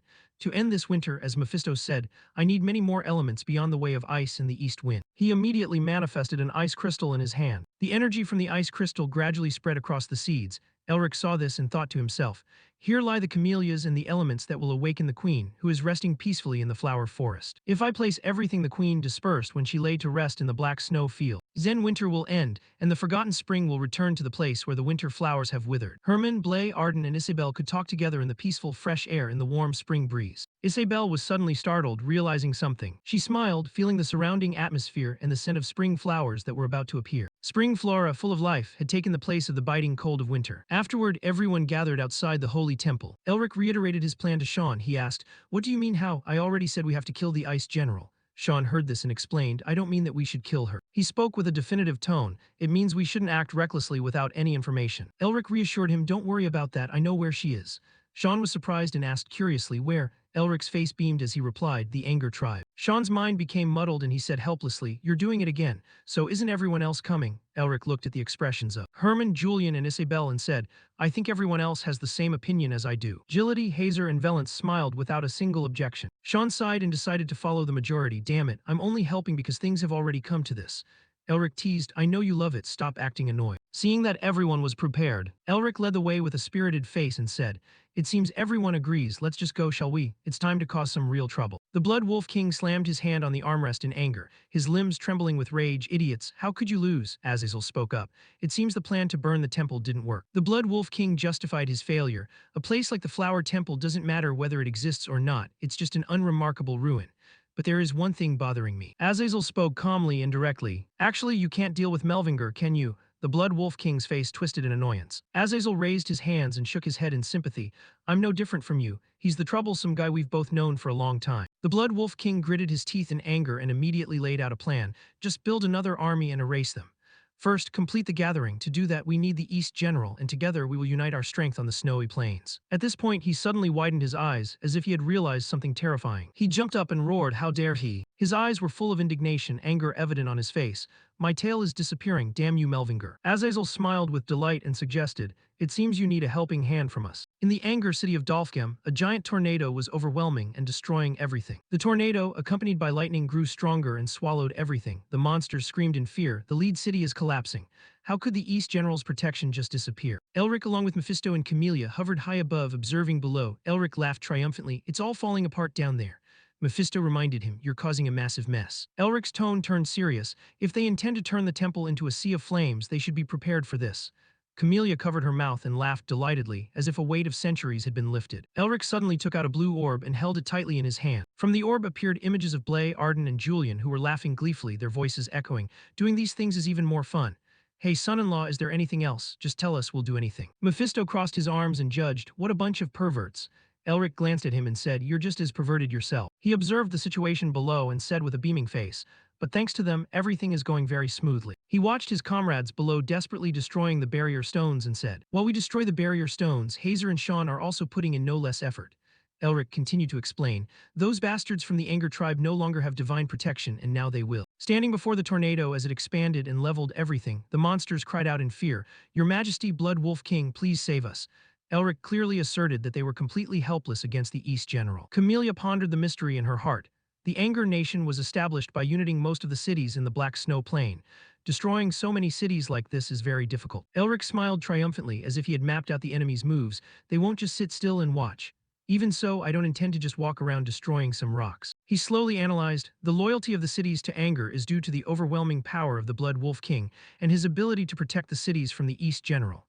That is all." He presented his next plan. "When the cities realize they cannot escape the threat of the East General, they will be drowned in fear and doubt, eventually leading to a revolt against Anger." He crossed his arms and smiled with self-satisfaction. "When Anger begins to collapse, the Anthropomorphs will absorb them. We will achieve what we desire." In the frozen, cold, snowy valley, at the base of the Anger Tribe, Nether was surprised by the attack from Elric's group. "Why are those Anthropomorphs suddenly attacking the barrier?" He examined the map and hesitated. "Even if they cause serious damage to my territory, they cannot guarantee they will defeat the Blood Wolf King. There's no way they would accept that risk." He completely failed to understand Elric's group's strategy. What do they want? He suddenly froze as if he had discovered something. Could it be? Nether rushed to grab a pen and drew a line on the map. Then he slammed the table in anger. How did they know about this? He circled the focal area and worried. The city they are attacking is the border built to protect the Night Zone. His entire body trembled with fear. That is where the true form of the East General is hidden. Thinking of this, Nether immediately left with a furious expression.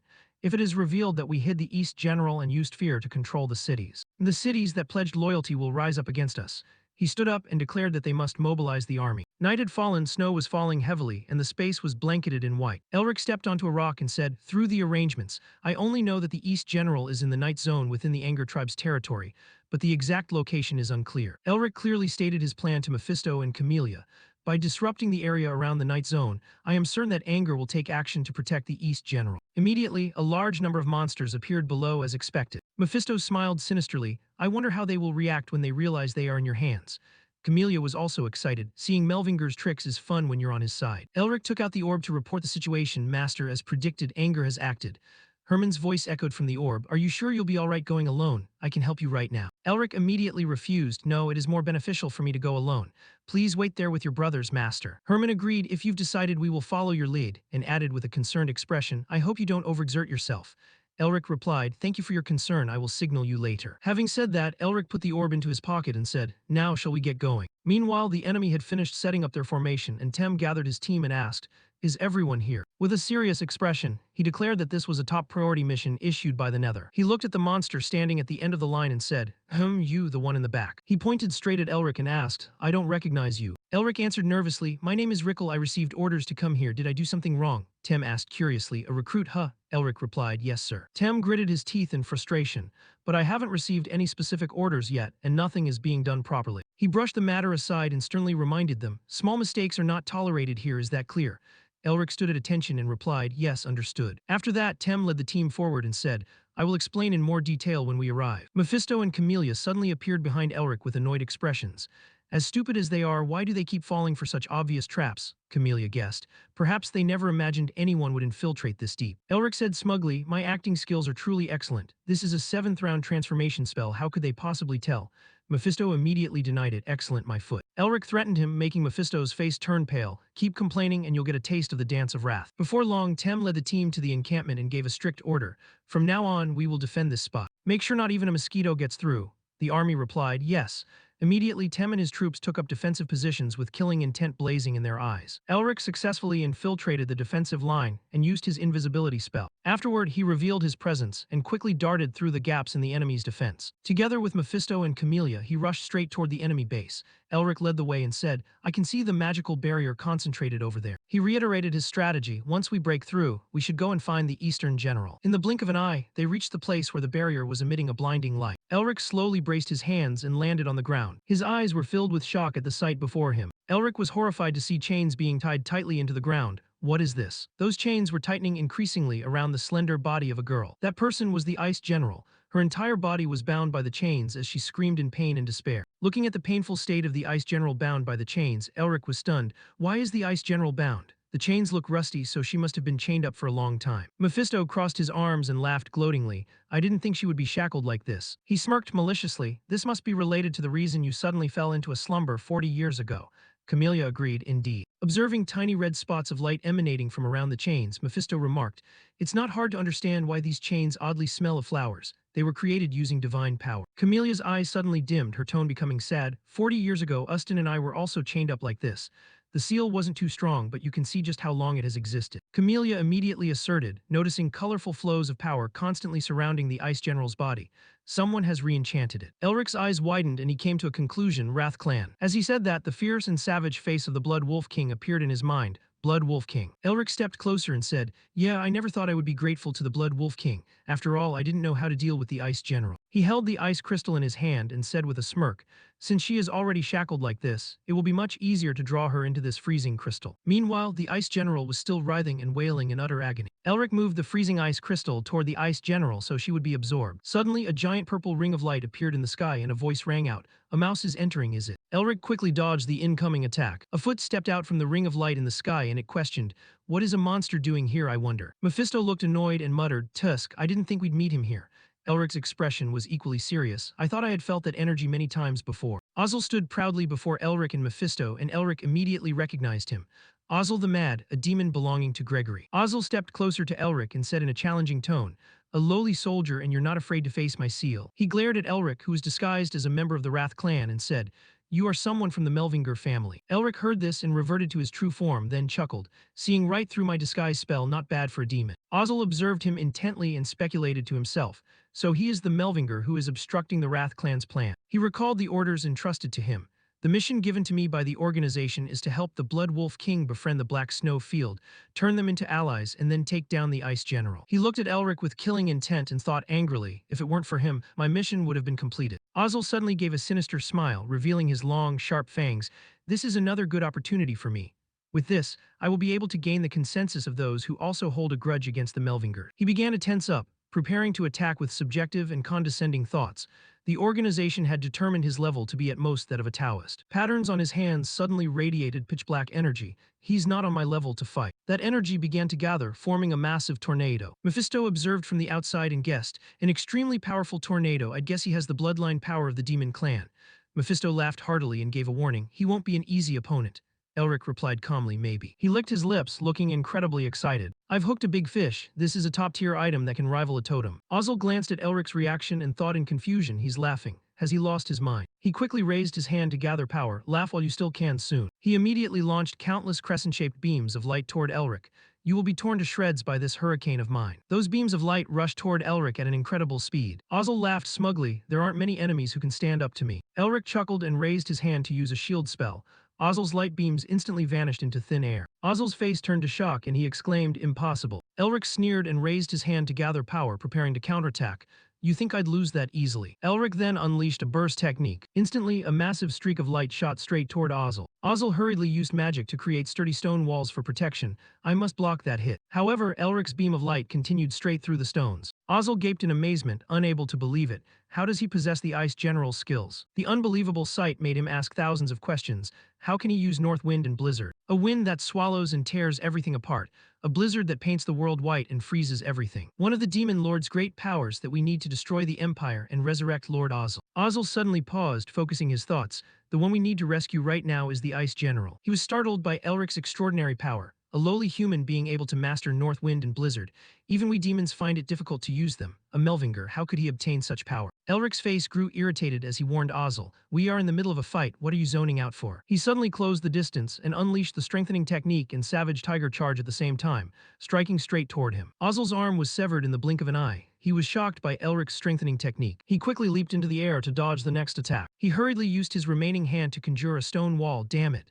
Ozzel immediately used a recovery spell, causing his severed arm to return to its original state, he thought fearfully. At most, he should only be at the level of a magic caster, but this power isn't right at all. He gritted his teeth in anger. He is at least a 7th round spell caster, the level of a grand archmage. He quickly pulled a piece of paper from his pocket and calculated.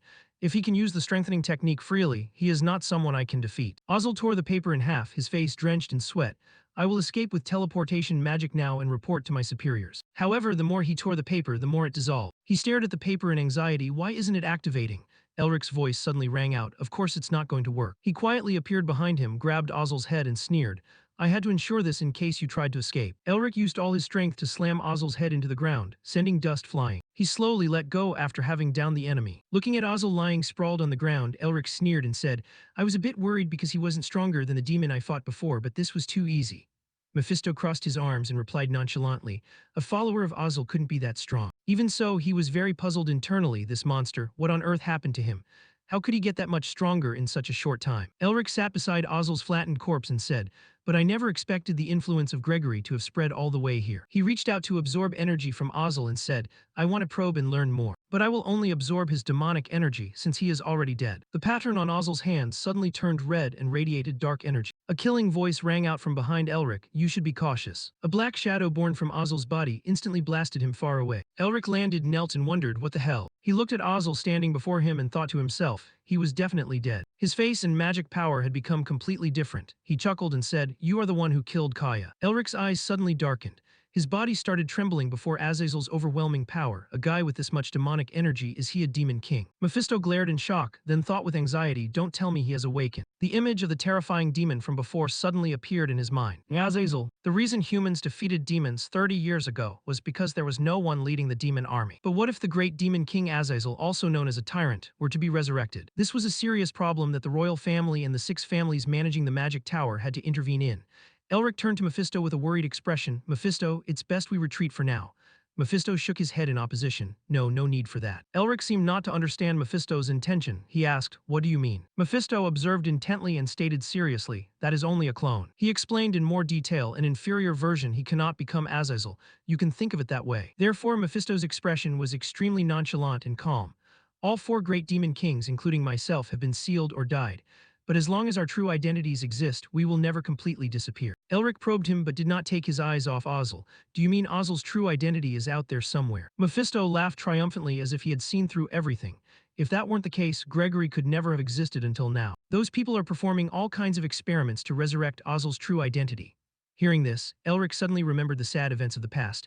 So that means Gregory is doing all sorts of evil things in the human world, just like how they used the totem to take the lives of the farmers, right? He bit his lip with determination. You then. Elric raised his voice to challenge Ozzel. Hey, fake one, just like you said I killed Kaya.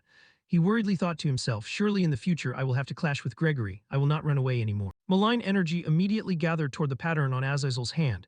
He laughed gleefully and said, in that case. He reached out and simultaneously massive tornadoes appeared, sweeping everything away. You shall die. The hurricane rushed straight toward Elric. Elric jokingly mocked his words, in that case you shall die. He summoned a violent tornado with lightning surrounding it and complained, can't you speak properly? Azazel's hurricane and Elric's tornado instantly collided and crashed into each other. Meanwhile, Elric used a binding spell, and chains appeared one after another around Ozzel's body. Ozzel's eyes flashed red as he glared in anger. Don't run so fast. He waved his hand gently, and the chains were easily destroyed. Elric suddenly lunged from behind him. That was just a distraction, you bastard. The white tiger will sharpen its fangs. He quickly used the strengthening technique. White Tiger Claw, an attack carrying the power of a mighty beast. He dashed off at a speed far exceeding the naked eye. Ozzel immediately blocked his punch. He laughed gleefully. Strengthening technique, huh? Elric's face was filled with confusion and shock, as if he didn't expect the man to block his hit. He used the Shredder technique, swiping his hand across Ozzel's abdomen. But the attack had no effect on him. It's useless. He instantly clenched his fist with a lot of magic power, preparing to counterattack. Die. Elric gritted his teeth, his eyes full of tension and worry. So dangerous. He cleverly defended himself by slashing and blocking. The ground suddenly erupted into a violent explosion. A magical shield timely protected him, luckily helping him escape Ozzel's powerful punch. But it seemed that the shield had drained him of much of his strength. His face showed clear exhaustion. He has only just possessed a body and is already this strong. Then I don't know how strong his real body is. He cautiously calculated in his head, the more time passes, the more the soul will merge with the body. Looking at Ozzel's arrogant and haughty appearance, Elric whispered to himself, from now on it will only get stronger. Mephisto crossed his arms and sneered. He may only be a clone, but he is a clone of the great demon king. It would be embarrassing if he were defeated so easily by a kid like you. Elric bit his lip trying to stay calm, but Mephisto is right. If it goes on like this, it'll be a draw at best. He glanced backward and worriedly thought, the more important issue is that Tem is still leading the Wind Wrath clan to hunt me down. Spread out and surround the area. Do not let the intruders escape. Elric realized this completely and thought anxiously, the Anger tribe is approaching this place. My plan to silently absorb the Ice General has failed completely. Azazel stood before him with a smug, self-satisfied smile. It seems I have won. He conjured countless dark vortexes in the sky, and thousands of other demons stepped out from those circles. He spoke in a challenging and threatening tone. You are completely surrounded. How do you intend to escape now? Elric didn't tremble but said calmly, if I use up all my mana I could escape, but it would be very difficult because the Anger tribe is still there. Mephisto asked curiously, so what are you going to do now? Elric asked while raising the arm bearing the markings. Mephisto, do you know anything about this? He immediately unleashed a slash of light toward Azazel. Azazel used a protective barrier and said, resistance is futile. Elric raised his arm and smiled triumphantly. My family's traditions are quite interesting, aren't they? Azazel widened his eyes, his mouth agape as he shrieked in horror, impossible. Elric continued to gather magic power and smiled. If I can't have it, no one else will. He unleashed a barrage of slashes toward Azazel, but his true target was the Ice General who was bound behind him. She was hit and let out a heart-wrenching scream. Azazel's expression was one of extreme panic. His voice trembled as he uttered, you. Mephisto was surprised and then laughed with delight. You're crazy. The Ice General's painful scream seemed to tear through space itself. Camelia's expression was also incredibly shocked and bewildered. I know you are a Melvinger, but are you really that insane? Mephisto laughed gleefully and praised him. That's right, that's how a Melvinger should be. Since signing the contract with you, this is the best thing you've done. Camellia said tensely, weren't you going to imprison her in the ice crystal? Why did you release her? Elric's expression was completely indifferent as he looked at them. What else could I have done? He stomped firmly on the ground. Then he bypassed the demons and soared into the sky. Elric's face beamed with a radiant smile as he said, time to run. Azazel immediately pointed and ordered the demons to chase him. He looked at the Ice General and thought cautiously, must capture the Ice General again because we have no idea where she might attack from. He watched Elric fleeing and calculated in his head, If I let him slip away, he will become an obstacle to our future plans. Azazel knelt and broke into a smug grin, must nip the Melvinger bud before he gets stronger. His chest suddenly tightened and he started coughing violently. He watched helplessly as his vitality gradually dissipated. Damn it, I didn't expect the vitality of this body to run out right now. Meanwhile, the Ice General was rushing in pursuit of Elric, Camellia, and Mephisto. With a scowl of annoyance, she asked, "Why is she only chasing Elric?" Camellia sighed and replied, "Because she only reacts strongly to the mana of the Melvinger family, the kind used to seal her." Mephisto remained unsatisfied with that explanation. The monster tribe, those who reinforce the seal, are the same. Why is she only chasing Elric while being this angry? Camellia was stumped by Mephisto's difficult question. She suddenly paused and worriedly thought, "It's very strange. The Ice General has never discriminated against any life form. She has never shown this kind of anger toward anyone in particular." She was surprised by the Ice General's furious appearance as she relentlessly chased Elric. "I've known the Ice General for a while now, but I've never seen her this angry." Camellia suddenly widened her eyes as if she had just discovered something, and she immediately asked about Elric's actions. "Hey, did you do something to the Ice General?" Elric replied calmly, "Not exactly." He recalled the moment before and recounted when he opened the seal for her. At that moment, he had fired an ice arrow straight toward the Ice General. He remembered the image of her screaming in pain and continued, "I accidentally shot an ice arrow into her forehead." Camelia's expression was incredibly bewildered and she hesitantly asked, "Shot?" She was so angry that she scolded him. "Are you crazy? Why would you do that?" Elric smiled and explained his intention. "I had to do it to lure her to where I wanted." The demons quickly reported the situation to the Anger tribe. "The Ice General has been freed." They immediately pointed and ordered to catch Melvinger. But the Ice General easily took down those standing in her way, which was exactly as Elric had predicted. "But at the same time, I can use her to deal with these pests." The desperate screams of the demons and the Anger tribe echoed, "Run away." Mephisto crossed his arms and asked about Elric's plan. "This is chaos. What do you intend to do now?" Elric's expression became serious. "At this point, I have no choice but to open the gates of hell." Mephisto giggled, looking incredibly entertained. "This is the first time I've truly liked you." Blaze's voice suddenly rang out, "Elric, what the hell is going on?" Elric quickly took out the orb. The expressions of Blay and Arden inside looked very serious. Blay asked worriedly, "This wave of cold air is getting stronger. Are you hurt?" Elric explained gently, "I am the one causing this chaos, so don't worry." Arden held the orb tightly and said tensely, "Elric, be careful. If you get hurt, my granddaughter will blame me." Blay quickly asked about the ongoing situation, "But what did you do to reach this point?" Elric's response filled Blay, Arden, and Kaio with immense panic. "Nothing much, I just freed the Ice King." Herman, standing behind, heard this and was startled in astonishment. Blay draped his arm around Arden and laughed gleefully. "I knew it, you're even crazier than we are." Arden offered his concern. "You have a plan, right? Do you need our help with anything?" Elric did not hesitate to ask, "Please escort me."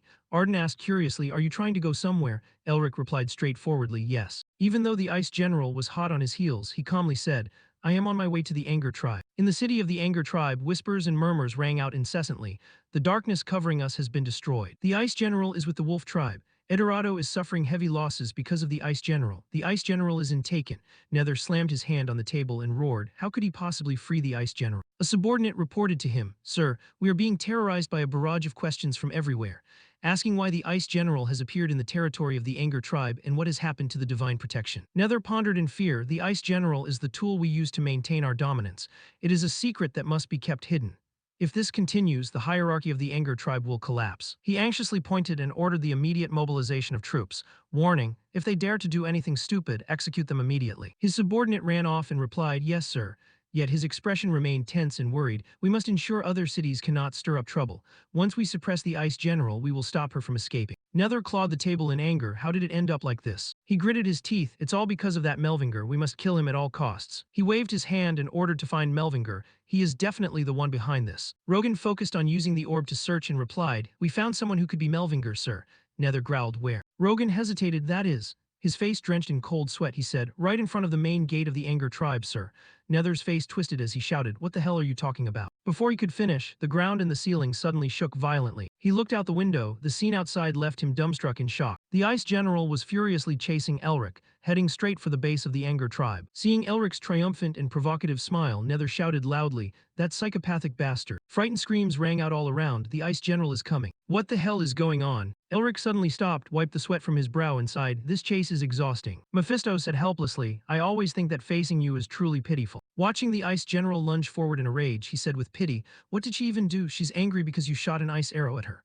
Elric immediately cut him off. "Come on, you know what I'm like." Elric quickly raised his hand toward the sky to gather magic power, now then. Instantly, he conjured countless ice arrows and said excitedly, "Time to turn this place into hell." He immediately used penetration to fire the ice arrows straight at the barrier of the Anger Tribe city. Nether frantically ordered all his subordinates, "Stop him, stop that bastard." Suddenly, Herman's familiar voice rang out, "Sorry, but we can't let you do that." Nether pointed and screamed, "What is that human talking about? Kill them." His eyes suddenly widened in extreme shock and panic, watching the city's protective barrier gradually being destroyed. He clenched his teeth and said, "No, this is impossible." Taking the opportunity, Elric, along with Mephisto and Camellia, led the way, luring the Ice General into the city. The monsters screamed in terror, "The Ice General is coming." Elric's face beamed with excitement to the center. The ground suddenly shook violently and shattered into hundreds of pieces. The terrifyingly large silhouette of the Blood Wolf King suddenly appeared, accompanied by a threatening voice. "Who dares?" He flew into a rage, his powerful scream sounding like thunder, disturbing my sleep. The Blood Wolf King stood tall and proud, full of authority. The other monsters immediately knelt and prostrated before him. "Blood Wolf King." Elric widened his eyes, staring at him. "That is the Blood Wolf King I've only heard of. What is that aura?" He was surprised to see that the Blood Wolf King radiated an overwhelming magic power so suffocating it was hard to breathe. It pushed back the Ice General's coldness with both magic and demonic energy. The Blood Wolf King's expression was extremely serious. Blue eyes, blonde hair, and an unpleasant scent. "You must be a Melvinger." He calmly focused his thoughts. "I previously restored my 8th tail with demonic energy. I need the body-strengthening technique to restore the final tail." Looking at Elric's determined face, he worriedly thought, but thinking about him coming to find me. Meanwhile, the Ice General suddenly lunged straight toward the Blood Wolf King in a fit of rage. Seeing this, the Blood Wolf King roared in fury. His eyes were sharp, his teeth gritted in indignation. His roar shook the heavens and the earth. "A common monster without a mind dares to target me." He immediately launched an attack toward the Ice General. "Get out of my land." The Ice General quickly retaliated. The moment their two spells collided, they caused a massive explosion. Elric, Mephisto, and Camellia watched the battle from above. Elric was surprised by the Ice General's action. Why did the Ice General suddenly attack the Blood Wolf King? Camellia guessed. She probably sees him tightening the chains that bind her as an enemy. Not stopping there, the Ice General and the Blood Wolf King continued to confront each other. Elric, Mephisto, and Camellia stood idly with their arms crossed, observing. Seeing Elric's expression change, Camellia asked worriedly, "Is there a problem?" Elric said nothing and dove straight down. Mephisto looked at him with tension and Camellia chased after him, saying, "Wait for me." Seeing Elric holding the ice crystal, Camellia asked curiously, "What are you doing? Why did you bring the ice crystal?" The Ice General had been hit by the Blood Wolf King's attack and screamed in absolute agony. Elric held the ice crystal before the Ice General and said, "The Blood Wolf King has worked hard helping me." He held out the ice crystal and smirked, "I can't let this opportunity slip away." Instantly, the Ice General's magic power was completely absorbed by the ice crystal. Mephisto stood by, watching with a satisfied smile, stealing what you need and ruthlessly destroying your opponent. His laughter was incredibly sinister as he praised him endlessly. "You truly have a talent like mine." Elric widened his eyes as if he had just discovered something. He glanced back at the Blood Wolf King, who had silently appeared behind his back. He smiled excitedly, feeling the Ice General's abundant magic power flowing through his body. Elric immediately fired a beam of light magic straight at the Blood Wolf King. The Blood Wolf King looked dumbfounded, as if he didn't understand what was happening. "What are you doing?" Elric sneered and replied with a mocking tone, "You didn't think we were on the same side, did you?" Mephisto secretly realized Elric's intent. It seems he wants to take him down by collaborating with the Ice General. He looked at the bewildered and helpless Blood Wolf King and thought, that damn fox must be furious. The Blood Wolf King glared at Elric, gritting his teeth in anger. "Melvinger, Melvinger." He suddenly widened his eyes as if something had just flashed through his mind. "If I had 9 tails, I wouldn't have been intimidated like this." He gritted his teeth, his suppressed rage reaching its peak. One of his tails had fallen to the ground without anyone noticing. The Blood Wolf King furiously whipped his giant tail at Elric. Elric was surprised to see the Blood Wolf King's strange move. "What is this?" A thunderous explosion suddenly echoed, tearing through the heavens. The Blood Wolf King and countless illusions of his appeared instantly. Elric didn't flinch, instead he laughed at the cheap trick. He didn't hesitate and rushed straight toward the Blood Wolf King. He raised his hand and used the freezing spell with determined eyes. Countless slashes were unleashed toward the Blood Wolf King and his illusions in the blink of an eye. Elric's expression was ice cold yet full of determination. He stood proudly before his enemy and declared loudly, "I don't know what you're planning, but I won't let you carry it out." His eyes and expression suddenly became startled, as if something unsettling was occurring. Just as he was about to unleash his next attack, his body was suddenly blocked. Magic power suddenly erupted from his mouth. The Blood Wolf King's eyes were full of triumph, as if his plan had succeeded. "Gotcha." Elric's body floated in the air, surrounded by heavy currents of energy. His eyes rolled back as if he had lost consciousness. The Blood Wolf King thought to himself, "Once I obtain the body-strengthening technique from his memories, I will achieve the 9th tail." The Blood Wolf King slowly opened his eyes after infiltrating Elric's mind. He was surprised to see a small, dilapidated house in front of him. Is this the mind world of that Melvinger brat? He started and widened his eyes upon seeing Elric appear. The Blood Wolf King looked curiously at Elric, who was sitting huddled in a corner of the yard, a mage keeping his mind whirled in a dump like this. His eyes suddenly flashed red, his mouth watering with such greed that he drooled. This makes everything easier. I'll shatter your soul into pieces. He reached out his giant arm to grab Elric from behind, ambitious to steal the strengthening technique. A mysterious wave of magic suddenly surrounded his entire body, and a terrifying, threatening voice rang out. A mere monster dares to touch my things. The Blood Wolf King was shocked and overwhelmed by that formidable source of magic. What is this? Such terrifying power. Sharp claws suddenly materialized on all sides, trapping the Blood Wolf King in a pincer attack. The chilling voice continued. You aren't even worthy of standing before me. Devour him. The Blood Wolf King screamed in panic. What? In a blink, he returned to reality, his face twisted with a sharp pain in his chest, his eyes filled with extreme bewilderment. What the hell was that? Elric managed to regain his composure, his mind reeling as he failed to grasp the situation. What was that inside my own soul? He asked Mephisto with a confused expression. What just happened to me? I remember being attacked by the Blood Wolf King. Mephisto coldly turned his face away, leaving Elric feeling increasingly bewildered. Why are you acting like this all of a sudden? The Blood Wolf King's eyes were bloodshot, roaring in fury as if he wanted to devour everything. You bastard. His rage flared up violently and he immediately cast his magic in a frenzy. I'll burn you to a crisp. The monsters below scrambled away in fear, the Blood Wolf King raving as he charged. If you get in my way, you're dead. Elric grimaced at the blinding light in front of him. What is he doing? His expression turned to horror at the scene unfolding before him. The magic power the Blood Wolf King was unleashing, with all his might, was slowly washing everything away. After releasing so much mana, he gasped for air and thought, I don't remember when was the last time I used this much power. He looked at the Ice General, who was writhing in intense pain, and thought, even though I can't destroy the Ice General. The Blood Wolf King still refused to give up, his roar full of malice. I can still burn that Melvinger bastard to death. Elric immediately cut in with a tone of mocking praise. Wow, that's some good power. He placed a hand over his mouth and chuckled provokingly. If the fire power were a little stronger, I think it would burn better. He then used ice magic and looked at the Blood Wolf King defiantly. Hey Fox, show me more of that power. Strained breathing echoed through the palace as the tide of battle ebbed. Although he had been reassured, Valence remained very tense. Please don't worry too much. The opponent knelt on one knee respectfully. Norris placed infinite faith in his leader. You are the Tiger King, the king of the mountains. Please show the dignity of a tiger. Valence's inner self was now besieged by low self-esteem. It's not as easy as you think. The people who betrayed Anthropomorph and bared their fangs at us have been around for a long time. Valence could not stop doubting his own abilities. Will they be convinced by my words? They will think I'm too young and look down on me. Right then, a call came from the front. Valence. Hazer stood in the brilliant sunlight as if moving toward her goal.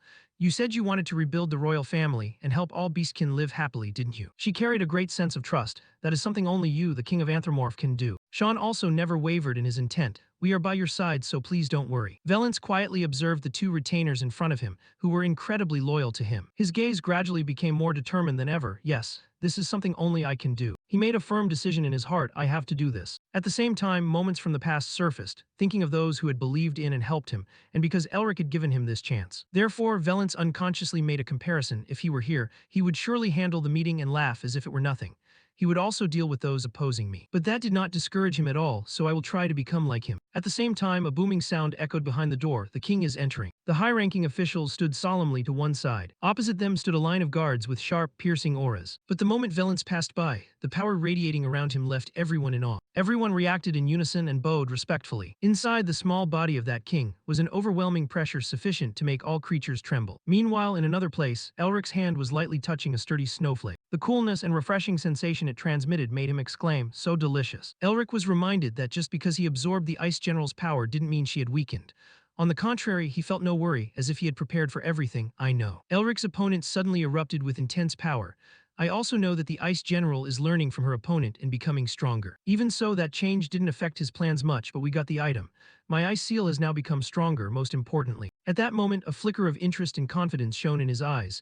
I have a way to absorb the Ice General. As soon as the idea struck, Elric immediately flew into the air. Then he bluntly provoked the Blood Wolf King with absolute triumph. Hey Fox, you seem to be exhausted, huh? Why don't you surrender? He was sweating bullets. Why is it a Melvinger if they didn't exist? In the intense standoff, his memory suddenly flashed back to that damp cave long ago, when the Blood Wolf King was dying in a dark, cold place after being abandoned by his tribe. He met a person who used mysterious power. After training for centuries with him, he gained power that no enemy could compare to. He gathered and built forces under his command and tried to become king. He tried to break out of the black snow field and make the empire submit, but a giant wall blocked his way. The name of that wall was Melvinger. The Blood Wolf King couldn't erase that arrogant look and sharp gaze. I'm sorry, but go back to where you came from. If you retreat obediently, no one will get hurt. At that moment, his wounded pride made him even more bloodthirsty. Stop standing there, break through those walls for me. He tried to kill the arrogant human, but they met a miserable end. However, the Blood Wolf King never gave up and rebuilt his army, but this time Elric blocked his path. That person was closer to his ideals than he was himself. That was a Tiger King Yul. Amidst the lonely, quiet space, the Blood Wolf King fell and complained to the world, why can't I do it? Why? Helplessness, despair, and hatred were constantly intertwined. Why did I lose so miserably to mortals like that? Ever since then, he became even hungrier. I must be stronger, power that no one can attain. And then he threw away what he had learned over the centuries and touched the forbidden power. He began to delve into the demon realm, the ones they had been very wary of before. The Blood Wolf King thought no one could stop him anymore, but the truth was like a slap in the face. Why do you keep getting in my way? Deep in his insane mind, an indelible mark was etched, a name filled with extreme hatred, Melvinger. Eventually, they turned into the Blood Wolf King's powerful outburst of rage. Why do you keep getting in my way? Elric also didn't expect the situation to suddenly spiral out of control. I won't let you Melvingers go. The power he radiated was enough to create a tremor that shook the space. I'm sure of it. The bloody curse was uttered with full resolve. I will tear your limbs off and kill you. But just at that moment, a sound cut him off. The tales the Blood Wolf King had once been so proud of now fell to the ground. His eyes rolled back, brimming with blood from extreme frustration. No. Elric didn't let the opponent's emotions settle and acted. Hey Fox, it seems you always have bad luck with my family, huh? Let's end that tragic fate right here. His arm slashed lightning fast toward the Blood Wolf King, simultaneously activating the ice element, creating an explosion that bombarded the entire snow land. After the dust and snow flakes gradually settled, his body lay silently motionless on the ground without having time to leave any final words. Elric's footsteps slowly trod on the ground as he approached. Now the Blood Wolf King could only bitterly vent the frustration in his heart. Damn it. Even at the brink of his life, he had never given up his ambition. This is not over yet. As soon as the words were spoken, he closed his eyes forever and sank into a deep sleep. In the first few moments, Elric didn't truly let his guard down, not over yet. But it seems nothing else is going to happen. Before long, the Ice General's rage drew his attention. All right, I'm doing it right now, no need to rush me. His expression immediately changed to an eager, expectant look for the coming game. Let's start right away, I'll handle you right now. Camellia couldn't help but be puzzled by Elric's intention, a game of tag. Mephisto frowned and thought he definitely saw something, but she didn't react in time. What do you mean? He gradually remembered some previous clues. He had spoken like that before. After absorbing one of the seals, he could see memories that helped him understand the seal's owner. Mephisto quickly reached an accurate conclusion. Perhaps he saw something after absorbing the Ice General's power. Camellia suddenly associated it with that moment, like when you understood my memories. Just one sentence was like seeing through her. This is the scene you have always wanted to see since becoming the goddess Camellia, right? Hope was lit within her. Elric, did you see the Ice General's memories too? But somewhere there were still doubts, however. The Ice General is an unfathomable mystery. Even I can't understand her. Why can he? At this moment, he was standing proudly facing her. Why are you so cautious? I thought you wanted to play with me. Contrary to the calm Elric displayed, he felt slightly confused inside. At first, I thought the Ice General was just a shell for the goddess Camellia, but one full of malice. The moment he touched the snowflake, it clarified the truth. But the Ice General's memories accompanying that fragment were completely different from what he had thought. The Ice General he saw, the human blue like emerald stone, imprinted the image of the girl cowering. At that moment, Elric understood that the opponent was just a lonely child. The Ice General initially not only showed no hostility toward humans, but she was born as an Ice General full of curiosity like a newborn baby. But the transition from curiosity to hostility happened very quickly. The boys in the village kept trembling when facing her. What kind of monster is this? So cold, I feel like my whole body is about to freeze. They even had more extreme exclusionary actions. Go away, monster, don't come here again. But in reality, the Ice General simply wanted to play with them. To play with the children running in the black snow field, to talk, laugh, and eat with them. She wanted to hunt monsters with them, run through the forests, and play with the water. When approaching them, she only had such simple thoughts. But the beastkin all took up weapons to protect the villagers. The monsters also quickly ran away for fear of the Ice General's immense power. Even the trees were swallowed by darkness, the river was frozen and stopped flowing. She simply wanted to make friends, but accidentally froze everything. She was someone without family or friends, not knowing how to obtain those things. Because she was born not long ago, she didn't know what to do and ended up destroying everything. That is why the Ice General thought the whole world was hostile toward her and wanted to make everyone suffer as she did. That is also the reason she became a real monster full of hatred. However, deep in her heart, the Ice General still wanted one thing, and that thing was nothing big. The children she saw for the first time when she was born, the games they played were truly fun. She also wanted to play that game. Currently, Elric had to admit that although not intentional, the things he did while bringing her here were quite similar to a game of tag. When he understood the motives inside the opponent, he also felt calmer. Although on the outside she seems very angry, I can feel that. She is silently feeling interested inside while I absorb that fragment. That's why I intend to continue playing this game with her. Elric made a bold decision, but danger always comes with opportunity. Alright, since you can't catch me, it's my turn to be the chaser. Afterward, Elric started the game with her, "Now you can move." Immediately after that, she unleashed her power along with a declaration of war, because if you're caught by the chaser. According to the game rules announced clearly and easily, that meant she lost. Yet the Ice General was truly scared and hurriedly turned away. She exerted all her strength into every step to try to shake Elric off. Mephisto stood watching and helplessly lamented, "I can't believe she only wants to play such a simple game, how pathetic." Camellia was also stunned to the point of silence. Unexpectedly, the solution to protect the fields and temples, which I have worked so hard to find for so long, is just a simple game. She blamed herself more and felt guilty toward everyone. The solution shouldn't have been this obvious. She was born from my mistakes. Because she was the one who understood that feeling more than anyone else. Perhaps she was as lonely as I once was. Maybe she also felt very lonely like Winter. Now she could only silently let others solve it. The result was the Ice General's smile, as happy as a heart being warmed. Camellia was completely convinced. Elric has almost become her friend to remove some of that loneliness. He was still busy chasing while absorbing all the power into the snowflake. "Oh, you run pretty well too." The ice and snow figure gradually became illusionary and gloomy. Even so, she never stopped for a single second and truly enjoyed this time. Very quickly, her body showed countless afterimages flashing amidst the snowy sky. Fragments and white ice ribbons flew away as if preparing for a transformation. Elric's finger gently placed on the opponent's shoulder and signaled, "Caught you." The ice and snow silhouette still turned back as before, her soft hair fluttering in the cold wind. But the moment she turned back with a bright smile, the surrounding space seemed to welcome a new spring. And that image stopped forever at the most beautiful moment. The Ice General merged into one with heaven and earth after leaving behind a "thank you. I had a lot of fun playing." Elric gripped the sturdy snowflake tightly. Afterward, he crushed it and used his dispersion skill. The fragrance of the flowers was dispersed into the snowflakes, flying with the winter wind and spreading everywhere. The fragrance passed through the cities. It flew into the black snow field. It pushed back the darkness covering the world and melted the frozen lands.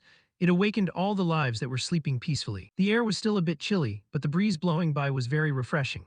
The healthy feeling soothed the suffocation that everyone had felt for so long. That was the spring frost, the thing that let everyone know winter had passed. Camellia spontaneously shed tears when she finally got to witness the scene she had always dreamed of. And spring, that was also a gentle declaration that the beginning of a new life had arrived. Amidst the surrounding ruins, a skeptical voice rang out as if unable to believe it. Has it really ended? The Wrath clan has collapsed. Valence couldn't help but feel moved by this rare, peaceful morning scene. I also heard that the Ice General was defeated. Seeing it with my own eyes gives me a really strange feeling. Norris's inner thoughts were not as calm as his outward appearance. I feel the same way. Overnight, our long-held wish has finally become a reality. However, he maintained his usual rational composure, though the real question was what would happen from now on. Even though the Anger tribe had collapsed, rebuilding the Tiger King tribe and unifying the snowy plains would not be easy. Valence quickly regained his spirits, saying, "You're right. Now is the time we must be more united than ever." A joyful symphony of fairies suddenly erupted in the sky. "Haha, spring is here. Spring has finally arrived." Just then, Dapper noticed something and called out, "Look, over there, Elric, Camellia." He slowly approached along with the other two and greeted them. "You've arrived." Camellia couldn't help but be surprised and curious about the process. "How did you do that?" Elric showed his humble side. "It's all thanks to the flower scent you gave me. There's nothing that chases away winter better than that." Dapper and Peony's expressions remained dreamy and unchanged. What do you mean? I don't understand what he's saying." Camellia summarized for them. "He's saying that everything turned out well thanks to all of you. If you don't understand, just accept the thanks." The three of them held hands, spinning in a spontaneous celebratory dance. "We really did chase winter away. We helped Elric chase away the winter." Only then did Elric ask about the situation on their end. Did everything get resolved smoothly? Valence looked at him with a hint of admiration. "Yes, thanks to you we were able to convince them." But refusing to take credit had become a habit for him. "When I arranged the meeting, it was you who convinced them." Norris didn't reveal his emotions, but he shared Valence's feelings. Watching our king negotiate with the leaders of the Anger tribe, it felt just like seeing Elric Melvinger standing there. His hands clenched at his sides as he tried to control the surging emotions in his heart. A man admired by the king of beasts. Norris was absolutely certain of his prediction. He must have been born with the qualities of a king. The future of the continent will surely be influenced by the Melvinger family. Because of this, his gaze became even more determined. We must join hands with him, no matter what. Time passed, but the scene remained as desolate as before. Only two soldiers were left to stand guard, chatting to pass the time.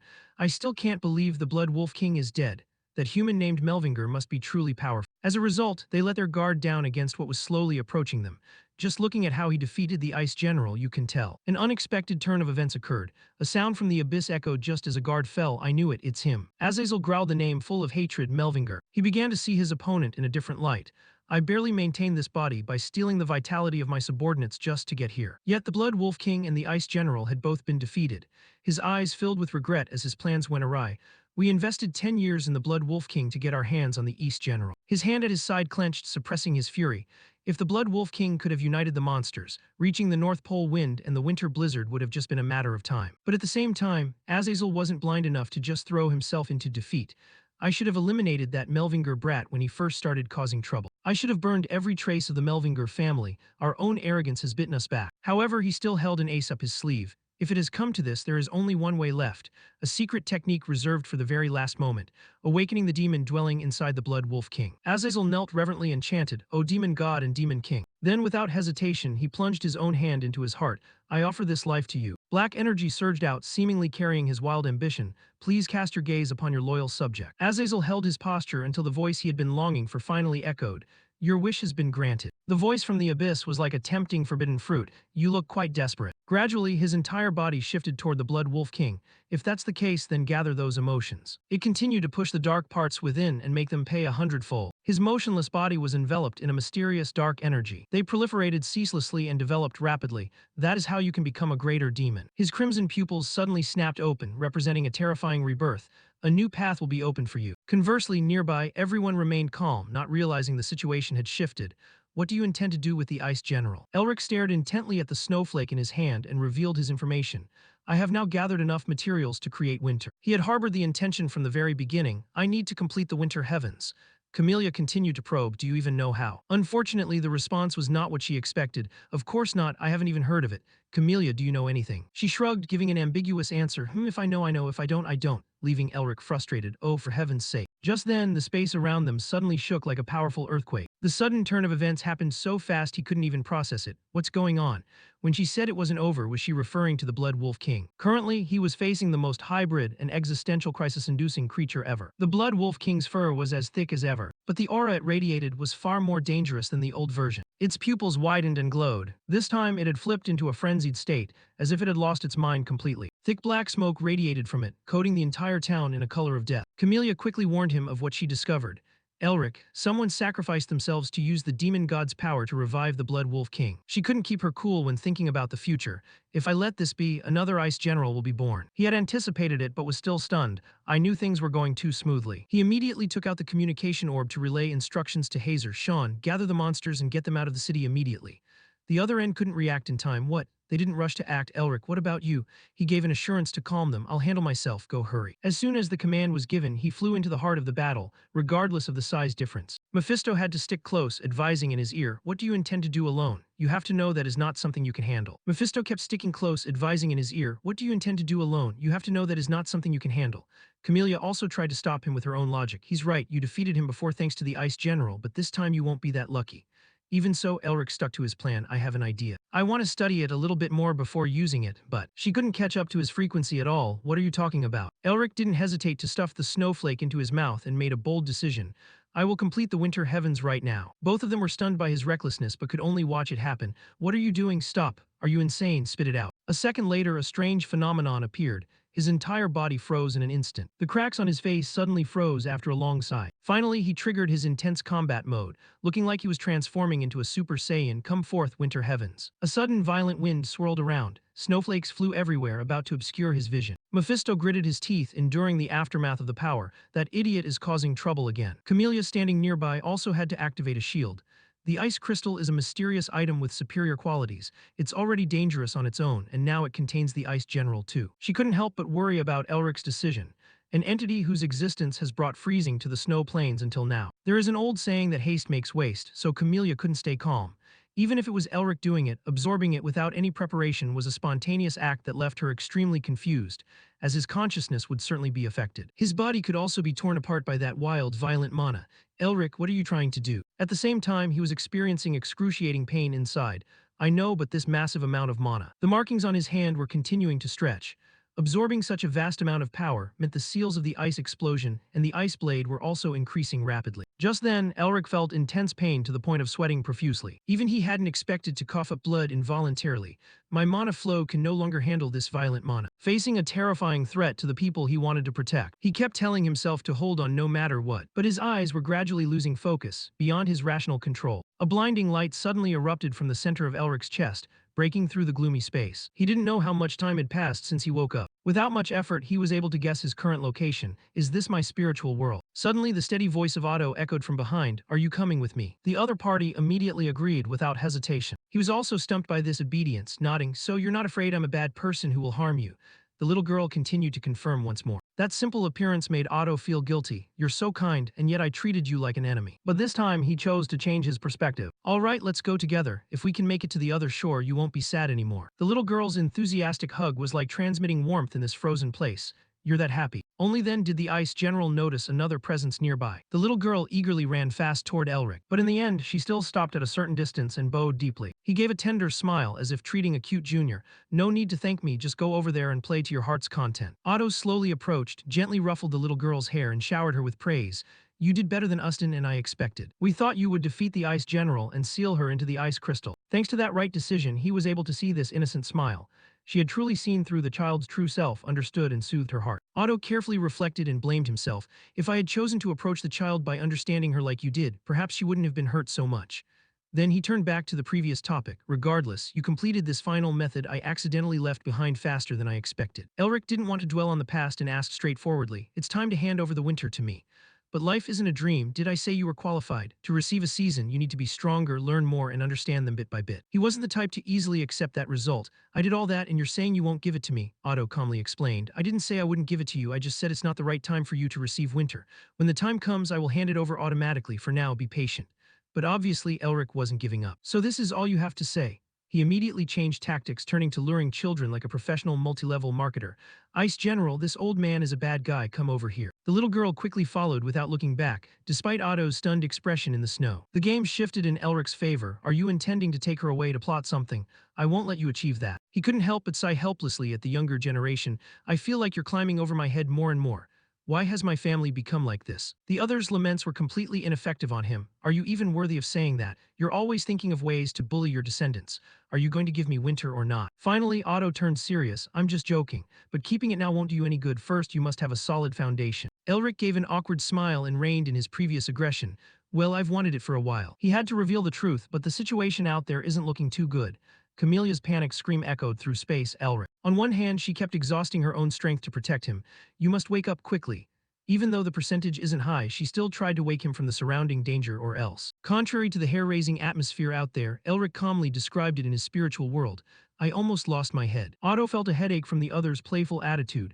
"Saying it like that is just insulting our ancestors, for heaven's sake." To end things quickly, he didn't drag it out.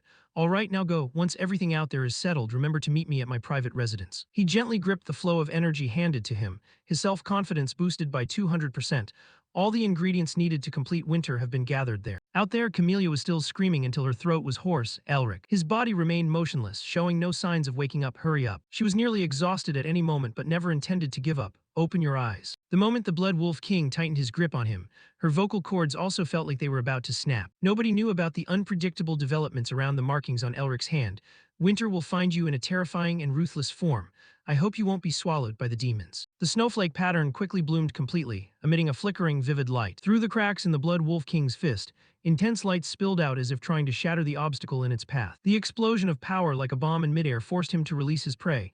It seemed like death was destined. Elric's transformation looked like he was being reborn into a stronger version than before. Mephisto was also overwhelmed by his comeback.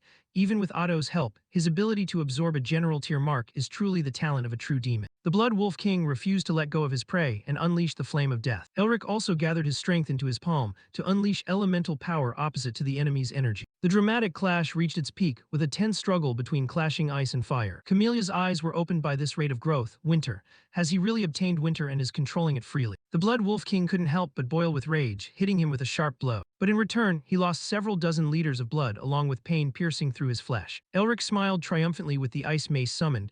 "My magic energy is at a completely different level now.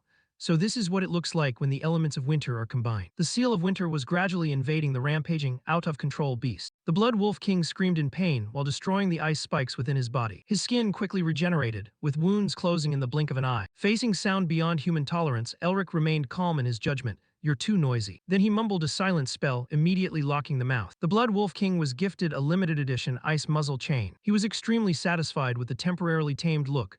Isn't it easier on the head being silent like that? The Blood Wolf King tried to unleash a spark of fire, but before it could even ignite, it was tightly clamped shut, unable to move further. Elric, without needing a cooldown, continued to execute restraint skills. Immediately after, countless chains appeared, wrapping around his body as if preparing to set a net. Every interlocking chain locked him down, making him unable to move despite his struggles. He grasped the opening that had appeared before his eyes. It was time for his powerful hand to descend with godlike speed like a hammer of judgment. It's over. Just as he was about to touch success, the Blood Wolf King pulled out his final trump card, shattering the chains around him. The wave of pressure forced Elric to switch to defense. He even became stronger, and the worrying part was that the flame of death had just entered the fray.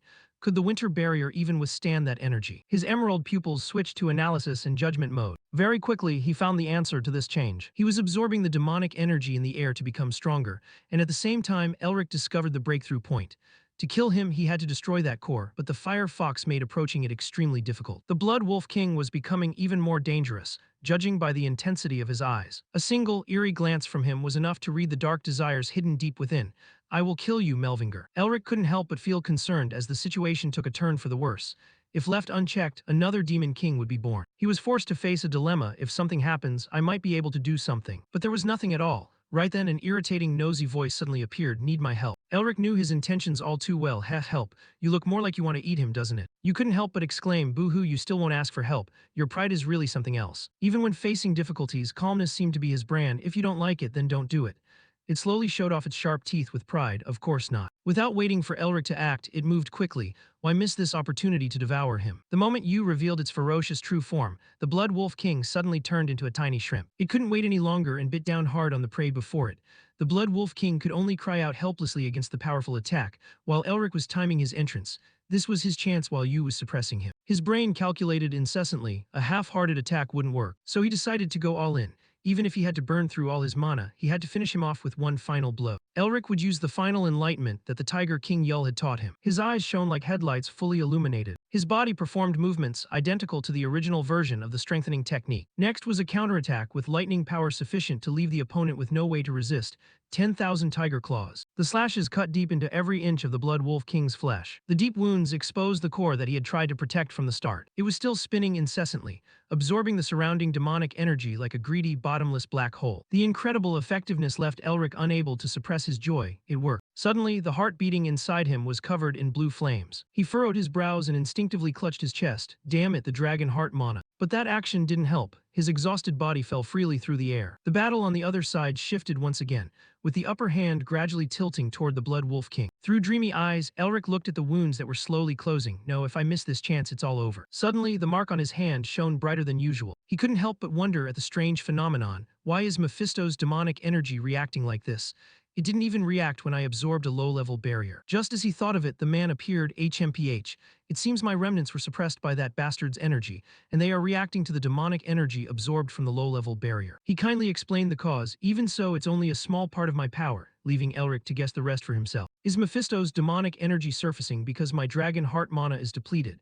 But the current situation didn't allow him to hesitate any longer. This much energy is enough. Even while falling, he took advantage of the position to activate the power. Damn fox, let's never meet again. His hand clenched tightly, executing the crushing technique. The central core immediately appeared. It cracked and then quickly shattered into pieces amidst a blinding light. In the middle of the battle, a cataclysmic explosion occurred, shaking the very heavens and earth. Valence was stunned, standing still and observing the situation from afar. Even from hundreds of kilometers away, one could clearly witness the aftermath it brought. A feeling of dread constantly grew within his heart. No. The future predicted in his mind made Valence unable to accept it. Spring has finally returned. But the scene he imagined was only monochromatic. If a hot wind blows, the snow plains will face a drought, and the environment will become harsh due to the heat. Norris was the fastest to react to this change. Royal knights and warriors, you must protect his majesty. He did not waver when facing the tornado about to strike. That towering figure set an example, so the warriors, though terrified, dared not step back. In his heart, Norris had finished assessing their combat capabilities.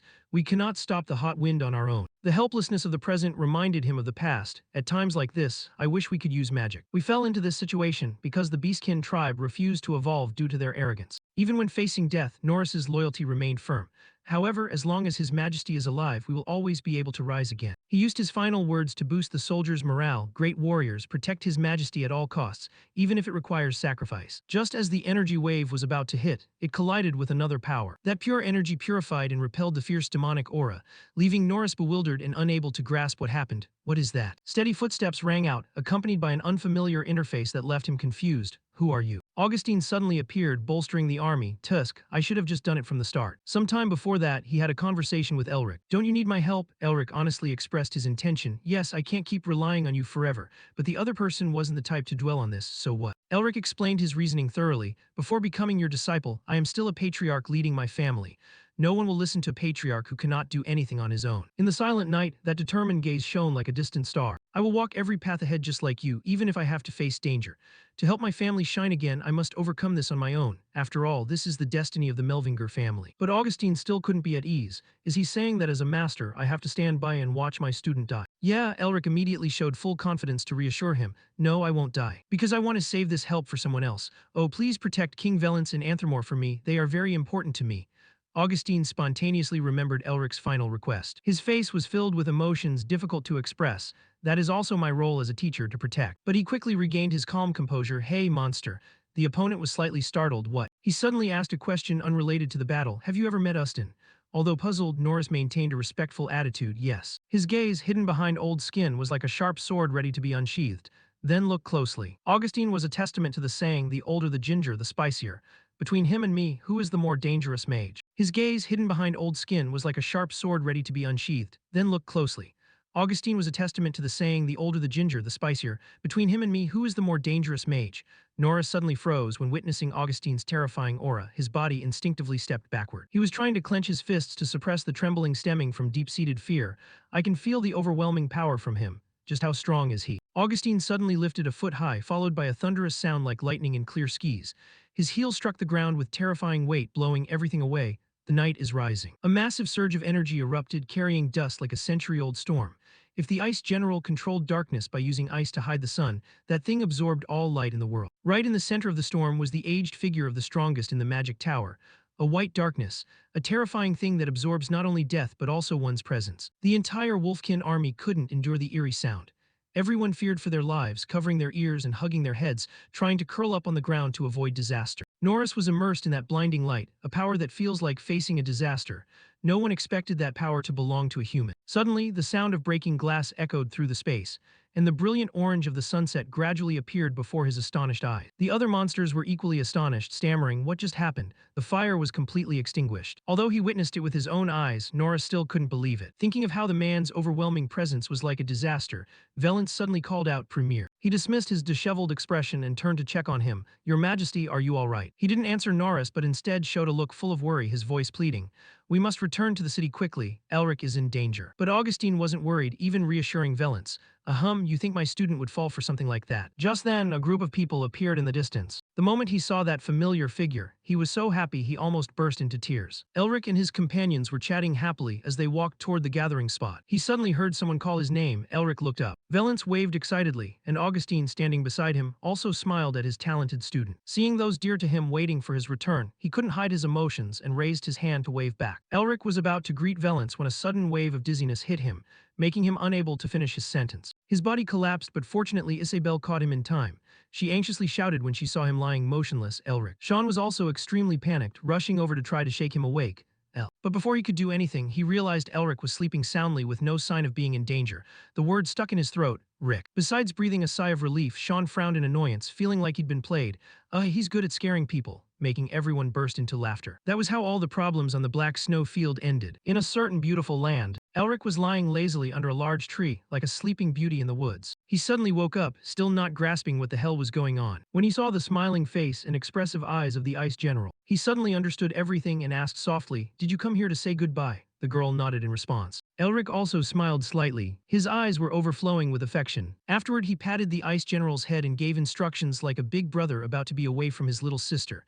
When you get there, remember to have fun, don't cause trouble, okay? Deep within his heart, a wave of warm emotion welled up. I don't know where she is going. No matter where she went, looking at that innocent and carefree face, Elric silently hoped, I hope she won't have to be sad anymore and that only laughter remains. The Ice General placed her hands on her knees and slowly stood up. She fixed her eyes on his face and suddenly spoke, will you play with me again? He seemed surprised by the question, his emerald green pupils constricting. After a moment of hesitation, Elric replied with a firm voice, of course. Receiving the answer she wanted, the Ice General smiled from ear to ear. A gentle breeze blew, carrying flower petals that fluttered her hair. Those petals drifted through the air, receiving all the grace of nature. Then some petals drifted all the way into a certain room. They landed gently on Elric's sleeping face, successfully waking him from his dream to return to reality. He hurriedly sat up, his heart filled with anxiety. I've been out for a long time. Just then, a familiar voice rang out, you're awake. He looked suspiciously toward the source of the sound. He saw Valence sitting on a chair. How long have you been sitting there? He honestly told him, Camellia said you would wake up soon, so I just got here. Elric nodded and replied softly, oh, I see. Afterward, he didn't say a word, then suddenly pulled out a book. He reached out to take it, feeling bewildered. What is this? I received the research documents a long time ago. Valence lowered his voice, revealing the origin of the notebook. This is the diary that the Tiger King Yul left behind. The more he spoke, the more confused Elric became. Is this an important object to the Tiger King family? Why are you giving it to me? He hinted, explaining to him, yesterday, I accidentally found it while rummaging through the library and I discovered something interesting inside. He then pointed to the leaf tucked inside the book and urged, I think if you can read it, it's a good thing, so I used the leaf to mark it, read through it. Afterward, Elric sat alone in the room to ponder it. However, his expression was not quite right. His eyes seemed frozen on the page, his brows furrowed in surprise. This is. The scribbled lines in the notebook revealed many things. The notable points began on February 14th. Yul discovered an interesting person and brought him to the tribe. This human says he was kidnapped by a beastkin when he was young and knows how to use the strengthening technique. February 16th, the human, who he wasn't sure could integrate into the tribe's culture, had adapted very quickly, dispelling all of Yul's worries. February 17th, he wondered if it was time for the tribe to settle down. When that kid suggested a perfect place for them, everyone settled there. February 29th, that human is interested in Yul's strengthening technique. Now that I think about it, his strengthening technique has something similar to mine. Over the last 16 days, due to a strange phenomenon called the Ice General, many members of the tribe have been affected. Everyone in the tribe asked that human to lead the way and began a journey to destroy the Ice General. Each page of the diary was turned like a film running through his mind, leaving Elric completely shocked. Isn't that a setup? Is this really true? His hand trembled as he realized the truth in amazement. Is the human mentioned in the diary me? The more he read, the closer he got to madness. Even the events related to the Ice General that happened afterward completely coincided with what had been orchestrated. But the strange thing was still ahead. Elric's hand suddenly stopped as he flipped to the next page. That strange man has left. Yul treated him like a younger brother. He suddenly disappeared, just like how he found him. The young man's name is Elric Melvinger. He said he is the heir of the Melvinger family. Elric's eyes filled with disbelief as he looked down at the badge hanging on his neck. Consecutive strange and confusing things, he couldn't help but blurt out, what the hell is this setup? Come to think of it, it's so real that it couldn't just be a world in my own mind. When he dug a little deeper, a problem arose, however, if it is reality. Then it means there is magic to help people return to the past. How could that divine power exist? Elric recalled the time before when he knew nothing about it. Otto told him to find him at his private house. To explore everything, he knew what to do, so I must return to the Empire as quickly as possible. Right then, Sean broke the door down in a rush from outside Elric. He sighed in relief when he saw he was still safe. Thank goodness, I was worried you wouldn't wake up. He knew his friend's personality all too well and asked, smiling, I don't think you ran here just because I woke up. What happened? Sean's face suddenly turned grim as he slowly let out the words, it's about that. He delivered the dire news, war has broken out in the Empire, leaving Elric stunned, as if he had been struck by lightning. Sean announced the shocking update in a serious tone, the Empire is at war. Elric couldn't believe his ears and had to ask again to be sure, what? Why are you talking nonsense all of a sudden? He offered a hint, Count wins. As soon as Elric heard the name, he realized the cause of the problem. The Red Lion family is rebelling. Everyone certainly knew who Count Wins was. The Red Lion family was one of the 8 vassal families backing the empire. The Red Lion family was also the governor of the military colonies established to defend the borders, and the troops under his command were famous for being an elite force. Elric understood the gravity of the issue. If a place like that is in revolt, it cannot be taken lightly. Sean recounted some other rumors. It said that by the end of the day, Count Wins will be declared an enemy of the Empire. Even though everything seemed clear as day, Elric felt something was off. There was something very fishy about it. After a moment of contemplation, Elric posed a question. Isn't it strange for a family known for its loyalty to rebel? Sean paused for a beat before stating the reason he found plausible. Rumor has it he's colluding with demons. These words made Elric spin around to clarify demons. He received a firm confirmation, yes, and the even stranger thing is that this whole affair is being led by the Crown Prince. Elric's eyes turned sharp and his lips curled into a perfect mocking smile. The Crown Prince, the one pursuing Gregory, is the leader of this operation. This is rotten to the core, no, it's rotten to the heavens. Time was of the essence. As he lengthened his stride, he urged Sean, hurry, we must return to the Empire immediately. All good things must come to an end. Valence grabbed Elric's hand, reluctant to let go. Are you leaving already? The regret welled up in his heart and pooled in his eyes, ready to spill at a blink. Compared to everything you've done for us, we haven't even had the chance to repay you. Elric tactfully sat down to meet his gaze. Do you think you still owe me? He gripped Valence's hand firmly and made a request, then become a great king. He smiled, looking directly into his eyes, and continued with a vow. I will be patient, so make sure you repay me handsomely. Hearing this, he immediately broke into a joyful smile, and all his previous sadness vanished. The others also smiled, touched by the sight. Afterward, Valence nodded and declared clearly, I understand now, I will do it and always be by your side. That's enough, right? Elric couldn't ask for more and laughed, encouraging him, that's a wise decision. Suddenly, a familiar voice called out, are they leaving already? The flower gods of the fairy tribe arrived just in time for the farewell. Everyone was teary-eyed. Leaving so soon? Stay and play with us a little longer. They hugged Elric and wept. Dapper tried to whimper, why are you leaving so early? But since he had urgent business to attend to, it was unavoidable. Haha, I'd love to stay too. But just then, another person arrived to say goodbye. Everyone stepped back. Let's keep some decorum, shall we? Elric was glad to see that face. Camellia, you're here. He smiled, expressing his plans to avoid any misunderstanding. I was planning to drop by the temple before leaving. She was still as teasing as ever. You must be in a hurry. I wouldn't dare to bother you. But afterwards she dropped the playful act, her profound gaze locking onto Elric. Perhaps it was out of kindness toward a good friend, but Camellia whispered a reminder. The path you're about to take won't be easy. He didn't care about the hardships at all, his face full of confidence. But wouldn't an easy path be too boring? That arrogance made her feel satisfied, and she looked at him with a gentle smile. The carriage party departed, carrying away the longing and emotions. Elric had gone to the north under orders, only to gain something far more valuable than expected. He leaned out the window to wave at everyone. A stream of thoughts flowed incessantly about restoring the family's honor and making the ruler of the Black Snow Field an ally. What force could possibly rival this power? Everything was a legacy left behind by his grandfather and ancestors. To cherish and develop that legacy was the responsibility of a family head like Elric. In a gloomy shrine, the demons collapsed, begging, Lord Owen, please forgive us. But it was never going to be that easy. Ignoring the minions, he continued reading the letter. Return immediately upon receiving this command, destroy the sealed letter. No sooner had he finished than giant mouths with sharp teeth suddenly appeared in midair. They ferociously tore into the demons. Fresh blood sprayed everywhere as agonizing screams echoed all around. My lord, please have mercy. Seeing the gruesome massacre before his eyes, Owen remained indifferent and leave no traces behind. Burning the letter, he read the final lines, erasing the evidence and regrouping at the main base. So the big mission is finally about to begin. He bitterly recalled his pathetic defeat. If that damned Melvinger hadn't interfered, we could have already presented the north wind and the winter storm to Lord Azazel. Owen lifted his foot, muttering to himself that even though he had to retreat for now, he stomped hard on the floor, shaking the space with powerful pressure. Next time we meet. His burning red pupils were filled with killing intent, the black eye sockets as if they had consumed all the cruelty in the world. Owen swore to himself, I will personally present your head to Lord Azazel. Meanwhile, Elric's carriage had reached the city walls. The long journey had left Sean exhausted, so he had taken a nap and only just woken up.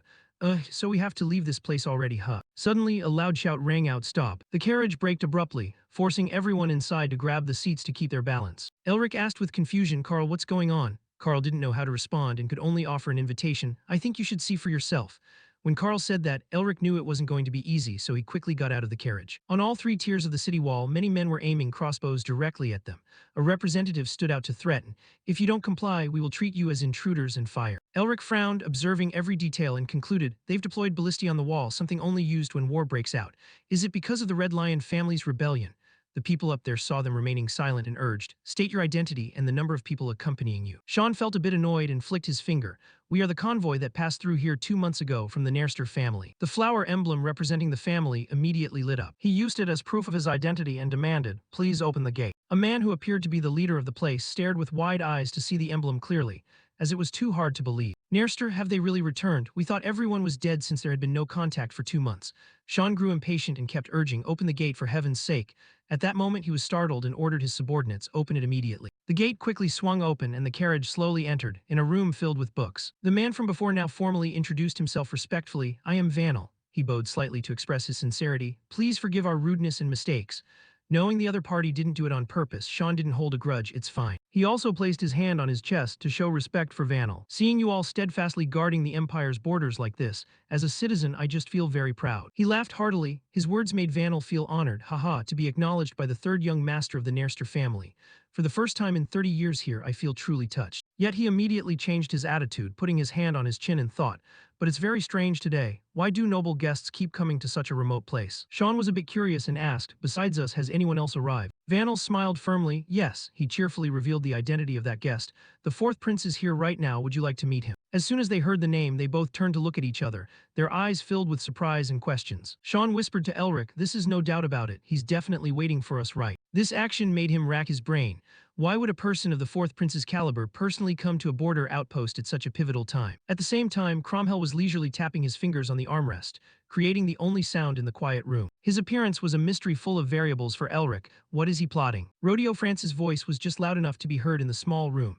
Your Highness, Elric Melvinger and I have had a very special relationship since we were young. He placed his hand on his chest and bowed to make a proposal to Cromwell. If I personally come forward to persuade him, I am certain he will lean toward our side. Hearing this, he didn't decide immediately but fell into thought. In reality, Rodeo was harboring a small scheme. I must seize this opportunity at all costs. He knew this person, the fourth Prince Cromwell, very well, a genius of the royal family, who was once recognized for his swordsmanship talent by the Golden Lion and granted the title of Black Lion. He was one of the 3 people leading the empire if he could win the favor of the person rumored to be the next emperor.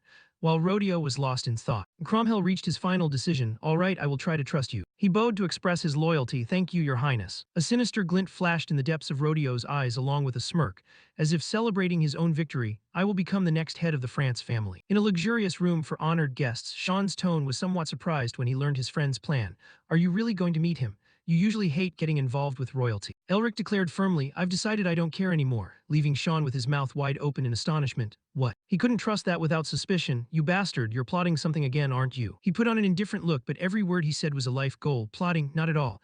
I've realized I can't just sit still anymore. I will revive my family. The more he spoke, the more confused Sean became, his mind full of question marks, relying on the fourth prince to get back on your feet. Elric hadn't decided yet, as he needed a few more factors. I'll decide that after I meet him. He sighed in frustration at having a friend who was reckless to the extreme. So, you mean you intend to spread your wings right in the middle of the battlefield? He didn't reply but wore a calculated smile. Just as Sean said, if he wanted to revive his family, the fastest way was to perform a great feat in the war or become the right-hand man to the throne. Elric knew the current situation well, so he began to plan toward his goal.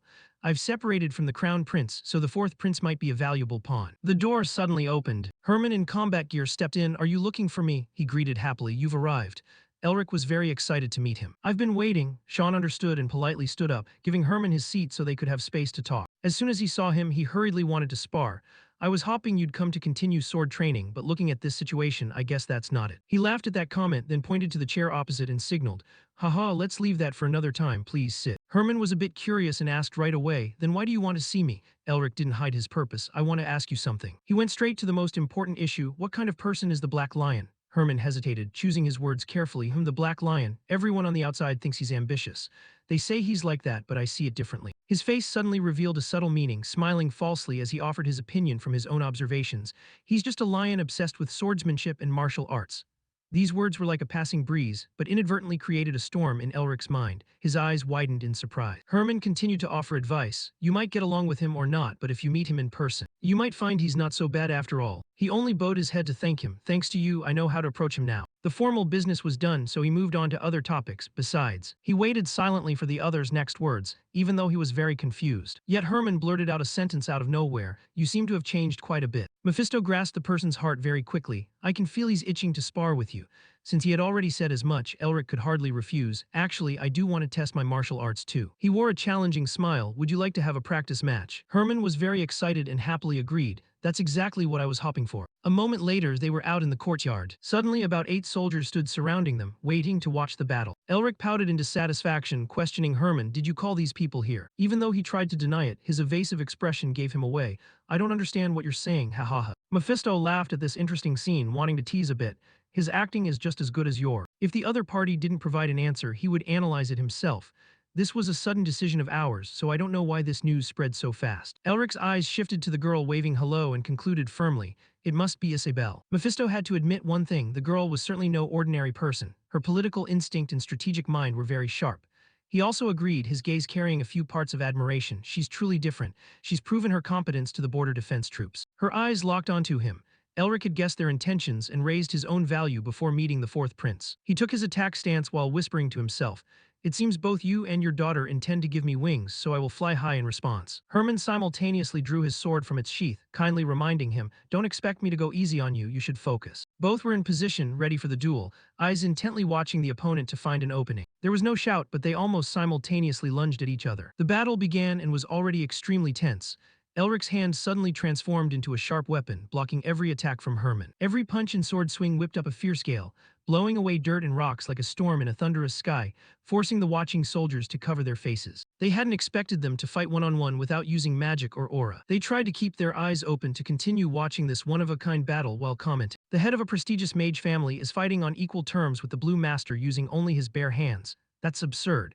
If mages are this strong, what are we supposed to do? In the blink of an eye, the whirlwind shrieked repeatedly like the cries of demons from the abyss. The duel continued, but now the onlookers couldn't even see their silhouettes. A few seconds later, Elric was suddenly pushed back by immense force, leaving a long trail on the ground. Through the previous match, Herman had learned his current ability. First, he offered a few compliments. Your movements are much cleaner now, then pointed out some remaining flaws, but there are still quite a few unnecessary movements. Elric was thoroughly convinced, bowing his head to acknowledge the advice.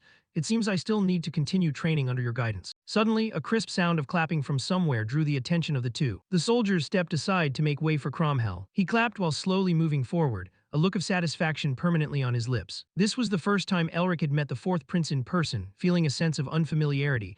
So that is the fourth Prince Cromwell. He and Herman bowed respectfully amidst the soldiers' thunderous cheers. Not long after that, Elric hurried through the hallway to meet someone. Just as he arrived in front of the room, he saw Rodeo waiting by the door. He turned to greet him happily as if he were a close friend. Oh, Elric, long time no see, my friend. Though meeting for the first time, Mephisto couldn't stand this guy. What's with that smug, annoying face? Do you know him? Elric frowned, whispering an admission. Yeah, he's the official heir of the France family. Hearing this name, he became suspicious. France, that infamous conflict-ridden family. Elric nodded. Correct. Mephisto laughed like he'd heard a joke, so he's the traitor. Rodeo knew nothing of the underground sparring, so he carefree approached to chat. Why so quiet, my friend? He put on a I know everything face, bragging and acting out like a terrible stand-up comedy routine. Well, I'm sure you're feeling a bit awkward after not seeing each other for all these years. While Elric was distracted, Rodeo didn't bother hiding the ambition on his face, as his mind was filled with equally filthy thoughts. I know he hates my family, but since the Melvinger estate is in my hands, he can't treat me as an enemy. He clearly understood the current situation, so he took it for granted that everything was going according to his plan. Moreover, now that my family isn't just a vassal to the Melvingers but a major power in the royal court, he wouldn't dare oppose me. The more Rodeo thought about it, the more confident he became in his plan. So if my family offers to return the Melvinger estate, he'll be forced to shake hands with me. Emboldened by this, he got ahead of himself and threw an arm around Elric's shoulder without a shred of restraint. My friend, before we meet the prince, I want to discuss the matter of the Melvinger estate, which is currently in my family's hands. At this point, Elric couldn't tolerate Rodeo's insolence any longer. Hey, he ordered in a cold voice, take your hand off me.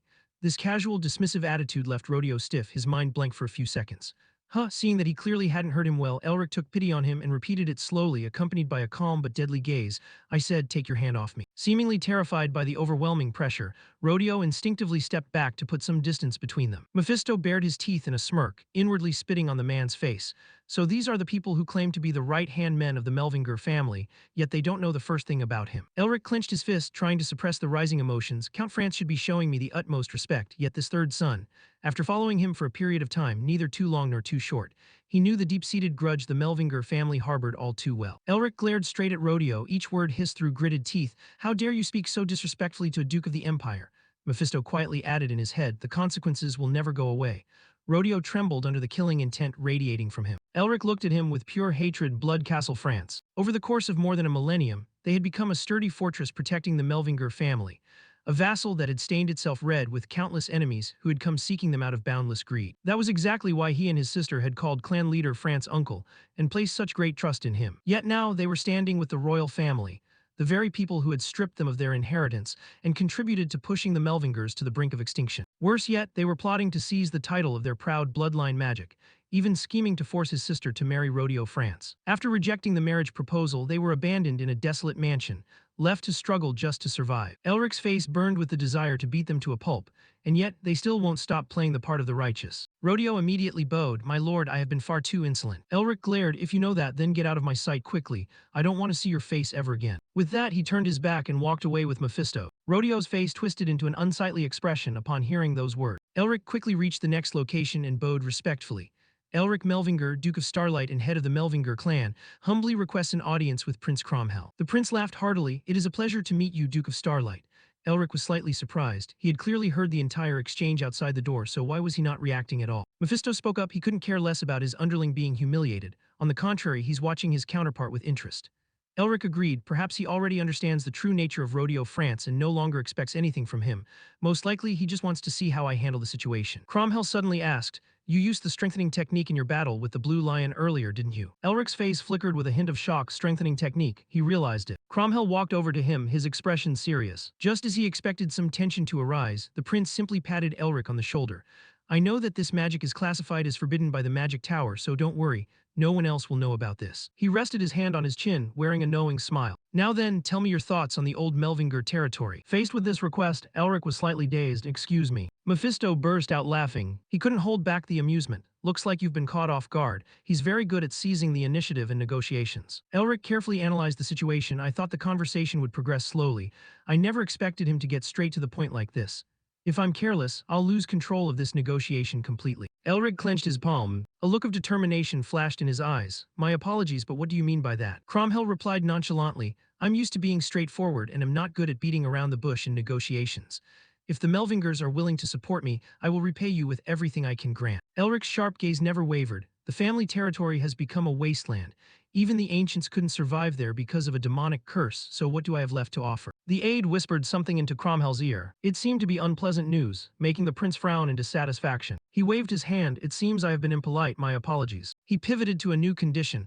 "I will grant you a territory comparable to the old Melvinger estate, for example. I will bestow upon you the borderlands belonging to the Red Lion family." Elric couldn't help but be suspicious. The Red Lion family. That land is as precious as gold, yet he is willing to give it away. The prince even claimed he would personally face the backlash from the allied nobles. That wasn't something everyone would dare to do without true determination. However, Elric bowed. "My apologies, but I am merely a subject of the Empire. I only follow orders from His Majesty." He had been determined from the start not to negotiate. He just wanted to test his own value and identify what kind of person Cromwell was. Still not giving up, the prince persisted. "Even so, my offer remains valid. Please consider it positively. If you need anything, I am ready to provide even more incentives." Elric felt somewhat weary, so he won't give up easily. But he suddenly came up with a strategy to sabotage the negotiation. "In that case, might I make a request?" On the other side, Rodeo still couldn't cool his anger. He slammed his hand against the wall. "Elric Melvinger, you have such gall. Do you think you can humiliate me just with that title of nobility? I swear I will take revenge 1,000 times over for this humiliation." Cromwell's aide stepped forward. "My lord Rodeo France, His Highness is looking for you." He quickly arrived where Cromwell was. "Your Highness, did you call for me?" The prince ignored the greeting and pointed at him. "There, I have summoned France Rodeo. Tell me, what is your request?" Hearing this, he immediately sneered. "Elric, that bastard. It looks like his negotiation failed, so he's trying to use me as a middleman. How foolish. Does he think that will ease the tension between us?" A scheming look for settling old scores appeared on his face. "All right, just state your request. I will pay back this humiliation double." Elric pointed at his hand. "Give me the right arm of Rodeo France." Cromwell was taken aback by this proposal. Rodeo sighed. "What the hell is that bastard spouting?" Cromwell continued. "The France family is on my side, you know that." Elric shrugged. "What a pity." The prince listened, sinking into thought. Rodeo stood beside him, triumphant. "Do you think His Highness will throw our family away just because of someone like you? The France family has served the fourth prince for many years." Cromwell asked him. "Rodeo France, are you my subject?" "Yes, the France family and I have long ago pledged our loyalty to your Highness." The prince nodded. "Then please forgive my next action." Rodeo was confused. What do you mean?" The prince's sword-drawing motion was completely devoid of hesitation. A basic slash sent the man's arm flying. His arm lay sprawling on the floor. Rodeo screamed in agony. My arm, my arm." Elric, witnessing this act, was also filled with confusion. "That crazy man. I only intended to sabotage the meeting." The prince picked up Rodeo's bloody arm. "What do you think?" His eerie smile looked satisfied. "Now am I qualified to be your friend?" Elric thought firmly. As expected, he's lost his mind. He questioned him. "You sacrificed too much just for a friendship. Are you sure?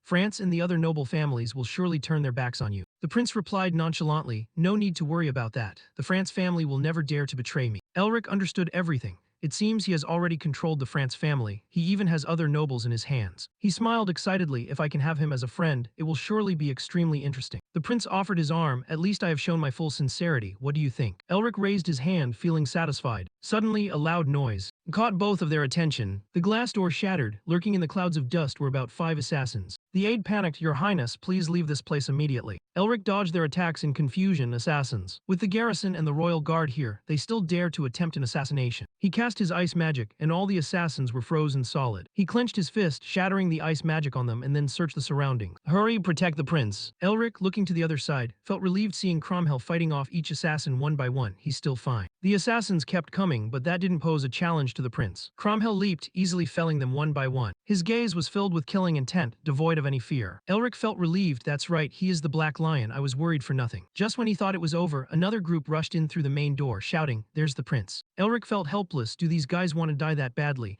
Mephisto shook his head beside him, showing his boredom. Right then, Cromwell's reinforcements arrived. Who dares to attack the prince? They've gone this far. Herman led the troops to intercept the assassins, protect the prince. Knights in black armor were also present immediately. Elric braced himself. The royal army and the Blue Lion have arrived. The assassins lunged in unison, making him scoff, attacking without knowing who they are facing. Herman and Cromwell nodded, signaling to each other. Both lunged forward simultaneously. Each assassin had to fall one after another. Elric watched the scene lazily. Now I feel sorry for them, facing two lions at the same time. He activated the magic in his eyes. Then I will deal with the one still hiding behind the pillar. The assassins were observing the situation. One pulled out a knife and ordered, "Don't touch the Blue Lion. Aim only for the prince." He observed and signaled the rest to act. Getting the signal, they immediately pulled out their knives and lunged in unison. An ice spear flew before them, leaving them stunned. The unlucky assassin found his eternal rest on the spot. The ones who hadn't acted yet were stunned. What the? The man pulled out his knife and scanned the surroundings. Elric was aiming at his position. He smirked. Penetrate, die. The magic released quickly finished him off. He struck a cool pose, like a bodyguard holding a gun. Mephisto was confused. What is that pose? He shrugged. I don't know, I just felt like doing it. He sympathized with the assassins. These guys are truly pitiful. They look skilled, but unfortunately their natural predator is right here. He observed, who are these guys? Trying this hard just to assassinate a fourth prince. He entered a fighting stance first. I have to capture a few and say hello to them. Hazer spoke up. You can't capture them.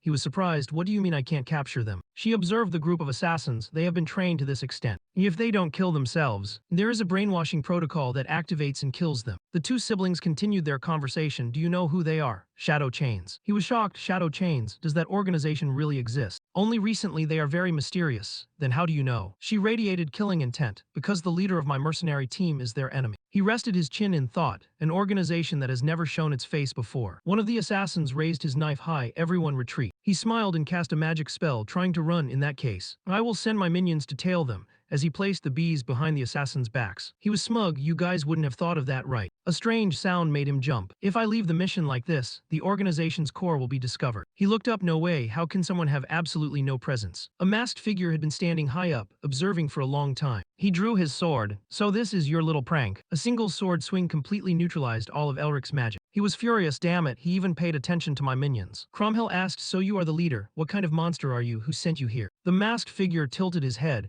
I don't think you expect me to tell you, Prince. The prince immediately cast a spell on his sword. That's right, if you spilled everything it would be boring. Both Herman and the prince lunged simultaneously. They leaped to close the distance to the masked figure in an instant. Dark magic surrounded him, but being surrounded by lions isn't good at all. He gradually faded away. Previously, he swung his sword, creating a gap between them. He leaped away to a further spot. I love to play, but today isn't the right time. Before leaving, he performed a very polite bow. I must ask to take my leave. Elric cast magic around him, causing it to scatter and dissipate.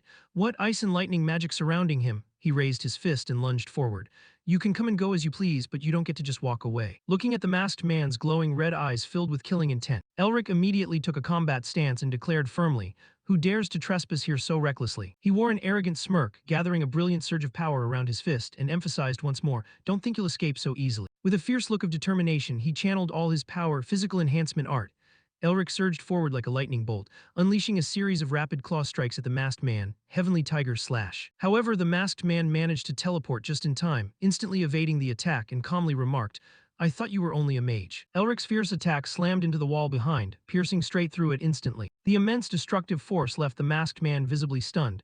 Just a graze and it was already that dangerous. Elric continued with his binding spell, causing tangled chains to shoot toward the masked man from all directions, creating an inescapable cage. However, the masked man easily swatted the chains away and grumbled, can't even have a moment of peace. He then landed gracefully with a composed posture, showing no signs of fear. Elric proceeded to use a piercing spell, sending countless sharp ice arrows shooting toward him. The masked man swung his sword, fiercely batting away the incoming ice arrows. He suddenly froze, glancing forward with a slight smile as if he had just discovered something. Hazer launched a surprise attack from above, but he had already anticipated it, the only woman in the Black Castle. He quickly retreated and said with a look of surprise, "Colluding with Lord Melvinger now," he mused, looking at Hazer standing beside Elric. The masked man then spoke with a sarcastic tone, "This is quite a surprise." His eyes widened, his face contorted in a scowl as if his anger were about to explode. At that same moment, Herman and Cromwell silently rushed in from behind.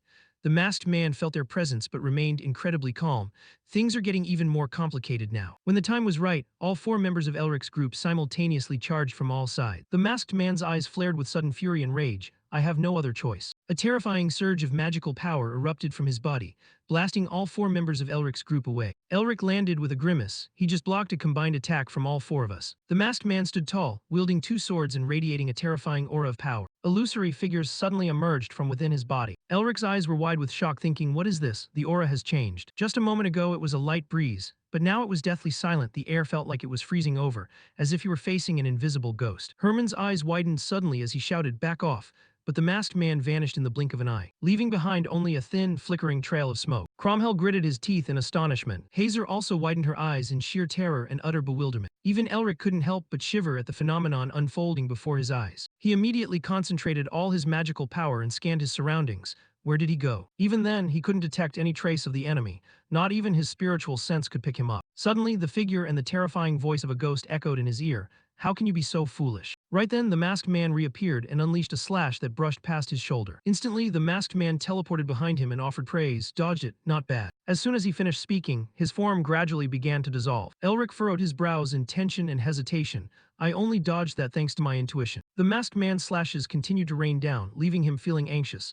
Damn it, how am I supposed to attack if I don't know his position? Yet he still managed to dodge every single strike thanks to his agile movement. The ghost-like figure suddenly appeared and said in a savage tone, "It seems you're reading every one of my movements." That voice echoed like a terrifying threat. "You're the reason this assassination failed, aren't you?" Sudden slashes swept across the body of a guard, sending blood splattering everywhere. Elric's eyes couldn't hide his look of shock and disbelief. Mysterious hands suddenly rose from the ground, causing the other guards to panic in confusion. "Karen, what just happened?" Instantly, the same slashes simultaneously took down all the palace guards. Some were even decapitated. The remaining guards surrounded Cromwell with resilient determination. "Protect the prince." A guard shouted orders. Guards form a perimeter, tighten the circle. However, in just a moment, countless guards had already been struck down. Elric gritted his teeth in frustration. "We have to think of a way to deal with him. We need to gather intel on him." He turned to ask Hazer, even though her face was full of helplessness, "Sister, do you know anything else about him?" Feeling completely powerless in this situation, Elric could only watch as each guard was brutally attacked. "So I have to find a ghost that the naked eye can't even see." Mephisto suddenly appeared and said in a serious tone, "He is not an easy opponent, even I cannot see him." Elric's eyes went wide as if he had just realized something. "Wait, a ghost?" Mephisto asked curiously, "What is it?" Elric had keenly discovered the key. "That's it." He placed a hand over his chest, pondering to himself. No matter how much he resembled a ghost, ice-cold vapors instantly emanated from his body, covering the entire space. He then used a swirling technique, making the whole area feel like a snowstorm. He's not a real ghost like Mephisto. If the masked man has a physical body, he will definitely leave footprints. The masked man's footprints immediately formed on the snowy ground. The guards shouted in unison, "Footprints, I see them, he's right there." The masked man appeared and launched a series of attacks, sending the guards flying into the air. "So you use this trick to track my movement." After that, he quickly lunged straight toward Cromwell. Even so, the result won't change. He charged in triumphantly, sword drawn and ready to attack. From afar, Elric unleashed a wave of inner power, causing dense ice shards to instantly shoot toward the masked man. The masked man's vision was instantly obscured by Elric's technique. He landed and shouted irritably, "It's you again." His eyes narrowed with gravity, his rage reaching a boiling point. "First, I have to finish off that bastard Melvinger." At that moment, Herman suddenly appeared behind him and warned in a low voice, "How dare you underestimate me?" He drew his sword and slashed with burning anger in his heart. "I am absolutely furious right now." The masked man retreated to defend himself, thinking anxiously, "Damn it, facing the blue lion head-on isn't easy." He glanced at Elric, who was rushing in from behind, and calculated in his mind, "And because of that guy, I can't use my invisibility spell." He was startled to see icy, frost-laden vapors appearing from outside the door. The masked man froze as if being pressed down by a terrible pressure. While trying to fend off Herman, he couldn't help but tremble inside. A sense of unease flooded his mind, a terrifying pressure so brutal I can't even resist it. Augustine suddenly appeared with an intense aura, causing the masked man to gasp in fear. "White Knight." Augustine scolded him, "A single lowly coward and the whole lot of you are struggling like this." Joyful smiles suddenly lit up the faces of the guards. "What a relief, we're saved." The masked man withdrew his sword, planning to retreat. "At this rate, I won't be able to accomplish anything." Elric's lips curled into a triumphant smirk. No matter how strong he is, he wouldn't dare be reckless in front of the master. The masked man placed a hand over his heart and spoke gently. It's been a long time. He bowed his head slightly and called out, Master. Elric's eyes went wide, his jaw dropping in utter shock. Master. Although he knew the greeting was intended for him, Augustine firmly refused to accept it. Who are you calling master? The phantom didn't hesitate in the face of such rejection and calmly retorted, Ever since the beginning, the disciple has always seen you as master. Do you really not think of it that way? The old man frowned in clear disgust and ordered bluntly, What does that have to do with me? Stop bothering me and get lost. Yet he maintained his playful attitude, casually mocking his master. You were desperately looking for a disciple to pass on your martial arts to, and now that you've finally found one, congratulations. Even after the third remark, the other party still wouldn't shut up. Augustine was now like a boiling pot, his blood running hot with rage. I've already told you it's none of your business. If you didn't hear me clearly, do I need to punch you a new pair of ears? It was only after being told that the phantom decided to stop playing the dangerous game of poking a tiger. That won't be necessary. This disciple will now take his leave. The old man was relieved to hear it, wanting nothing more than for him to disappear. Never let me see your face again. Before leaving, the phantom didn't forget to leave one last taunt. When the opportunity arises, I will greet you with all due respect. Cromwell stood behind, watching silently as he gradually dissolved. Elric thoughtfully observed the expressions of everyone. If the master has made up his mind, even the prince would find it hard to intervene. He then looked up toward Augustine with lingering curiosity. The masked man also called him master. What is the real relationship between them? Not long after, when the chaos had temporarily subsided, Cromwell sadly stepped forward to say goodbye to Elric. It's a pity, I wish we could have talked a bit more.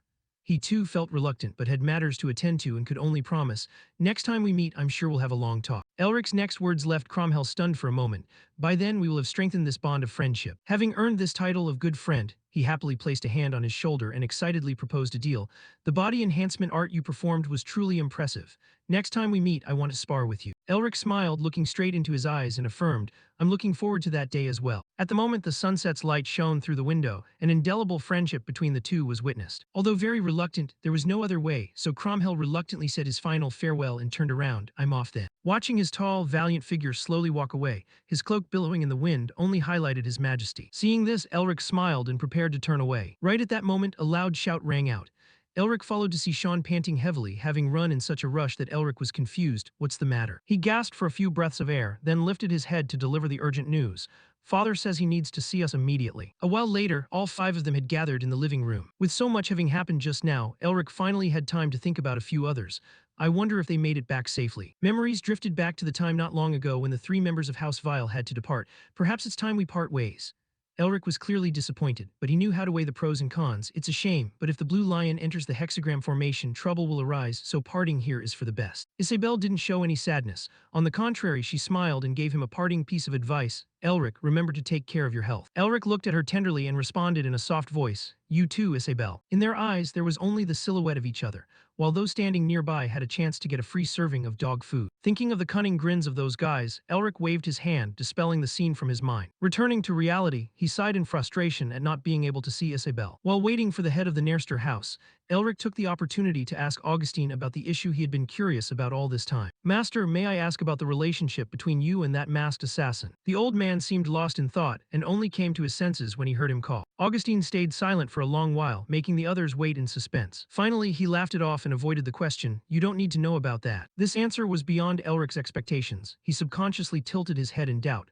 Perhaps feeling that he had been too dismissive, Augustine added, In time you will have your answer. The sun had gradually dipped behind the distant mountains, lingering a little longer to illuminate the carriage on its way to a safe place. Meanwhile, at the castle, a strange, eerie mist surrounded the perimeter. The phantom walked slowly down the corridor toward the large room at the end. His hand rested lightly on the door handle, feeling a moment of hesitation. As soon as the door was opened, a mocking voice called out from behind the chair, You were so confident when you left. The man known as the Red Lion, Ander Wintz, turned his chair and his whole body around, finishing the sentence to complete the damage combo.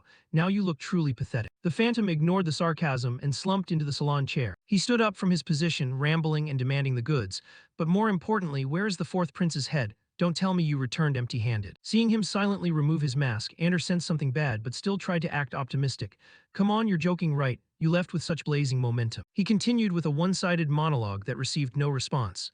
He began to panic. That's impossible, Phantom. You who claimed you could put anything in your pocket can't have returned empty-handed. Even until Ander sat down beside him, repeatedly urging him to hand over the goods, he didn't utter a word. Where did you hide it? Do you want to surprise me? Perhaps finding his mumbling too annoying, the Phantom swatted the other's hand away with disgust. Shut up. Seeing this look of discomfort, Ander grinned, displaying a smile of schadenfreude. So you really did fail. It wasn't often he got a chance to see him fail a mission, so he took the opportunity to laugh right in the Phantom's face. You once said assassinating the fourth prince outside the palace would be easy as pie. Hearing that gleeful laughter only made him more furious. Damn it, your mouth is the problem.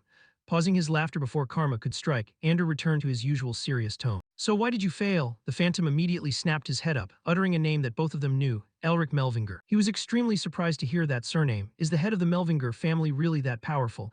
Even if he is called the successor of the White Knight, isn't he just a mage? He answered with frustration. All our information is obsolete now. In the Phantom's mind, the battle against Elric still lingered vividly. The Melvinger I met is a pure mage. His martial arts are also very impressive. His words gave Ander another headache. A Melvinger is still a Melvinger, isn't it? When did everything start to go off the rails? He silently reviewed the entire situation from start to finish. Was it from the moment I rejected the Crown Prince's request to support him? The timeline drifted to the moment Ander received information about charges he didn't even know when he had committed. Regardless of everything, I've been branded as a rebel leader, and I can't justify myself. His anger suddenly transformed into hatred, leaving Ander with no choice but to make a bold decision to save his own skin. He intended to kidnap the fourth prince to strike a new deal with the Crown Prince, or use him as a hostage to force the royal family to withdraw their troops.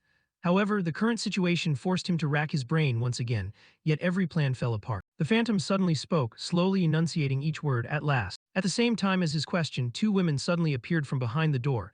There's only one choice left, isn't there? Seeing their appearance, it was clear that neither was human. A low voice emanated from their small mouths, further confirming it. So you failed, will you answer me now? The moment Ander saw them, he stood up. In that brief moment, his mind flashed through several thoughts of regret. Because of my decision, tens of thousands of loyal subordinates will likely have to die. The closer he got to the two sisters, the more determined he became in his goal, but now was not the time to weigh the costs. Ander was still bitter about being framed last time. The reason they were charged with treason was the accusation that he had colluded with the demon clan. Now that he wanted to capitalize on his reputation, he reached out toward the two demons. Fine, I will give you what you want. Back at the Nairster mansion, finally we have time to meet as planned. I know you must be exhausted after such a long journey, but the reason I called you urgently is this. Saying that, he took out a scroll and handed it to Elric. Elric only needed to glance briefly at the contents of the paper before his brows furrowed tightly. Guy's face also darkened, his eyes filled with extreme danger. The Emperor himself issued this imperial decree. He slowly delivered the final blow. The Melvinger family is forced to go to war. Elric opened the rolled-up paper in his hand. The Emperor's order was absolute and defiance meant execution. Mephisto stood by and read along seriously. Elric studied the contents intently, thinking to himself, to prevent abuse, high-ranking noble families are only allowed to use it very sparingly. Against the Melvingers, they are only permitted to issue this type of decree twice at most. Thinking of this, Elric's hand trembled involuntarily before he crumpled the edge of the paper. For hundreds of years, the royal family has avoided using the golden imperial seal to maintain their control over the Melvingers, yet they are using it now. Elric kept his grip tight on the paper and smiled faintly with a mysterious air. The scent of a conspiracy was too obvious to be ignored. Mephisto chuckled inside, his expression showing he understood the hidden meaning of the decree. It's as if they've dug a pit and are expecting us to jump in ourselves. Aren't they openly declaring they want to destroy us? Sean, sitting next to Elric, lost control after reading it. He stood up abruptly, slammed his hand on the table, and shouted, "The Melvingers aren't even a family that serves Nairster." Sean turned to the side, his face still holding uncontainable anger. "Father, do you intend to let this slide?" Guy, hearing his son, maintained a calm expression and slowly reminded him, "Calm down, Sean." Sean was still angry but eventually listened and sat back down. Only then did Guy speak. "I'm not happy that the royal family holds us in such contempt. There is no way they are unaware of the family covenant between us and the Melvingers." The more he spoke, the more serious his voice became. "It's unclear if they intend to break the relationship between our two houses or if they are plotting something else, but one thing is certain." Saying this, Guy glanced at the person sitting opposite him, enunciating each word. "This decree is so sloppy that I have to wonder if the Emperor himself actually signed it." Elric looked straight into his eyes and gave his opinion. "The Melvinger Patriarch likely realizes that if I resist, they could easily kill me under the pretext of insulting the royal family or push me to the front lines and stage an accident. No matter the outcome, the royal family would lose nothing." Elric suddenly turned and laughed loudly at Sean and Mephisto. Sean looked at Elric with a bewildered expression. "In this situation, can you still laugh when you are about to walk into a trap yourself?" Elric reached up to rub his hair, hiding his schemes. "Anyway, we already intended to enlist. Besides, why shouldn't I laugh?" His face grew even more intimidating. Faint purple light and small sparks of electricity appeared around him. "I am looking for a way to bury that damned crown prince." Sean was speechless, him again. Elric turned to Mephisto. "Since the crown prince is also hunting Gregory, if we pack them all into one place, we might be able to bury both at once." He crossed his arms with his usual mischievous expression. "That's right, that kind of thing is exactly like you." Sean still hadn't figured out the full extent of his younger brother's plan. "There is still 1 month before the enlistment deadline. What do you intend to do?"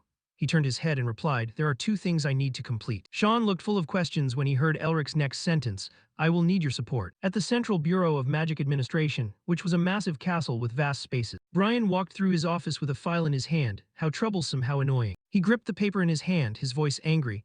"I can't believe there are still foolish people who only know how to rely on connections." As he looked at a letter of recommendation for the priority track mage exam in the Nerster region. After reading a bit, Brian lost his patience and tossed the paper aside. Flipping through it some more, he saw a very familiar name, Elric Melvinger. Sean, sitting opposite him, asked confusedly, "Elric, do you really need to get a mage license at a time like this?"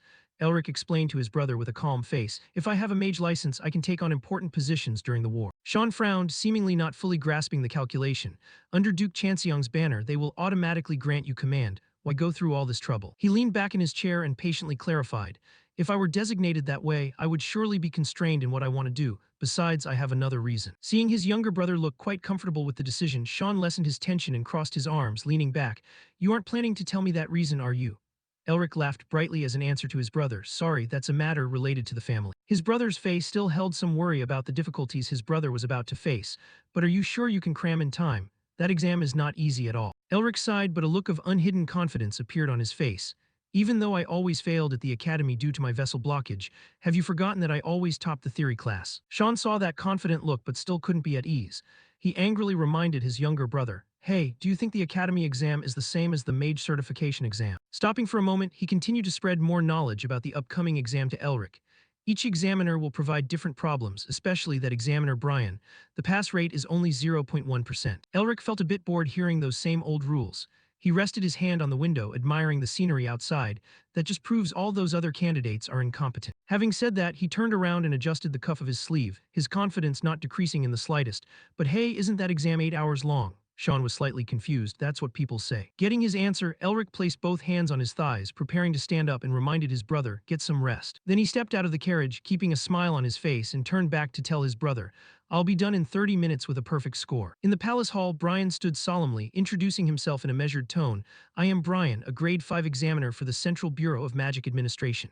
You are the candidate Melvinger, correct?" Opposite him, Elric stood with Mephisto, showing no fear or worry. "Yes, may I start the exam right now?" Brian turned around to lead them inside, saying as he walked, "We will start immediately after verifying your identity as per the regulations." Mephisto flew right behind him, his eyes vigilantly watching the man walking in front, whispering just loudly enough for the two of them to hear, "So he is the person your brother mentioned." Elric increased his pace to keep up with Brian while shrugging, showing he wasn't sure about him. In the large exam room, light shone through the intricate patterns. Elric was arranged to sit at a wooden table right in the center of the room.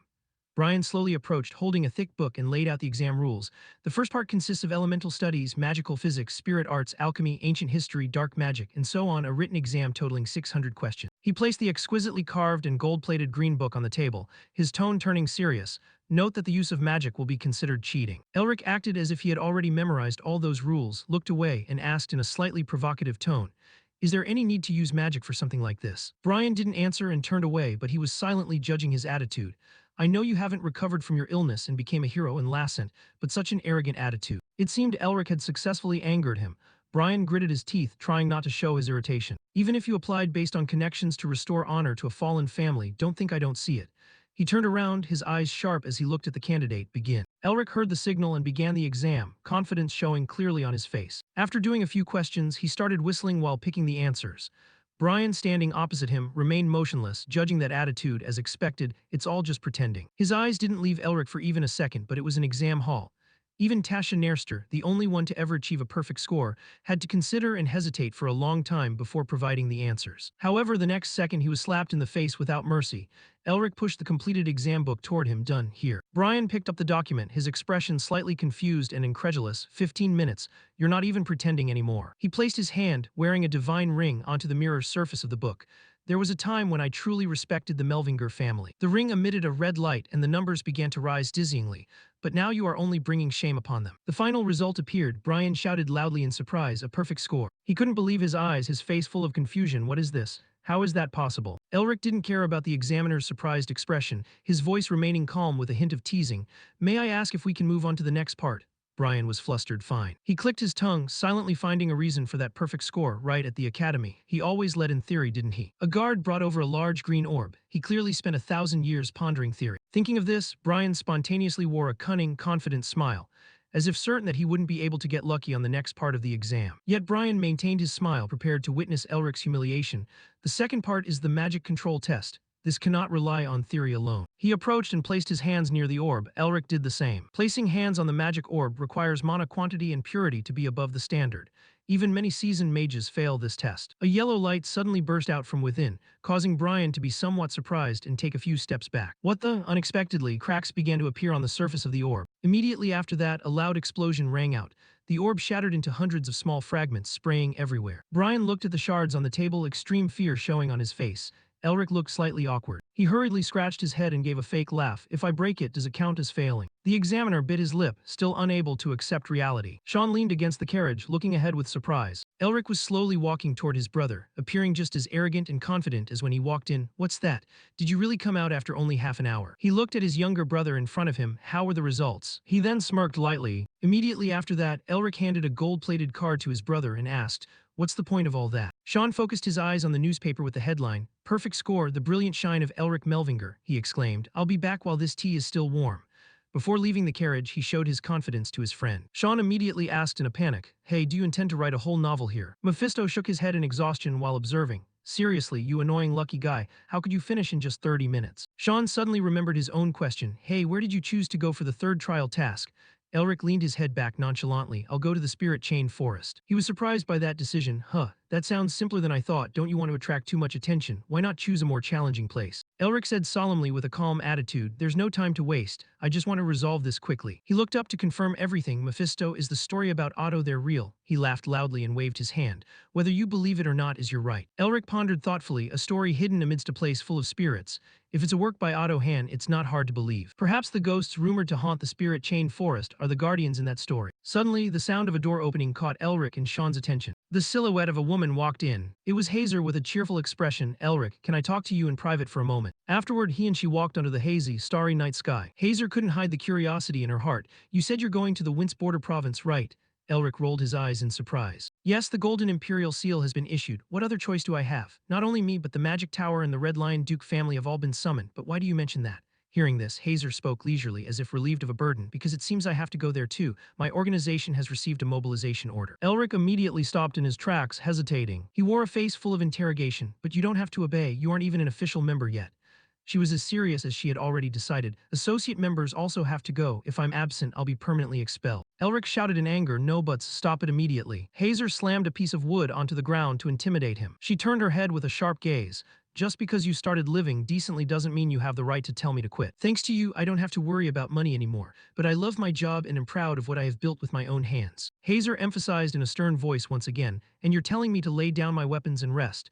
If you stupidly mention marriage, I'll crack your skull first." Elric was flustered, so he tried to dodge. "I won't say that, it's your life, why should I interfere?" Mephisto said in a judgmental tone, "Your sister is much braver than you." He thought to himself, without that strong will, how could our family have survived until now? If she had magic talent, she would have been the patriarch, not me. After hearing Hazer's decision, Elric said goodbye. "All right, stay safe, see you at the front lines."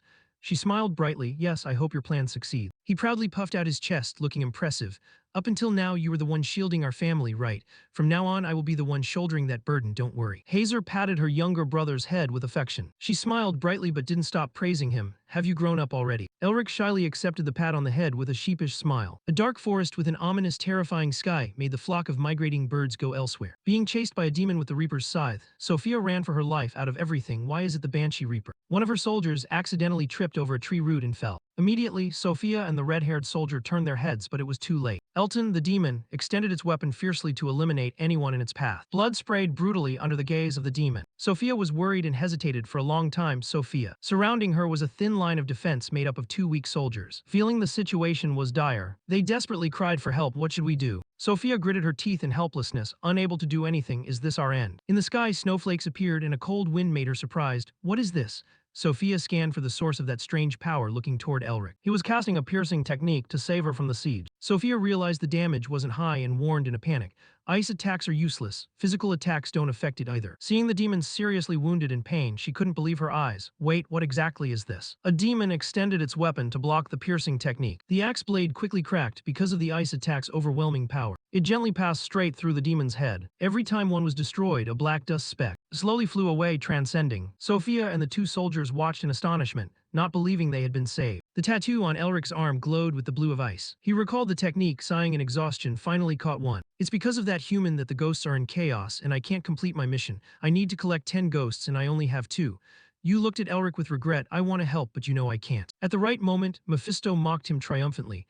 Hasn't this king already said that not coming into contact with him is better for your sanity? You said while laughing at that weakness, that's just a dragon shell, yet it's bait, even ghosts don't bother looking at you. Mephisto was furious because he was hit in his weak spot, not bothering to look up. How can a bunch of lowlives understand my greatness? Elric could only remain silent, listening to the conflict between them. Looking at his arm, he suddenly remembered something. Why would a banshee be here when it should be deep in the forest? In that surge of magical energy, Elric stared at the seal on the price board for a long time, bewildered. This meant that Otto's chronicle might be very close by. Sophia timidly approached and apologized. She and her soldiers bowed, expressing their gratitude. Thank you for saving us.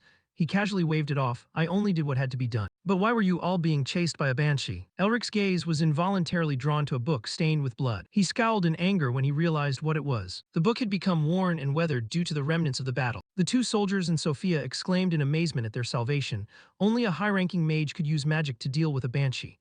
Are you perhaps from the magic tower? He clenched his fist so tightly that the veins bulged, as if suppressing his rage. Elric's face darkened, filled with resentment as he looked at this group of people. Elric's face remained grim, his eyes narrowing as he gritted his teeth and wondered to himself, how could you people dare to do such a thing? He looked at the mess on the floor and tried to contain his anger, thinking, they actually dared to.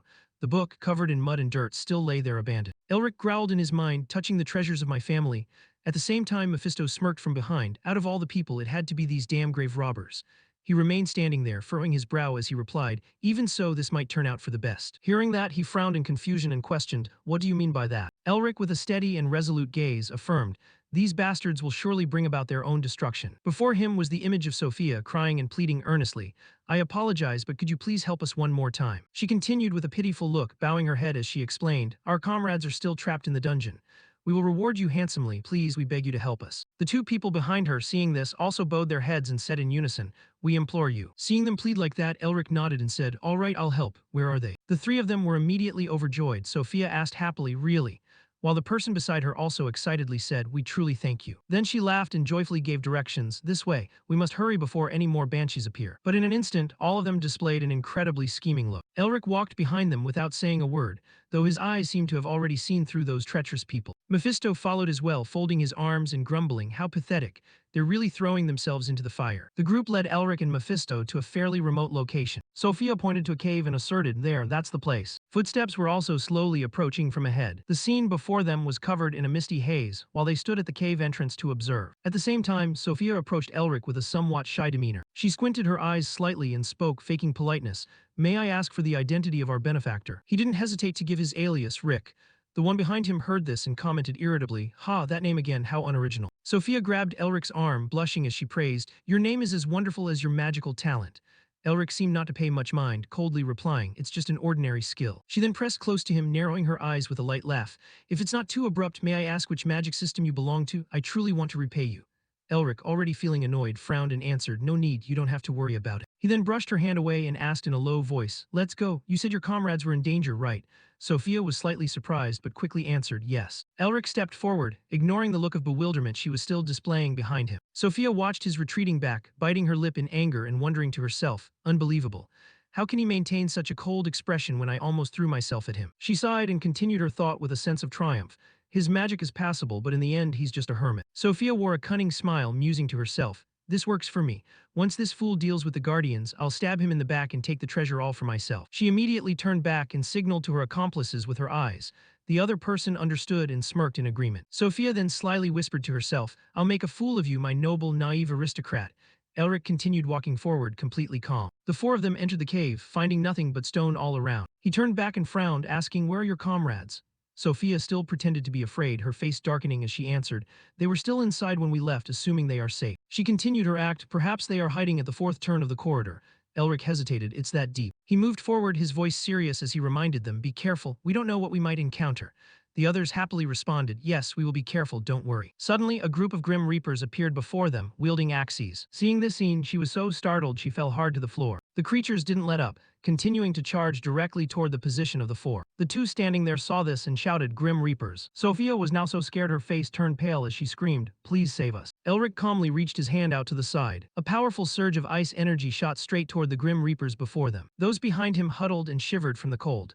Sophia looked up, confused, wondering in her mind, what is he doing? Is he freezing them? Does he not know that the Grim Reapers are unaffected by these kinds of attacks? Seeing the Grim Reapers unable to attack left her stunned, thinking, they're frozen, how is that possible? Elemental magic isn't supposed to be effective against this type of monster. Elric turned back to check on her. Are you okay? Sophia was startled and hurriedly replied, yes. She was then helped to her feet by the person beside her, sweating and hesitantly thanking him. At the same time, Sophia frowned in confusion, thinking, what the hell is this? He's stronger than I thought. Could he possess holy power? She then smirked, feeling a bit triumphant as she concluded, even so, he won't be able to defeat the guardians behind them. Once he finishes them off, that will be the moment I strike. But when she witnessed the scene ahead, Sophia showed an expression of pure disbelief, screaming in her mind, impossible. Elric had handled all the Grim Reapers in front of him alone. After freezing them all, he calmly remarked, it seems time is running out, let's speed up. Sophia, in utter disbelief, stared in horror, thinking, using that much magic he should be exhausted, yet he's as calm as if nothing happened. At the same time, he glanced back at Mephisto and smiled faintly, whispering, regardless, thanks to them, we didn't have to wander through the forest and still reached Otto's tomb. The stolen artifact is also back in its rightful place. He happily replied, furthermore, I've collected a significant amount of magical aura. There's nothing left to complain about. You suddenly appeared beside Elric, saying, what an unexpected turn of events. I heard Melvinger was humanity's sworn enemy, yet you know how to utilize the power of spirits. He listened, then rested his hand on his chin, frowning as he thought, actually, that part remains a mystery. Elric looked down at his hand and continued his train of thought. To restore Otto's winter, I created a seal using the demon's relic and molded it. He cast his gaze toward the Grim Reapers lying scattered on the floor, musing to himself. Every guardian here holds a fragment of that seal. Finally, Elric concluded in his heart, but in their thirst for power, they let themselves be devoured by demons, causing disaster for the world. He glanced at his companions and said seriously to himself, I have a hunch, though it's still just a hypothesis.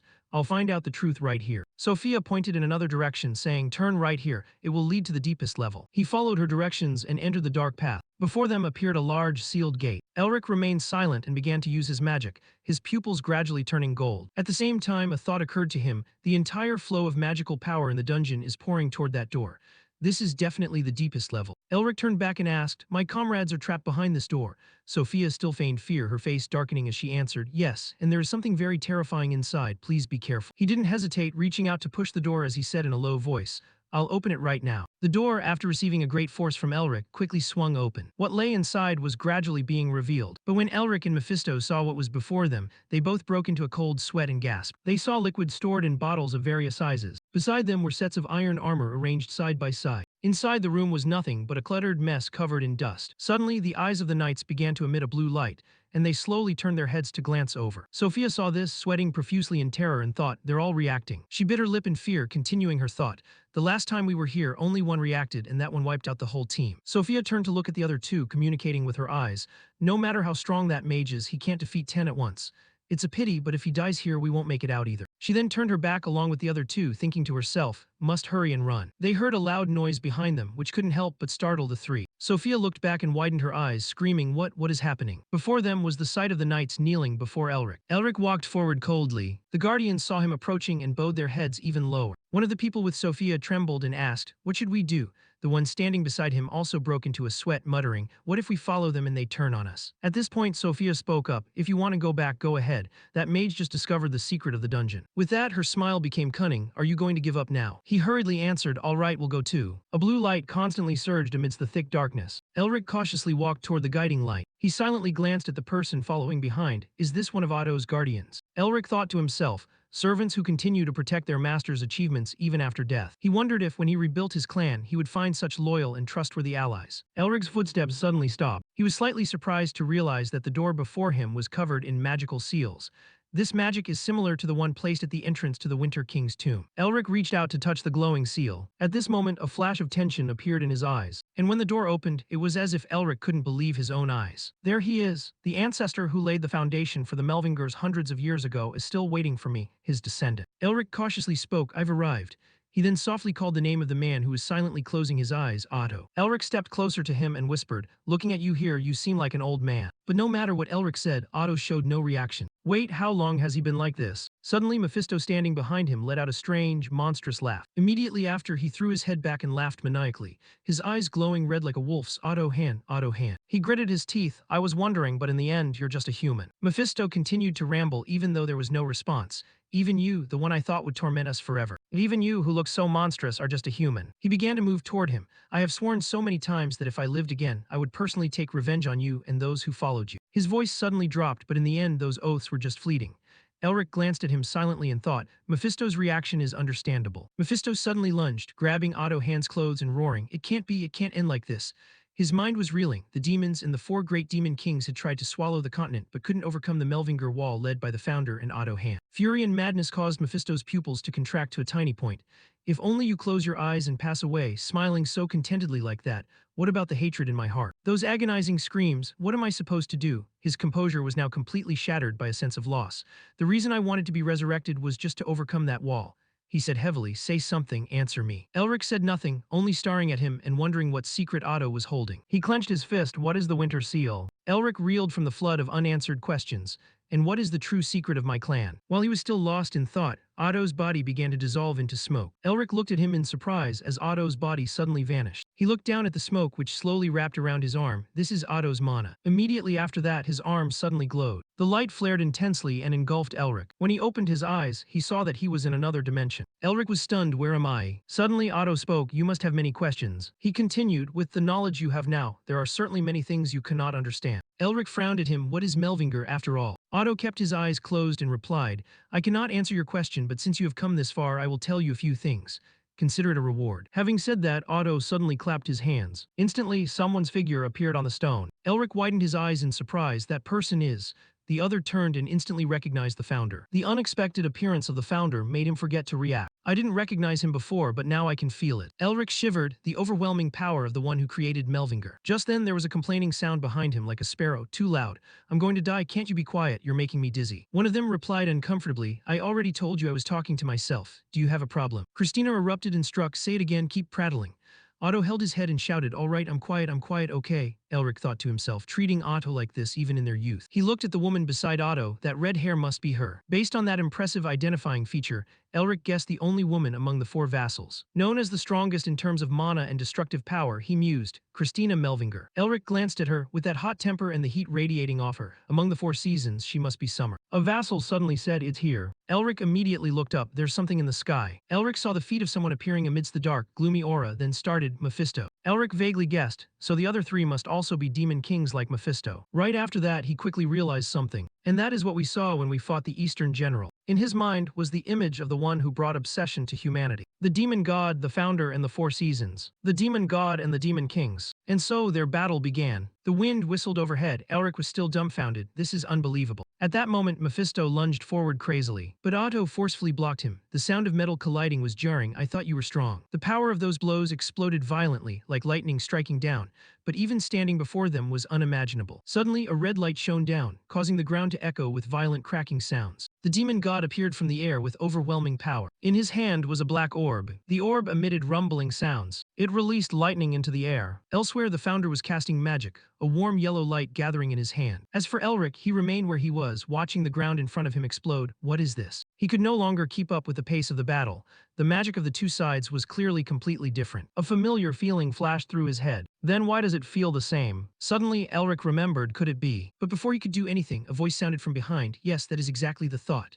The current Otto rose from his chair. "We are atoning by absorbing, devouring, and drinking all the mana in the world to destroy and erase all non-humans from this land." He hesitated, a bad premonition rising in his heart. So the Melvingers are not human. He lowered his eyes, summoning an orb into his hand. "No, that's not it." Otto's voice was steady but resonant. "We, the Melvingers, and the non-humans, also known as demons, are two sides of the same coin, both born from the same origin." Elric questioned again, "So you, the founder, and the demon god?" He began to reminisce. They started from the same root, but eventually clashed because they had different goals. It sounded absurd, but it was the truth. It was hard to believe the founder had risen to the level of a god like the demon god. Otto's gaze drifted into the distance. The Melvingers and the non-humans, born from the same origin, ended up destroying each other. Since the time before humans even had a name for pain, the war had waged on without end. Grief and loss were inevitable. Countless had to bleed, the screaming never ceased. There were also those who only knew how to run and hide. Just then, under the starry sky, Otto continued talking to his descendant, but in the end, we won. The next turning point came for them, but then a problem arose. We won the battle but lost the war. Elsewhere, the founder and the demon god were confronting each other. The pillar of light from the sun seemed to represent two factions with diverging goals. The demon god's voice rang out, seductive and sinister. So in the end, you are still just human. You chose that path, didn't you? The other said nothing, only silently wiping the blood from the corner of his mouth. He continued, every word etching a cruel truth, but that arrogance ultimately led you to your death. Even if I disappear, I will always leave something behind somewhere, whereas you will never leave anything. The founder suddenly smirked. It was a radiant smile, yet somehow serene. Elric's voice was full of a sense of loss. Do you mean the founder was defeated by the demon god? Otto didn't deny it. Yes, in the end, the curse he had to bear killed him, while the demon god could resurrect anywhere. He clapped his hands together as if remembering the next development. Before closing his eyes, the founder left behind many prophecies. Otto recalled the scene back then. He leaned against the great tree, whispering his final words before drawing his last breath, that when the non-humans rose again, the demon god would also return. Faced with the passing of the founder, the vassals were all in agony, crying silently. Suddenly, a young Otto shouted, tears streaming down his face, the family will definitely restore our name. Overcoming the pain, he moved forward as the new head of the family. I have carried out the will of the founder and led our family on the path to prosperity. At the same time, preparing for the winter, Otto had carried the family through so many hardships and dangers. After it all, they didn't stop because they were waiting, and they were still waiting. Otto back then had to sacrifice so much, forsaking love, his youth, and everything else. Until now, he was still waiting for the descendant the founder had prophesied. You will save the world. Suddenly, a smile that had long since vanished appeared on Otto's wrinkled face. Finally, that moment had arrived to fulfill the testament. In the blinding dawn, he placed a hand on Elric's shoulder. Because I have met you. His hand squeezed slightly. Yes, that's right. Otto's next sentence left him open-mouthed. You are the prophesied child. Deep inside, he felt a sense of relief and release. You are the descendant chosen by the founder 1,000 years ago. Yet a second later, Elric gritted his teeth. Damn it. Otto pulled his hand back and cleared his throat awkwardly. As I thought, you aren't very happy, are you? His voice was sharp and a bit harsh. Am I supposed to be happy? I want to carve out my own fate, not be forced by someone else into a pre-written destiny. He immediately explained to put the other person at ease. Don't misunderstand, a prophecy is just a prophecy. The world always branches out into countless paths, changing shape constantly. The next sentence left Elric startled. You must have felt that already, haven't you? The image of the familiar Tiger King, Yul, appeared in his mind. Otto explained patiently, prophecy or not, the final decision is always yours. Even if you didn't seek out this arrangement, we aren't forcing you. Elric mumbled, yeah, that's right. In his hand was a magic ring engraved with strange characters.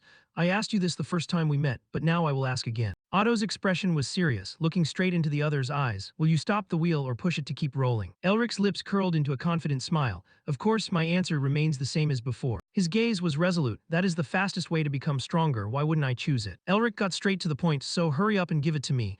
He was momentarily taken aback. Give you what? Elric laughed again. Didn't you say I came here to complete the winter? These words put Otto's heart at ease. Don't tell me you intend to break your word. Honestly, you are truly unbelievable. Elsewhere, in a dusty, dilapidated room, the grave-robbing group was discussing anxiously. So what do we do now? Stay here forever? Yes, if we charge in, the guards might attack us. Suddenly, the door opened again. Radiating a blinding light, greed was evident in the eyes of the two grave robbers. That light, the treasure has awakened. Yet a second later, the one behind slashed off his comrade's head. That treasure is mine. The light faded, revealing another room where Elric was sitting with his back turned. The man charged in on his own. His expression was vicious, full of a desire to ruthlessly eliminate him. Don't regret dying like a dog here, mage. I'll use everything you have for a better purpose. But before he could do anything, he suddenly cried out, coughing up a mouthful of blood, and collapsed. At the back of his neck was a sword, and the culprit was Sophia. Her eyes were dark and full of killing intent. Blinded by treasure, you've even lost your judgment. Sophia looked toward the silhouette in front of her. You didn't even realize the terrifying flow of magic radiating from that mage. She pulled the sword out, her expression full of disgust. If it weren't for that mage, we wouldn't have escaped this dungeon. At this moment, she already had her own calculations. Just pick up the items of the two dead fools and stick close to him to escape. As she concentrated on her thoughts, a mocking voice suddenly rang out. Not bad, you're quite capable. Sophia jumped, hurriedly turning her head in vigilance. Elric seemed to have seen through her thick mask and pierced it with a single social pleasantry. For a grave robber, you're not bad at all. Sophia stood stunned on the cold ground, her face filled with panic, sweating as if sitting on a bed of coals. How did you know? Elric walked over leisurely, as if stripping away her mask of lies layer by layer. You were obvious from the start. How could I not know? Sophia was pushed into a corner with no way out. She cursed frantically in her heart. Damn it, it wasn't us who set the trap, it was him. He lured us here on purpose. Seeing that being tough didn't work, she started playing the victim, tears streaming down her face. I'm sorry, mage, please spare us. Elric asked in return, and why should I do that? He leaned his face close to hers and emphasized, you might have tried to kill me. Elric calmly suppressed Sophia, but I'm not allowed to kill you. She didn't stop crying, her face soaked with tears in an instant. She pleaded earnestly, we will do anything, just tell us your demand, please spare us. Unexpectedly, Elric stood up abruptly, waved his hand and said, adding more corpses here is quite troublesome. Get lost before I change my mind. Receiving the answer she was longing for, with the desire to escape burning in her heart, Sophia immediately turned and ran, not daring to open her eyes. Thank you, my lord. She fled toward the door, and within a few short seconds she was no longer visible. Mephisto, having witnessed it from start to finish, had to interject. They really ran like madmen. Do you intend to let them go for real? Wouldn't that increase the risk of revealing the dungeon's location? Elric affirmed firmly, they won't be able to escape the dungeon. Mephisto was surprised, what are you talking about? Elric laughed with satisfaction, waving his hand, maybe so, but he still didn't quite understand. A giant question mark had appeared on his face out of nowhere. Without explaining a word to him, he shifted to another topic, more importantly, you. Seeing he didn't understand what he was saying, Elric revealed everything himself. You have completed it. What he was talking about was the winter in quotation marks. It turned out that before that, he had met Otto and consulted him on some information about the winter seal. In terms of evil magic, it's already at the level of a war king.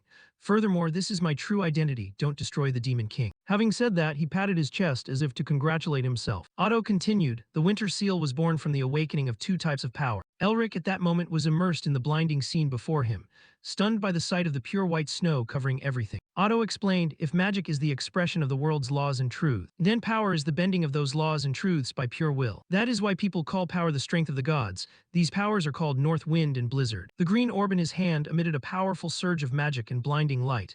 In an instant, the dark space was illuminated. North Wind is the cold wind from the north.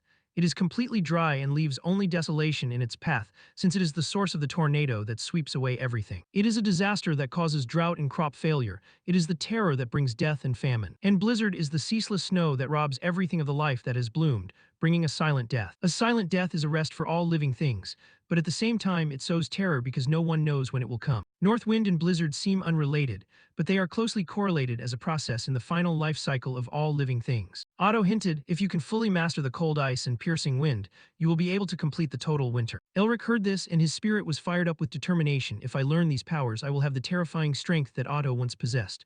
All those reactions were caught by Otto's eyes. He was very pleased with him. Yes, that gaze is exactly what I wanted to see. He began to change the subject. It's time, as a special case. Otto swore, I will personally train you. But Elric, Otto looked like a predator gleefully anticipating a fat piece of prey. Elric's memories returned to the present. His attitude was extremely bored, just thinking about it is gross. What kind of ancestor torments their descendant like that? Mephisto hovered in the air, reacting with silence, observing him and silently speculating that Brat has almost reached the rank of War King. Furthermore, he also had other plans. Besides, my own spiritual power has increased accordingly. When Elric left the meeting with Otto, he was finally able to sigh with relief. After all, he's gone. Otto also took a step toward the light, leaving with deep hope placed in him. I've passed all my remaining mana to him. I wonder if that arrogant brat realizes it. He stepped through the screen of light, walking into a world already covered in snow. Feeling relieved, finally, I can rest as I've longed to do. Stepping across the barrier between the two worlds, Otto seemed to return to his energetic self from many years ago.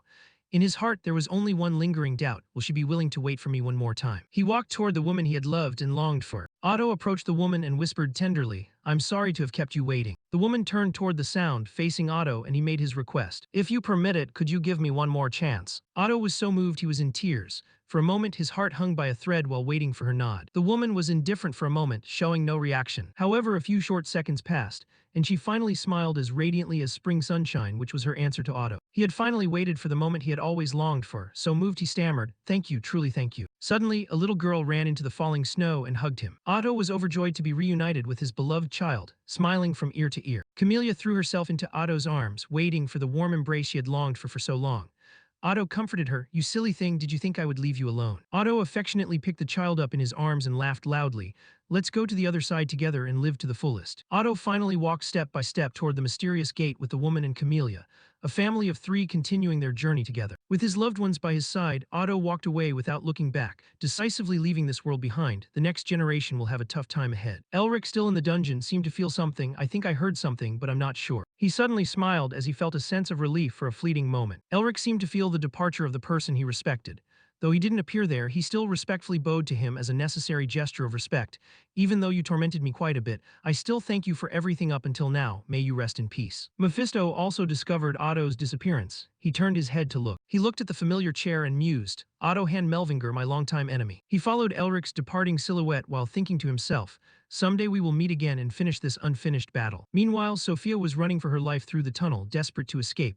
Damn it, lost all the treasure and now I have to run like this. After running for her life, she finally found the tunnel exit, but the area was densely overgrown and she remained extremely cautious. Sophia decided she had to hide nearby, wait for him to leave, and then sneak back in to take something. However, her subsequent thought dismissed all of that. If I get caught, I'm dead for sure, it's better too. Ultimately, she decided to escape outside, her foot just crossing the boundary between the stone floor and the earth outside. Before she could even step out, she remembered Elric's words from earlier. If you dare to step outside, you will die. Just then, not far away, a strange voice rang out, what a sharp-witted woman. Sophia immediately looked up and quickly recognized them. Ah, the purgers of the Blue Lion family. They move in groups and are incredibly disciplined. Tanit, the leader of the group, spoke first. Is Elric among them? Sophia immediately recognized Chengrang. But right after she gasped, wait, Elric, do you mean Elric Melvinger? Are you mages? Is he the hero of Lassen? Seemingly sensing something was wrong, Sophia spoke up to explain, I have nothing to do with him. Unfortunately, it was too late. Her throat was slashed horizontally. Her head fell to the ground while her heart was still beating. She died instantly under Tanit's sword. Cold-blooded, he replied, I was just asking, and walked straight into the basement entrance, leaving her blood-soaked corpse behind as a pile of mush. Tanit mockingly declared, anyway, I won't let anyone survive. That was the power of Paul Tanit's sword. At the Paulville mansion, he sat on his high chair, ordering, this time you must bring back Elric Melvinger's head. The person below him immediately bowed respectfully. Don't worry, sir. Hilton, the captain of the first Blue Wolf team, committed to him. I have sent the elite of the Blue Wolves with Tanit. Victory is certain. He didn't hesitate to reveal his opening strategy to him. Since I heard the relationship between you and Elric Melvinger is very special, we must shake your will at all costs. Hilton seemed to have cleared his own path to power. In a week, there will be a duel for the position of family head against my brother Herman. Hilton immediately bowed respectfully, not even daring to look up. Yes. Elric Melvinger, who entered the unexplored land, will die in an unfortunate accident. And of course, Paul was very satisfied with Hilton's life-pledging commitment, smiling triumphantly. Meanwhile, Herman had received information from his daughter. He was extremely surprised. What? The Blue Wolves have left the capital with a large force. He quickly guessed who was behind it. Uncle Paul must have sent Tanit. Judging by the direction, Elric seems to be the target. Herman suddenly remembered someone. The brother I once knew is no longer in this world, is he? If only there were a chance to share one more glass with him. However, his daughter Isabel could not accept her father's current state. Father is always too soft on family. In the end, I have to be the one to make you toughen up. Isabel actively proposed a solution. For now, let the uncles lead the forces of the Blue Horses and Blue Ocean to follow them. But Herman had a different thought. Tanit is a dangerous man known as Paul's Sword, and his move now proves they have prepared every strategy. He emphasized, we must absolutely not let Elric encounter him. But at this moment, Tanit had already arrived at the entrance of the dungeon where Elric still remained. But it was certain that even if he wanted to enter, it wouldn't be easy. Just as he was about to step in, countless banshees rushed toward him with their scythes, wanting his life. The people with him drew their swords, taking combat stances. He shouted, move. Faced with the sudden attack of the banshee horde, Tanit chose to order them to retreat. As for him, he foolishly wasted his energy, leaping up with his sword drawn to declare war on the banshees. But the banshees didn't have the level or ability to defeat him. They were merely sacrifices to stall for time against Elric and drain his strength. Very quickly, all the banshees were struck down by the sword in his hand. He arrogantly complained, slicing up a few ghosts isn't fun at all. He seemed to become even more bloodthirsty, aiming straight for Elric. If only some real men would show their faces. Speak of the devil and he shall appear. The temperature around them suddenly dropped, which took him by surprise. For a moment, a bone-chilling wind blew from the dark tunnel, making him suspicious. Where did this cold wind come from? But just after that, Tanit realized the person he was looking for had appeared. So, you've arrived. At this moment, Elric and Mephisto stepped out from the old, dark tunnel. He didn't hesitate to call out Elric Melvinger. Mephisto finally understood Elric's intention earlier, was letting that woman go because of these guys. Elric replied, from the moment I was at the entrance of the forest, there were people following me, so I thought I didn't need to do it myself. Mephisto felt intrigued, truly our descendant. He asked, what are you planning to do now? Elric turned, wearing a challenging smile as he looked at Tanit. I just learned something new, shouldn't I try it out right away? With just one hand, the dark tunnel was immediately covered by layers of thin ice carrying freezing air. It spread rapidly toward Tanit's group. Tanit, seeing the situation was not good, ordered everyone to prepare for ice magic. The magic paper was torn in two by him in an instant. He was extremely confident in his team. We know clearly that the second and third teams of the Blue Wolves were defeated by ice magic. Facing the powerful encirclement of the snowstorm, the whole team huddled into a large clump. Tanit still had strong faith in their seventh circle fire magic. Your magic will never be effective. The first shot was from Tanit, With one sword strike, he shattered Elric's ice chain. Using only a few strikes to handle all the ice chains, he tilted his head up to the sky challenging, "Is that all you can do, Melvinger?" He provoked, "Those tricks don't work. Blocking the view is also useless." But the next moment he was stunned, rooted to the spot. A violent wind attacked, extinguishing the ice and fire magic of Tannen's team. He was utterly bewildered. What? As for Elric, he walked through the swirling white snowstorm without even a cloak, standing firm with every step toward him. He stared blankly. What is this aura? When they had delved deep into the tunnel, completely covered in ice, they realized too late, a snowstorm. The wind of fury rushed toward the crowded group, quickly freezing them like an invisible chain, taking their lives. The wind swirled endlessly. Every corner of the tunnel was frozen over. Even Tannent was no exception, and it was even more severe since he was the leader. His body was frozen to the point where only his mouth could move. He was stunned. "My lungs are freezing in an instant. Is this the power of a human?" At this moment he felt fear. His entire face was filled with panic, and he found even breathing difficult. Tannent kept saying it was impossible. He couldn't believe the harsh truth before him. Most of the people with him had all been frozen. Only a few remained like him. He was bewildered, elites protected by 7-circle magic defeated with one blow. He was now utterly confused. Tannent doubted him. He just became a mage not long ago. How can this be? Don't tell me he's gotten even stronger. Contrary to him, Elric seemed completely unfazed. Seeing the situation was unfavorable to save his own life, he cowardly turned and ordered the team to retreat, but only 2 remained who were not yet frozen. Elric laughed mockingly as he observed the foolish retreat. Since ancient times, the wind from the north has always brought death. It is called the Cursed Wind. At this moment, the Banshees appeared once again to obstruct, fitting his explanation. It carries the resentment of 10,000 souls and steals the souls of the living. Even if you want to run, you can't escape. The 3 remaining members of the team were surrounded by Banshees, with seemingly no way out but death. That was the second power of winter, when all the Banshees filled with immense hatred rose with Elric. He just waved his hand, and the north wind was like a command. All the Banshees behind him rushed forward, crazily hacking at Tannent's men. Fresh blood splattered, instantly dyeing the icy tunnel red. Not a single person in his team remained alive. Tannent felt threatened and didn't care about his mission anymore. "Even if I have to escape alone, I must report to my master." Finishing his words, he fought back against the Banshees rushing at him. However, the Banshees grew more numerous. Relying on himself, he couldn't control the situation. Except for swearing, he couldn't do anything else, damn it. His blood boiled, and he swung his sword wildly in a frenzy, luckily hitting a few ice chains. He turned to warn Elric, "Remember this." He threatened, "Next time I will definitely." But Elric was faster. Under Elric's guidance and Tannent's negligence, a Banshee decapitated him. When his massive head hit the ground, the look of bewilderment and shock remained on his face. He died with his eyes open. Even the last consciousness that captured the scene before his brain failed showed only the figure of a Banshee looking at him with hateful eyes. In the end, Tannent's elite team couldn't overcome the number of Banshees, and when the short battle ended, they were still hovering over the corpses. Once done, Elric slumped to the ground. Elric struggled to take in every breath of air, gasping as if he had just returned from the gates of hell. "I probably wouldn't dare use this power normally. Even using it once drained all my mana." Mephisto leaned down beside him, analyzing a snowstorm and the north wind. "It seems you have been fully recognized as the successor of winter." He pondered for a moment and muttered, "Winter, so next is spring." Elric listened and remained blank. He pondered. "Spring," he explained. "Winter is just the beginning. You must collect all 4 seasons." He remembered Otto mentioning this problem. The 4 seasons are shards from the ancestors' great power, separated into 4 parts. If you gather all this power, he affirmed, the ancestors' magic will be unlocked. Elric was extremely surprised when he saw that power. Otto continued, "Winter alone is terrifying, but if you possess the power of the other 3 seasons," he affirmed, "you will have unimaginable power." He even emphasized, "And if you can surpass the ancestor." He hadn't thought of that scene. Otto emphasized, "You will be able to break the chains that the ancestor left behind." In the empty corridor, Elric stretched out in exhaustion. "Now that I have winter, it's time to find spring." Suddenly, he hesitated. The location of spring. Where is it exactly? In Elric's mind, the previous conversation appeared. He must have mentioned the location when telling me to complete the 4 seasons. Doubt arose. Why can't I remember when he said spring? Elric blankly looked at Mephisto. "Don't tell me someone intervened in my memories." Thinking of this, he spun around to look at Mephisto. He used a disdainful look, making Elric think, "That can't be. Mephisto doesn't have the strength to place a seal on me, and he is the one who wants me to grow the most." Elric swallowed, contemplating another direction. "Then who did that? If that person could place a seal without my knowledge, then they could easily take my life before I could react." Elsewhere, Blay led the vanguard and urged, "Hurry up, we must catch the Blue Wolf team at all costs." They ran straight into a dungeon nearby. Suddenly, he stopped before the gate. "Damn it, because before us, several people are already dead." Arden suspiciously approached. "Brother, what should we do now?"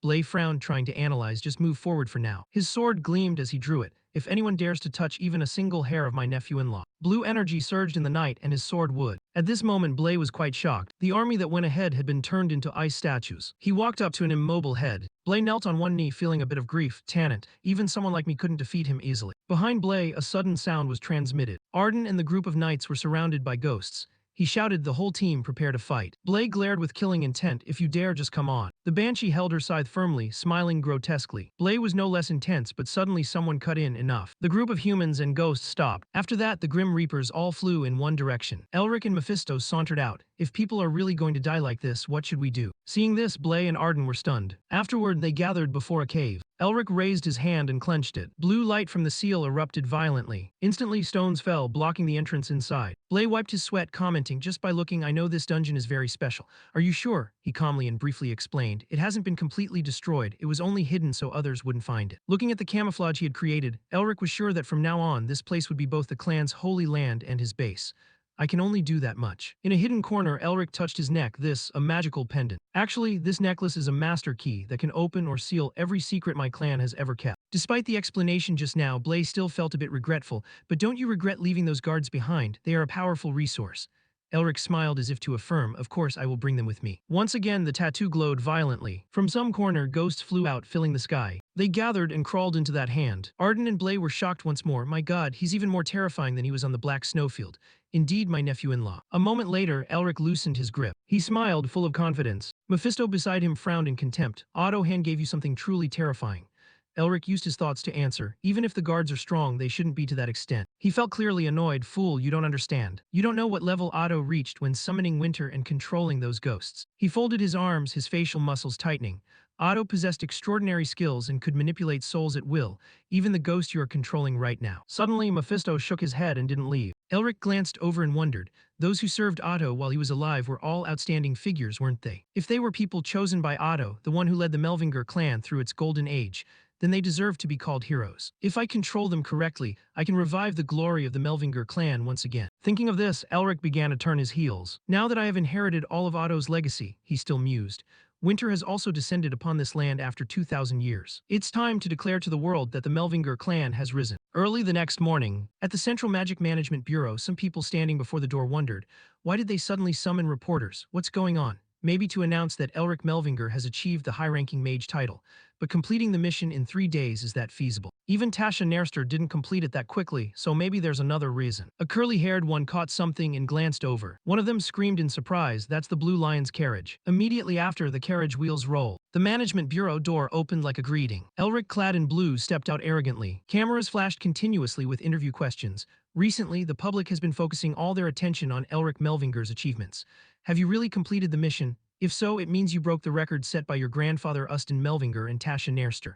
What is your secret? People say it's not 3 new stars but 4 new stars. Do you have anything to say? He didn't answer. The person before him stepped forward and spoke.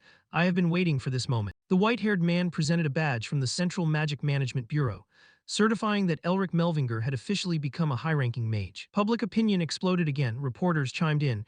It has been over 30 years since the Melvinger family, a prestigious magical family, has had a certified mage.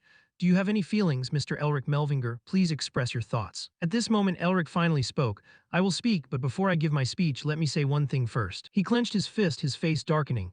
During this mission, I was attacked by an unidentified group. The next words left the crowd silent and horrified. From the carriage, Blay and Arden stepped down. Thanks to the help of the Whale family, I was able to survive. After careful consideration, I have decided to punish those who brought about that humiliation. The reporters gaped and waited. Therefore, I officially declare a territorial war. Camera lights flashed again. A territorial war. That war only ends when one side is completely destroyed. But the Melvinger clan only has a few members left. How can you declare a territorial war? Curly Hair frowned and said loudly, who would dare to assassinate the master of a major magical family? Elric said flatly, the target is Paul Whale. He is the traitor of the Whale family.